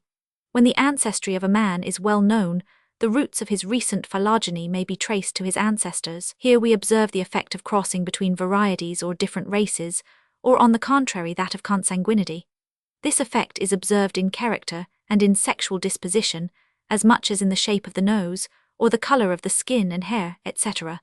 It is important that men should learn to know themselves, and also study each other from this point of view before marrying. On the whole, we may say that the average civilized man of our race possesses as his phylogenetic baggage a strong sexual appetite, very variable sentiments of love, generally somewhat mediocre. We have seen that conjugal love is more strongly developed in most monkeys than in man, lastly altruistic, or social sentiments which are still deplorably weak. The latter, no doubt, form no part of the sexual life, but they must be taken into consideration for they are its most important derivatives, and it is indispensable for our modern social life to develop them in harmony with family and conjugal love. Hereditary instincts can easily be observed in children. When one of them is good, it gives evidence at an early age of the sentiments of sympathy or altruism, such as pity and affection, as well as an instinctive sentiment of duty, the object of which is not yet social. All these sentiments are at first only applied to human individuals known to the child, domestic animals, or even inanimate objects. On the other hand, the ant from the beginning of its existence shows an inherited instinct or sentiment of complete social duty. In man, social sentiments properly so-called have to be acquired by education, but they require for their expansion a considerable degree of inherited sentiments of sympathy and duty. A person without morals can easily acquire social phraseology, but not social sentiment. A few more points require to be considered. Monogamy is no doubt an old and well-established phylogenetic heritage, while polygamy is on the whole rather an aberration produced by individual power and wealth. But phylogenetic monogamy is by no means identical with the religious or other formality of our present legal monogamy. It assumes first of all an early marriage immediately after puberty, while our civilization has placed between this and marriage, which it only allows later as a rule, the unhealthy swamp of prostitution, which so often sows in the individual the destructive seed for his future legal union, before this has taken place. Again, phylogenetic monogamy imposes no legal constraint. On the contrary, it assumes a free, natural, and instinctive inclination in each of the conjoints, when it is not the result of the brute force of the male. Lastly, it by no means excludes a change after a certain time.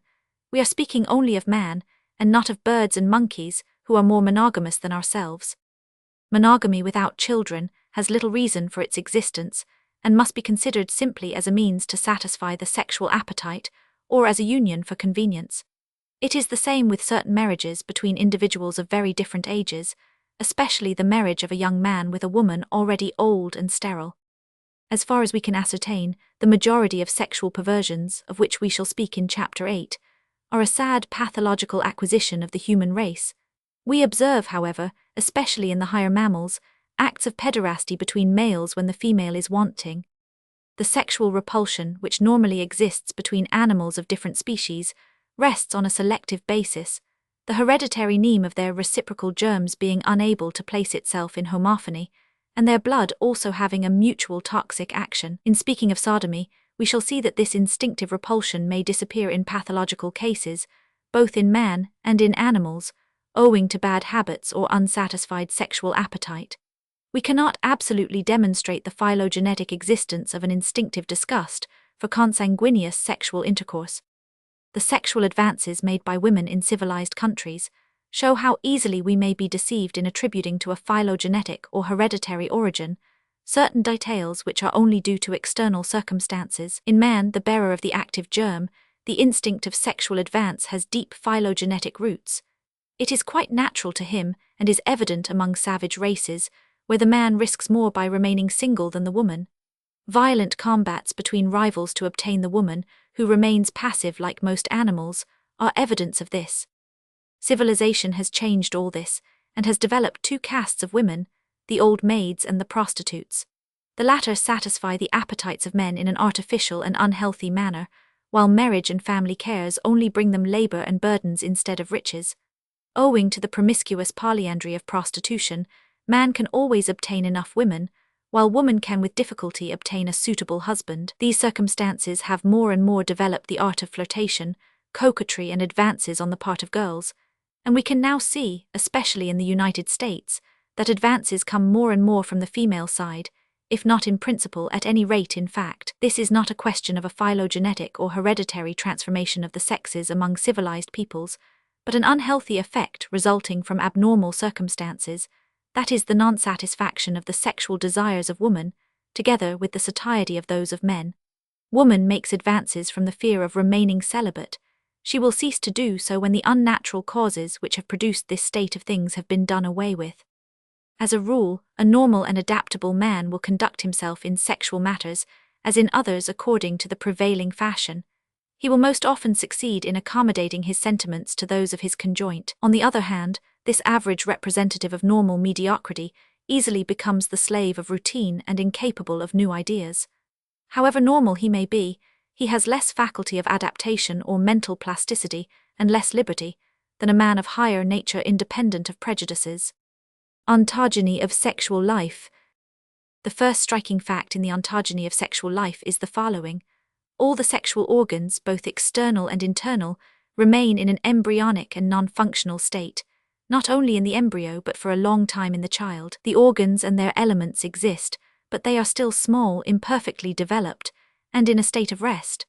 At the time of puberty, which varies in different individuals, the sexual glands and the other copulatory apparatus enlarge and begin to function. In the European races, puberty occurs between the age of 12 and 17 years in girls, and between 14 and 19 in boys. It is generally earlier in the south and later in the north. It is curious to note that the correlative irradiations of the sexual appetite in the human mind develop much earlier than the organs, or even the sexual appetite. Again, the sexual appetite often appears before the normal development of the genital organs. In other rare cases, the sexual appetite is absent in the adult, even when the corresponding organs are well developed. Vide Chapter 8. Such irregularities of the sexual appetite belong to the domain of pathology. On the other hand, it is quite normal for young girls and boys to show early signs of mental differences corresponding to those we have described in Chapter 5. In young girls, we observe coquetry and jealousy, and the desire for finery. Their love of dolls and the care they take of them is very characteristic of the precocious instinct of their sex. This is an early sign of instinctive maternal love, before the development of any sexual sensation or function. Among boys, we observe a tendency to brag and to boast of their strength before girls, to show their contempt for dolls and the coquetry of little girls, and also to pose as protectors, etc. Sexual jealousy already exists in young children. We see little boys, seeking for the favors of little girls, show violent jealousy when another is preferred to them. All these phenomena depend either on subconscious instincts or on vague sexual presentiments, which play a large part in the infantile exaltation of sentiment. Portraits of pretty women, the sight of certain parts of the body or feminine clothing, often provoke exalted sentiments in boys. Girls rather admire boldness, an imposing presence, and often beauty in the other sex. Puberty is produced by certain phenomena which occur in the sexual organs.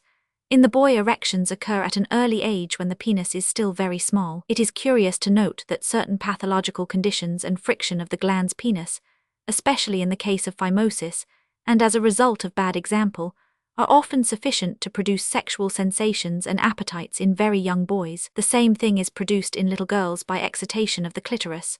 All these phenomena lead to onanism or masturbation, of which we shall speak later on. As the testicles of young boys do not secrete semen, masturbation only provokes secretion from the accessory glands, but this is accompanied by orgasm. More singular still are cases of coitus between little boys and girls, whose sexual glands are still undeveloped and produce no germinal cells. Although they are pathological, these phenomena are characteristic, because they clearly show that the brain has acquired by phylogeny a sexual appetite relatively independent of the development of the sexual glands. No doubt the sexual appetite does not develop, or disappears, in eunuchs when they are castrated quite young, but it is preserved together with the secretions and functions of the external genitals when castration is performed after puberty is established. The important conclusion which results from these facts is that the existence of a sexual excitation or appetite of this nature is not sufficient to prove that they are normal. In Chapter 8, we shall prove that not only the anomalies of the hereditary sexual disposition, but artificial excitations and bad habits may also produce all kinds of misconduct and excesses which should be energetically combated. We have described in Chapter 4 the great individual variations of the sexual appetite in the two sexes, as well as that of the sexual power in man. The sexual power and appetite in man are strongest between the years of 20 and 40. We may even consider this period as the most advantageous for the procreation of strong and healthy offspring, and that the procreator is at his best before the age of 30. The ontogenetic development of the sexual appetite and love generally produces in man a peculiar phenomenon, while habitual gratification and education of the sexual appetite tends to make it more and more calculating and cynical. Love, on the contrary, becomes more elevated and refined with age and less egoistical than in youth. Owing to general mental development, the education of sentiments progresses and becomes refined, while the sexual appetite diminishes in intensity and becomes more imperious and more coarse. We are only speaking here of normal cases. In youth, the intoxication of love combined with intense sexual appetite triumphs. When the appetite is once satisfied, the unbridled and egoistic passions of this age come to the surface and are often antagonistic to love. At a more advanced age, on the contrary, love becomes more constant and more tranquil. The mistake that is so often made is the confusion of love with sexual appetite. The novelists who speculate on the eroticism of the public are no doubt more interested in describing sexual passion and amorous intoxication, with all the catastrophes and conflicts which arise from them, than the tranquil and regular love of a couple more advanced in age, the greatest happiness of which consists in harmony of sentiment and thought, as well as the mutual regard and devotion of the couple for each other. Sexual appetite and sexual power in man become extinguished between the ages of 60 and 80. Old men of 80 are sometimes still capable, but they are no longer fecund. As a rule, sexual power diminishes before sexual appetite, and this sometimes leads old men to use artificial means to revive their power, or to satisfy their sexual desires.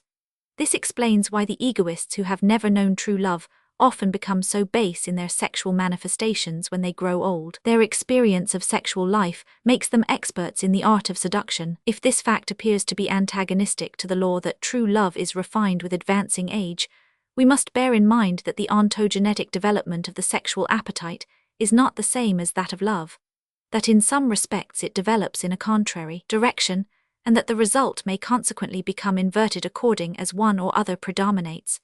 It is needless to say that there are a number of intermediate gradations, and that inverse phenomena may be produced concurrently in the same individual.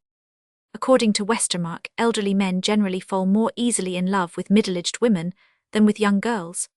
No doubt this is often the case when reason and love predominate, but it is necessary to avoid generalization, and it is curious to observe how often very old men become enamored of quite young girls, as the latter may fall in love with old men. It is common knowledge that young girls do not marry old greybeards solely for their money or their name.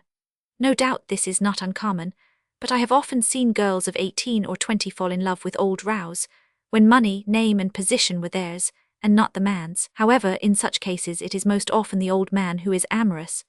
Westermarck maintains that this condition is not normal, and we shall see that very often it is a case of commencing senile dementia, a pathological cerebral condition in which the sexual appetite becomes suddenly revived. The love of a young girl for an old man may be explained by the intellectual superiority of the old man, or by the absence of another object for love. It is often also due to hysteria, and consequently pathological. In old age, when the sexual life of two conjoints is extinguished, there remains a purified love which colors the evening of their life with autumn tints. The modern detractors of marriage, too, often forget this phenomenon. No doubt the evening of conjugal life is often troubled with discord and sorrow, but then it is usually a question of marriage de convenance, marriage for money or position, mutual misunderstanding, or irreflective amorous intoxication. Quarrels may also arise when pathological conditions become introduced into marriage. In woman, sexual ontogeny is not the same as in man. She matures earlier and more rapidly. In our race, a woman at 18 is sexually mature. Between 18 and 25 she is in the best condition for sexual life. Toward 50 the menopause occurs, and with it cessation of fecundity. Hence the period during which a woman is fecund is much shorter than in man and terminates much earlier. Owing to this, the development of the intellectual and sentimental irradiations of the sexual appetite in woman is more rapid than in man. A young girl is much more mature and full-grown as regards her reproductive power than a young man. These phenomena extend to the whole mental life of woman, who is less capable of an ulterior development in old age than man, because she generally becomes settled and automatic much more rapidly than the latter. No doubt these phenomena are partly due to the defective mental education of women, but this explanation is insufficient. Here again, we must distinguish the phylogenetic disposition of woman from the effects of education during her ontogenetic development. The sexual appetite of woman manifests itself at first in vague desires, in a want of love, and does not as a rule develop locally till after coitus.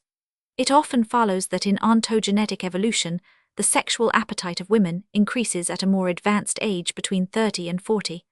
At this age women often become enamored with young boys, whom they seduce easily. Widows are especially disposed to form unions with men younger than themselves. These unions are rarely happy, for the woman who is older than her husband easily becomes jealous, and the husband soon becomes tired of a woman whose charms have faded. We can therefore affirm that, as a rule, in order to be both normal and lasting, a monogamous union requires that the husband should be from 6 to 12 years older than his wife, and that the latter should marry as young as possible. In the sexual ontogeny of normal woman, pregnancies, childbirth, the nursing and education of children play an infinitely greater role than the sexual appetite.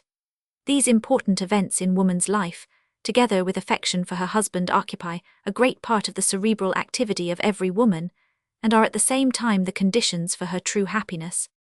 We should expect the sexual appetite in woman to diminish or cease at the menopause, but this is not usually the case, and elderly women are sometimes tormented by the sexual appetite, which is all the more painful because men are not attracted by them. Such hyposthesia cannot, however, be considered as normal. Most often the sexual appetite diminishes with age and is replaced, as in man, by the tranquil love of old age, of which we have spoken. Old women are often spoken of with contempt. No doubt, unsatisfied passions and wounded feelings of all kinds, want of intellectual culture and high ideals, and especially a pathological condition of the brain, make many old women anything but amiable. I am, however, convinced that the elevation of woman's social position and greater care in her education will considerably facilitate the development of her faculties. Education should not develop mundane qualities in women, but depth of sentiment. There are many aged women who can be cited as examples of activity and perseverance, for their sound and clear judgment, as well as for their affability and simplicity of manners. Although their intellectual productiveness ceases earlier than that of man, this in no way excludes an excellent and persevering activity of mind, combined with much judgment and sentimental qualities. A woman who is growing old and has lost the members of her family, especially her husband, requires some object to replace them in her affection. To devote herself to social activity will be the best antidote against the peevish, querulous, or sorrowful moods which so easily take possession of the aged woman. It appears that love, which is a phylogenetic derivative of the sexual appetite, and which in middle life is intimately associated with this appetite, becomes afterwards more and more independent of it, and then requires more compensation. There is here a great adaptation of love to life, an adaptation which it is necessary to bear in mind. In infancy the individual is naturally egoistic. His appetites all tend to self-preservation. There are even then, however, great individual differences, and we meet with children who are endowed with a remarkable sentiment of duty and a great sensibility to the troubles of others. After puberty, man's sexual desire leads him to love, toward dual egoism, and this desire becomes the principal factor in the reproduction of the species. In old age the individual has no reproductive aims to fulfill. His life is only a burden on society, if it is not directed with a view to benefit others and society in general. By expansion and purification, love, at first sexual, is gradually transformed into purely humanitarian love, 1. Altruistic or social. At least this is what it should be, and then the fundamental biogenetic law of hecal ontogeny is an abridged repetition of phylogeny, will receive an ultimate confirmation. Our primitive unicellular animal ancestor lived for itself alone. Later on, sexual reproduction without love was established. Then conjugal and family love appeared. Birds, monkeys, mammals, etc. Finally social love or altruism was produced. 1. The sense of social solidarity based on the sentiment of duty. The last is still very weak in man, while some animal species, such as the bees and ants, have developed it in a more complete manner, on the basis of instinct. According to this natural law, all social organization naturally develops altruism, or the sentiment of duty. The history of humanity proves that our social union is only developed slowly and laboriously through innumerable contests, and that it is derived directly or indirectly from the family union of individuals. Extension of communication on the surface of the earth causes the artificial development of social organization to advance much more rapidly than the natural phylogenetic development by evolution of the sentiments or social instincts. The latter are, however, forced to follow the movement, resting first on the deep roots of family and friendly altruism, as well as on that of caste or clan patriotism. 1. On sentiments of sympathy and duty toward certain individuals who are more closely connected with us, sentiments which are hereditary in man, a vague general humanitarian sentiment, a hothouse flower which is still feeble, has already commenced to grow on this natural basis.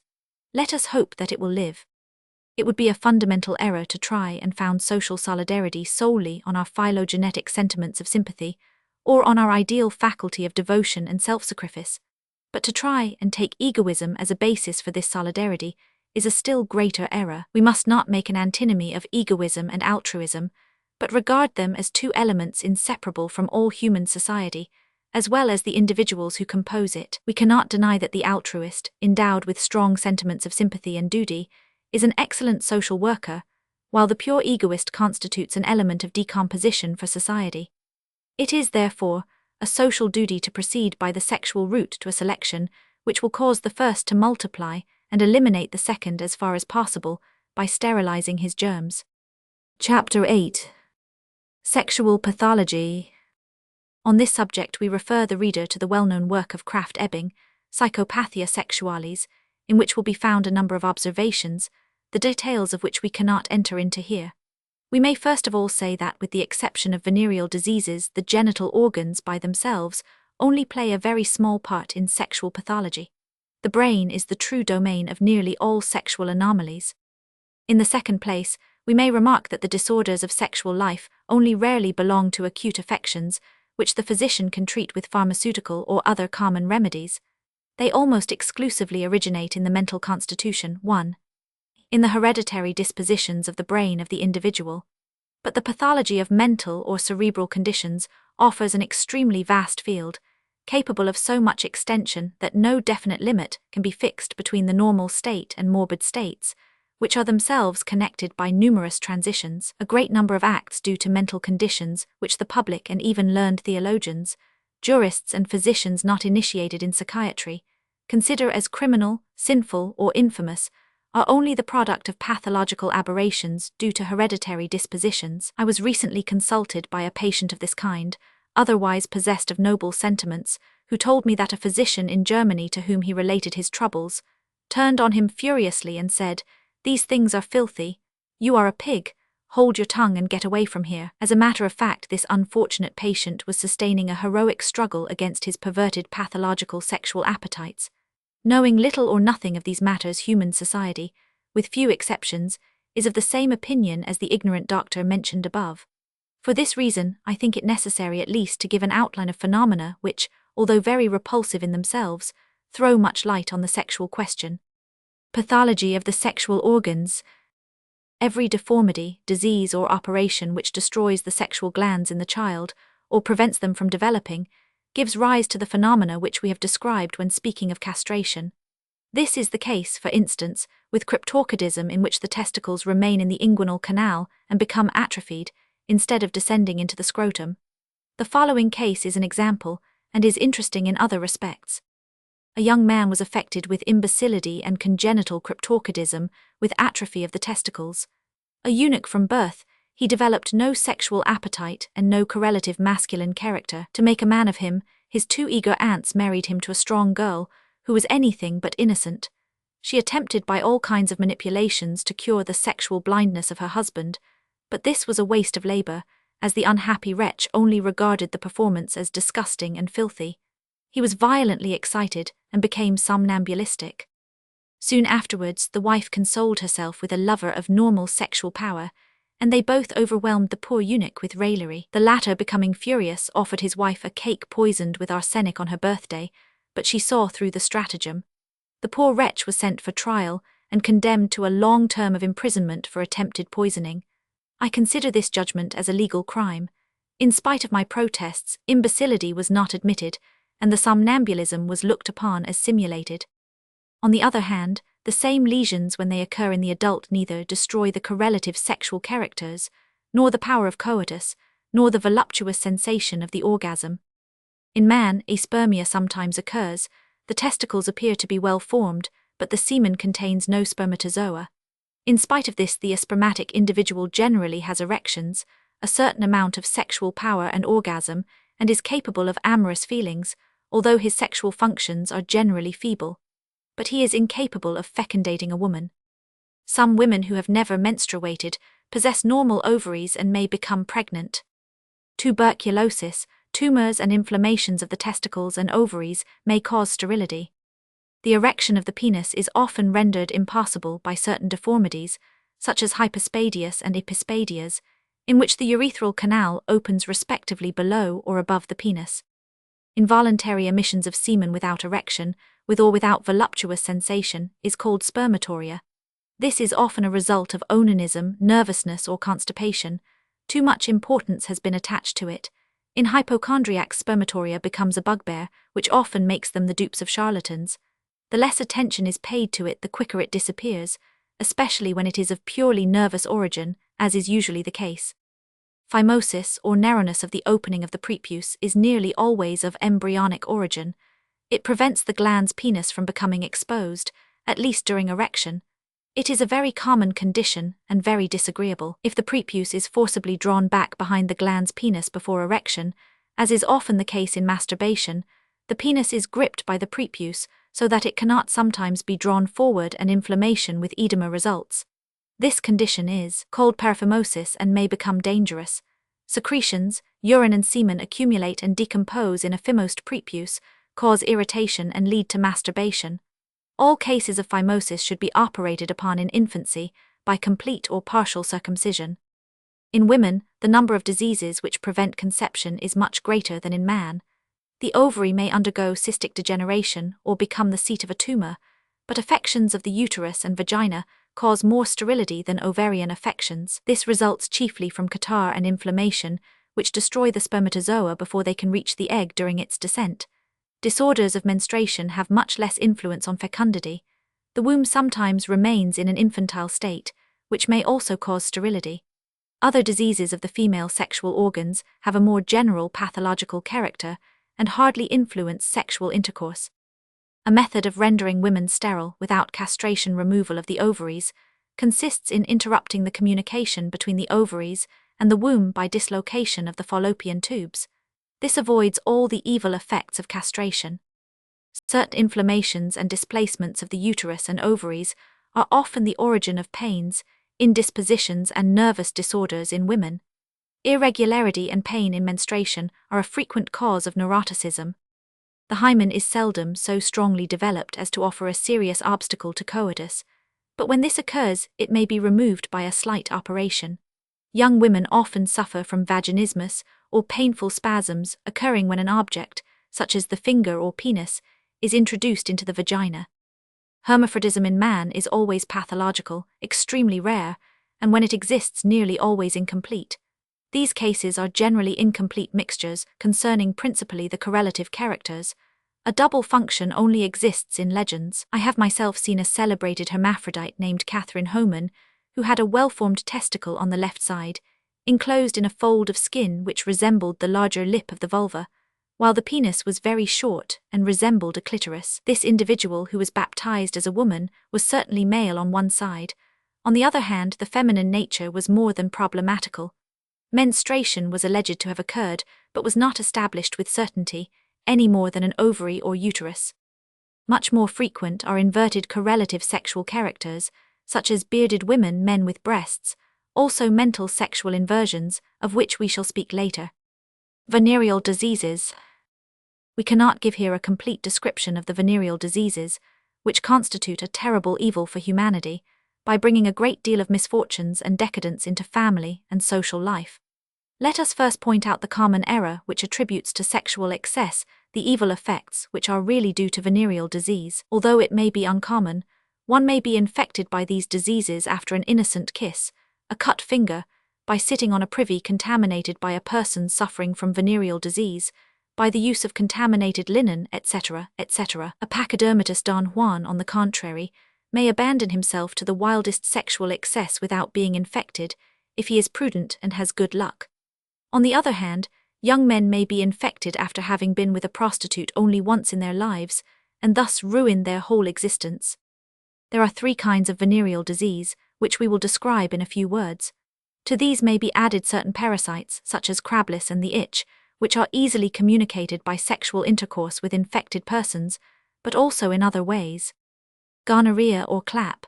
This disease consists in a purulent inflammation of the urethra caused by a microbe called the gonococcus. When treated properly, it may be cured in a few weeks, but very often the inflammation becomes chronic and attacks the neighboring organs. Chronic clap or morning drop may lead in the male to permanent stricture of the urethra, which in turn may produce retention of urine, catarrh of the bladder, and disease of the kidneys, which may be fatal. One attack of gonorrhea in no way protects against a second infection, but rather predisposes to it, and when this disease becomes chronic, exacerbations or relapses of the acute stage often occur without fresh infection. In women, the results of gonorrhea are, if possible, still worse than in men, because it is more difficult to cure. A prostitute affected with gonorrhea may infect an enormous number of men, and in this case medical inspection of brothels is no guarantee. The gonococci are concealed in all the corners and folds of the internal genital organs of women, where they set up inflammation of the womb, the fallopian tubes, and even the ovaries, which may lead to adhesions between the abdominal organs. Women affected with chronic gonorrhea generally become sterile. When the womb and the ovaries are affected, there is much suffering, and the woman may be confined to bed for some years. Stricture of the urethra and inflammation of the bladder are more rare in women than in men, as the result of gonorrhea. But gonorrhea is not confined to the adults of both sexes. The innocent child, who at birth has to pass through its mother's vulva, when this is affected with gonorrhea, undergoes a baptism of gonococci which attack the conjunctiva of the eyes and set up a severe purulent inflammation, called ophthalmia, of the newly born ophthalmia neonatorum. This is one of the chief causes of total blindness, and if the child is not entirely blind, there are often large white patches left on the cornea which considerably interfere with sight. Gonorrheal ophthalmia may also occur in adults by conveying pus from the urethra to the eyes by the fingers. Syphilis, this disease is still more formidable than gonorrhea. It is caused by a microbe which has been recently discovered, Spirocheta pallida. Syphilis is much more chronic than gonorrhea and commences with a small sore indurated at its base and called the hard canker. This is situated on the genital organs or elsewhere. In the mouth, for instance, when this has been in contact with the buccal or genital organs of a person infected with syphilis, the syphilitic poison spreads through the body by means of the blood and lymph. At the end of a few weeks, eruptions appear on the body and face, and then commences a series of disasters, the cause of which may be suspended over the victim for his whole life, like the sword of Damocles, even when he believes himself cured, for the cure of syphilis is often uncertain. This disease may remain latent for months and years, to reappear later on in different organs and cause fresh lesions. Syphilis causes ulcers of the skin and mucous membranes. It sometimes causes decay of the bones. It may cause disease of the internal organs, such as the liver and lungs. It affects the walls of the blood vessels, causing them to become hard and brittle atheroma. It causes disease of the eyes, especially of the iris and retina, tumors or gumata in the brain, paralysis, etc. In fact, it spares none of the organs of the body. The early stages of syphilis may easily pass unnoticed owing to their partly latent and completely painless character. Small eruptions may be mistaken for other affections, and mercurial treatment generally disperses the symptoms of primary and secondary syphilis, but syphilitics who are apparently cured are never safe from being attacked, after perhaps many years, with locomotor ataxy, general paralysis, or the tertiary or quaternary manifestations of syphilis, such as disease of the bones, internal organs, eyes, brain, etc. The sores of the first 2 or 3 years of syphilis are contagious but painless, and hence do not prevent coitus when they occur in the genitals. After 3 years, syphilis becomes less contagious, but there is no definite time limit, and cases have been recorded in which contagious lesions occurred 10 or 15 years after the onset of the disease. A syphilitic man may transmit the disease to his children without infecting his wife, and these children may die before birth or may be born with congenital syphilis. This is due to the spermatozoa being infected with syphilis. However, this is fortunately not always the case, for many cured syphilitics have healthy children. A child affected with congenital syphilis from the father may infect the mother during pregnancy. This is called syphilis by conception. Congenital syphilis may also cause locomotor ataxy and general paralysis. It is difficult to enumerate all the infirmities which syphilis in the parents may transmit to the children. Syphilis often renders marriage sterile. It is more frequent in men than in women, because the number of prostitutes is small compared with the number of men who go with them. A single prostitute may contaminate a whole regiment. On their part, the clients of prostitutes convey gonorrhea and syphilis to their wives, thus spreading in society this abominable plague and all the evils resulting from it. Soft canker. The third kind of venereal disease is the soft canker, thus called in distinction to hard canker, which is the primary sore of syphilis. Soft canker is the least dangerous and the least common of the 3 diseases. It consists of an ulcer which remains localized to the genital organs unless it is complicated with syphilis, which is frequent. The ulcerated parts are destroyed, but the sore heals generally without trouble. Venereal diseases constitute one of the worst satellites of the sexual appetite. If men were not so ignorant and careless, it would be on the whole easy to avoid them and cause their gradual disappearance. One of the most absurd and infamous organizations which can be imagined is that of the state regulation of prostitution, which, under the pretext of hygiene, compels prostitutes to be registered by the police or to live in brothels. They then undergo regular medical examination, the object of which is to prevent those who are diseased from practicing their trade, and compel them to be treated in hospital. We shall see later on that this system absolutely fails in its object, for the simple reason that the treatment of venereal diseases is by no means the panacea which many people imagine. The first attack of gonorrhea in man is very often spontaneously cured, while unskillful treatment often aggravates it. The relapses of this disease, on the other hand, especially in their chronic form, often resist all kinds of treatment and sometimes become incurable.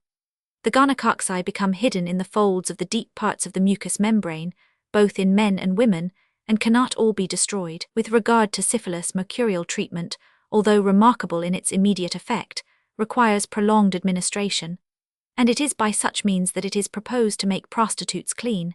There is only one radical cure for venereal diseases, that is not to contract them. However, this does not prevent us from recommending all those who are affected with them to seek immediate treatment by a skilled specialist. It is sad to see ladies of high position defending such barbarous institutions as proxenetism, the business of keeping brothels, and the regulation of prostitution, imagining that they thereby protect their daughters against seduction. Such aberration can only be explained by suggestive influence on the part of men. Among men, and especially among many physicians, the belief in the efficacy of regulation depends on a mixture of blind routine, faith in authority and want of judgment, combined perhaps with more or less unconscious eroticism. We shall consider this point in detail later on.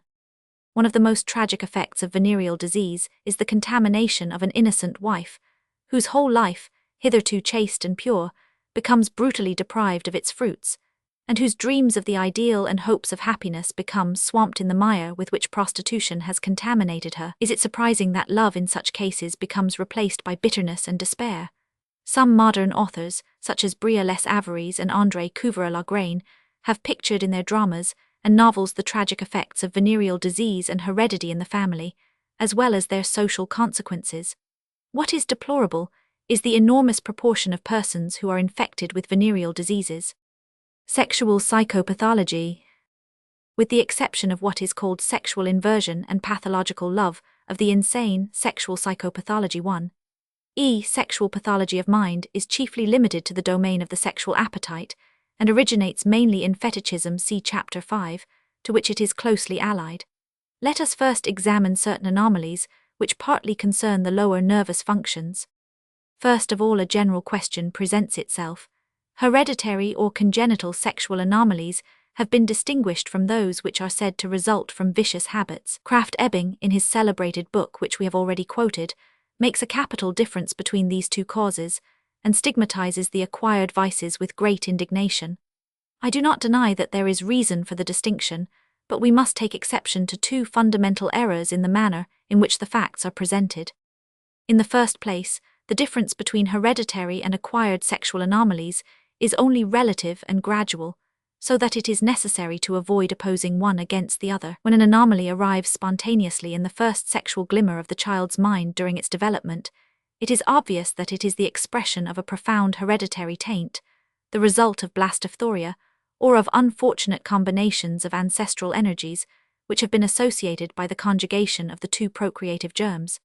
In such a case, it is comparatively easy to prove that this is a pathological symptom independent of the will of the individual, but a continuous series of degrees in the intensity of a hereditary predisposition to a certain sexual anomaly, or to other anomalies or peculiarities apt to provoke this anomaly, insensibly connects the purely hereditary pathological appetite with that which is simply the effect of acquired vicious habits. In this way, a strong hereditary predisposition may exaggerate a moderate normal sexual appetite, or may give it a pathological direction under influences which would have had no effect in a less predisposed individual. Again, a slightly marked tendency to homosexuality in a man may increase under the seductive influence of a passionate invert, when the same individual would have lost this tendency if he had fallen seriously in love with a woman. On the other hand, the invert would have no influence on an individual who was not predisposed. If the hereditary disposition is very strong, it is developed spontaneously or under the influence of very slight circumstances. If it is mediocre, it may remain latent and even become extinct when favorable circumstances do not awaken it. When it is entirely absent, the most powerful seduction and the most evil influence cannot give rise to the corresponding anomaly. These facts are sufficient to show what abuse is made of the term acquired vice. Under this heading are designated a number of peculiarities, the roots of which are to a great extent contained in the germ of heredity. The power of words on the human mind produces antinomies which do not really exist. Such is the case with the terms vice and disease. Vices depend on a hereditary mnemic disposition, of varying strength and more or less pathological, or at any rate unilateral one. Developed in one direction only, or connected with a single group of objects, according to the good or evil influence of the environment they may develop, become limited or even fail to appear. Inversely, we may say that many diseases, especially of the brain, are the source of vices. In the second place, it follows from this fundamental principle that the vicious and apparently acquired conduct of certain individuals should not be considered as the product of perverted free will, but rather as the unfortunate and destructive result of a bad hereditary disposition developed under the influence of the bad habits of a corrupt environment. This environment being itself composed of men, there is a vicious circle of cause and effect which will not escape the mind of the thoughtful reader. Bad habits are made by hereditary forces, and bad habits develop in their turn by custom, and may even create, by blastophoria, vicious hereditary dispositions. The indignation of the moralists who condemn vicious persons are very like the temper of a child who strikes the fire which burnt him. Reflex anomalies. We have already mentioned vaginismus, which is often produced in women by the first coitus. Priapism in man is somewhat analogous to vaginismus. It is produced by an exaggerated reflex irritability of the nerve centers for erection, and results in continual and painful erections, which sometimes end in ejaculation without sensation. Another anomaly, more or less reflex and very frequent, produces voluptuous sensations and premature ejaculation after short and incomplete erections. In some nervous women also, the venereal orgasm occurs very rapidly and briefly. These anomalies belong to the domain of medicine and are of little importance for our subject. Psychic impotence. Psychic impotence is a symptom which occurs accidentally in the normal state and very frequently in psychopathological conditions. A representation or idea of any kind may suddenly paralyze by suggestive action the normal reflex mechanism of the center for erection. The blood ceases to accumulate in the corpora cavernosa, and erection is either arrested or not produced at all. For example, a very excited lover, who has had strong erections at the moment when he prepared to copulate, may be suddenly overcome with the idea that he will fail, or by some other thought which paralyses erection and renders coitus impossible. The remembrance of such a failure and the distress and shame attached to it, even efforts to produce erection indirectly for another attempt, constitute further causes of inhibition of the cerebrospinal activity. They temporarily extinguish the sexual appetite and prevent by their interference the automatic mechanism of erection which they strive to produce. The greater the fear of failure, the more the psychic impotence increases. This phenomenon may be limited to a certain woman, but it is more often general. Sometimes an incomplete erection is produced, which is insufficient. This condition, which depends on autosuggestion, is best treated by hypnotic suggestion. The sentiment of impotence powerfully depresses a man, and the depression increases his impotence. This condition often, however, disappears by itself. A special variety of psychic impotence is that in which erection takes place, but the idea of ejaculation predominates so much that it paralyses the voluptuous sensations and causes ejaculation to occur without pleasure, or even erection to cease. Impotence may occur at the first coitus, or may come on gradually. It is often produced suddenly at the time of marriage in persons who have hitherto been very capable, even in Don Juans. Men may have normal erections and pollutions, but these may be stopped by countersuggestions at each attempt at coitus. Habitual masturbation may in some cases contribute to produce impotence, but we must not generalize from such cases, nor construct a dogma from them, for continence may also be a cause of impotence. All these details, which are combined in all kinds of ways with other sexual troubles, but which are also produced alone in men who are otherwise normal, throw much light on the relation of the momentary mental state of man to his sexual appetite and the accomplishment of coitus. I do not know under what heading the following case should be placed. A young man of steady habits and normal sexual appetite had always abstained from sexual connection and masturbation. He only had emissions during sleep. The latter were accompanied by erotic dreams, but never produced an orgasm, while disagreeable sensations occurred on waking. He married for love a woman in whom the hymen was resistant, and vaginismus occurred on each attempt at coitus. These attempts failed constantly in spite of the most intense love and the most ardent desire for children on both sides. The husband's erections were incomplete, and he never had an ejaculation except when asleep. By the aid of hypnotism I succeeded in strengthening his erections, and an operation on the hymen cured his wife's vaginismus. The first attempts at coitus were not immediately successful, but suggestion acted after a time. Finally, the attempts were crowned with success and followed by a first and second pregnancy. The children were healthy. In this case, the impotence, which had lasted about 18 months, did not affect the mutual love and respect of the couple, because the husband's affection combined with his sexual appetite had sufficed for the happiness of a woman who was on the whole normal. This case is very instructive in several ways, for it gives a good example of the nature of the sexual instinct in woman. It also shows how the autosuggestion of emissions occurring only during sleep may hinder copulation in the waking state, but such phenomena are extremely rare. It is hardly necessary to say that there is no true impotence in woman, but the same mental paralysis may occur as in man, preventing orgasm and often causing disgust. Sexual paradoxy. By this term is understood the appearance of the sexual appetite, or even of love, at an abnormal age. Infantile paradoxy is, however, very different to senile paradoxy. Infantile paradoxy must not be confounded with certain forms of masturbation, to which we shall return. Some races, especially in the tropics, have a much earlier sexual development than others, depending more on race than climate. In some, sexual maturity occurs in boys between the age of 12 and 14, and in girls between 9 and 10 years, while in others the former are hardly mature at 20, and the latter before 17 or 18. Again, individual variations may be very great in the same race, but owing to hereditary satyriasis or nymphomania, we sometimes in our own country see sexual appetite appear in children of 8, 7, or even 3 or 4 years of age, in a spontaneous manner without any external excitation. Lombroso mentions the case of a girl 3 years old who had an irresistible tendency to onanism. I have myself observed the two following cases. In this case I was told that there was no hereditary taint, but such statements prove nothing. Individuals of this kind generally become criminals, or else give themselves up to masturbation or prostitution.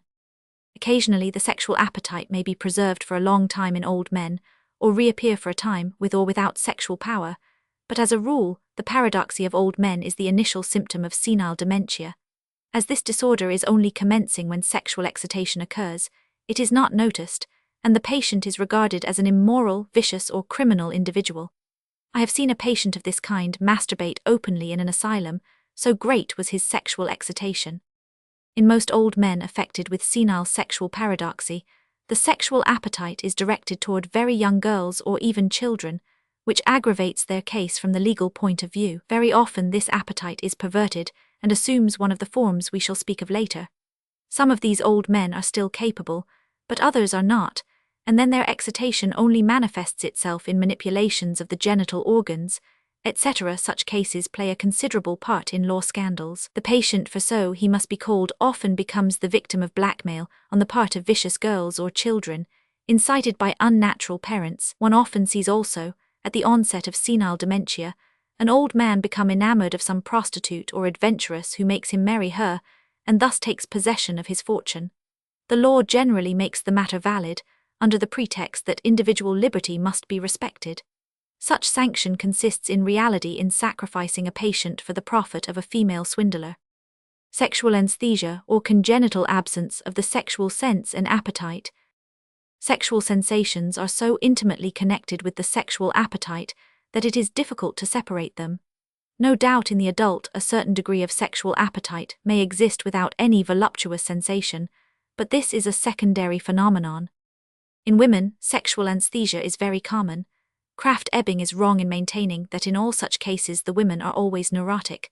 A number of absolutely normal and intelligent women remain all their life completely cold from the sexual point of view, apart from the normally passive character of the female sex in coitus.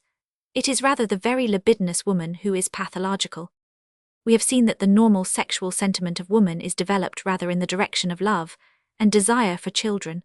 Erotic men often complain of the sexual coldness of their wives, which is disagreeable to them, for pleasure in one sex excites and completes that of the other. Cold women submit to coitus as a duty, or at any rate only mentally enjoy their husband's caresses. Sexual anesthesia occurs normally in old age. It may occur at an earlier age, owing to destruction or atrophy of the sexual glands, great excesses, or on the contrary, extreme continence. Certain diseases and psychoses may also cause it. The following are a few examples of sexual anesthesia. He eventually married a young girl, well educated but extremely prudish. One can imagine the revelations which followed. The wife, who had a strong desire for children, soon perceived the sexual blindness of her husband. She became very unhappy and bitterly reproached him. The husband then became aware that there should be something in marriage which he had not taken into account, but the explanations of coitus by the medical man were useless, and hypnotic suggestion was incapable of producing the least sexual sensation. In spite of all this, the husband was full of respect and affection for his wife, but was incapable of simulating the least sexual appetite. As regards the wife, what she required was not coitus, which was simply a means to an end, but children. However, her prudery made her prefer this state of things to a divorce, which would create scandal.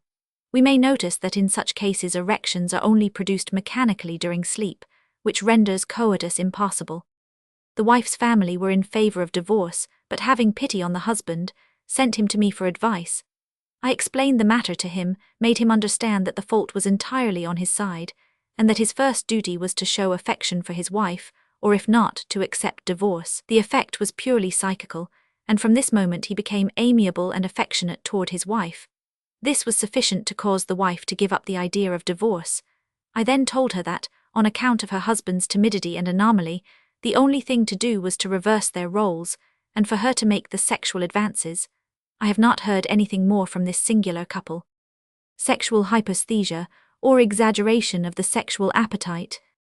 This anomaly may be congenital, for example, in the sexual paradoxy of children. Everyone knows the Don Juans and Messalinas with their insatiable appetites.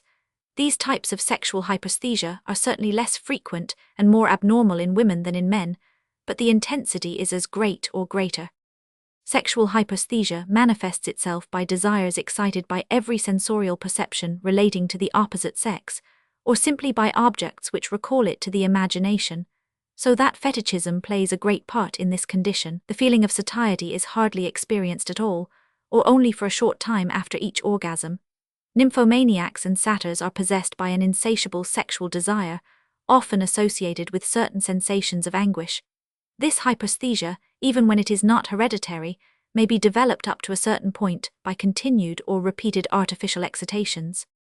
In women, it is during or after menstruation that the sexual appetite and consequently sexual hyposthesia are generally strongest, but there are many individual variations in this respect, and sometimes the opposite occurs. The effect of sexual hyposthesia is to direct the appetite toward any object capable of satisfying it. When the other sex is wanting, masturbation is generally resorted to. All mucous membranes, anus, mouth, etc., and even inanimate objects may serve to satisfy the pathologically exalted appetite of such individuals. Men most distinguished in other respects may abandon themselves to the most foolish or abominable practices. Animals are often used to satisfy the hyposthetic sexual appetite in both sexes. The healthy woman is not prone to such desires, unless of psychopathic taint. Men visit prostitutes, and become excited at the sight of every woman who is neither too old nor too repulsive. Some individuals of this kind are pursued night and day by erotic images, which may even become an obsession and a veritable torment. A further degree of sexual hyposthesia is called satyriasis in man, and nymphomania in woman. I have observed in women two very different varieties of sexual hyposthesia. In one, true nymphomania, the subjects are attracted toward man bodily and mentally with an elementary force. In these, the whole brain follows the appetite in quite a feminine manner. Other women, on the contrary, are driven to masturbation by a purely peripheral excitation. They have erotic dreams with venereal orgasms which torment rather than please them. But they do not fall in love easily, and may have difficulty in the choice of a husband. Their mind alone remains feminine, full of tact and delicacy in its sentiments, while their lower nerve centers react in a more masculine and at the same time more pathological manner. There are many transitional forms between these two extremes. Sexual hyposthetics are often unhappy and consult the physician for relief from the perpetual excitation which torments them. They attempt to master themselves and check their appetite in all ways, and are sometimes affected with nervous or mental depression. It is important, however, to recognize the fact that many sexual hyposthetics remain quite fresh and active, and attain an advanced age, provided they escape alcohol and venereal disease. When sexual hyposthesia results chiefly from artificially acquired habits, it may often be cured by hypnotic suggestion and establishing self-control. But when it is hereditary and very intense, and especially when it is connected with infantile paradoxy or other anomalies, castration may be the only efficient remedy. When it is chiefly acquired, any strong diversion which turns the mind from sexual preoccupation to other subjects may have an excellent curative effect. The most intense hereditary cases may constitute a plague for the individual and for society, and it is then that castration may become a blessing by calming the obsessed patient, by giving him the opportunity for useful occupation, and by preventing him from abusing his fellows and procreating beings similar to himself. Nymphomaniacs often have polyandrous instincts, and they then become more insatiable than men. Several cases of this kind have been published in the press, and examples of such women are not rare in history. When a woman is possessed by passion, she often loses all sense of shame, all moral sense and all discretion, as regards the object of her desires. She pays no attention to anything which is opposed to her passion, but may be full of reserve, tact, and good feeling in all other respects. Cases of this kind, however, have always a more or less marked pathological character. In man, satyriasis is very frequent. It often happens that a husband continually forces his wife to coitus, even during menstruation. We have mentioned already the case of an old peasant of 70 who thus abused his poor old wife. In such cases, conjugal infidelity very commonly occurs. The cynicism of such individuals may go so far that they have intercourse with prostitutes or servants in the presence of their wives, or even abuse their own children. The wife behaves in these cases in different ways according to her character. Many tolerate everything and do not complain, for the sake of their children. Others leave the husband or divorce him. Some commit suicide. It would seem quite natural for nymphomaniacs to marry satyrs, but we must bear in mind the evil results for posterity from such an accumulation of the sexual appetite. Masturbation or onanism. The term onanism is derived from the name of Onan, son of Judah and Suor and grandson of Israel. According to the Old Testament, Onan's father wished him to marry his brother's widow and have children by her, but this did not please Onan, and he provoked ejaculation of semen by friction, in order to avoid having children by his sister-in-law. This offended God, who slew him. We have already shown that in the child the sexual appetite manifests itself in a kind of obscure presentiment and vague sensations in the genital organs. If a young man cannot satisfy his sexual appetite naturally, the latter, when it increases in strength, provokes erotic dreams and nocturnal emissions, or artificial excitation of the penis may be practiced to produce orgasms. The latter phenomenon is called masturbation. Masturbation in man is performed by friction of the penis with the hand, or against some soft body. In the latter case, especially erotic images of naked women or female sexual organs is associated with onanism. This kind of masturbation may be called compensatory, because it does not depend on an anomaly of the sexual appetite, but serves to satisfy a natural want by compensation. There are a whole series of manipulations employed for the same object, which constitute the psychic equivalent of compensating masturbation. In remote garrisons and in boys' schools, the more libidinous individuals, usually those mentally tainted, often practice mutual masturbation or sodomy. This is the sex complex of the degenerate individual, and in an effort to exterminate these pathological manifestations, they are being penalized by law throughout the civilized world. It is unnecessary to prolong this enumeration. Those we have mentioned are the most common, and it is agreed that men who are addicted to these practices are decidedly psychopathic, whether it may be caused by faulty heredity or anomaly in the psychology of the individual. This still remains to be proven. In reality, they are often normal in other respects, but simply affected with sexual hyperesthesia. Sometimes they are feeble-minded individuals who have recourse to such practices because they are derided by women. Others are cynics, more or less vicious in other respects. Compensatory masturbation is extremely widespread, but it is as a rule neither recognized nor admitted because it is easy to conceal. Although depressing for those whose willpower is overcome by an excitation which they cannot conquer, it is relatively the least dangerous form of onanism. At the most it leads to a certain amount of nervous and mental exhaustion by abuse of the facility of thus procuring a venereal orgasm. The loss of substance from frequent seminal ejaculations is also more or less weakening, although the secretion from the prostate plays a much greater part than the semen.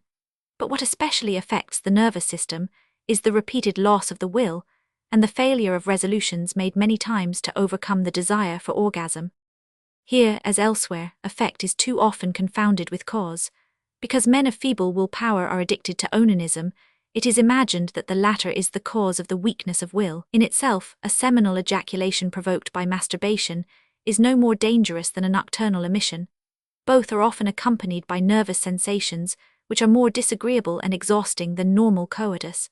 I must, however, point out that the effects of moderate masturbation in the adult have been greatly exaggerated, either by confounding the effect with its cause, or for mercenary objects, by driving timid persons to charlatans or to prostitutes. The active sexual appetite of man, increased by the accumulation of semen, is absent in woman. She does not have nocturnal emissions accompanied by voluptuous sensations which spontaneously awaken sexual desire.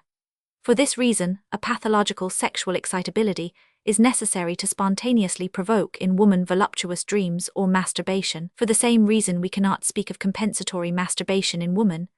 Onanism, however, is not uncommon among women, although less frequent than in men. It results either from artificial and local excitations, from bad example, or from pathological hyperesthesia. When once the habit is acquired, repetition is produced by the difficulty of resisting voluptuous desires. Women perform masturbation by friction of the clitoris with the finger, or by introducing various hard and rounded objects into the vagina and imitating the movements of coitus, often also by rubbing the crossed thighs against each other. In the insane, masturbation is sometimes practiced to an excessive extent. Some hysterical women introduce objects into the urethra during masturbation and cause severe inflammation of the bladder. Another variety of sexual excitation, which is often substituted for coitus among women, is the practice of mutual licking of the clitoris with the tongue cunnilingus.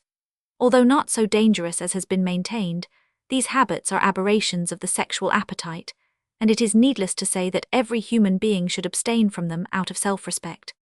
The man who, for some reason or another, cannot obtain normal coitus should content himself with nocturnal emissions, and the woman with voluptuous dreams, and should both abstain from active and voluntary excitations. For my part, I consider prostitution, or love which is bought, as a variety of compensatory masturbation, and not as normal copulation.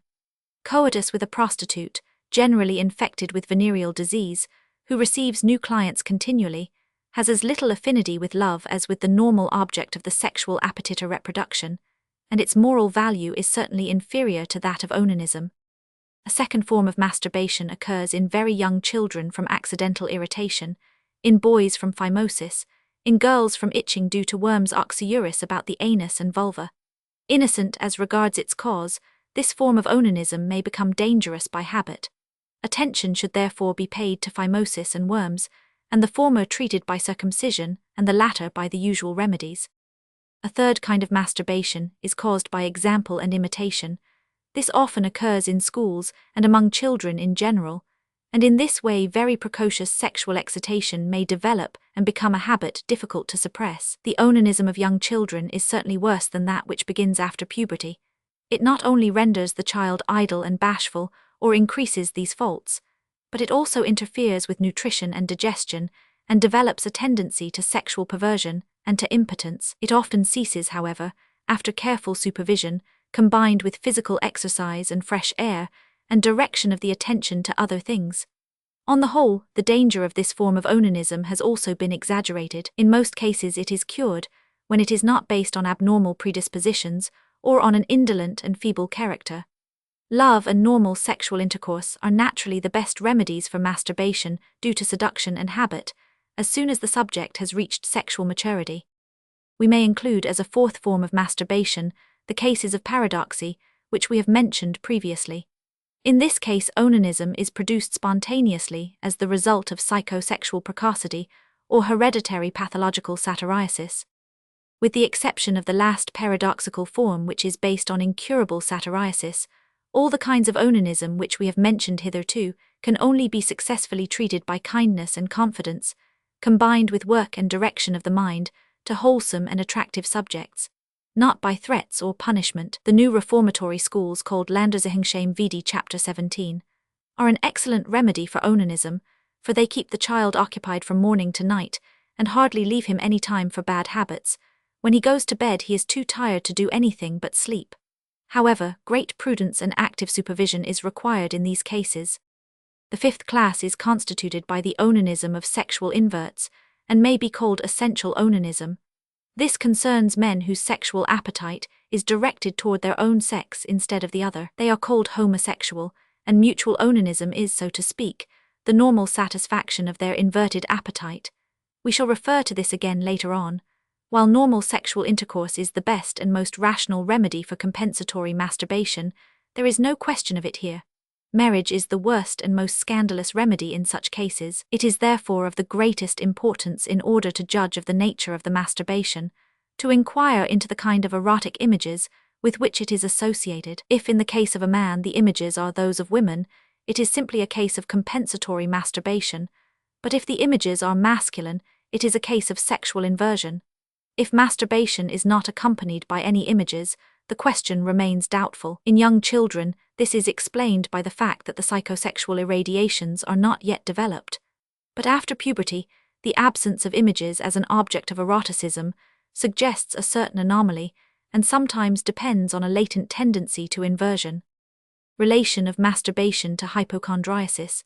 Some onanists become much distressed and reproach themselves for having spoilt their lives by their bad habit. They give way to lamentations before their doctor and their acquaintances, wring their hands with despair, and beg everyone to come to their aid. They look upon themselves as poor sinners whose lives have been ruined, either by their own fault or by others.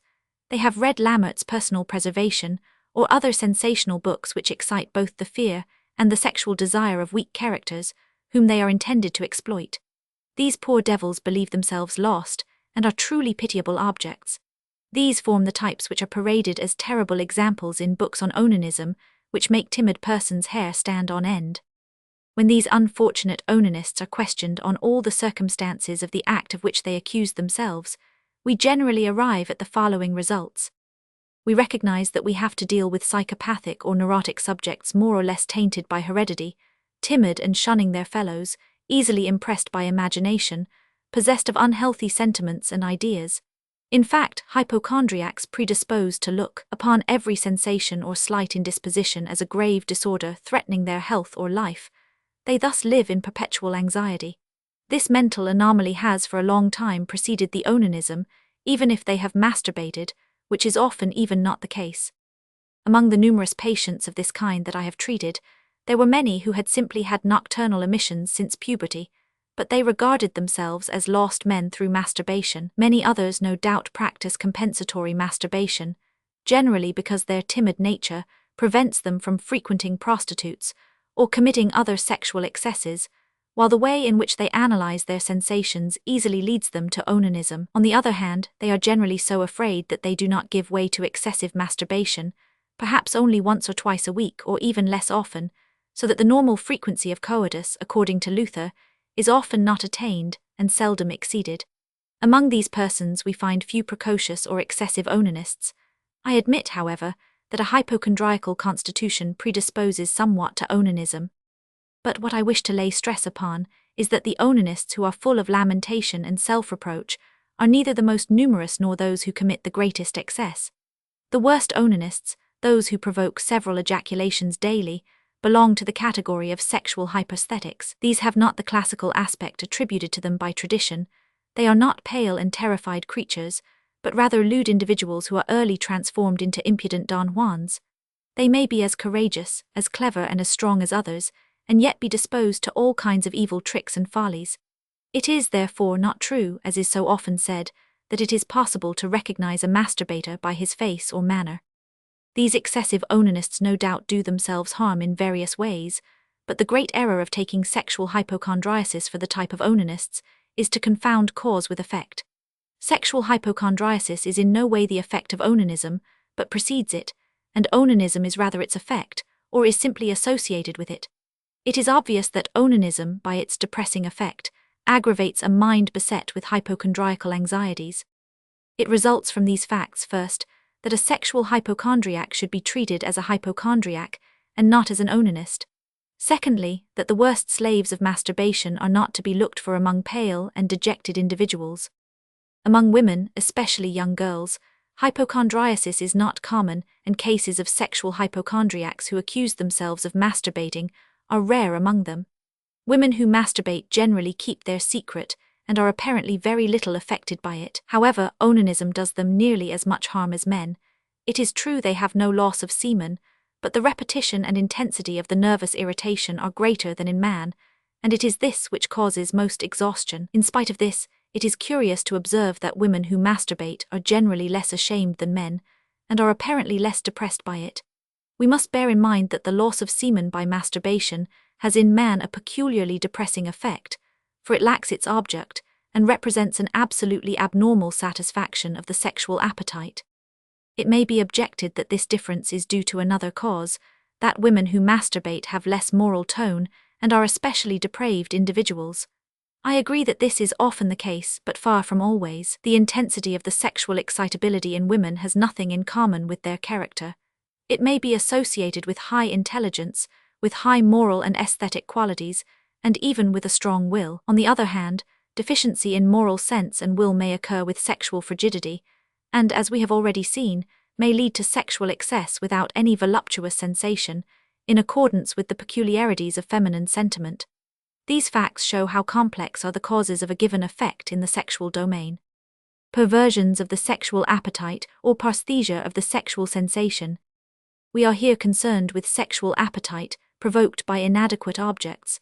Krafft-Ebing having made a profound study of this question, we shall follow his subdivisions in the main. Perverted sexual appetite directed toward the opposite sex.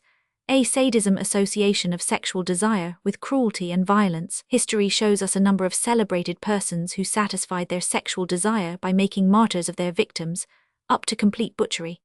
The most atrocious types of this kind are perhaps assassins such as Jack the Ripper, who lie in wait for their victims like cats, pounce on them, revel in their terror, assassinate them by inches, and wallow voluptuously in their blood.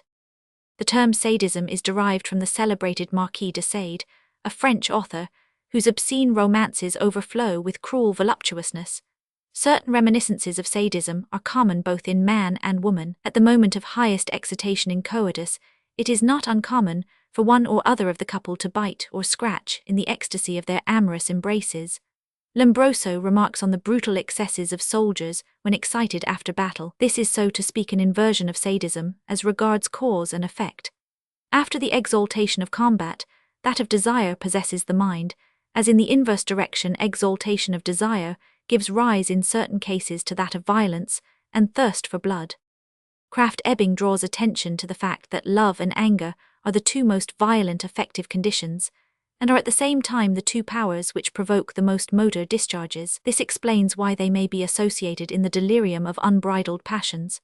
To these facts is added an atavistic relic of the instinct of man's ancestors, the males of whom fought furiously to conquer the females by violence, which provoked desire in them, after the subjection of the object of their sexual appetite. True sadism can, however, only become effective by the combination of two causes, by an exalted and absolutely pathological association of sexual desire with a sanguinary instinct, and with the desire to ill-treat and overcome a victim, by an almost absolute absence of moral sense and sympathy, combined with a violent and egoistic sexual passion.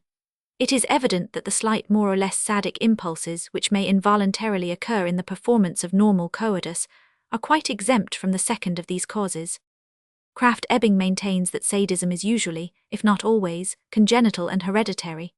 Sadism is for a long time restrained by fear, education, or moral sentiments. It is only gradually, when normal coitus cannot procure for the perverted sexual appetite the satisfaction it requires, that the sadist gives way to his passion. This gives the latter a false appearance of acquired vice. Sadists become experts in the art of assassination without discovery. The cynicism with which some of them have described their sensations shows their cold indifference toward the tragic and the horrible. Krafft-Ebing describes a series of atrocious types of this kind, and unfortunately the press and the criminal law courts continually give us fresh examples. Some sadists assassinate children, others men, when their perversion is complicated with pederasty or sexual inversion. The story of Bluebeard is probably based on the successive crimes of a sadic. Sadists do not always confine their attacks to living people. Some of them are necrophiles, who violate dead bodies and cut them in pieces. Others again kill animals, whose sufferings and blood serve to satisfy their desires. Some sadists satisfy themselves by flogging prostitutes or pricking them till they bleed, while others prefer to martyrize their victims slowly, and thus procure the maximum of pleasure. Others again are contented with scenes symbolical of servitude, in which women are compelled to adore and supplicate them, etc. The humiliation of women takes part in the sadist appetite of man, and often degenerates into fetishism. Simple imagination in which he plays the part of a tyrant, and which are complicated with onanism or normal coitus, often suffice to satisfy the sadist. Some sadists soil themselves with the excrements of the woman they love. When sadism assumes the character of a symbol or a fetish, seminal ejaculation and sensation generally occur without contact with the woman's body. Sadism is more common in men, but occurs also in women. Messalina and Catherine de' Medici are historical examples. The latter had her maids of honor flogged before her eyes, and said she was bathing in roses when she witnessed the massacre of the Huguenots. Women in whom sadism takes a milder form are contented with biting a man till he bleeds during coitus. Sadism appears to be most often an effect of hereditary alcoholic blastophoria. Masochism, association of sexual desire with submission to cruelty and violence. The term masochism is applied by Krafft-Ebing to a form of sexual perversion described by Sacher Masoch in several of his romances. Masochism is exactly the converse of sadism. The desire of the masochist is excited by humiliation, submission, and even blows. The pain he feels when he is flogged gives him intense pleasure. Like sadism, this perversion may be incomplete. When it is complete, the masochist is affected with psychic impotence and is incapable of normal coitus. Ill-treatment and humiliation are alone capable of causing him erections, seminal ejaculations, and pleasure. However, comedies representing his humiliation, or corresponding efforts of his imagination, may succeed in replacing the reality and procure the desired effect. Like sadism, masochism is hereditary and congenital. When the first sexual sensations are produced, the masochist child sighs for a dominating woman who will ill-treat him and make him her slave. His imagination is transported by the idea of being on his knees, of being trodden underfoot, or bound in chains by her, etc. The cruel heroine of his heart must ridicule and humiliate him as much as possible. Corporal punishment with a beneficial object does not satisfy the true masochist. Rousseau, in his Confessions, reveals the sexual feelings of the masochist. It is remarkable how far poetic conceptions are combined with the perversion of sexual sensations in masochists, leading them to dream of an imperious and cruel woman to whom they devote a love as humble as it is exalted, while normal coitus causes them no pleasure, and can sometimes only be accomplished with the aid of masochistic images. These images may also be accompanied by onanism. It is very common for masochists to become flagellants, and to be flogged or trampled on by prostitutes, but it often happens that they only feel pain instead of pleasure, when the comedy which they have started appears revealed in all its absurdity, showing them a woman paid to ill-treat them, and not doing it for her own enjoyment. Some masochists take pleasure in imagining themselves assassinated by a woman, or even cut in pieces. Others organize theatrical performances in which imperious women play the part of judges, before whom they appear naked, and are flogged and condemned to death. Others again are contented with imagining these performances, combining them sometimes with coitus or masturbation.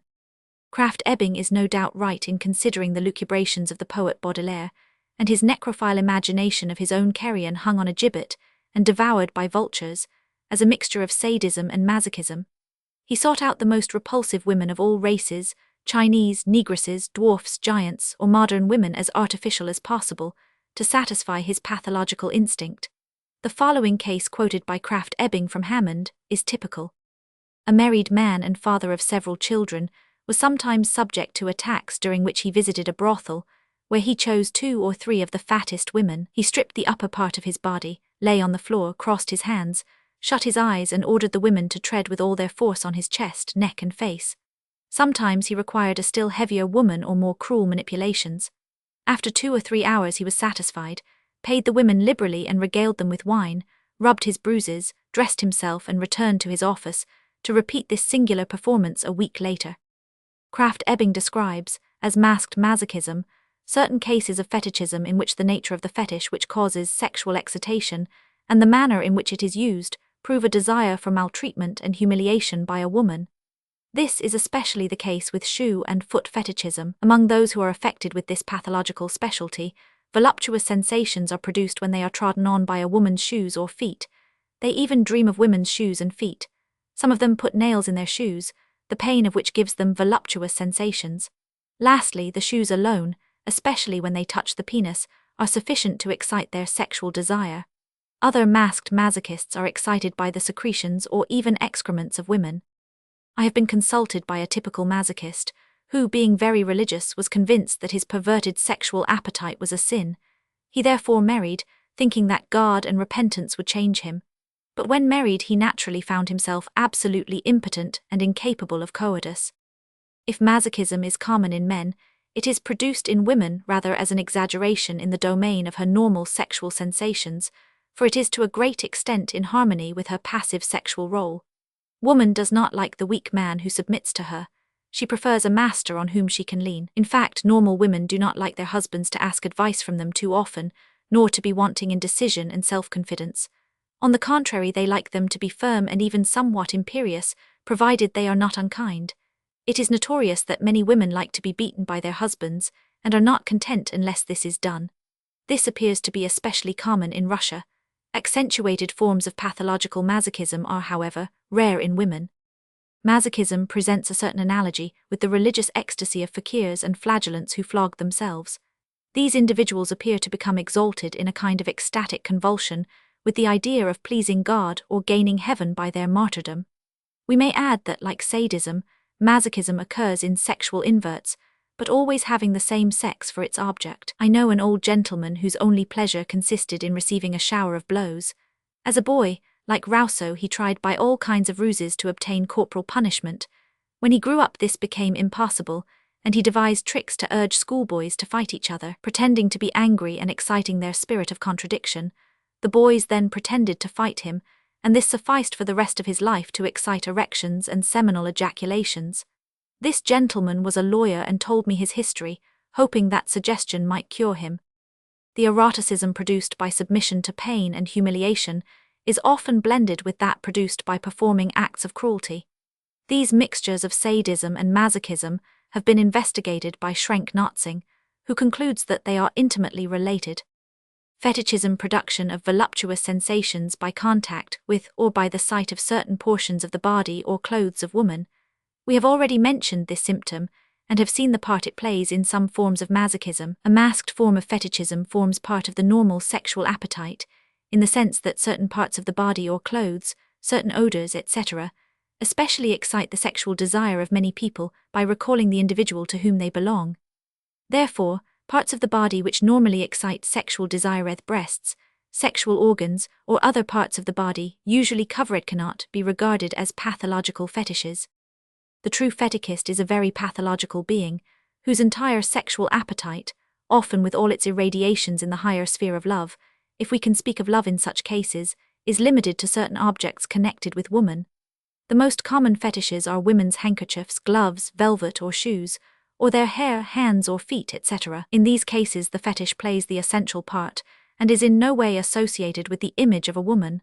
The fetish is the sole object of love. The sight or touch of the fetish, the pleasure of pressing it against the heart or the genital organs, are alone capable of producing erections and ejaculations.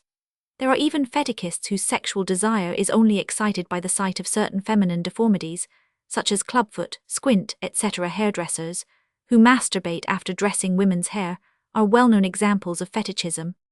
Certain feminine costumes may serve as fetishes, and these are kept in some brothels to satisfy certain customers. Shoe fetishism is more common than that of clothes or handkerchiefs. Krafft-Ebing mentions a typical case of the psychic irradiation of fetishism. The individual in question thought it immoral and scandalous that women's shoes should be exposed in shop windows. Others blush when they see such things in the windows. Fetishism is essentially a masculine perversion. I have been consulted by a fetishist who all his life had only felt erotic at the sight of shoes. Later on he married, and his sexual desire becoming more and more concentrated on pointed and fashionable shoes, especially women's, but also men's. He could only obtain pleasure with his wife when she put on the shoes he was in love with, or when he put them on himself. The sight of shoes in shop windows always made him blush, while the female body made no impression on him. He could not buy the shoes he desired most, owing to a sentiment of shame, and the sight of them was often sufficient to produce erection and ejaculation. Exhibitionism. There is a class of individuals, especially men, whose sole sexual desire consists in masturbating in the presence of women. They lie in wait behind some wall or bush and masturbate openly when women pass that way. In these subjects, an orgasm is only produced when they are observed by women. As soon as ejaculation has occurred, they fly to avoid the police. They never attempt to molest the women whose presence excites them to this performance. These cases are not uncommon and naturally cause much scandal, so that the poor wretches seldom escape the police. These unfortunate persons, who sometimes hold high social positions, have often been previously convicted, but cannot as a rule overcome their passion, which has much worse consequences for them than for the women and children whom they frighten or annoy. Exhibitionism is not rare among insane women, and I have myself treated 2 typical cases. I do not know whether it occurs in women of sound mind, but at all events they cannot be addicted to it without running great risk. Sexual inversion or homosexual love. However shocking or absurd the aberrations of the sexual appetite and its irradiations may be, of which we have spoken hitherto, they are at any rate derived from originally normal intercourse with adults of the opposite sex. Those we have now to deal with are distinguished by the fact that not only the appetite itself, but all its psychic irradiations are directed to the same sex as the perverted individual, the latter being horrified at the idea of genital contact with the opposite sex quite as much as a normal man is horrified at the idea of homosexual union. This horror is, however, confined to sexual matters, and in no way concerns those of social life. It is therefore a question of sexual desire of man for man, and woman for woman. What we have to deal with here has no connection with compensation, as in cases of compensatory masturbation or pederasty, which are practiced, for want of anything better, by individuals whose normal sexual appetite cannot be satisfied otherwise. When excitation and desire become too strong, the purely animal spinal irritation of the sexual appetite may drive a man or woman to satisfy themselves by means which would otherwise disgust them. A homosexual love in man. It seems absurd that the whole sexual appetite and amorous ideals of a man can be directed all his life to persons of his own sex. This pathological phenomenon, however, is as common as it is certain, although its psychological and normal import has long been misapprehended, as much in judicial circles as by the general public. It is the inverts themselves, aided by psychiatrists, who have finally thrown light on the subject. An invert named Ulrich announced himself publicly as the apostle of homosexual love, describing inverts under the name of Urnings, a name which is still used in Germany. Ulrich and his disciples endeavored to prove an absurdity by maintaining that homosexuals are a special kind of normal men, and by attempting to obtain legal sanction for this kind of love. Ulrich gives the name Urnings to men whose sexual appetite is normal, 1. Directed toward women. Such a pretension appears necessarily ridiculous to every man whose sexual sense is normal, and it is obviously absurd to apply the term normal to a sexual appetite absolutely devoid of its natural object, procreation, but this is quite characteristic of the sentiments of inverts.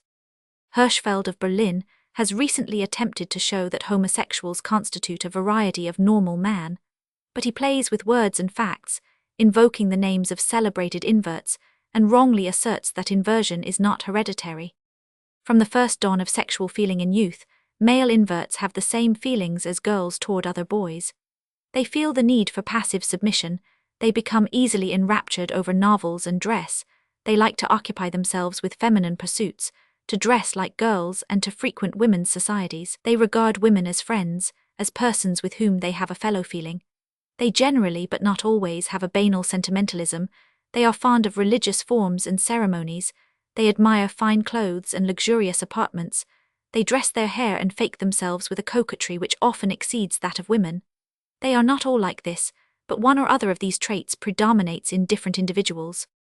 Their sexual appetite, usually very strong and precocious, begins with an exalted love for some male friend.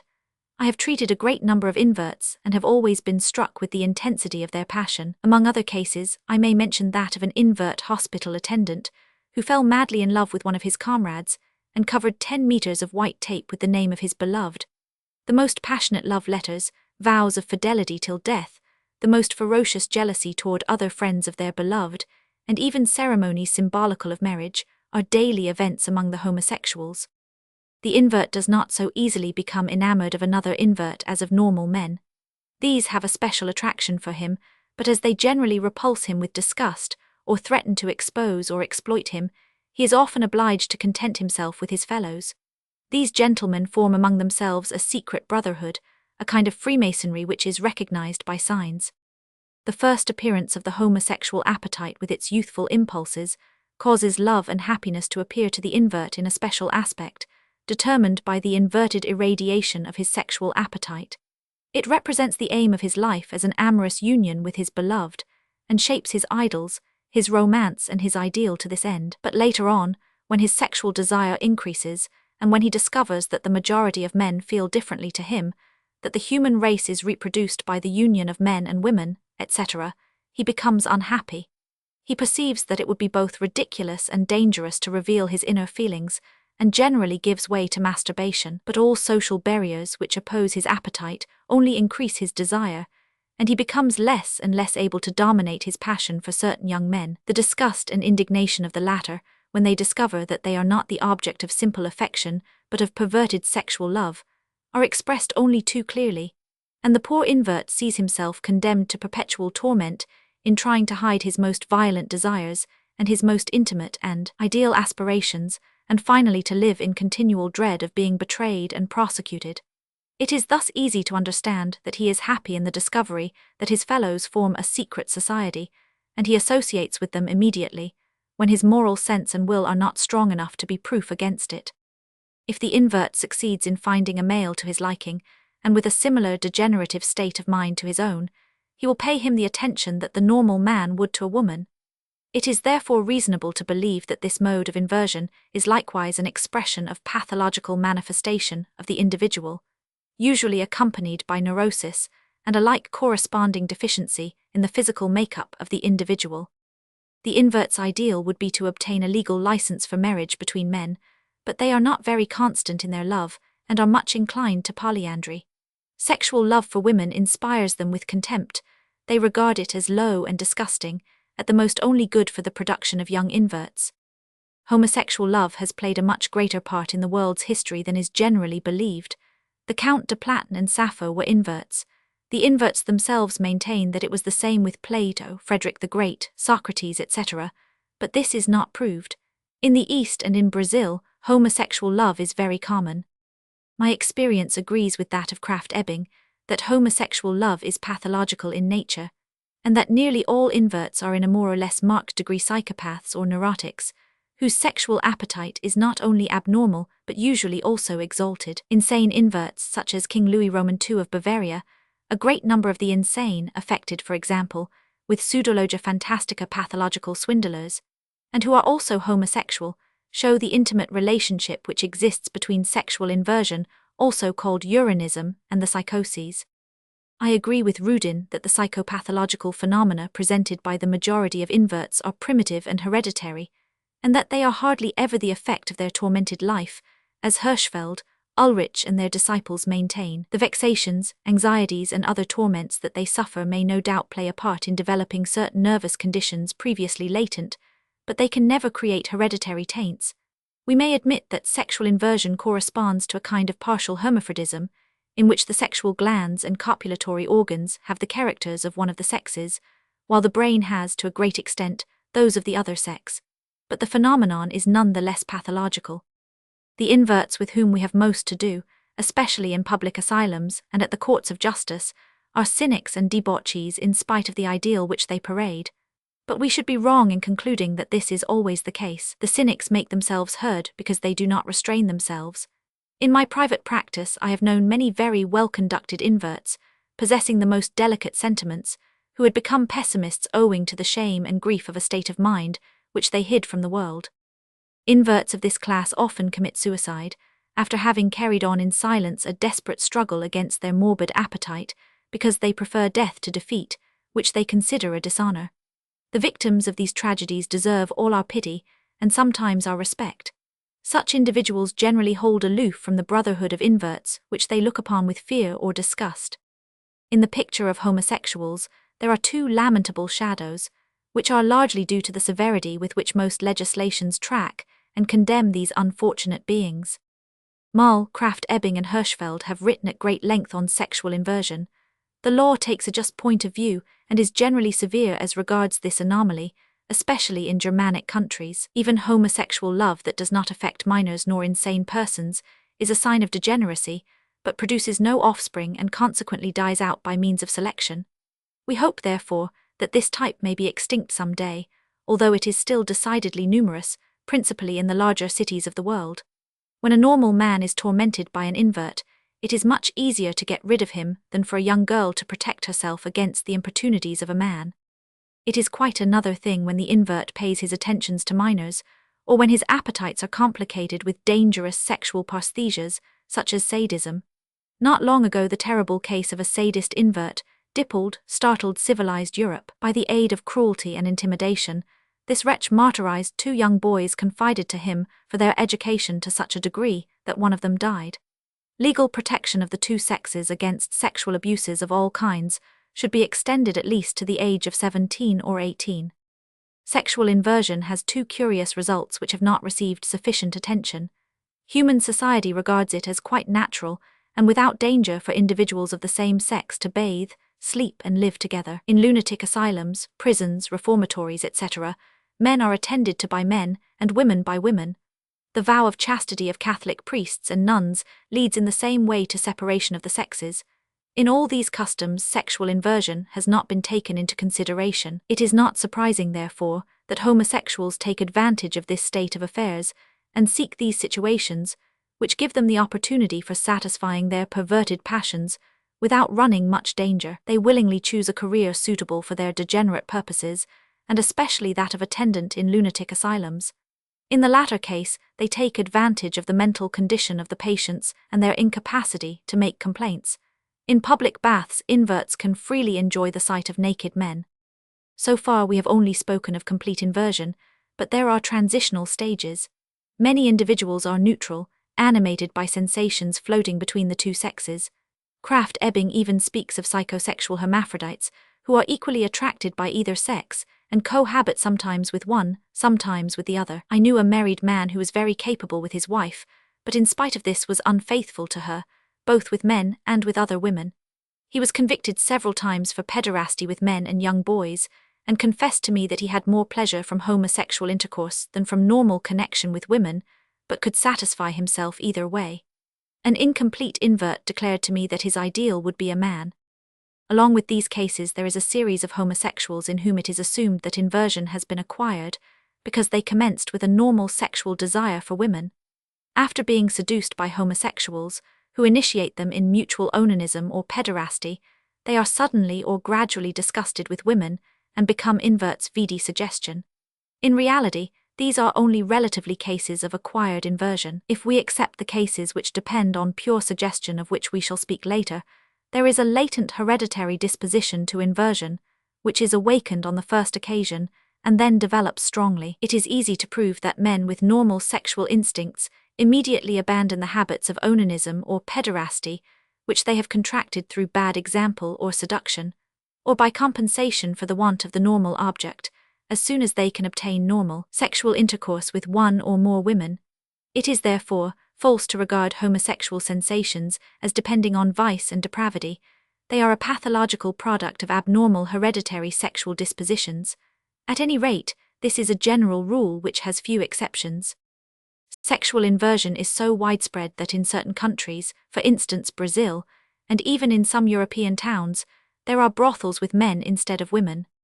I will mention here a very curious case of purely psychical but complete inversion of the sexual personality, combined with complete sexual anesthesia. A man, aged 22, the son of an inebriate with one imbecile sister. Of delicate constitution but very intelligent, he was possessed since infancy with the idea that he was a girl, although his genital organs were properly formed and were normally developed at puberty. He had a horror of the society of boys, and of all masculine work, while he was quite happy in performing all the household duties of a woman. An irresistible obsession urged him to dress himself as a woman, and neither contempt, ridicule, nor punishment could cure him of it. Attempts to give him employment as a boy in a small town failed completely. His girlish manners made him suspected by the police, who took him for a girl dressed in boy's clothes, and threatened to arrest him. When he was compelled to put on male attire, he consoled himself with wearing a woman's chemise and corset underneath. I carefully examined this individual and found him affected with complete sexual anesthesia. He had a horror of everything connected with the sexual appetite, but the idea of sexual intercourse with men was still more repugnant than that of normal coitus with women. Although the testicles and penis appeared absolutely normal, he never had erections. His voice was high-pitched, and his whole manner suggested that of a eunuch. This case is very instructive, for it clearly shows how the psychosexual personality may be predetermined by heredity in the brain alone, independently of the sexual organs, and even act without a trace of sexual sensation or appetite. This was undoubtedly a case of alcoholic blastophoria, and not ordinary heredity.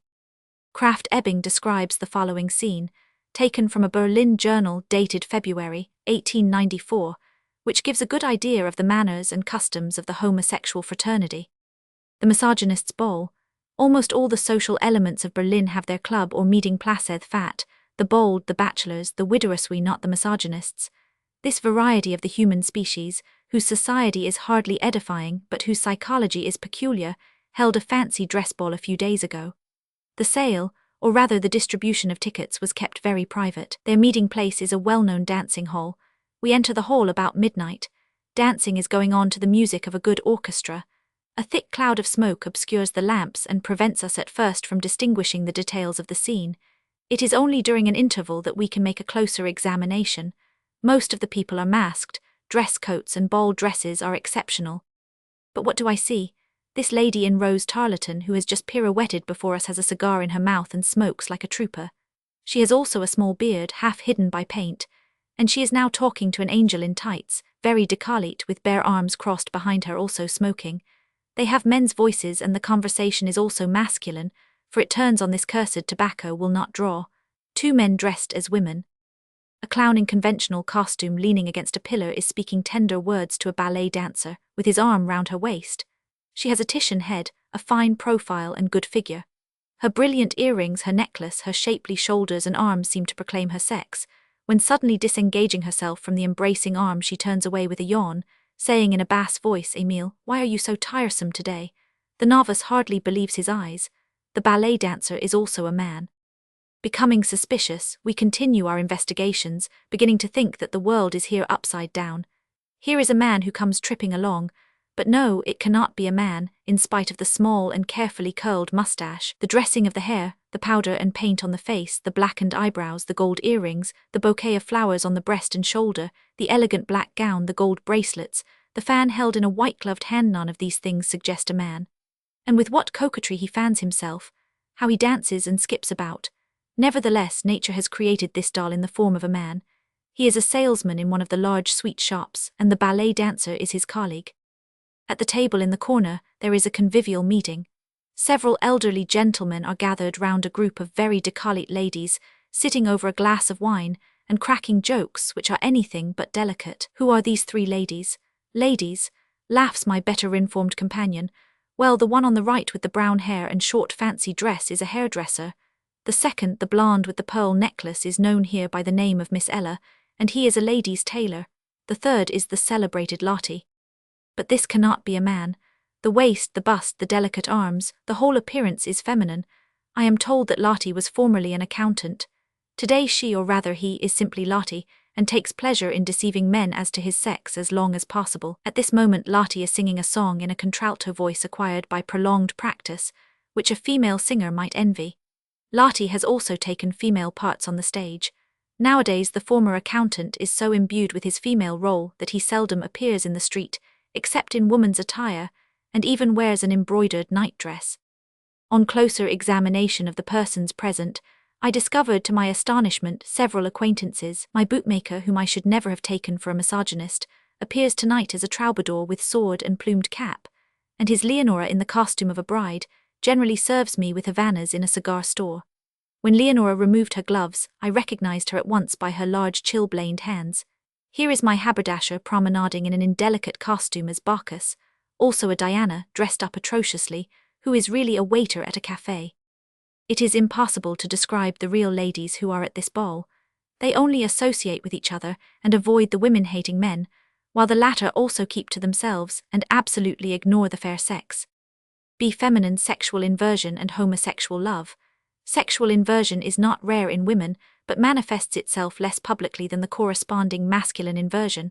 It is called lesbian love or sapphism, and the women inverts are known as tribids. They are described in history, but may also be observed in modern towns. They satisfy their pathological appetite by degenerate practices heretofore mentioned in harmony with their inverted mentality. The feminine invert likes to dress as a man and feels like a man toward other women. She goes in for manly games, wears her hair short, and takes to men's occupations in general. Her sexual appetite is often much exalted, and then she becomes a veritable feminine Don Juan. I have known several women of this kind, who held veritable orgies and induced a whole series of young girls to become their lovers, in the way we have just indicated. Here again, as in masculine inversion, there is a true irradiated love.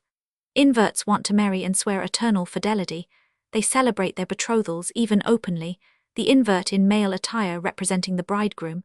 Or sometimes they have secret symbols, such as exchanging rings, etc. These sexual orgies are often seasoned with alcohol. The excesses of female inverts exceed those of the male. This is their one thought, night and day, almost without interruption. Jealousy is also as strong as among male inverts. However, these nymphomaniac inverts are not very common.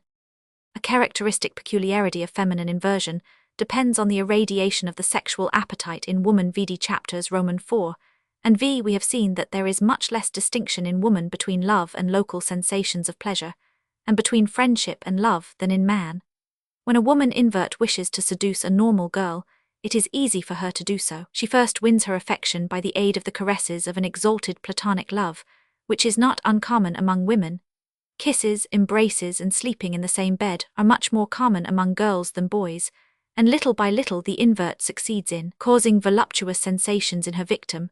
Very often the object of these caresses does not recognize that there is anything abnormal in all this, or gives way to her sensations without reflection, and then becomes amorous in her turn. I will give an example. A female invert dressed as a young man succeeded in winning the love of a normal girl, and was formally betrothed to her. Soon afterwards the woman was unmasked, arrested and sent to an asylum, where she was made to put on woman's clothes, but the young girl who had been deceived continued to be amorous and visited her lover, who embraced her before everyone, in a state of voluptuous ecstasy, which I witnessed myself.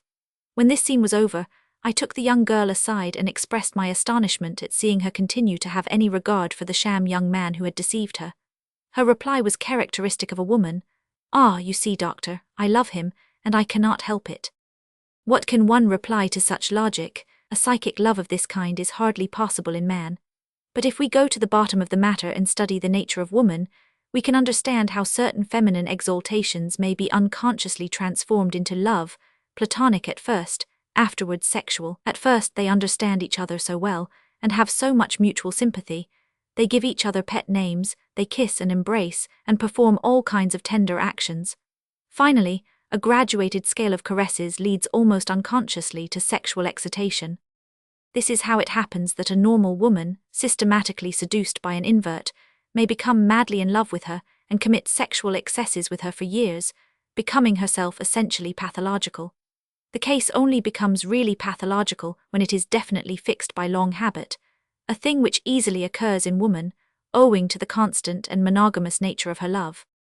Krafft-Ebing's cases show the same phenomena, for instance the invert called Count Sandor and her victims. In these cases also young girls, seduced by inverts, fell into despair and even threatened to commit suicide when their seducers abandoned them. On the other hand, when a normal man, seduced by an invert, practices mutual masturbation, the affair remains localized and limited to purely animal sensations of pleasure, which do not irradiate to his psychic life. Such irradiations only occur in the invert, so that his victims are always ready to abandon him without the least regret. If we accept children, it therefore follows that the so-called male victims are nearly always blackmailers, or simply offer themselves for money. In fact, the normal man entirely separates the sympathy, or even the exalted affection, which he feels for another man, from all sexual sensations, and has not the least desire to kiss or caress his best friend, still less to have sexual intercourse with him. All sensual caresses between men are therefore suggestive of inversion even in places where women are absent. In the normal woman, on the contrary, as we have already mentioned, sentiments of exalted sympathy easily provoke the desire for kisses and caresses, and these caresses often cause in women a certain amount of vague sensual pleasure. When this pleasure leads to progressive tenderness and ends in mutual onanism, etc., it nevertheless remains intimately connected with psychic exaltations and sentiments of sympathy, from which it cannot be separated as in man. In a former chapter, we have described the difference between the two sexes, but nowhere is it more distinctly shown than in the relations between a female invert and her victims. It is therefore much more difficult in woman than in man to distinguish in particular cases between the hereditary disposition to inversion and saphism acquired by seduction or habit. The latter is common in prostitutes and libidinous women. As we have already said, the pure female invert feels like a man. The idea of coitus with men is repugnant to her. She apes the habits, manners, and clothes of men. Female inverts have been known to wear men's uniforms and perform military service for years, and even behave as heroes, their sex sometimes only being discovered after their death. Sexual appetite for children, pederosis. It may be questioned whether this is a special category, for many sexual assaults committed on children are simply the effect of senile dementia or abuse of children to satisfy an otherwise normal sexual appetite. I have, however, observed cases where children were so specially, or even exclusively, the object of the sexual appetite that I cannot doubt the existence of a special hereditary perversion in this direction. No doubt, most of those who abuse children are also capable of coitus with women, or else they are inverts, sadists, etc. But with many of them, sexual passion for children is so marked from their youth upward that it shows a special hereditary disposition. For this pathological disposition, thus defined, I propose the term pederosis, that of pederasty applying to degeneracy between man and man, whatever causes lead to it. Krafft-Ebing, who does not believe in the existence of a hereditary pederosis, gives the name erotic pedophilia to the abuse of children by depraved persons. In another man, the sexual appetite, also perverted since its origin, was directed only toward boys of 12 or 16. At one time girls of the same age excited him, while he was quite indifferent toward adult women and men. In rare cases, the sexual appetite of certain women is directed toward little boys. Sexual appetite for animals, sodomy or bestiality. A human sexual appetite exclusively directed toward animals is certainly not common. Coitus between man and animals usually takes place for want of the opportunity for normal satisfaction, or else as the result of satyriasis, nymphomania, or desire for change. I have observed it especially in idiots and imbeciles who are ridiculed by girls. To console themselves, they give vent to their feelings with a patient cow or goat in the silence of the stable. For this act they get several years' imprisonment, for the law on this point is severe. Certain degraded libertines satisfy their hyperesthetic and perverted appetites with goats, or even with large birds or rabbits. There are, however, cases where a pathological sexual appetite is specially directed toward animals, and it is curious to observe the frequent preference of certain individuals for small animals, which they skin fowls, geese, rabbits, and thus put to death. Bestiality is not rare in women who are also subject to this filthy, obnoxious, and degenerative practice. Even if we put aside cases of torture inflicted on small animals, and if we avoid all prejudices, we can still, in all normality, consider bestiality as a crime, manifested by the depraved mind. In fact, considered from the point of view of law and humanity, bestiality is one of the most indecent of all the pathological aberrations of the sexual appetite. Human imagination only has marked it with the stigma of moral depravement and has made it a crime, but it is recognized scientifically that it is a state of mental inferiority and often a sign of idiotic tendency, usually accompanied by a case history, tainted heredity, and highly neurotic constitution. Aestheticism has reason for complaint, and more than one painter or sculptor has represented the union of Leda with the swan. It is certainly much better for society, for an idiot or an imbecile to be castrated, than for him to make a girl pregnant and breed more idiots. In cases of this kind which I have known and which were brought to justice, I consider that the real sinner, the sodomite, should be confined to an insane asylum under medical attention, and not, as at present, to be condemned to imprisonment, thus making a martyr of him for no reason, and putting the ban of society upon him. It is needless to say that cases of sodomy complicated by cruelty or sadism should be judged differently. There are also other hereditary or constitutional perversions, more or less characteristic of the sexual appetite, but we cannot enumerate all of them. We may mention, however, the erotic excitement which some men feel at the sight of statues of women, which urges them to masturbate against these statues. Sexual anomalies in the insane and in psychopaths When one is familiar with the population of a lunatic asylum, one is struck by a singular phenomenon from the sexual point of view. A great number of insane women give evidence of intense sexual desire. This desire is manifested in some by incessant masturbation, in others by obscene conversation, in many others by imaginary love, sometimes sensual, sometimes platonic, often by direct provocation to coitus addressed to the medical officers, but especially by perpetual scenes of jealousy and, often by reciprocal suspicions regarding their sexual life. In fact, a lunatic asylum reveals to us, in the form of repulsive caricatures, all gradations and variations of a more or less degenerate feminine sexual life, coquetry, wearing all kinds of ornaments, jealous anger, erotic excitement, etc. The sexual excitation of the insane often makes them soil themselves with urine and excrements, and heap insults on persons whom their diseased imagination, suspects of sexual assaults, or immodest acts toward themselves or others. They have a tendency to believe themselves betrothed or married to kings, emperors, Jesus Christ or God. Pregnancy and childbirth play a large part in their delirium. Some patients imagine themselves pregnant and pretend that they were fecundated secretly. Afterwards they believe that someone has taken away their child while they were asleep. One of my former patients once accused me of going to her bed at night and fecundating her every week. She also accused me of having hidden the hundreds of children which I was supposed to have procreated with her, and martyred them. Owing to these hallucinations, she heard their cries day and night. Another patient, affected with curable acute mania, was so erotic during her attacks that she made advances toward all the doctors who visited her. Her mind was full of such erotic images that after her cure she was frightened of being pregnant, although she had passed the whole of her time of detention under supervision by female attendants. Women who in their normal state are most modest or sexually cold may be most erotic when they become insane, and may even behave as prostitutes. This is especially observed in periodic hypomania. It is a well-known fact in the female divisions of lunatic asylums that the doctors are always surrounded by erotic patients who catch hold of their clothes and pinch them, and try and embrace or scratch them according as they are amorous or jealous, so that they often have trouble in escaping from these signs of violent love or furious jealousy. On the other hand, in the male divisions of asylums, one is astonished at the indifference and profound sexual apathy of nearly all insane men. Some practice masturbation and others attempt pederasty, but all with a philosophical calmness due to their dementia. Young women may even go among them without any fear of assaults or indecent language. It is only a few of the most violent who are exceptions to this rule. A young lady doctor, assistant medical officer to the asylum at Zurich, made her visits alone among all the males, even the most violent, without any inconvenience, while in the female divisions she was approached by the erotic patients as much as were the male assistants. I mention this fact because some people wrongly imagine that the sexual excitation of insane women is due to the visits of male doctors. These facts are very striking and furnish perhaps the best proof that the feminine sexual appetite is especially situated in the higher brain, while the masculine appetite is situated more in the lower cerebral centers, as we have shown above.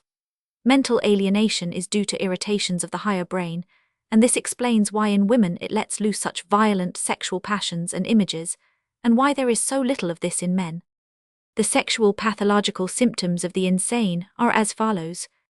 Subjects affected with partial paranoia often turn the heads of susceptible women, by the aid of ascetic religious phraseology, to gratify afterwards their sexual passions. The worst cases are those who are able to hide from the public their delirious ideas, and pass for normal individuals, misunderstood victims, or even saints.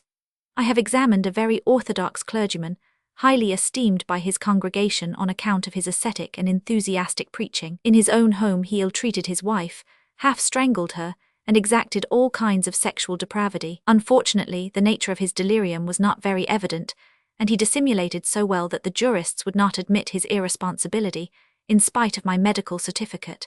His wife was obliged to run away to escape from her martyrdom. The community of property and force in this family completely ruined this unfortunate woman. The husband was not a hypocrite, but simply insane. Volumes could be written on sexual atrocities committed by such people. I will mention briefly the systematic delirium directed toward pathological love. This is a very common symptom in insane women who combine their amorous sentiments for man with the maddest ideas and hallucinations. An insane woman suddenly discovers that the object of her love is a king or Jesus Christ, and that she is betrothed to him. In her delirium she imagines herself to be queen of the world. In her dreams and hallucinations her king or Christ is in bed with her, and she imagines she has connection with him. Still under the influence of hallucinations, she believes herself pregnant and carries an imaginary child for 9 months in her womb. She may even imagine that she has given birth to a child, and that the child has been taken away from her by the aid of narcotics, as we have seen above.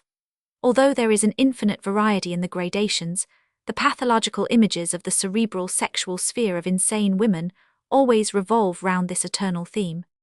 These pathological irradiations of the sexual sphere are associated voluntarily with jealous obsessions and ideas of persecution, which make the subjects furious, and which are confirmed by their paresthesias and hallucinations.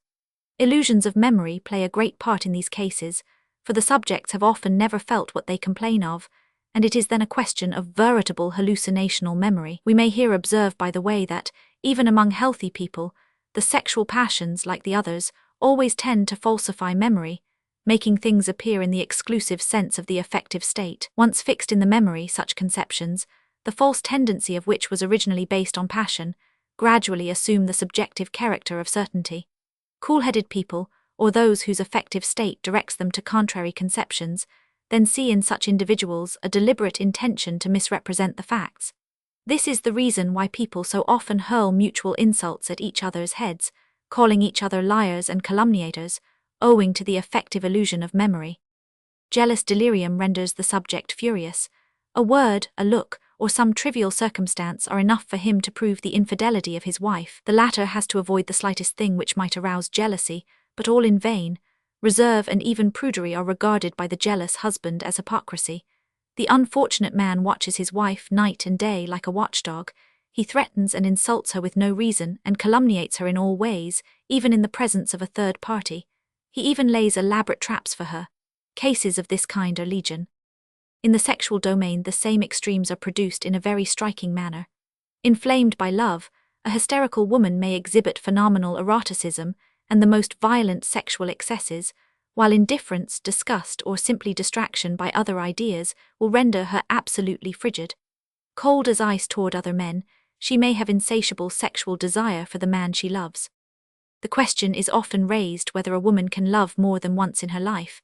There is no doubt that many women are so monogamous by instinct that they cannot love more than once. But it is also certain that a hysterical woman is capable of loving several times, and very different persons at different periods of her life. The personality of certain erotic hysterical women is even so dissociable that they can love with all their strength several men at the same time. But the hysterical woman is also capable of hating a man with as much ardor as she formerly loved him, or, on the contrary, of loving the one she formerly hated, according to the suggestion of the moment. The same phenomena occur in hysterical men. For the same reasons, the quality of the sexual sensations and sentiments may vary in a hysterical subject, according to the influences it is subjected to, and pass from the normal to the perverted state, or inversely. I have observed a case where a highly cultured hysterical subject in her early youth fell in love with another young girl. At this period her sentiments were purely homosexual. Her love for the young girl was clearly inverted and accompanied by intense sexual desire, while she was absolutely indifferent to men. Later on, a man fell in love with her, and she yielded to him rather from pity and feminine passiveness than from love. Still later she fell passionately in love with another man, quite as much as she had been with the young girl of her early youth. Her latest love was both exalted and libidinous. Her sexual appetite had thus taken the normal direction under the influence of a heterosexual affection. In hysterical men, analogous changes occur less easily, on account of the nature of masculine sexuality, which distinguishes more clearly between the mind and the appetite. But these changes are observed sometimes. In woman, the hysterical imagination and dissociation facilitate a polyandrous irradiation of the sexual appetite, which is otherwise rare in the female sex. In this respect, the sexuality of hysterical women resembles that of men and differs from that of normal women. Hysterical men, on the other hand, become more feminine, not by their appetite being less polygamous, but by the more dissociated form of their thoughts and sentiments. I have known a woman who would not allow her husband to shut himself in the water closet, for fear he would take the servant with him. Another became madly jealous if a woman sat opposite her husband and cast the least glance at him, The unfortunate husband not knowing where to look in the street or in hotels, so as to escape his wife's jealousy. It is still worse when the husband is jealous. Other psychopaths torment the object of their love by the perpetual care they take over imaginary dangers or the slightest indispositions. Others again are affected with hyperesthesia, and the least noise, the slightest touch, or any sudden sensation is enough to throw them into excitement and make them a nuisance both to themselves and to their surroundings. The pathological exaltation of sentiments, which causes the most trifling things to appear as deliberate offences and malicious intentions, is still more to be feared. The disproportion between love and sexual appetite also torments many psychopaths, either when a deep love is combined with sexual indifference or disgust at coitus, or even pain vaginismus in women, for example, or when an intense sexual appetite is combined with want of love or ferocious egoism, especially in men. Certain psychopaths appear profoundly amorous, but behave like brutes to the object of their love. These are the individuals who are always ready to strangle their sweetheart, to stab or shoot her, if she does not immediately yield to their desires, or else the feeble creatures who threaten to commit suicide if their love is not returned. Others, tormented by a pathological eroticism, are continually annoying young and virtuous girls with their obsessions and their pathological grossness. I have seen a psychopath of this kind write letters and even post cards to a young girl, on which he had drawn pictures of the female genitals, by way of gallantry.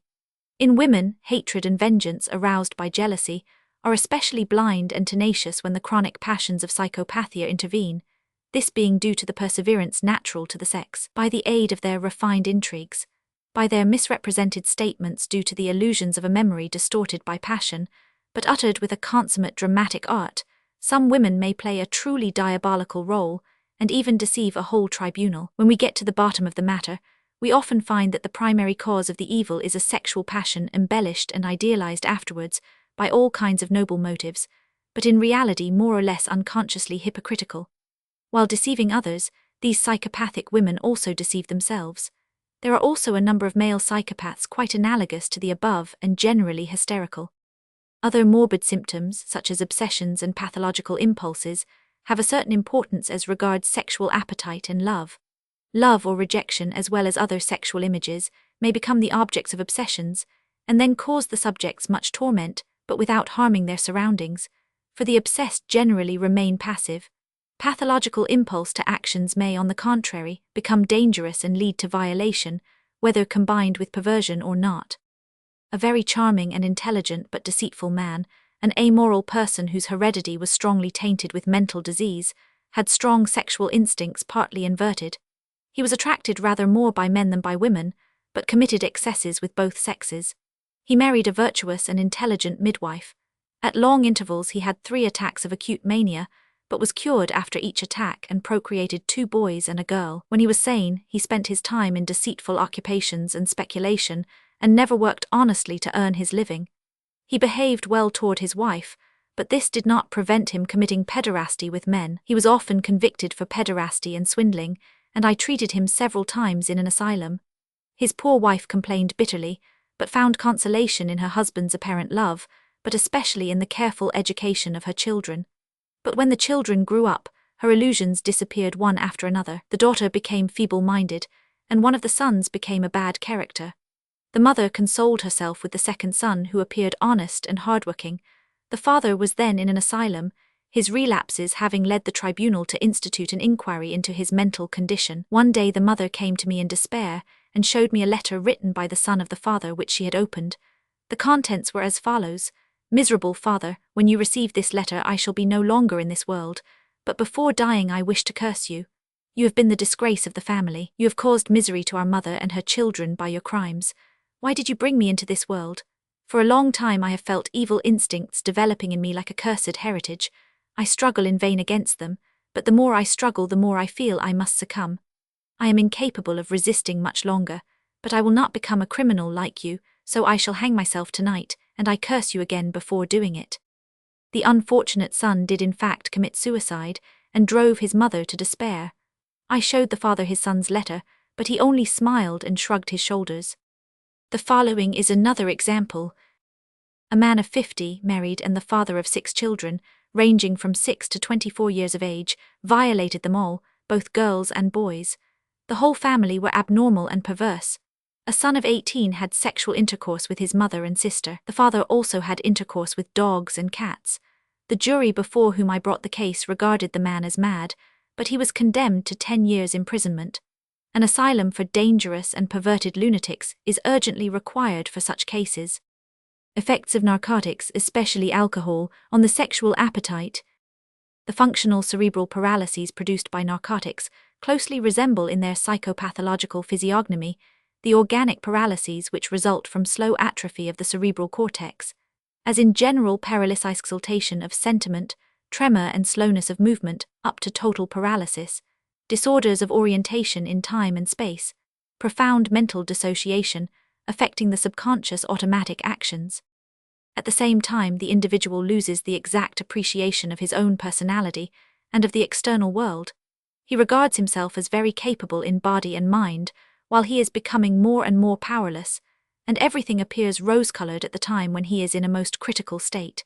He believes himself possessed of great muscular strength when paralysis makes him stagger, and so on. At the commencement of narcosis, the phenomena are somewhat different from what they become later.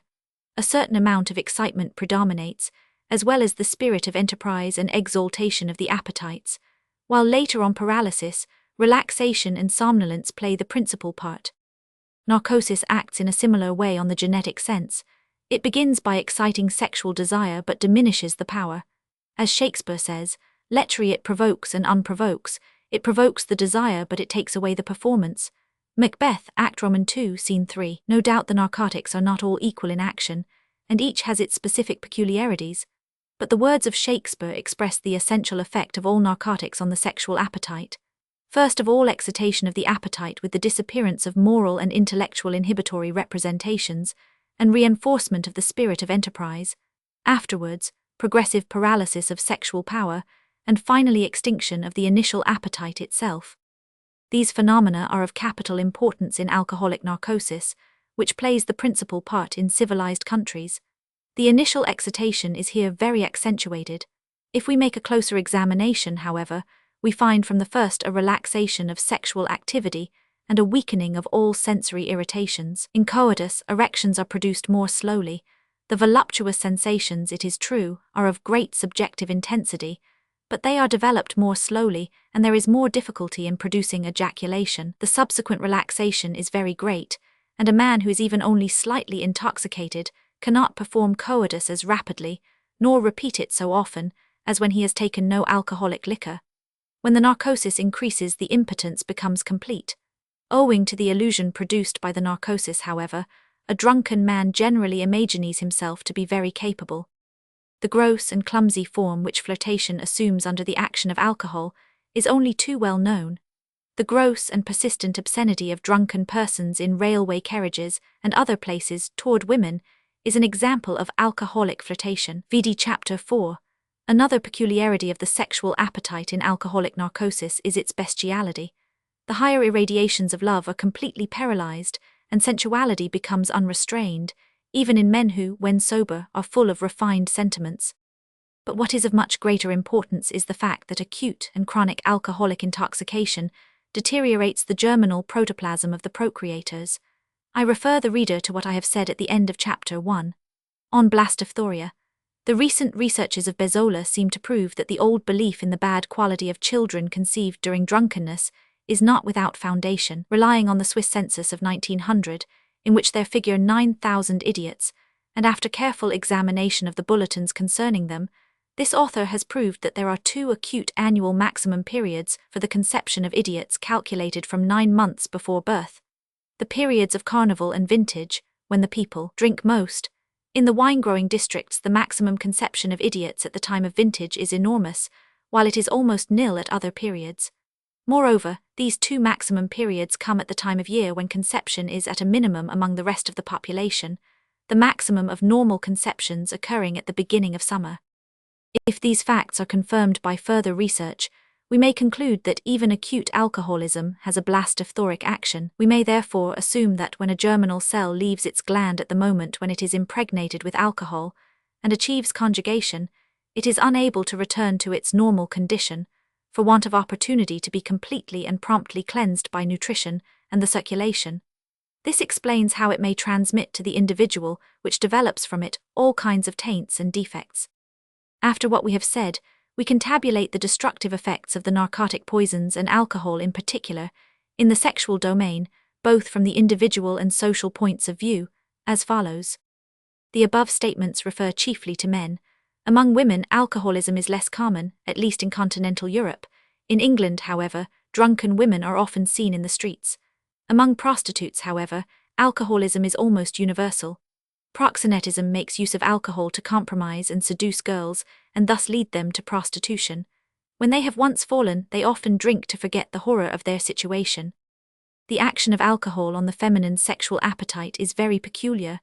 The appetite is generally exalted, while the power is not affected, owing to the passive role of woman in coitus. At first, paralysis of the psychic inhibitions and their higher irradiations, love, duty, modesty, etc., by alcohol deprives the woman of nearly all power of resistance against the sexual desire of the man. It results from this that an intoxicated woman becomes the easy prey of a man whose sexual appetite is excited. The following case is instructive from this point of view. A young girl of good position married a man of weak and vulgar character. Both were rather fond of drink. When she became pregnant, the wife took large quantities of wine, by the doctor's orders, and this led her to inebriety. The friends and acquaintances of the husband found this amusing, and began to flirt with her to such an extent that she fell a victim to their sexual appetites, in her continual state of semi-intoxication. The husband at first had not the courage to put an end to this, and did not wish to divorce her, for pecuniary reasons, for the wife had the money.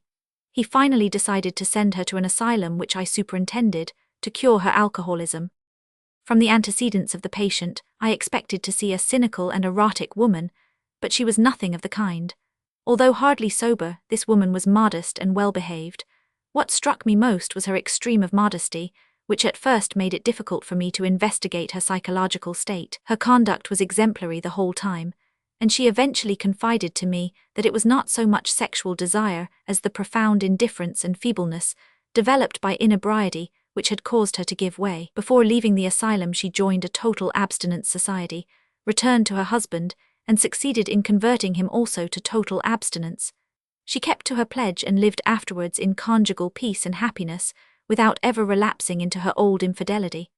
I saw her several years afterwards with her husband, happy and flourishing. I have mentioned this case to show that even in women, sexual excess does not necessarily destroy the character, the sentiments of modesty, nor the will. It all depends on their cause. If there is congenital weakness of character, the evil is irreparable. But if it is only due to external forces which can be eliminated in time, its effect may often be permanently suppressed. Some female inebriates are sexually cold and repulse men, but others are erotic and even nymphomaniacs. Whosoever has the welfare of humanity at heart, and takes the trouble to reflect on the ravages caused by alcohol in human society, should have the courage to make a slight effort and renounce all alcoholic drinks, for 6 months at first, as an experiment in order to combat the social alcoholic misery by force of example, instead of empty phrases. He will then discover, like all abstainers, that the usage of alcohol, including wine, cider and beer, however small the quantity consumed, only serves to maintain a habit which is vicious and disastrous to society, by giving the contagious example of so-called moderation, to which a great number of persons can restrict themselves. He will then abstain for the rest of his days, and it will become more and more incomprehensible to him how humanity has been led, first by the spirit of imitation, later by the conservation of prejudices, to develop, maintain and defend such a social abuse by the aid of a legion of sophisms. Sexual anomalies and perversions by suggestion and autosuggestion. The role of the phenomena of suggestion in sexual life is much greater than is generally supposed. I shall return to this subject in a special chapter, but I may state here that there is a category of sexual perversions and anomalies of all kinds which are not hereditary but acquired, and which Krafft-Ebing, although he cites striking examples, wrongly attributes to the effect of sexual excess and depravity, or which he compares to ordinary psychopathia, while in reality they are only the direct effect of strong suggestion or autosuggestion. I place in this category the cases where a man, whose sexuality has hitherto been normal, suddenly becomes pathological as the result of some circumstance which produces on him a profound impression. For instance, the sexual appetite of an individual may be strongly excited, in a brothel or elsewhere, by an erotic woman whose feet or shoes are especially elegant. The sight of this well-fitted foot exalts his sexual desire to a high degree. From this moment, feminine shoes, by subjective association, exercise on him an irresistible erotic power, which dominates everything else and transforms him into a fetishist. The female body no longer elicits his appetite, the latter having become the slave of the image of shoes only. Shoe fetishism. Sexual inversion may also be acquired by suggestion, when a normal man becomes excited by acts of masturbation or pederasty, or simply by some psychic image with a strongly suggestive action. He may thus lose his normal sexual appetite for women and become homosexual. These phenomena occur especially in individuals whose suggestibility is pathological or hysterical, or even simply exaggerated, but these individuals are numerous, and this fact gives us the explanation of a large proportion of acquired sexual anomalies, at the same time indicating the means of curing them. In such cases, it is not a question of moral depravity, nor necessarily of a latent hereditary predisposition, but simply of a single sudden suggestive action, sometimes repeated. Among other cases, I may mention that of a well-educated man of very refined sentiments, deeply in love with his wife, but very suggestible, who became suddenly impotent and homosexual as the result of a simple idea-image which became fixed in his mind, and subjected it by suggestion. His strong character enabled him to resist intercourse with males, but he fell into despair and became very unhappy. I am convinced that a careful study would reveal an increasing number of cases of psychopathia acquired by suggestion or autosuggestion. Cases of this kind may be spontaneously cured. Treatment by suggestion is indicated and may act directly or indirectly. Everything which is of a functional psychic nature may occur by suggestion, or be, on the contrary, eradicated by suggestion. The important point is to emphasize the fact that whenever a man, hitherto normal, is affected, without apparent cause, with a more or less sudden sexual anomaly, and which is consequently not the effect of long habit, suggestion or autosuggestion should be borne in mind. These two conceptions can, moreover, be hardly distinguished, for the things which cause suggestion are usually the sensory perceptions of sight, smell, touch, and hearing, associated with certain situations, or with an intense affective state which fixes them in the brain. Sometimes it is a question of simple imaginative ideas. The cases where a hypnotizer intentionally suggests sexual perversion probably exist only in theory. We are, therefore, concerned with fortuitous suggestions, acting through persons, situations, objects, or ideas, which excite the mind by the impression they produce on the sentiments and the sexual appetite. Sexual perversions due to habit, without being congenital and without depending on a special predisposition, all the perversions of the sexual appetite that we have just described may be acquired by means of the artificial and continued excitation of a sexual appetite which seeks satisfaction in change and unusual situations. Moreover, perverse satisfaction of the sexual appetite is often resorted to onanism, pederasty or oral coitus, either to avoid conception, or with the idea of escaping venereal disease, or in the case of onanism, to avoid publicity, trouble, or expense. As we have seen above, alcohol favors the development of sexual perversions. It is evident that a commerce in women, systematically tolerated by the state, as is the proxenetism of regulated prostitution, employs all means imaginable to attract and excite its clients. In this way, prostitution becomes the high school for all the refinements of sexual perversion. It not only offers special objects required by individuals tainted by heredity with various perversions, but it artificially develops perverse habits in the normal man. The manipulations of sadism or masochism are even utilized to revive a sexual appetite weakened by abuse. Individuals who have become impotent often try to excite themselves by observing the coitus of others. In fact, a leaven of corruption and ignominy ferments on the dunghill of venal and artificial excitation of the sexual appetite. The apostles of Mammon and Bacchus, the former by interest, the latter by the aid of a narcosis which paralyses the higher sentiments and reflection, work in concert to maintain this foul swamp. The same individuals very commonly combine the two apostleships and become themselves the victims of their false gods, after sacrificing hundreds of their fellows. To make matters more clear, I will recapitulate as follows. All these things take place chiefly in brothels or with prostitutes, in barracks, boarding schools, convents, and other isolated places where men and women live alone and separated from the other sex. Sadism, masochism, fetishism and exhibitionism are much more rarely the result of habits, because their object and the images with which they are associated do not offer compensation for the normal excitation of the sexual appetite, or only do so insufficiently. I am here obliged to contradict Krafft-Ebing, who regards exhibitionism as the effect of the impotence of certain individuals depraved by excesses, or as the unconscious act of certain epileptics. No doubt the two conditions which he mentions may present themselves, but the exhibitionists I have observed have all been psychopaths whose perversion was primordial and hereditary, with the exception of some females in whom perversion originated in suggestion or alcoholism, which had at any rate aroused the disposition. Lesbian love merits special mention. Owing to the clitoris being more or less concealed, women are often not satisfied by coitus, especially when the ejaculation of the male takes place too quickly. Consequently, a number of normal women prefer to procure an orgasm by means of lesbian love cunnilingus. There are clubs of female perverts, many of whom are not homosexual by heredity. Although they differ from hereditary perversions, acquired perversions are connected with the former by a series of latent hereditary dispositions, more or less marked, and often difficult to distinguish in particular cases, especially when suggestion is blended with them. Among the entirely hereditary and congenital sexual perversions, many occur in individuals who are well conducted and often possessed of delicate and altruistic sentiments. This point is not sufficiently recognized. Such persons are nearly always more or less neurotic in other respects. They are disheartened by their perversion and are so much ashamed of it that they often prefer to carry their secret to the grave rather than confide it to their doctor. Others sometimes confess to a doctor, and the life of a martyr who is always contemplating suicide is revealed to him.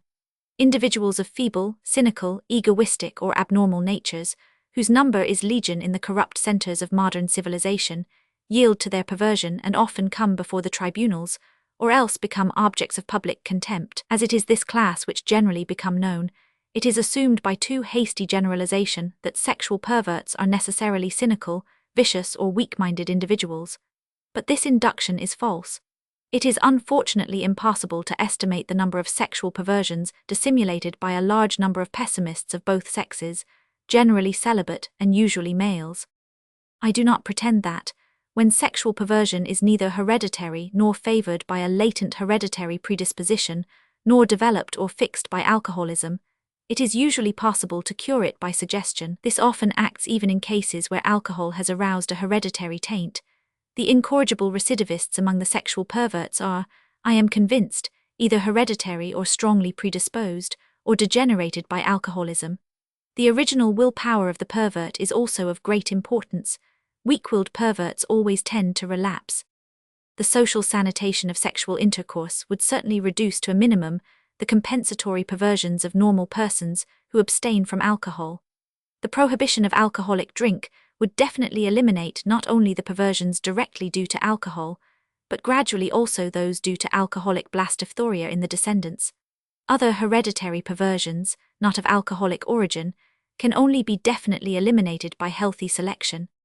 Perversions acquired by suggestion or autosuggestion should be combated by suppression of the depraved examples which cause them, as well as by treatment by suggestion. It is needless to say that sexual perverts should always abstain from alcoholic drinks. Chapter 9. Suggestion in sexual lipomerous intoxication. Suggestion, cerebral activity, consciousness, subconsciousness and amnesia, autosuggestion. The explanation of the phenomena of hypnotism and suggestion by Liebold and Bernheim has been a veritable scientific revelation for human psychology. Unfortunately, it has remained to a great extent unknown to the public and the majority of medical men and jurists. Even at the present day, this subject is regarded either in the light of magic and occult phenomena, or as being connected with imposture and charlatanism. This results from the incapacity of most men to think in a psychological and philosophical manner, to observe for themselves, and to take into account the connection which exists between the mind and cerebral activity. I must point out the common error of many physicians who do not understand the psychological nature of hypnotism, and who place it, like Dubois, in antinomy with psychotherapy. Hypnotism and suggestion in the waking state are one and the same thing, but what the physicians I have mentioned understand by suggestion in the waking state psychotherapy, action by willpower, etc. is only a chaos of misapplied terms and psychological phenomena, only half understood by them. Sleep by suggestion is only one of the phenomena of suggestion. I must refer the reader to Bernheim's book on la suggestion, et ses applications à la thérapeutique, and to my book on hypnotism, Der Hypnotismus und die suggestive Psychotherapie. Stuttgart, 1902, for I cannot enter into the details here. I will, however, attempt to make clear the action of suggestion in order to explain its connection with the sexual sensations and sentiments. For reasons which are too long to explain here, I call subconscious all which is usually called unconscious, because I maintain that there is probably nothing unconscious in our nervous activity, and that what appears to be so is in reality accompanied by an introspection, subordinated like its corresponding activity to the great and clear introspection of the higher brain, which accompanies the concentrated and mobile activity of what we call our attention in the waking state. No doubt, we do not as a rule perceive our subconscious activities, for want of sufficient intensity in their association with the series of apperception states subsequent to attentional activity.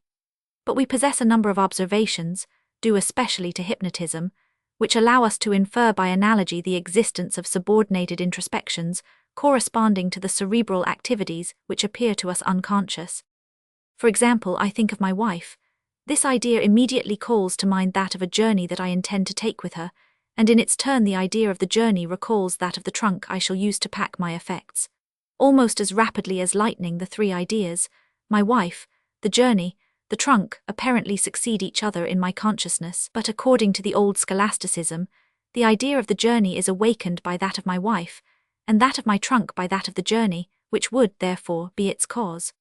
But a little observation soon shows that the succession of our conscious ideas is not so easily explained, for at every moment representations appear which have no logical relation to those which precede them, and cannot be caused by them, nor by immediate sensory perceptions coming from without. At a time when the activity of the brain was not understood, the existence of an essential mind and a free will were assumed, independent of the law of the conservation of energy, and of the law of causality, independent therefore of the brain, the activity of which they commanded more or less at their pleasure. This conception is based on ignorance of the facts. Let us return to our example. Why does the idea of my wife call to mind that of the journey? It might quite as well suggest others. In reality, a number of ideas or subconscious cerebral activities act at the same time as that of my wife to give rise to the idea of the journey. This journey had already been decided on before thinking of it at the moment in question, and the resolution that I had taken to make it had left in my brain latent impressions, engrams which slumbered there, such as those of the date of departure, the duration of the journey, its termination, precautions to be taken for the house during our absence, things to take with us, expenses, etc., etc. During the infinitely short time when the idea of journey appears in my consciousness, between that of my wife and that of my trunk, I have no consciousness of all these things. They are, however, closely associated with the idea of journey, and in connection with it by the thousand threads of a subconscious and latent cerebral force, which takes place in my cerebral nervulments neurons. And it is their hidden action which awakens the idea of journey and directs my attention to it, at the same time weakening by their divers interferences the intensity of other associated engrams, in particular that of the sentiment of travelling, and thereby preventing a series of ideomotor sensations relating to departure from becoming predominant. What suddenly appears in my consciousness is the verbal representation symbolized by the word journey, a general representation of synthetic nature, and consequently nebulous. It is the words of language only which allow me to synthesize a general idea in a short and definite form. Thus, the cerebral flash journey which follows the idea of my wife is not caused by the latter idea alone. It has been mainly drawn from its obscurity and brought before the mobile conscious attention by the action of the thousand subconscious threads, some of which we have just mentioned, and which have at the same time determined its quality. Without my being aware of it, these dynamic threads, or latent engrams, have to a great extent determined the kind of idea which will follow that of journey, and which will seem to me to be caused by this last alone, namely the idea of trunk. The idea of journey might equally well have awakened other images, such as those of the acquaintances whom I should meet, or of the town I intended to visit. Why that of the trunk? This is simply because the care of the effects to be taken, the place they should occupy, etc., revolved unconsciously but strongly in my brain, and for the moment predominated over other subconscious associations. This simple example shows us that in reality the three successive ideas, wife, journey, trunk, are more under the influence of sentiments, representations and former volitions in a latent and subconscious state, than dependent on each other. But these latter activities are themselves the product of other antecedent activities of my brain, extraordinarily diverse and complex. I will attempt to make things a little more complete and comprehensible by the aid of a comparison. A man finds himself in the middle of a compact and moving crowd. He cries out to attract the attention of the crowd. His voice is heard by those immediately around him, but is lost on the moving mass. Against his will, he is carried away by the crowd in the direction of the strongest movement. But if the crowd is immobile and tranquil, the same man may make himself heard, and may even force his way through the crowd and impel it in his turn by the impression that his words have made on it. Something analogous to this occurs in the action of an idea according as it is produced in a brain which is awake, active and strongly associated, or on the contrary in a brain which rests and sleeps. The brain which is active and strongly associated resembles the agitated crowd which carries away everything by its activity. In this case, a single idea, like a single man, cries out in vain. 1. Is produced strongly. It will not impel but will be carried away or stifled unless it already possesses, by the former remembrances engrams which it may revive, a particular power over the brain. It is the same with the agitated crowd. If the man who cries out is already known and has influence and power, he may arrest it and even bring it toward the center of his agitation. The brain which is at rest or sleeping, 1. Feebly associated and not active, resembles the immobile crowd. Even when it is new and has not yet become fixed in the memory, an idea may produce a deep impression and awaken activities in its own direction. I repeat, if this idea has already acted more or less powerfully on the cerebral activity that it has often carried with it, it has accustomed this to follow it. 1. Fortified the engrams and facilitated their ekphoria, and then the powerful associated engrams which it has left in the organ of thought will often be capable of carrying everything with them, even to the center of the agitation. In this way I succeeded in suddenly calming by hypnotism a woman who was mad with despair over the tragic death of half her family in a fire, by the simple fact that I had often hypnotized her previously. Immediately after the hypnosis, she went away quietly to the place of the disaster, and was the only one to keep her presence of mind and put things in order. I refer the reader to what has been said concerning the Neem Chapter 1. Semon's theory throws light on these questions.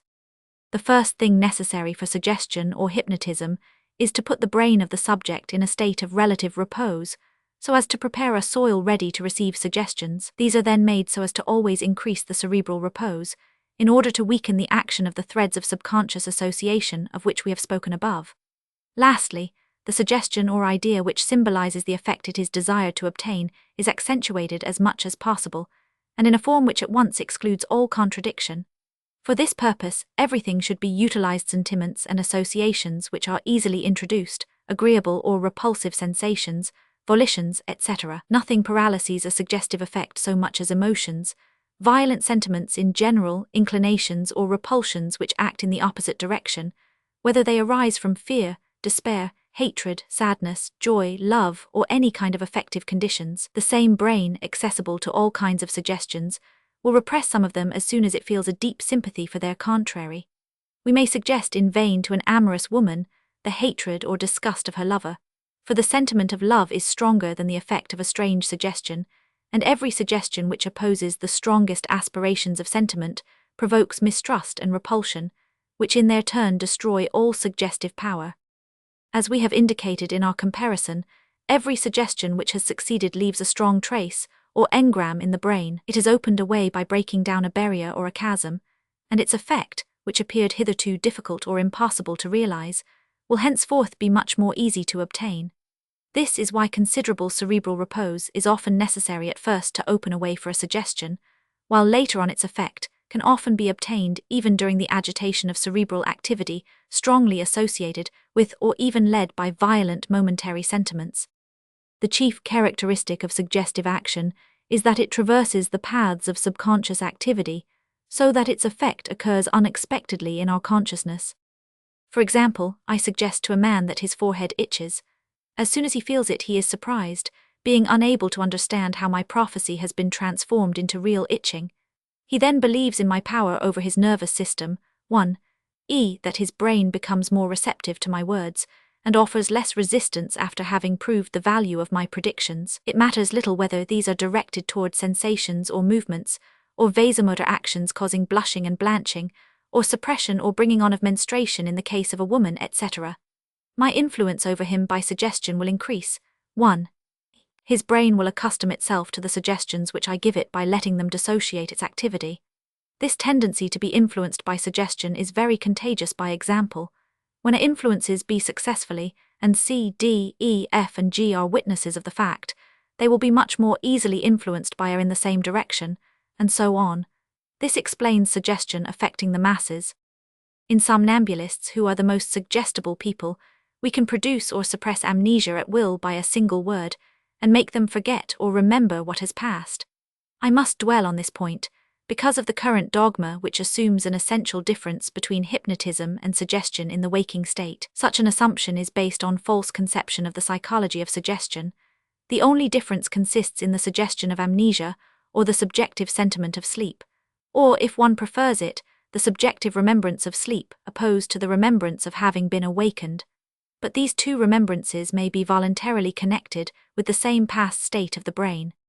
By autosuggestion is meant the suggestive action of spontaneous ideas, that is to say, ideas which are not suggested to the subject by any other person, but the effect of which is identical to that of external suggestions. An idea, a sentiment, dominates the mind, overcomes all its antagonists and produces a strong suggestive effect on the whole nervous system in the direction which it symbolizes. The idea of being unable to sleep often produces insomnia. The idea of sexual impotence may at once inhibit erection and render coitus impossible. The idea of yawning makes one yawn, that of coitus provokes erections, the idea of shame causes blushing, that of fear blanching, that of pity weeping. But it often happens unconsciously, in yawning for example, that one man suggests it to another who begins to yawn, or the sight of certain objects, the hearing of certain sounds provokes suggestions. Thus the sight of an object belonging to a certain woman may cause an erection. The odor of some article of diet which has caused indigestion is sufficient to cause nausea, etc. We thus see that there is a series of transitions between external intentional suggestion and autosuggestion, in the form of suggestion of objects and unconscious or involuntary suggestion of persons. The conception of true or intentional suggestion infers the determined will of one man influencing another by suggestion. There is no other criterion. It is quite another question whether the one who suggests wishes to benefit his subject, or wishes on the contrary to abuse him or make him ridiculous. Sympathy, love and suggestion. It is of great importance for us to know that sympathy and confidence are the fundamental elements of success in suggestive action. Even when deceived by the one who hypnotizes him, the subject may yield to him while he is not aware of it. But there is here a point to be noted. A man may very well see clearly with his reason and his logic. He may understand that harm is done to him. He may even curse a thing or a person when he reflects, and in spite of this be instinctively and subconsciously attracted toward this thing or this person, like a moth to a candle, when certain sentiments of sympathy or attraction urge him to it. The two following examples will make this more clear. These two cases are very instructive. Suggestion can only successfully combat powerful sentiments by arousing other sentiments of sympathy, which increase little by little and finally become substituted for the preceding ones. This brings us to a very difficult question. In order to influence other persons by suggestion, it is above all things necessary to try and associate the ideas which we suggest to them with sentiments of sympathy, so as to arouse in them the impression that the object to be attained is desirable and agreeable, or at any rate that it constitutes a necessity. The woman who surrenders to the mercy of her conqueror often experiences a kind of pleasure which is associated with the passiveness of her sexual sentiments. It is the same in the male masochist. The physician who hypnotizes is obliged to awaken sentiments of sympathy in his subject, to combat with their assistance the sentiments associated with the morbid state which it is desired to suppress. This is usually free from danger when there is no natural sexual attraction between the hypnotizer and the hypnotized. When, for example, a normal man hypnotizes another man, a normal woman another woman, or an invert another invert. Otherwise there is a risk of exciting sexual sympathies difficult to eliminate afterwards, when necessary precautions have not been taken at first. These attractive sexual sensations or sentiments may affect both the hypnotizer and the hypnotized and provoke love scenes, which are fatal to success. For example, a hysterical baroness, whose sexual desire had been excited by hypnotism, fell in love with a person named Ciesinski, whose case was studied and published by Schrenck-Notzing. This baroness experienced a kind of suggested love, against which her reason resisted to a certain extent, while her hypnotizer, himself amorous, lost his head. One might say in such a case that suggestion only reinforced the very human sentiments which occur in all love stories of everyday life. Between normal love and suggested love, there is such an infinite number of gradations that it is impossible to fix exactly the limits which separate them. A hypnotizer may abuse his suggestive power to exploit the love of the hypnotized. I have been consulted in a case where an old woman had hypnotized a rich young man and had so powerfully influenced him that he abandoned his family and married her. As in the case of Ciesinski, the abuse was obvious. The case was even more grave, for this old woman acted only from mercenary motives. In fact, she procured young girls for her husband so as not to lose her suggestive influence after marriage. Ciesinski, on the contrary, was truly amorous. As a general rule, we may say that, when amorous intoxication is the result of intentional suggestion, the subject obeys a certain sentiment of constraint, which he may describe later on when he has succeeded in recovering himself. He feels a kind of duplication of his personality, and perceives that the excitation of his sexual desire as well as his love have a somewhat forced nature, against which his reason attempts to defend him. This reaction often only appears afterwards, when the sympathetic action of suggestion begins to fade. Here again the gradations are infinite, and no absolute rules can be formulated, for if the hypnotizer is very skillful and does not let his intentions appear, the subjective sentiment of constraint may be absolutely wanting. 1. Never become conscious. If, however, the hypnotizer is clumsy, and the subject a hysterical woman, love is often transformed into hatred in the latter soon afterwards, as is so often the case in these subjects, and she may afterwards be convinced by autosuggestion that she was the object of artificial constraint or even violence, and describe imaginary or unnatural events as if they were real, while she was simply amorous after the fashion of hysterical subjects. It is quite otherwise with cases where a hypnotizer produces in a hypnotized woman a state of deep somnambulism and does harm to her without her knowledge.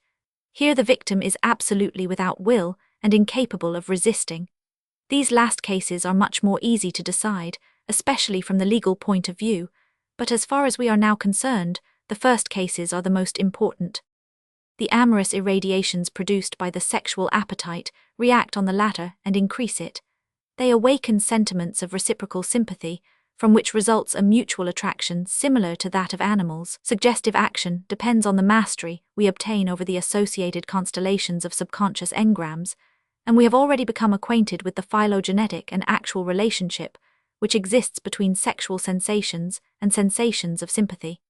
The simple juxtaposition of these facts clearly shows that powerful affinities exist between suggestion and love. I use the word affinity advisedly, for we must not go further and regard the two things as identical. Fortunately, the majority of curable patients may be cured by the prudent awakening of a slight degree of sympathy, and by the common efforts made by the hypnotizer and the hypnotized to subdue the morbid symptoms, without anything but a certain sentiment of reciprocal friendship resulting. On the other hand, two human beings may be united by sexual love, without either being able to hypnotize the other.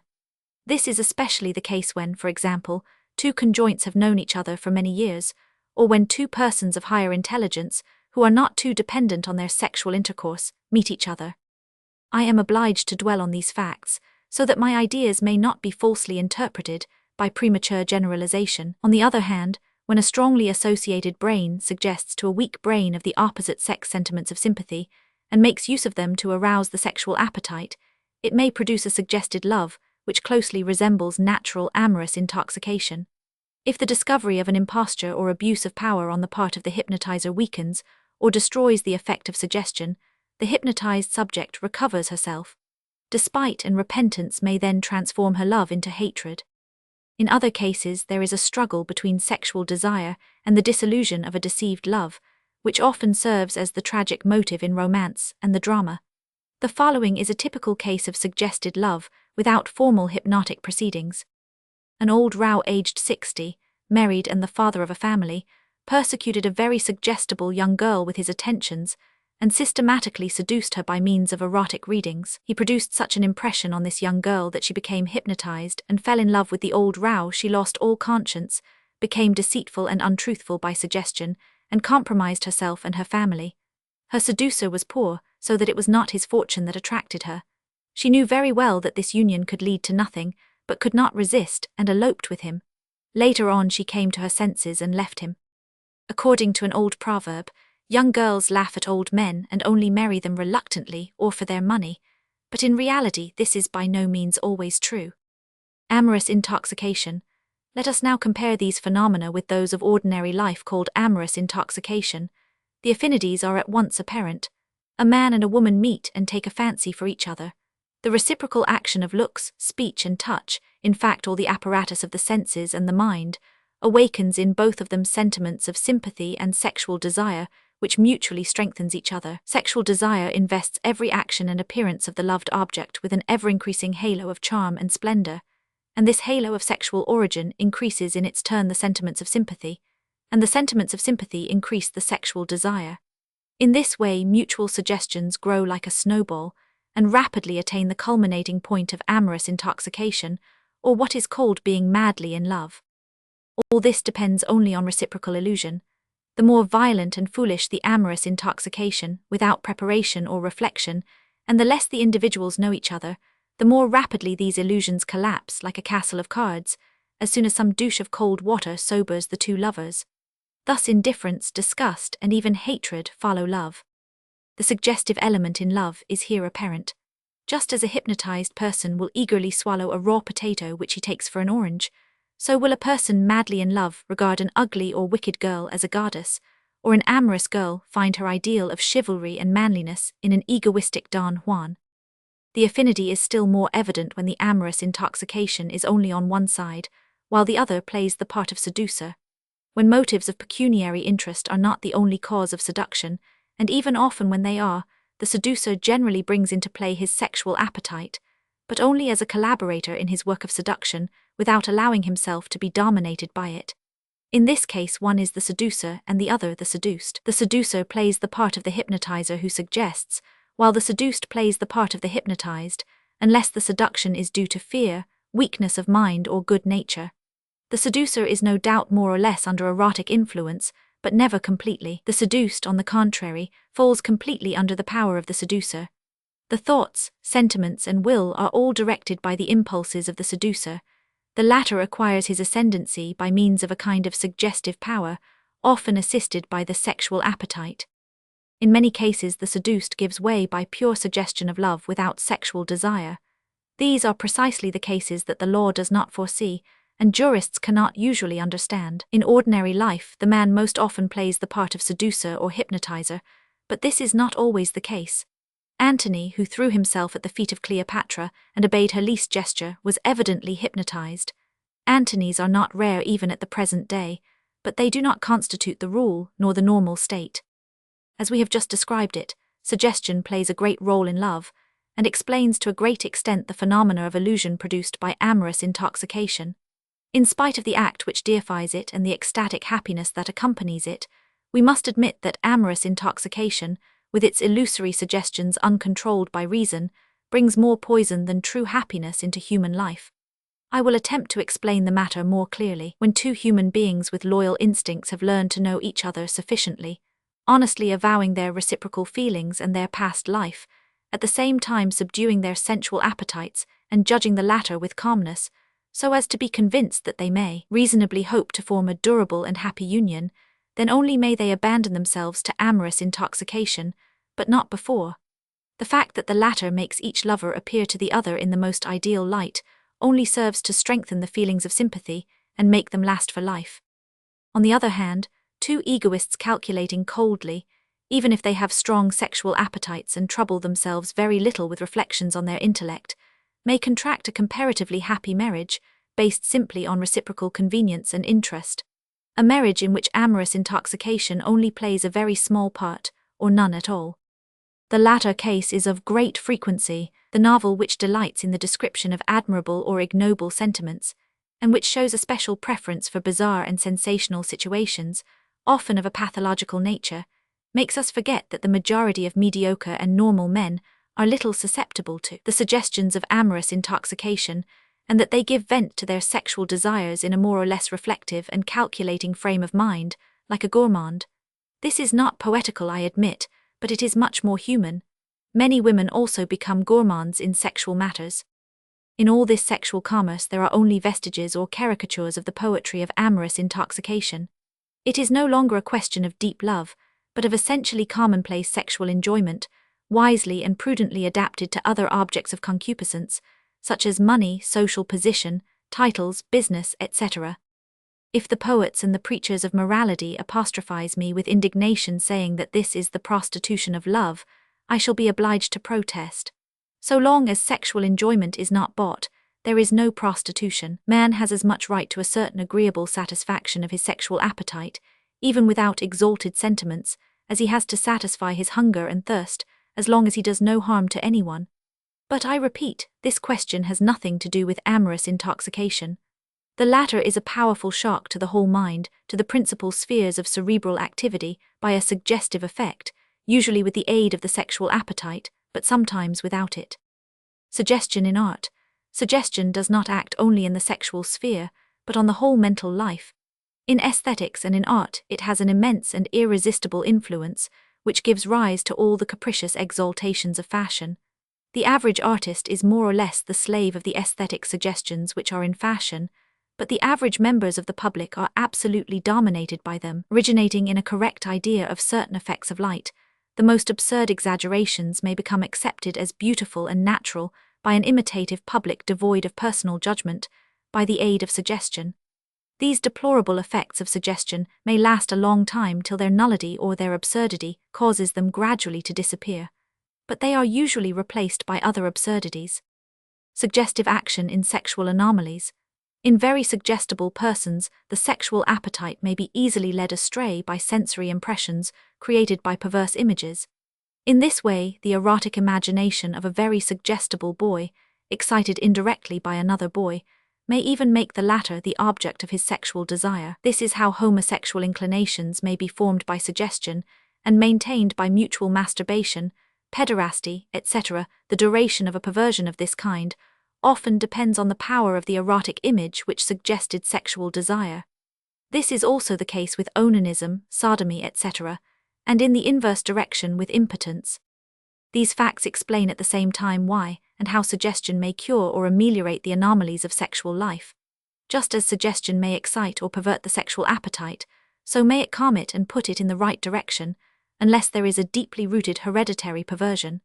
We can nearly always considerably attenuate too frequent emissions, masturbation and perversions by suggestion, and often entirely cure their acquired forms. I must here point out that when we have succeeded in removing by suggestion a perversion based in whole or in part on organic or hereditary causes, this result is always more or less precarious, and does not give the physician the right to give his sanction to marriage. The following case shows us what prudence on the part of the hypnotizer can do with patients of this kind. A young girl of good education was troubled with intense sexual desire. She was incapable of resisting masturbation and dreamed at night that men and animals were in contact with her vulva. These dreams caused intense excitement and were accompanied by orgasms. The treatment of a patient of this kind by suggestion was no easy matter. However, with the aid of a local sedative, the action of which it is needless to say was purely suggestive and was combined with appropriate verbal suggestions, I succeeded not only in suppressing the onanism, but also in almost completely curing the nervous exhaustion of this young girl, so that she was afterwards able to resume work. I may add that the patient was hypnotized in the presence of others, which can always be done in such cases with a little tact. This is a rule from which the physician should never depart. I cannot enter into more details on this subject, but what I have said will suffice to draw the attention of my readers to the action of suggestion in the sexual appetite and in love. Chapter 10. The sexual question in relation to money and property prostitution, proxenetism and venal concubinage.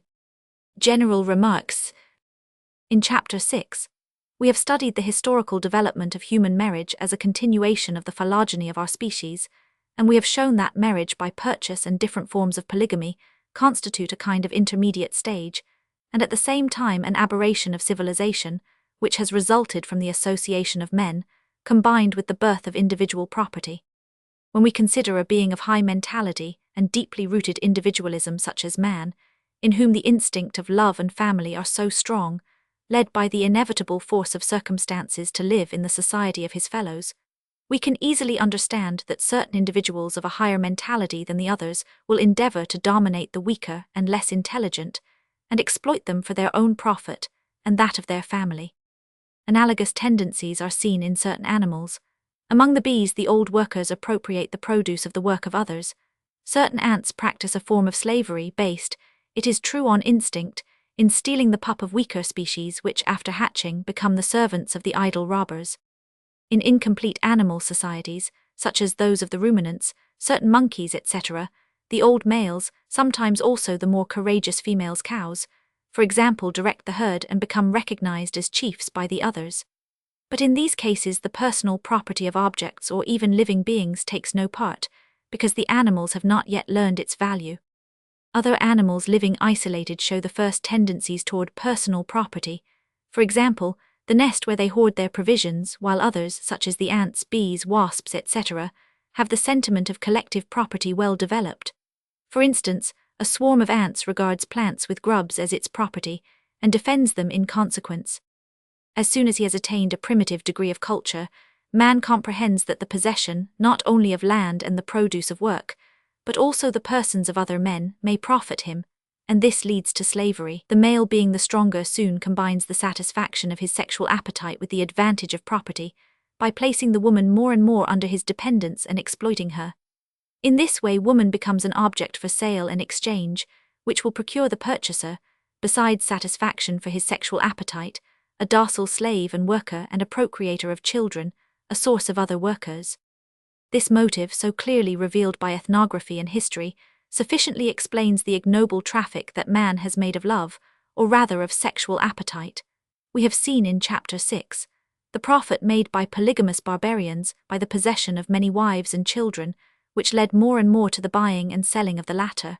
These customs are instinctively related to the traffic of slaves. Our modern civilization has happily abolished these taints, but money still influences our sexual life by measures which are hardly any better. The complication and refinement of civilized life have made women and children objects of luxury, and not a source of wealth as in former times.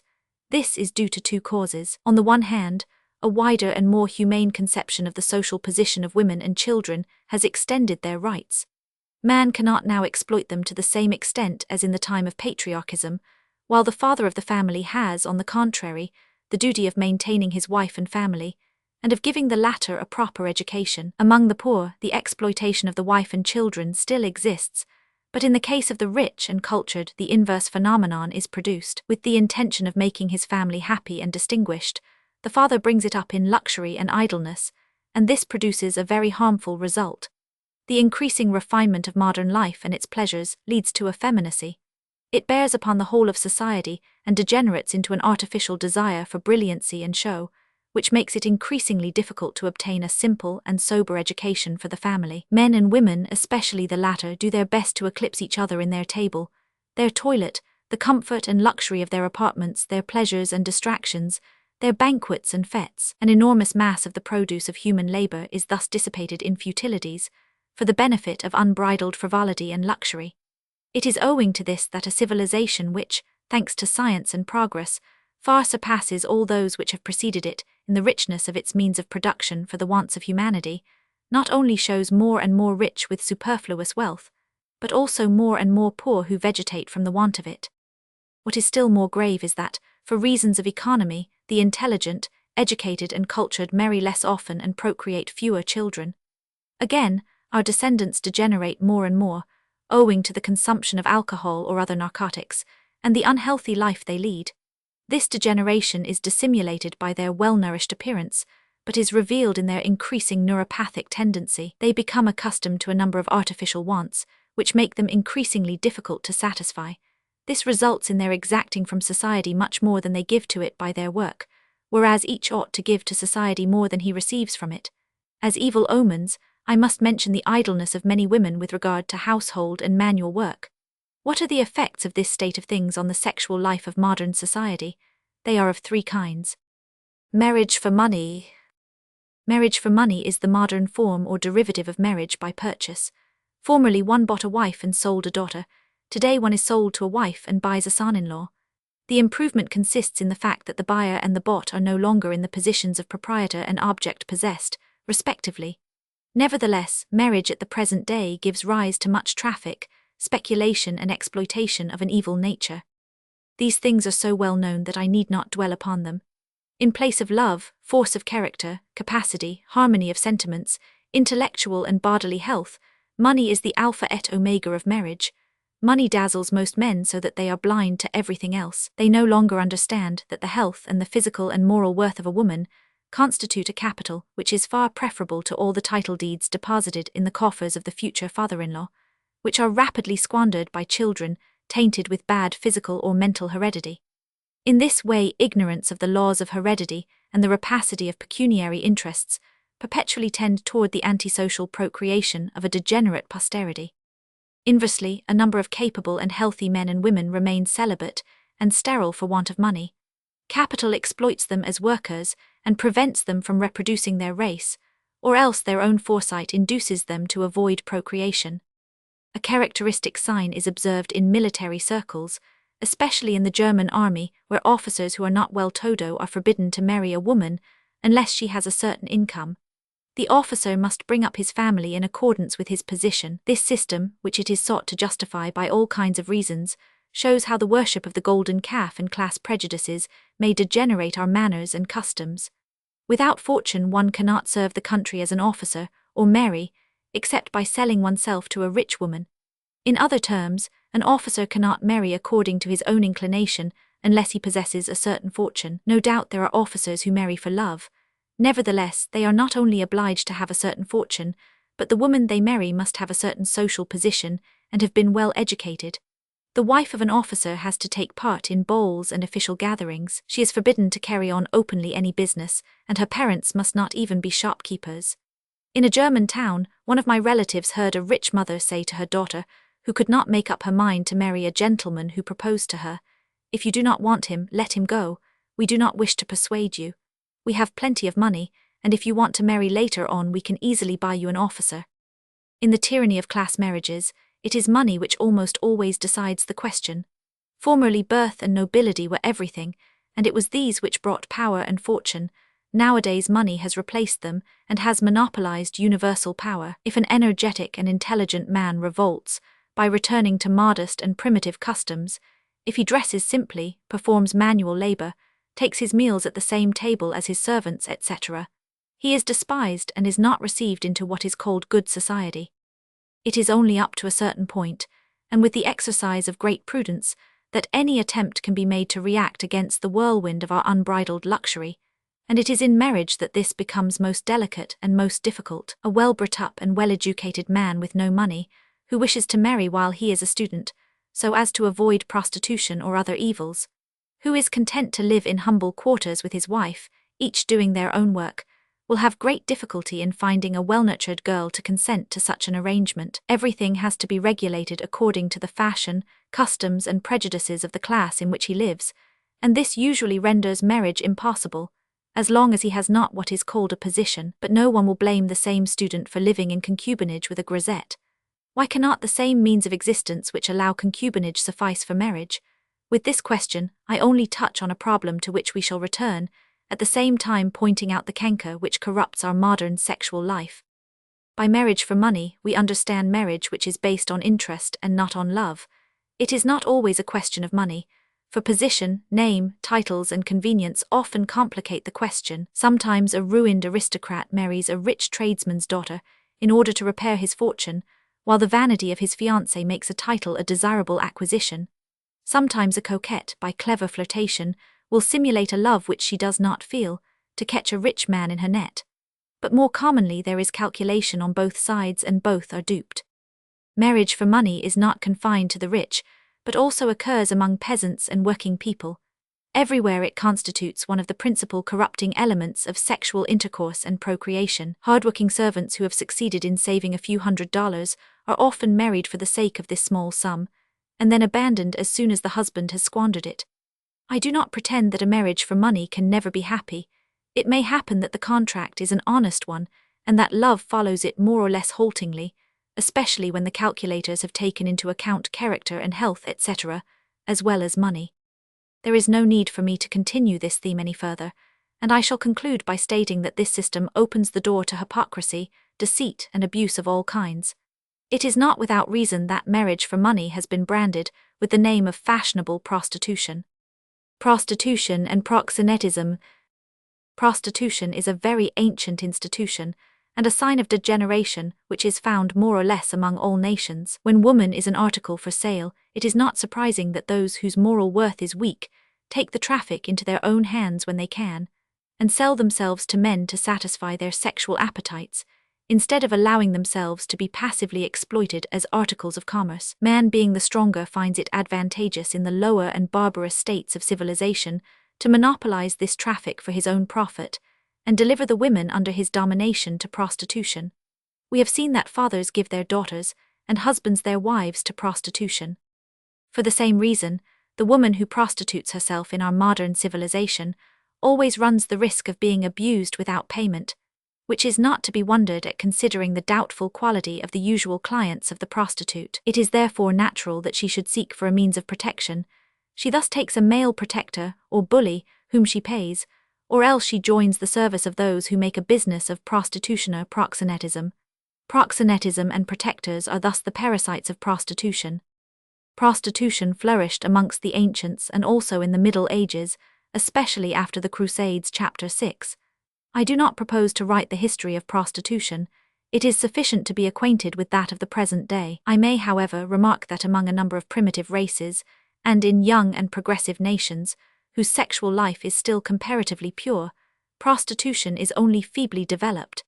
It is especially to Napoleon I that we owe the present form of regulation and organization of prostitutes. Like all his legislation on marriage and sexual intercourse, this regulation is the living expression of his sentiments toward woman: oppression of the female sex, contempt of its rights, and degradation of its individuals to the state of articles of pleasure for men, and machines for reproduction.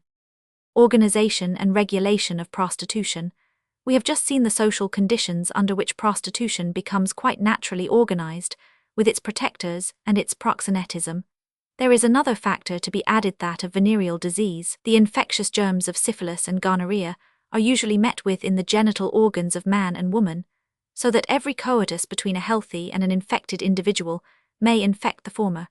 Hence the danger of the spread of infection increases with the number of mutations in sexual intercourse.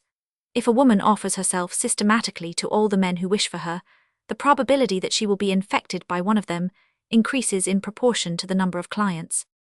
In the second place, as soon as she is infected, the danger is increased by the number of men who have connection with her, for she will probably infect a large proportion of them. While paying much attention to venereal diseases and their consequences, medicine has shown itself inconceivably blind in not comprehending the bearing of this elementary arithmetic. We must take into account the fact that the complete cure of syphilis is very difficult, if not impossible, to prove, that this disease is extremely infectious, at least during the first 2 years of its course, and that it extends to the blood and the whole organism, so that it may be communicated, not only by large visible sores, but by small excoriations hidden in the mucous membrane of the vagina or the mouth, etc. We must also remember that gonorrhea is less painful in woman than in man, and that, even in the latter, it ceases to be painful when it becomes chronic. We may add that the microbes, the gonococci, are very difficult to reach in all the recesses of the mucous membrane of the sexual organs in which they are hidden, and that in women they penetrate as far as the womb, when a cure becomes almost impossible. If we consider that the sexual organs of woman form deep and hidden cavities, which it is very difficult to examine thoroughly, in spite of all the apparatus of modern surgery, and that the mouth in prostitutes is also frequently contaminated by unnatural manipulations. Lastly, that no part of their body is absolutely indemnified, it is easy to understand the great danger of infection in public prostitution. Recognizing the danger of venereal disease, the regulation of prostitution was instituted by medical men with the good intention of eliminating or of diminishing its danger, since they regarded its suppression as impossible. This system consists in the official supervision and inscription of every woman who prostitutes herself. She is given an official form, which obliges her to submit to medical examination once a week or once a fortnight, under the penalty of being arrested and punished. To facilitate medical control, regulation generally endeavors to lodge prostitutes in brothels or lupanars under the direction of a proxenet. In theory, the brothel is not exactly considered as a state institution of public health, the word toleration being used in this connection, signifying that it is regarded as a tolerated evil.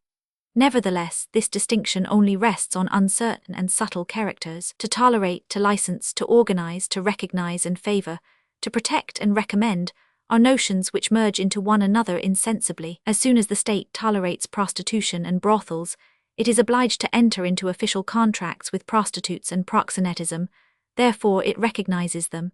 Moreover, the services which it renders must be paid for. It is therefore necessary that prostitutes and proxenets should pay their tribute to the state and to the doctors, but the one who pays commands. No doubt this proverb must not be taken to the letter.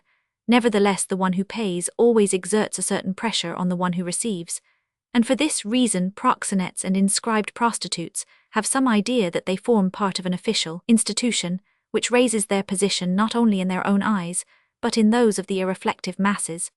I will cite two examples which show how effectively the public organization of a vicious social anomaly confuses ideas in persons of limited intelligence. One of my friends was engaged in combating the official regulation of prostitution. A woman, who misunderstood his object, came to him complaining bitterly of the loose life her daughter was leading, and asked him if he could not help her by placing her in a brothel licensed by the state. She would then be under the care of a paternal government. An old proxenet in Paris requested the authorities to transfer the management of her brothel to her daughter, aged 19. Her house, she said, was honest and managed in a loyal and religious spirit. Her daughter was capable and initiated into the business, and would carry it on in the same irreproachable manner as hitherto. These two examples of ingenuousness are sufficiently characteristic of the morality of the system. In La Maison Tellier, Guy de Maupassant has depicted with his masterly pen the psychology of the prostitute, the proxenet, and their clients. For reasons previously mentioned, no real confidence can be placed in periodical medical examination of prostitutes. On the contrary, it gives the male public a false security. The object of these medical visits is to eliminate diseased women from circulation and compel them to submit to hospital treatment, but anyone acquainted with the facts knows that the treatment is illusory. In a short time, every woman in a brothel is infected, with very few exceptions, but on the one hand, the proxenets and the prostitutes have every interest in shortening the time in hospital, and on the other hand, the visiting doctor, who often lives partly by their fees, is obliged to treat them with respect. In Paris, the doctors in charge of the inspection of prostitutes are paid by the state, and do not depend on fees from the women. The treatment of venereal disease being of long duration and very uncertain in its effects, a vicious circle is formed. A conscientious Dutch doctor, Champfleury van Istelstein, who attempted to eliminate all infected prostitutes from the brothels, succeeded in almost emptying them by subjecting the infected women to prolonged treatment in hospital. This led to a revolt which endangered his life, and he had to abandon his scheme. In ordinary hospital practice, only visible sores are treated, and gonorrheal discharges as long as they are apparent. The prostitutes are then allowed to return to their brothels.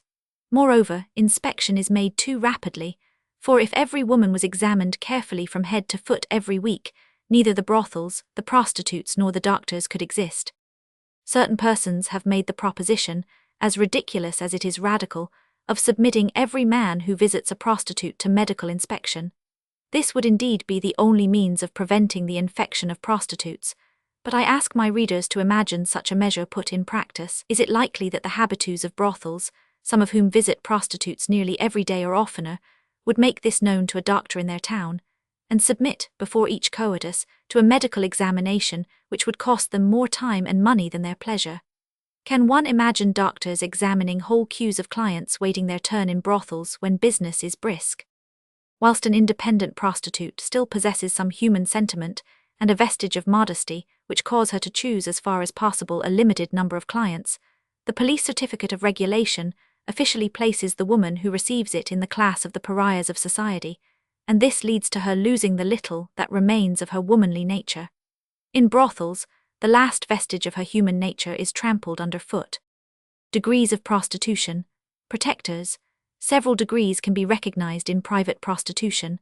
A variety of prostitute, rather less low than others, looks for clients at public balls, certain cafes and other doubtful localities, and hires herself to a certain number of temporary acquaintances.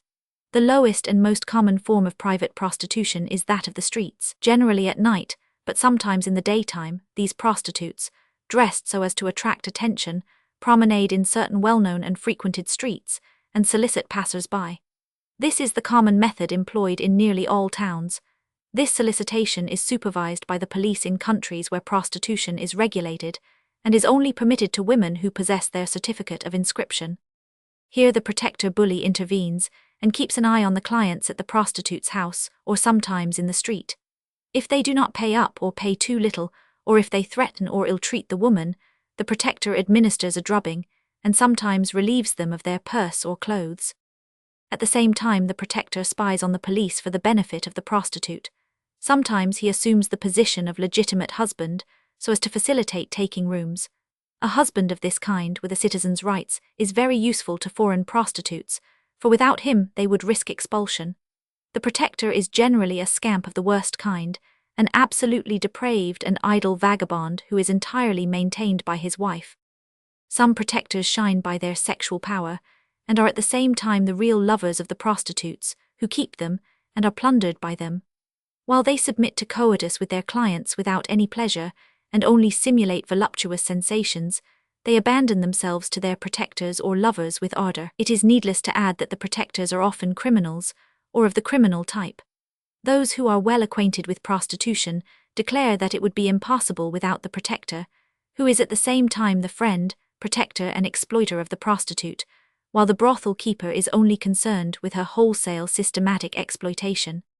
Brothels and proxenetes. Under the pretext of avoiding the dangers of prostitution in the streets, brothels were organized. These are generally managed by an elderly female profligate, often in partnership with a husband, who is only a superior kind of protector. Officially, the prostitutes are free lodgers in the brothel, but in reality they are often prisoners or slaves. They are well fed and dressed in a way to attract the clients as much as possible. Clothes, food, etc. are placed to their account, and the crafty brothel keeper generally manages to get them into debt so as to always remain their creditor. In this way, these miserable outcasts of society, who are generally incapable of claiming their legal rights, are more or less reduced to slavery. Apparently they are free, but in reality they can hardly leave the house without paying their debts, and the brothel keeper who wishes to keep them arranges so that they cannot pay it.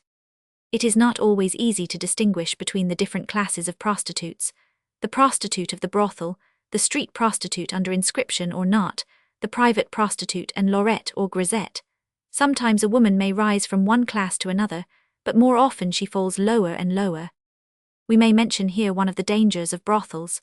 Their good organization, their medical supervision, etc., are extolled, but the great danger of the arithmetical progression of mutations in sexual intercourse is ignored. While a private prostitute rarely receives more than one client in an evening, and is not absolutely obliged to receive more, every prostitute in a brothel is forced to receive as many as present themselves. A girl may thus have connection with men 20 or 30 times in the same night. Under certain circumstances, for instance at the time of conscription for recruits at Brussels, the brothels are besieged to such a point that one man has hardly time to finish coitus before another comes to take his place. It is obvious that such file firing greatly increases the danger of venereal infection, since a single infected person is sufficient to contaminate innumerable clients, even without the woman herself becoming infected. It is often denied that the brothel is a prison, yet this fact has been often demonstrated. When, as in France, the police can arrest a prostitute at pleasure, often a virtuous young girl, who is taken for such and put her on the inscription list, the thing is obvious. I have treated a girl who became the mistress of a police agent in Paris under the threat of being inscribed as a prostitute. Again, besides the debts we have spoken of, the proxenetes have many other ways of keeping prostitutes under their dependence. It is very difficult for ignorant girls, placed under the ban of society, to return to a free and virtuous life, but if a girl shows signs of wishing to leave a brothel, heroic measures are adopted, in the form of international exchange. A girl who is unacquainted with the language of the country is naturally more incapable of gaining her freedom than one who does. This is one of the reasons why the brothels of different countries exchange their women.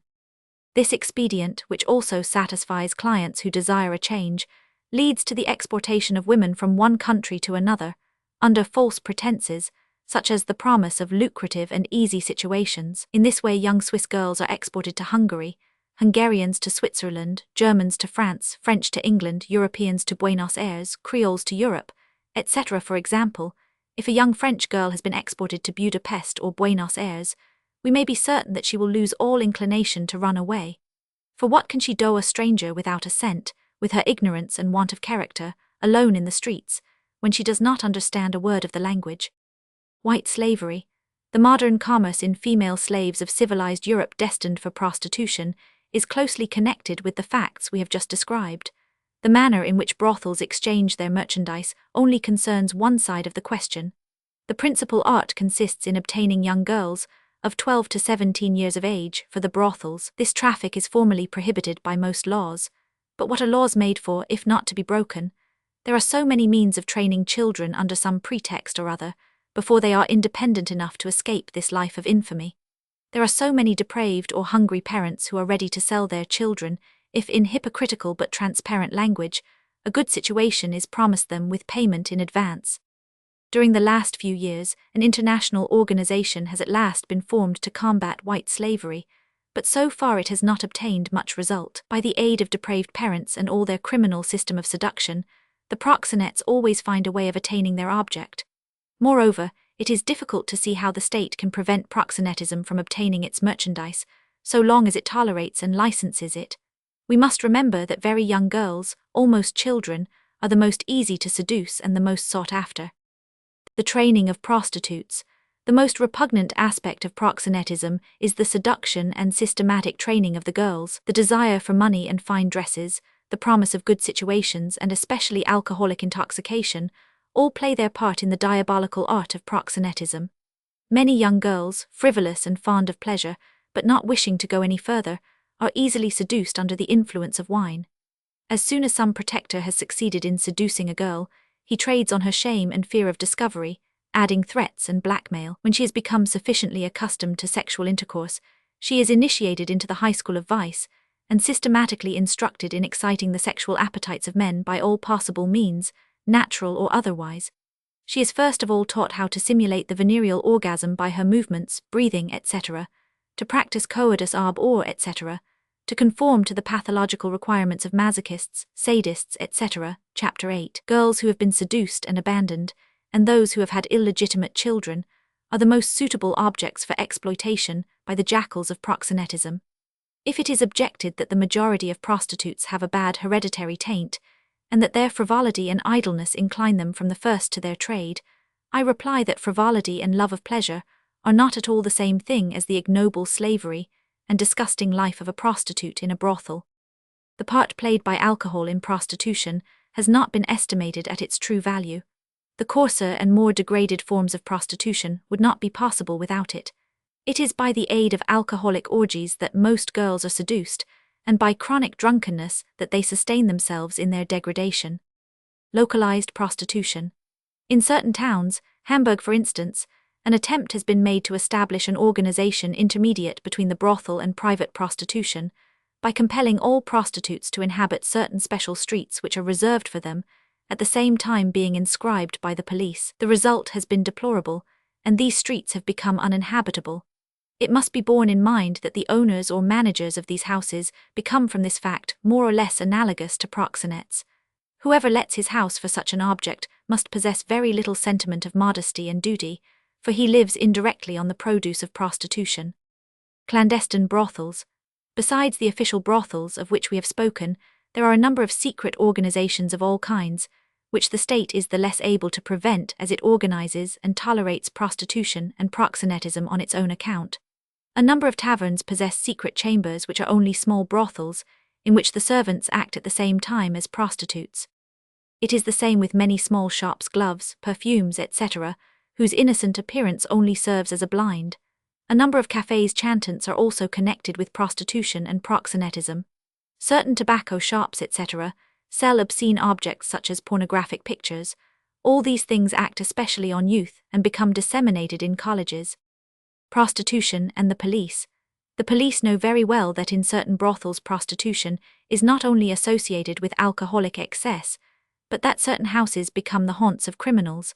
They even regard certain low-class brothels and taverns frequented by prostitutes as very useful for the discovery of criminals. Spies of all kinds are met within these places, from the secret agent who tracks a criminal and flirts at the same time with the prostitutes, to the counter-spy employed by the proxenetes to watch the secret agent. It is here that the criminal world acquires its rakish manners, but its weakness for women and alcohol cause it to fall early into the traps of the secret police. It is here also, as well as in the salons of high-class proxenetism, that we meet with those indefinable individuals who are today secret agents of the government, tomorrow false noblemen or criminals, and the day after proxenetes, and whom a former minister of the German Empire designated by the euphemistic term of non-gentleman. The psychology of prostitutes and the cause of prostitution. The psychology of prostitutes is a difficult and complicated subject, according to the point of view of those who judge them. They are considered as women of evil and incorrigible instincts, or as the victims of our bad social organizations. These two assertions are by their exclusiveness equally false.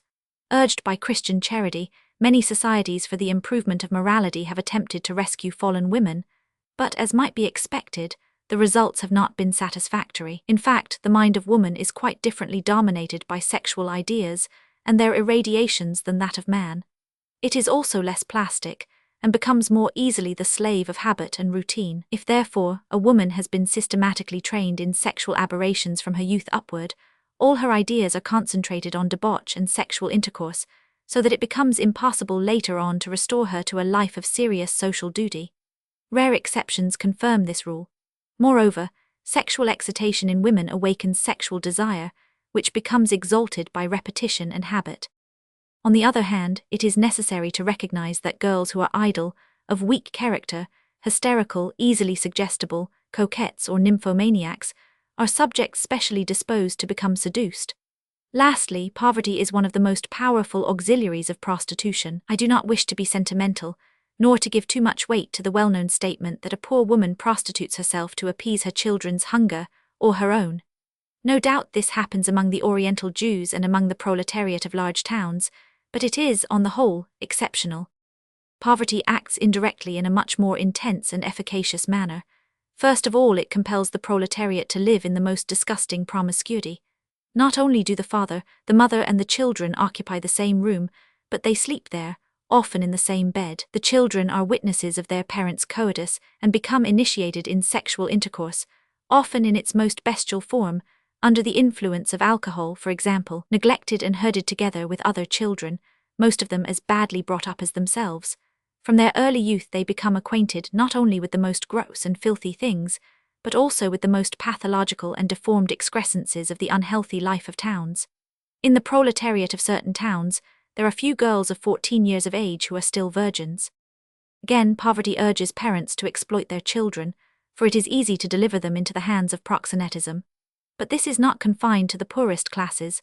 Among small tradespeople, poverty is also an indirect agent of prostitution. Here again the effect of pitiless exploitation is seen, in certain occupations which leave the girls free evenings, and also in certain shops the proprietor only pays his employees an absurdly small salary, because they can add to it by prostitution. For this reason, many saleswomen, dressmakers, etc., are obliged to content themselves with a minimum wage. When they complain, and especially when they are good-looking, they are often given to understand that with their attractive appearance it is very easy for them to increase their income, for many a young man would be glad to befriend them, to say nothing of other insinuations of the same kind. I have already pointed out how waitresses are utilized as bait in certain taverns, etc. Let us cite a few figures. About 80% of the prostitutes in Paris have some occupation besides prostitution. In factories, shops, etc., the average wage of men is 4 francs 20 per day, that of women 2 francs 20, but in domestic service it is only 2 francs 10 for men and 1 franc 10, or even 90 centimes for women, even where the latter do the same work. Is it to be wondered that they have recourse to prostitution? High-class brothels. In these establishments the life of the prostitute is much more agreeable. The goods of superior quality demanded by rich and fastidious clients requires better treatment and special care. I will cite a case published in the annual report of the Société de Pestalozzi for cruelty to children at Vienna. In October 1904, the Tyrolean Society for Abandoned Infancy sent us the papers of a young Tyrolean girl of 18 who was found at Venice under police control. Our attention was drawn to the youth of this girl and the incapacity of the father to induce her to reform. We were requested to restore her, if possible, to an honest life. We made the usual inquiries. Having many brothers and sisters, this girl at the age of 14 obtained a situation at Innsbruck where she was badly treated. She went away and gave herself gradually to prostitution, latterly at Vienna. We had an interview with her at our office and ascertained that she had experienced ill treatment at Innsbruck. She had a modest demeanor and made a good impression. She regarded her future with equanimity, admitting that she was excluded from society, but speaking of her trade as seriously as if it was licit and officially recognized. She assured us that her parents, having great difficulty in gaining a livelihood, agreed with her in her choice of a business. She was on very good terms with them and sent them money. To obtain a certificate from the police, the consent of her parents was necessary. Her mother had told her that if she remained pious and honest no one could reproach her. She held Madame the proprietress of the brothel in high esteem, on account of her kind treatment of her boarders. The house in which she was located was first class, both as regards clients and treatment. There were about a dozen young girls there, most of them younger than herself, all with their parents' consent, and many of them sent home what they earned. She said that her companions were very happy, being well fed and clothed, and earning from 120 to 240 crowns a month. With much ingenuousness she told us how Madame, whom she greatly respected, had looked after 2 old boarders who no longer had any clients. She also had a protector. We tried to induce her to commence another life, promising her a situation, but she refused, saying that even if she wished to do so Madame would not let her go.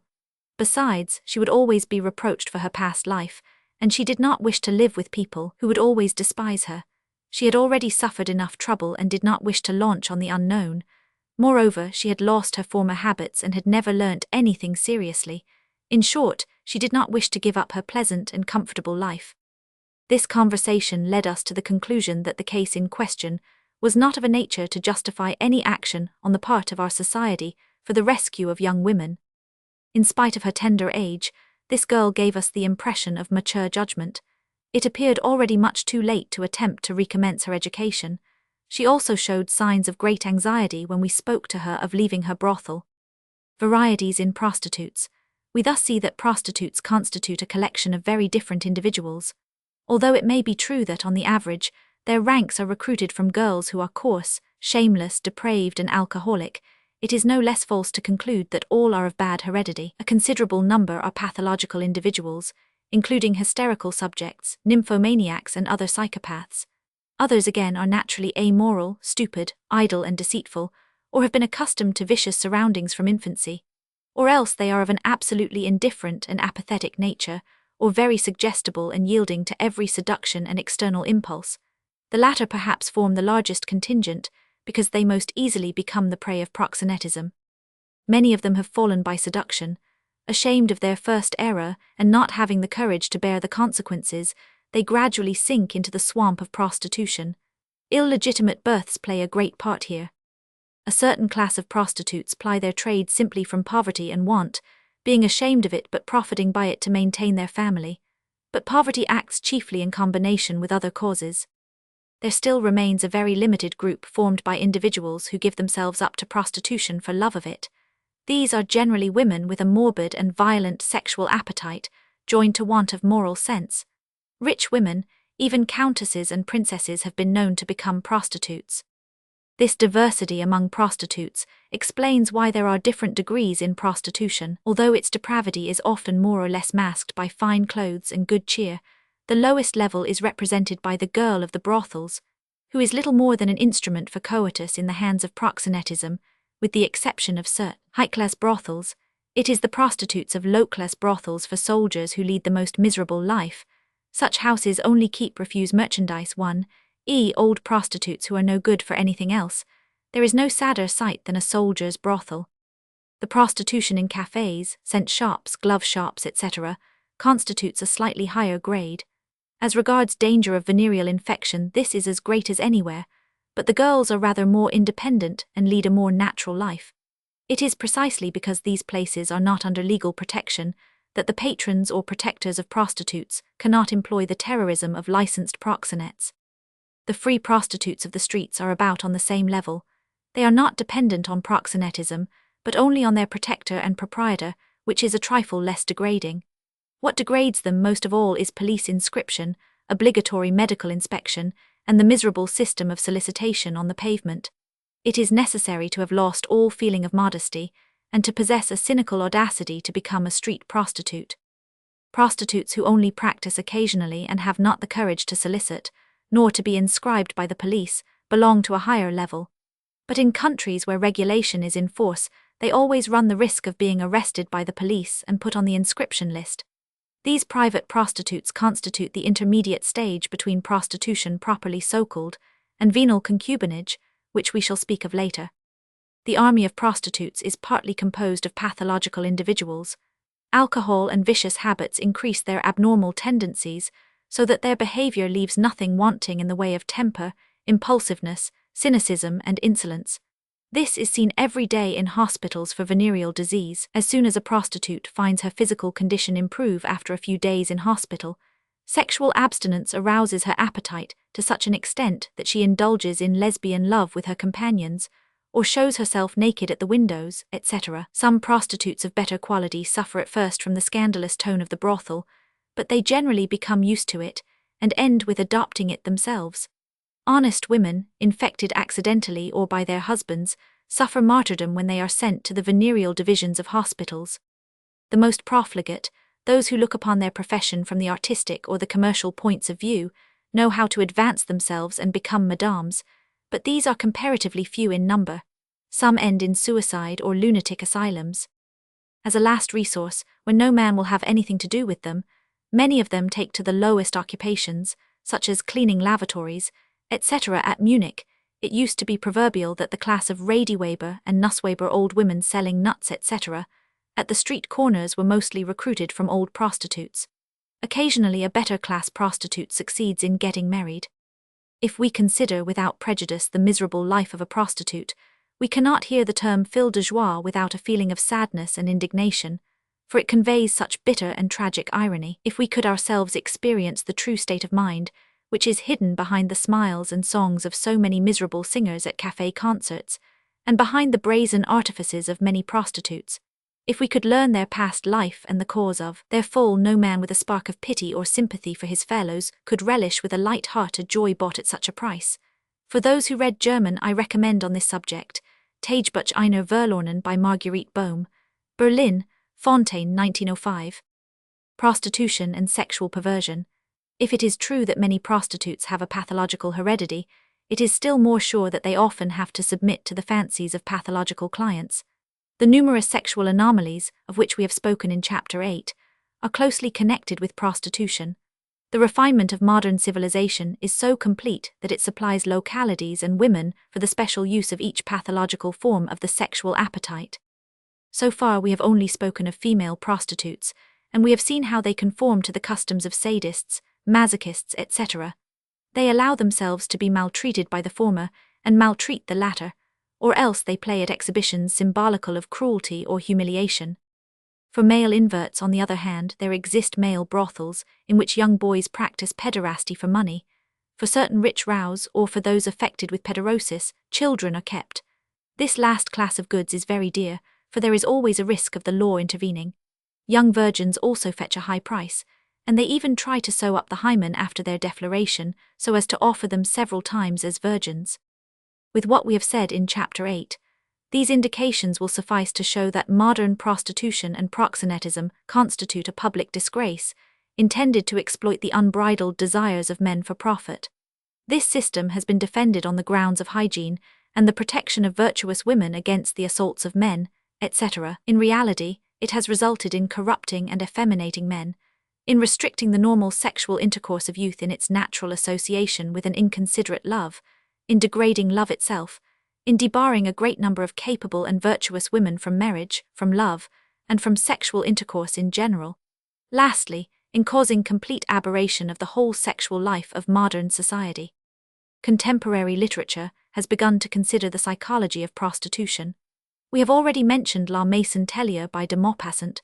Zola's Nana is the history of a high-class prostitute, related in the well-known realistic manner of the celebrated novelist, in which he describes the sexual depravity existing in certain Parisian circles of the Second Empire. I will now make a few remarks concerning a social movement organized against the regulation of prostitution, called abolitionism. Abolitionism and regulation. An Englishwoman, Mrs. Josephine Butler, undertook in the name of liberty a campaign against proxenetism, white slavery, and the state regulation of prostitution. She also attacked the injustice of the Code Napoleon toward women, especially the prohibition of inquiry into paternity, which throws girls who have been seduced into the arms of prostitution. The abolitionists contest the right of police inscription of prostitutes under the pretext of hygiene, of submitting them against their will to medical inspection, and of keeping them in brothels. They claim severe laws against proxenetism and oppose toleration. In medical circles, the system of regulation has generally been defended. It is urged that society has the right to protect itself against dangerous infection, and that, with this object, it has as much right to treat infected prostitutes compulsorily as those affected with smallpox or cholera. Owing to their shameful trade, they maintain that these women have lost all claim to special consideration. This argument appears very reasonable at first sight, but it takes quite a different aspect when the facts are examined more thoroughly. First of all, the comparison with smallpox and cholera is illogical, for these diseases endanger the innocent public, while the man who makes use of prostitution is quite aware of the danger he runs. Society is under no obligation to provide healthy prostitutes for the use of Don Juan. Against this it is stated that innocent wives are often infected and made to suffer for the sins of their husbands, but such an extensive blending of the state with family life does not appear to be admissible, and would lead to crying abuses. Society has neither the right nor the duty to facilitate the dangerous or injurious acts of certain individuals at the expense of others, by rendering them less dangerous, so that certain third parties may be less liable to suffer. This is an absurd sophism. The duty of society is to make responsible the one who has committed the dangerous or injurious act, and to punish him if he has done harm. Here, on the contrary, one only of the culprits, the prostitute, is compelled to keep to her vile trade, while the man who makes use of her and often infects her is free from any responsibility. Moreover, the state has no right to act against responsible persons under the pretext that their future sentiments or actions would have dangerous consequences for others. This would lead to arbitrary abuse of power. The insane and habitual criminals make the only exceptions, for their abnormal and irresponsible cerebral organization is a perpetual danger to society. There is one question, however, which arises. Can prostitution in itself be regarded as a misdemeanor punishable by law? If this were the case, the client would have to be punished as well as the prostitute, or both of them be sent to reformatories. This is the only logical consequence, for in such cases the two contractors are equally guilty, and also equally dangerous as regards infection. How therefore can the system be justified which brands and inscribes the prostitute only, which is not content with tolerating her vile trade instead of punishing it, but gives it official sanction, causing her to fall lower and lower, which finally, to crown the work, licenses the proxenetism which exploits her vice? It is difficult to imagine more complete hypocrisy, or a more contradictory system. In former times, when slavery was allowed, men's will and pleasure were sufficient to justify such measures, which created for their profit a class of female pariahs, and this was frankly and openly admitted. Nowadays, the equal rights of women which are officially recognized in civilized countries no longer allow it, and hygienic arguments only can give such modern barbarity the hypocritical appearance of justification. Lunatics and criminals are only locked up as a measure of safety, and to attempt to improve them, but their bodies are not allowed to become an object of commerce for the pleasure of other members of society. But the results of honestly interpreted statistics contradict the apparent justification of the regulation of prostitution. In the name of hygiene, it is intended to furnish men with a means of coitus free from danger. But the facts prove that venereal disease has not been diminished by this means. The false security given to men officially by regulation makes them all the more careless. The multiplication of the sexual connections of each prostitute increases the danger of infection at least as much as the elimination of a few diseased persons diminishes it. The corruption of the state and its officials, especially the police and the medical inspectors of brothels, the general depravity which results from official toleration, and the perversion of ideas of morality among the public, increase habits of prostitution, and with it the danger of infection. Assured of impunity, the pimps and their acolytes become more and more audacious and extend their business, while the prostitutes, whose number is increased by this system, seek to escape the police and practice their trade clandestinely. It is no wonder that the swamp to be purified becomes more and more infectious. Can it be conscientiously said that hygiene has benefited? This is well seen in Geneva and in France. It is enough to compare the number of cases of venereal disease and of prostitutes in countries where regulation is in force, with those which do not employ it, to show the complete fiasco of the system from the hygienic point of view. On the average, the number of infectious cases is nearly the same with or without regulation, and depends on many other causes. I cannot enter into the details here and must refer to the statistics and to the works published by the Abolitionist Federation 6 Rue St. Leger, Geneva. Of all that has been published, nothing appears to me more conclusive than the masterly statistics of Mounier for Holland in 1889. Even among medical men, the originators of regulation, the abolitionist point of view is steadily gaining ground. It is beginning to be understood that the toleration of proxenetism and even the inscription and medical inspection of prostitutes are vicious methods of social sanitation against venereal infection. But by the suppression of official toleration and regulation, the question of prostitution is in no way settled. This has only a negative action, important for the tactics of those who wish to upset a scandalous abuse, but which does not respond to the higher task of extirpating the root of the evil. The positive work will only begin when the state is relieved of its shameful compact with proxenetism and prostitution. In the following chapters we shall examine the remedies which must be applied to our sexual anarchy, the result of masculine autocracy, as Russian anarchy is the result of Tsarism. I will first make a few observations from the medical and hygienic point of view. To the partisans of regulation, they exclaim that the abolitionists are fanatics, who, from their absence of scientific spirit, will deluge society with venereal disease. This bogey has no sound foundation. The state regulation of prostitution applied to certain women has not diminished the amount of venereal disease, because it does not reach it. The state concession of an unnatural vice cannot be hygienic. Moreover, it is impossible to completely disinfect prostitutes. This disinfection is quite illusory, unless it is also applied to their clients, which is impracticable.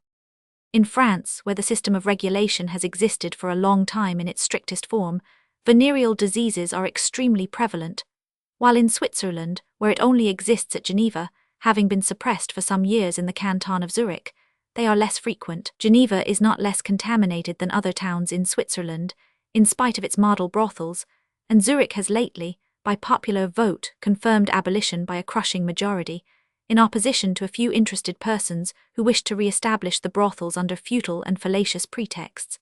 Some clandestine brothels still exist in towns where the authorities shut their eyes. It has also been maintained that the number of sexual misdemeanors would increase with the suppression of brothels.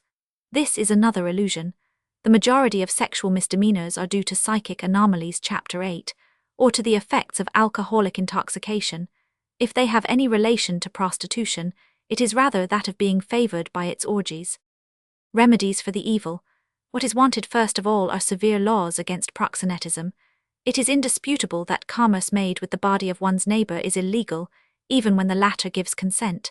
It is a crime or misdemeanor which should be prosecuted like Negro slavery or usury. We should not wait for a complaint to be lodged but prosecute proxenetism officially, for the victims are hindered by shame from coming forward. The pimps of proxenetism are recruited from the dregs of society.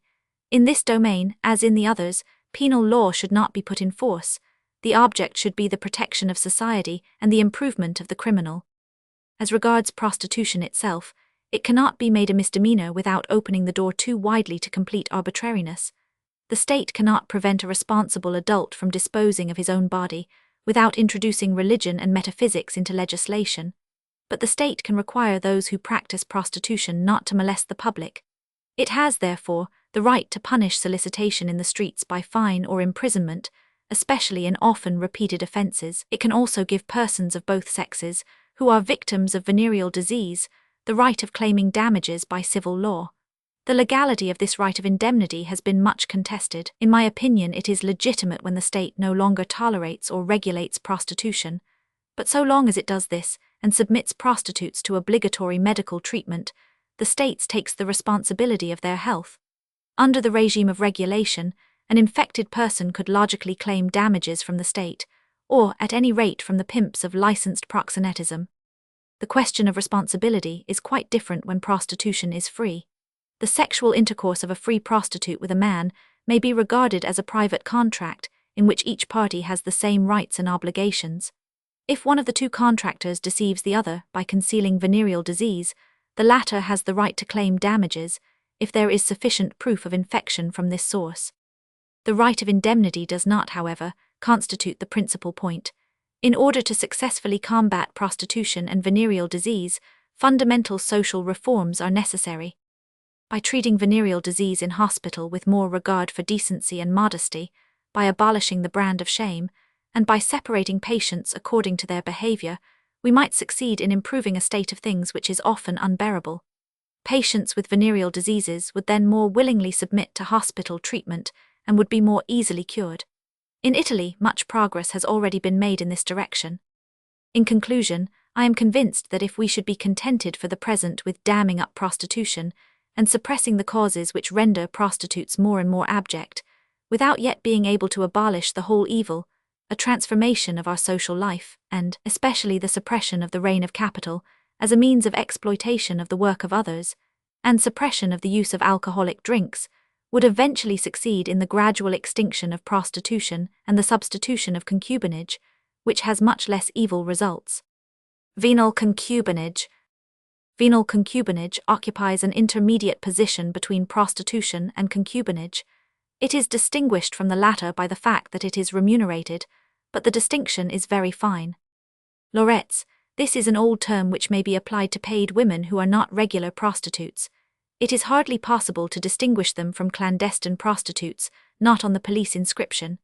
They are women who do not practice solicitation or sell themselves to the first comer, but generally keep to one man for a time. Grisettes, the Parisian grisette whose type has become classic, is a higher class of woman who, at any rate in her primitive simplicity, was not wanting in romance.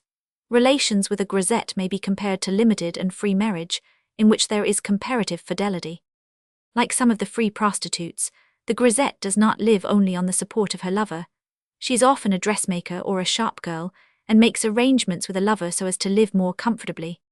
When the grisette acts as her lover's housekeeper and lives with him on terms of the closest intimacy, the liaison takes a more serious character, and there is a certain degree of affection or even love. However, all these concubinages are generally limited to a few weeks or months, so that the natural love of the woman becomes blunted by successive polyandry. It is always more or less a question of an accessory business.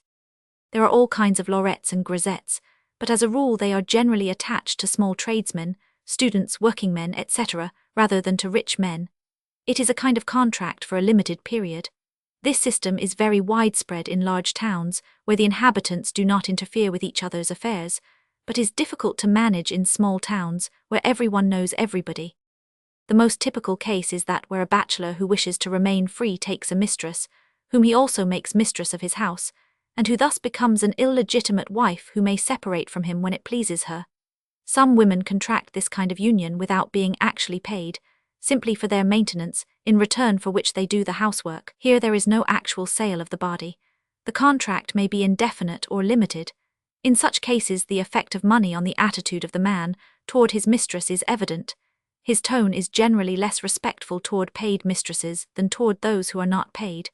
The love of the paid mistress is little more durable or more intense than that of the grisette, the situation being almost the same. Zola's Nana prostituted herself regularly with rich men. Secondly, she was the mistress of Fontaine, who plays the part of a high-class protector. Thirdly, she fell in love with Georges in quite an idyllic fashion. Bordenave, the manager, had good reason in wishing his theatre to be called a brothel, as he was more of a pimp than a theatrical manager. This example, a little far-fetched, shows how ideas pass from one to another in this elastic domain. There are also married mistresses.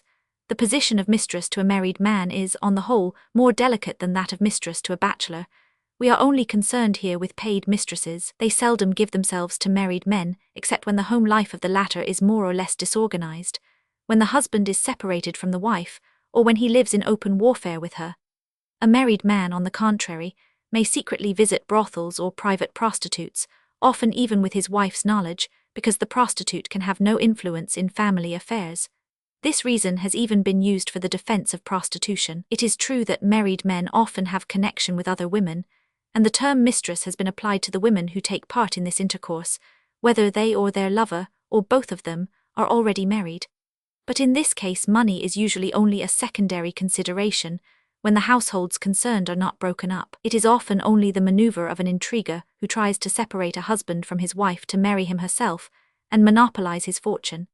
It is sufficient to show how difficult it often is to distinguish the paid mistress from the woman who does not give herself from interest but from passion, or from the intriguing adventuress who tries to make a good catch. Lorettes, grisettes, and paid mistresses seldom have children.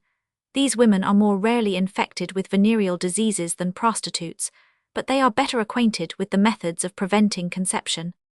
The fate of the children of venal concubines is generally very sad.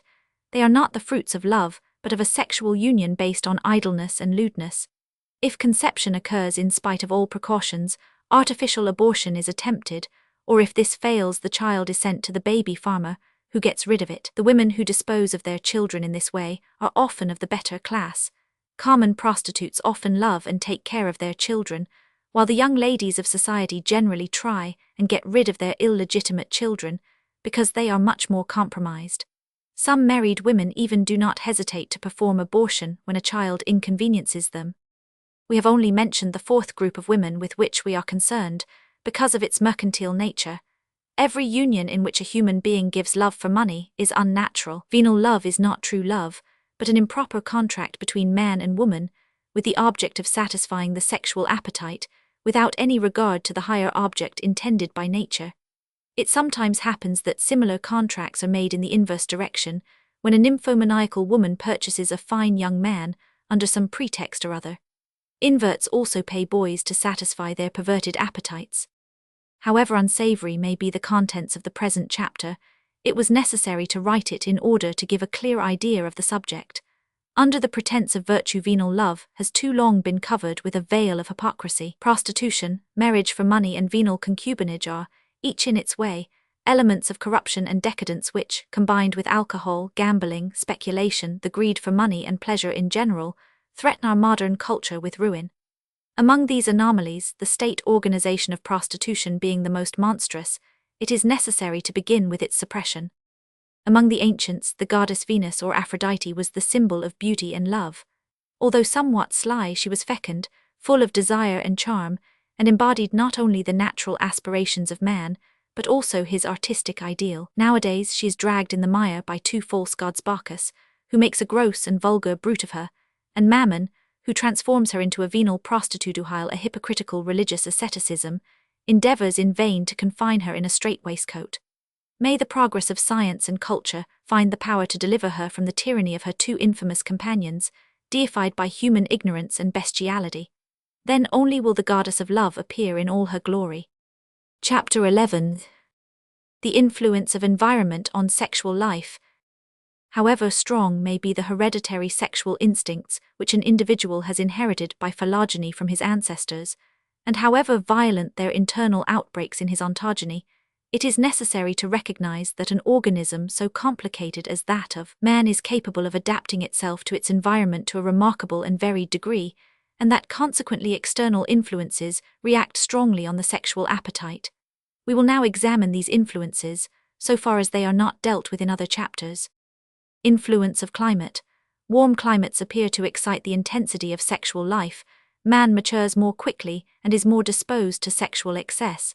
I am not aware of other influences that can be attributed to climate. It is, moreover, possible that the direct influence of heat has been confounded with the indirect action it exerts in the conditions of human existence.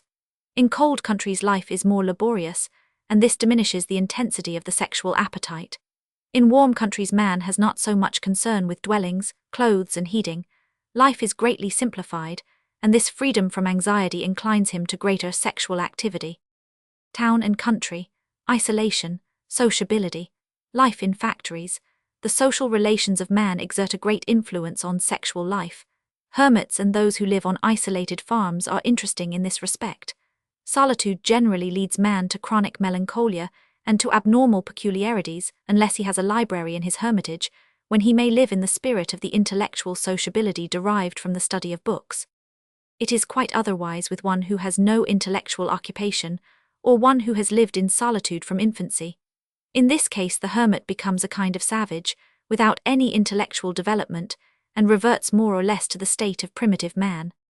An adult who establishes himself in solitude without providing himself with intellectual capital becomes strongly inclined to depressing psychoses. This is observed among the isolated farmers, according to Professor Seguin of New York. The man who lives alone, or surrounded only by the members of his family, becomes disposed to certain sexual anomalies, such as incest, sodomy, and masturbation. It is among the agricultural population that we meet with the most normal sexual relations and the best hygiene. The French Canadians form a good example, and it is the same generally where agriculture is practiced by independent peasants, not alcoholized, and having divided property. Agricultural families generally procreate more children and healthier ones than urban families.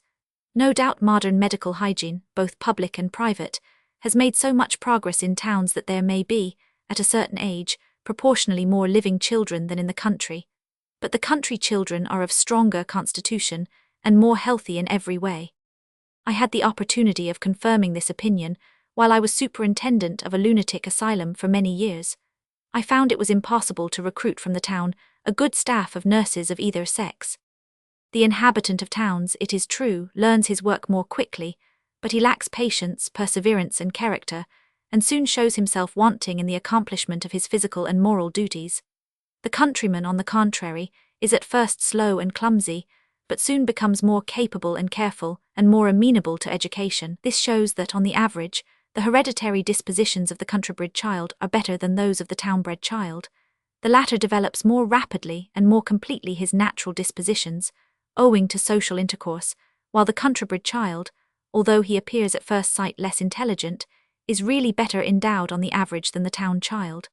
The superficial observer is easily deceived, but country life accumulates more reserve force in the organism than urban life. The society of large towns is made up of many different circles, who have little or no relations with each other, do not know each other, and seldom concern themselves about each other. The individual is only known in his own circle. This circumstance favors the increase of vice and depravity.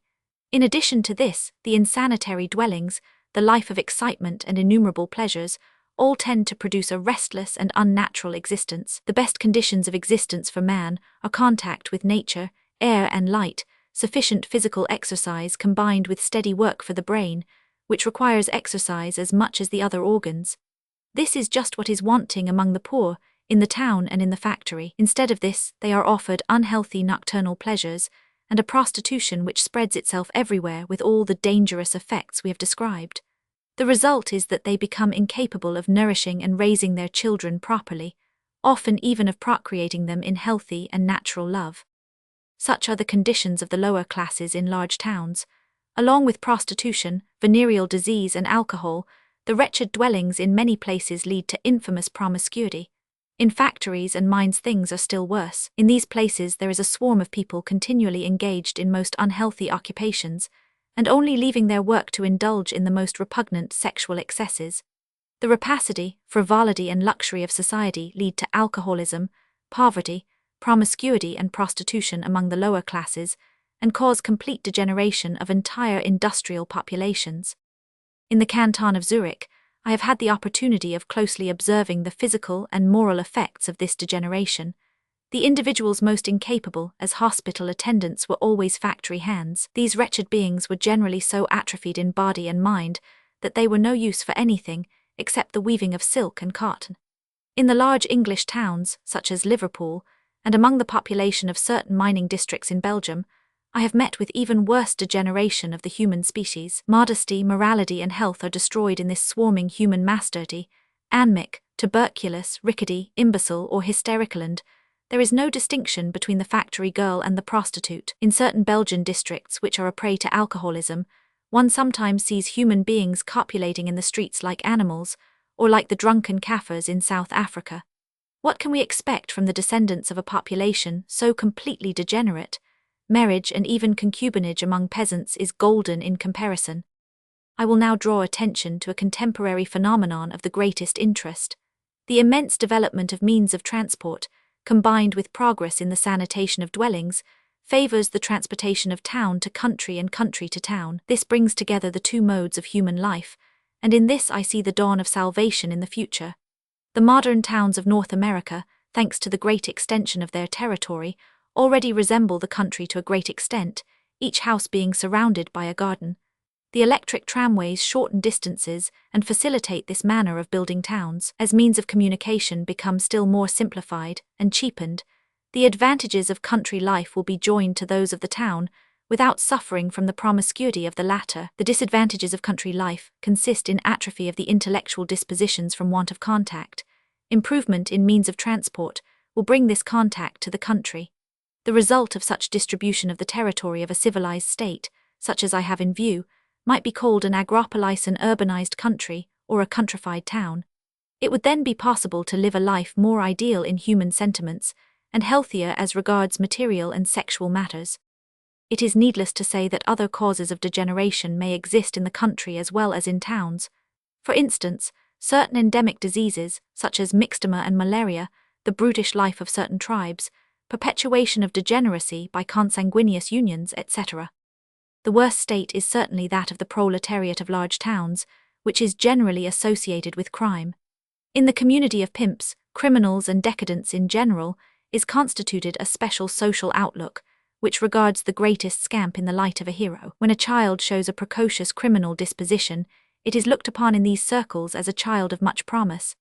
Honest and virtuous children are considered in this society as imbeciles, or even as traitors and spies, and are consequently despised, hated and ill-treated. The deleterious influences we have mentioned do not act alone, but are often associated with other factors in causing degeneration of the sexual life. When other influences preponderate, we may sometimes observe depravity in the country, and on the contrary, healthy and normal conditions in certain towns. We must always avoid exaggerating the importance of a single factor in making generalizations. Certain country villages, the inhabitants of which have become alcoholized and degraded, may present a much more unhealthy sexual life than certain sober and well-governed towns. We can hardly admit that the mnemic phenomena explained in Chapter 1 could have acted appreciably in 200 or 300 years, a period much too short for the human species. No doubt the common ancestor of the above family of vagabonds descended from a family of vagabonds. I do not, however, think I am wrong in attributing to blastophoria, superposed on the disastrous combinations of germs which is inevitable in the life of vagabonds, the principal cause of this typical degeneration of the family, a degeneration in which sexual degradation strongly predominates. I recommend Dr. George's work to anyone interested in this question. It would be useful to draw up genealogical tables with the medical and psychological descriptions of the whole population of a small town. Americanism.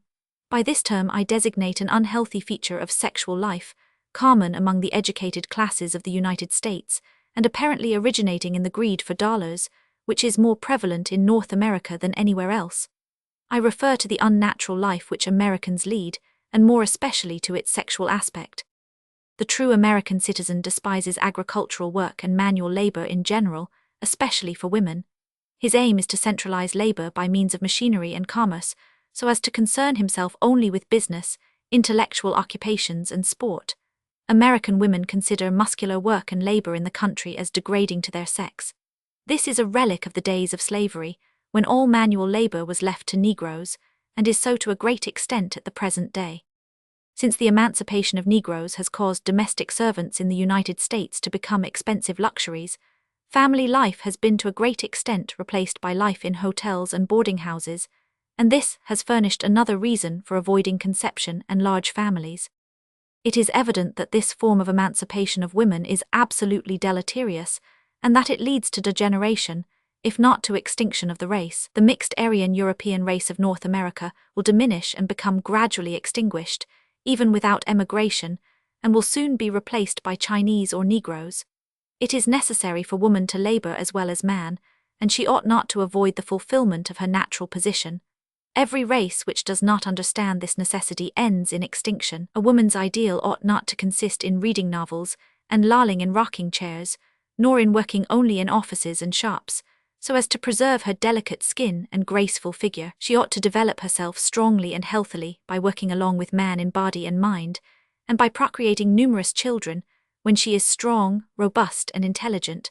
But this does not nullify the advantage that may accrue from limiting the number of conceptions, when the bodily and mental qualities are wanting in the procreators. Saloons and alcohol.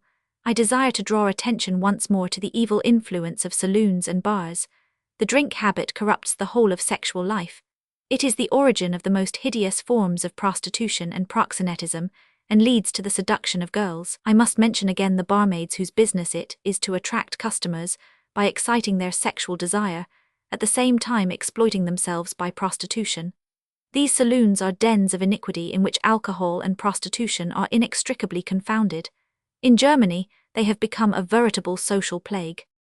Drink makes men and women not only gross and sensual, but also negligent, imprudent, and irreflective. The saloon takes men from their homes, and drink directly diminishes the population. This is seen in Russia by comparing the abstainers with the drinkers, the former being much more fecund. The statistics of Dr. Bezola show that a single drinking bout may have a blastophthoric effect. From this and from other causes result the deplorable consequences of coitus which takes place during drunkenness. Wealth and poverty. While in former civilizations the rich man regarded a multiplicity of wives and children as a condition or cause of his wealth, and also as its result, in our modern civilization, the number of children diminishes with the increase of prosperity. Children have ceased to be as formerly a source of wealth. On the contrary, they occasion much expense for their education. Again, the higher the social position of woman, the more she fears pregnancy. Her life of ease makes her weaker and more delicate, so that she becomes less fit for the procreation of children. This phenomenon is an unhealthy product of culture and reaches a truly pathological degree in America. We have mentioned marriage for money, which is the prostitution of the rich, and poverty, which is one of the causes of common prostitution, and we have seen how money influences sexual intercourse. We may now state the general principle that a mediocrity living in comfortable circumstances without immediate daily wants, under good hygienic conditions, but requiring a man to work for his living, constitutes the best condition both for a healthy sexual life and for health and happiness in general. This is the aurea mediocritas, or modest competence, the excellence of which was recognized by the ancients. The sexuality of the rich man degenerates by luxury, comfort, excess, and idleness, and by the fact that he is already satiated in his youth. That of the poor man is no less degenerate, owing to bad food, unhealthy dwellings, neglected education, and by vicious example which at the opposite extreme resembles in many points that of the rich man, the exploiter and the exploited meeting in the dens of vice. Such is the case with gambling hells, with dens for prostitution and sexual anomalies, where the poor blackmail the rich, while the latter in their capacity as social exploiters help to maintain poverty and prostitution. Money makes sexual intercourse unnatural.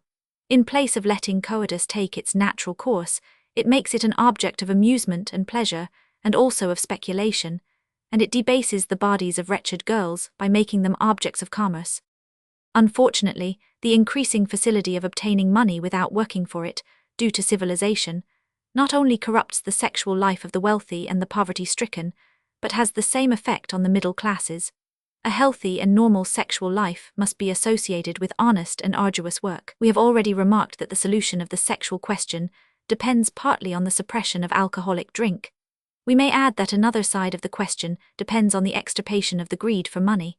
If human beings could work for the social welfare without private interest, sexual relations would soon take their natural course, but it must be admitted that it is difficult to find a practical solution for the problem of social economy.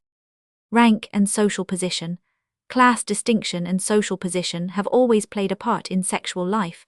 This is especially the case where certain class customs and prejudices prescribe a special code for marriage. The consanguinity of the nobility and of royal families, who can only marry among themselves, has resulted in obvious degeneration.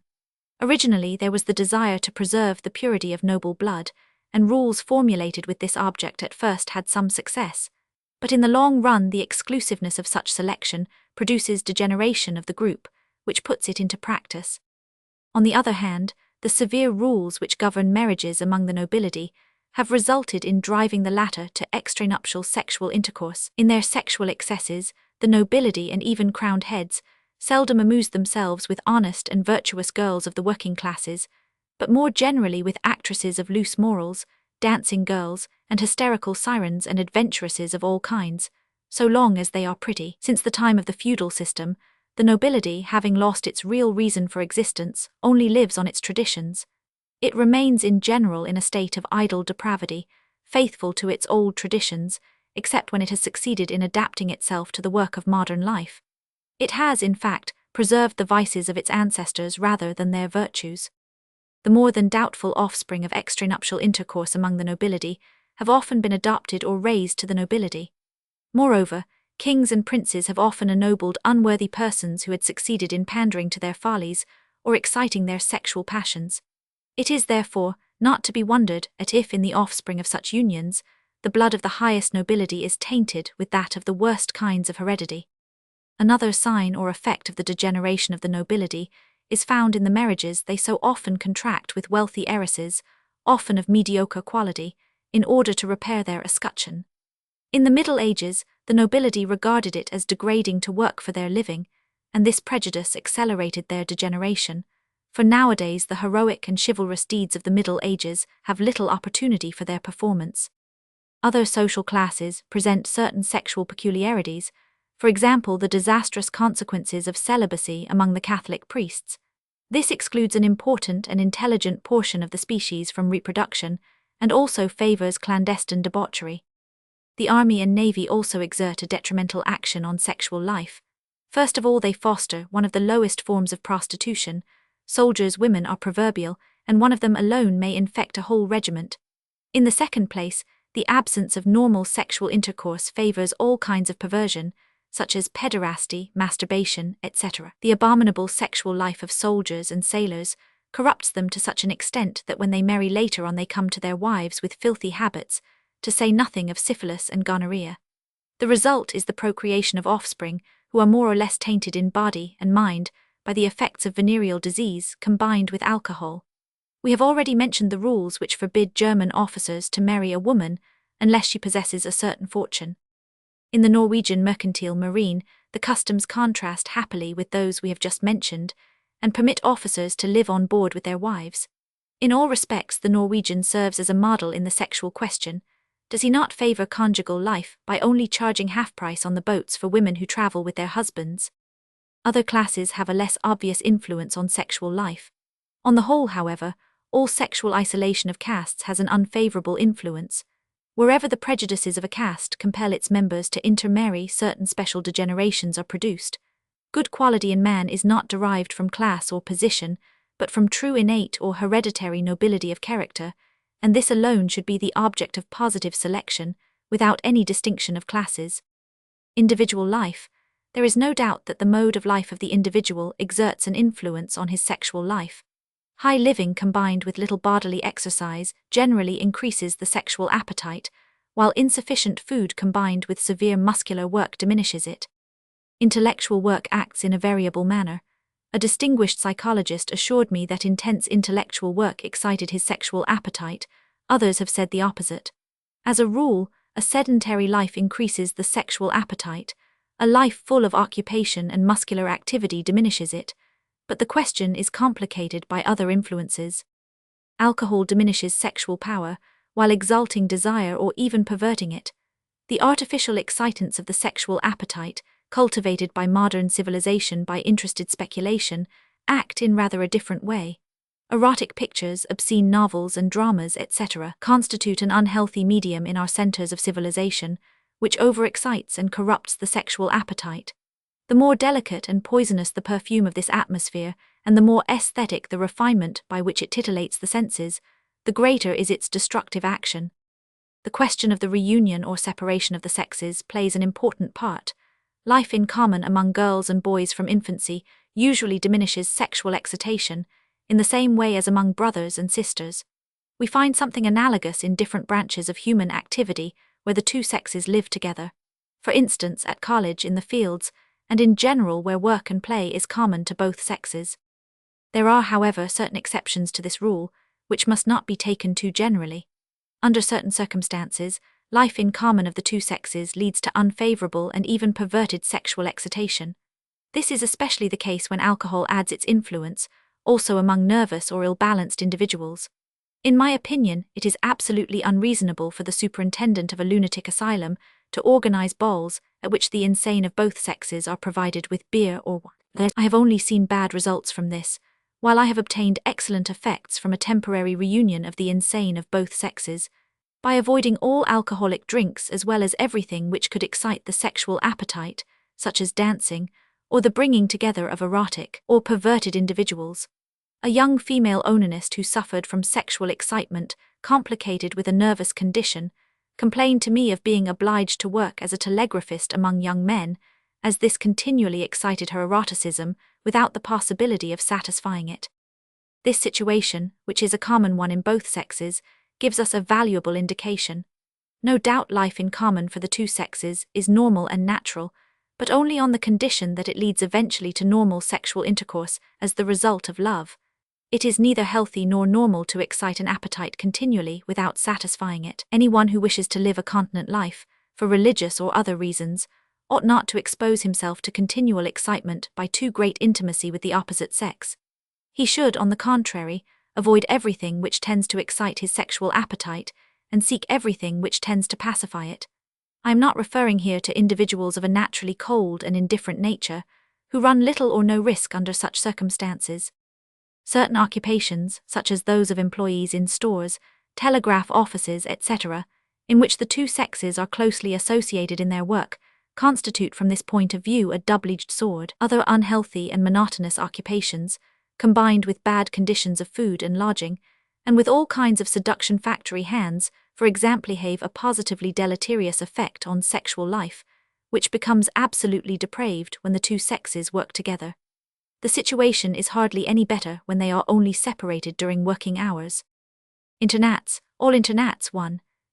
All establishments where individuals of the same sex live in the same dwelling for a long time, exert a peculiar influence on sexual life. Schools and convents, for example,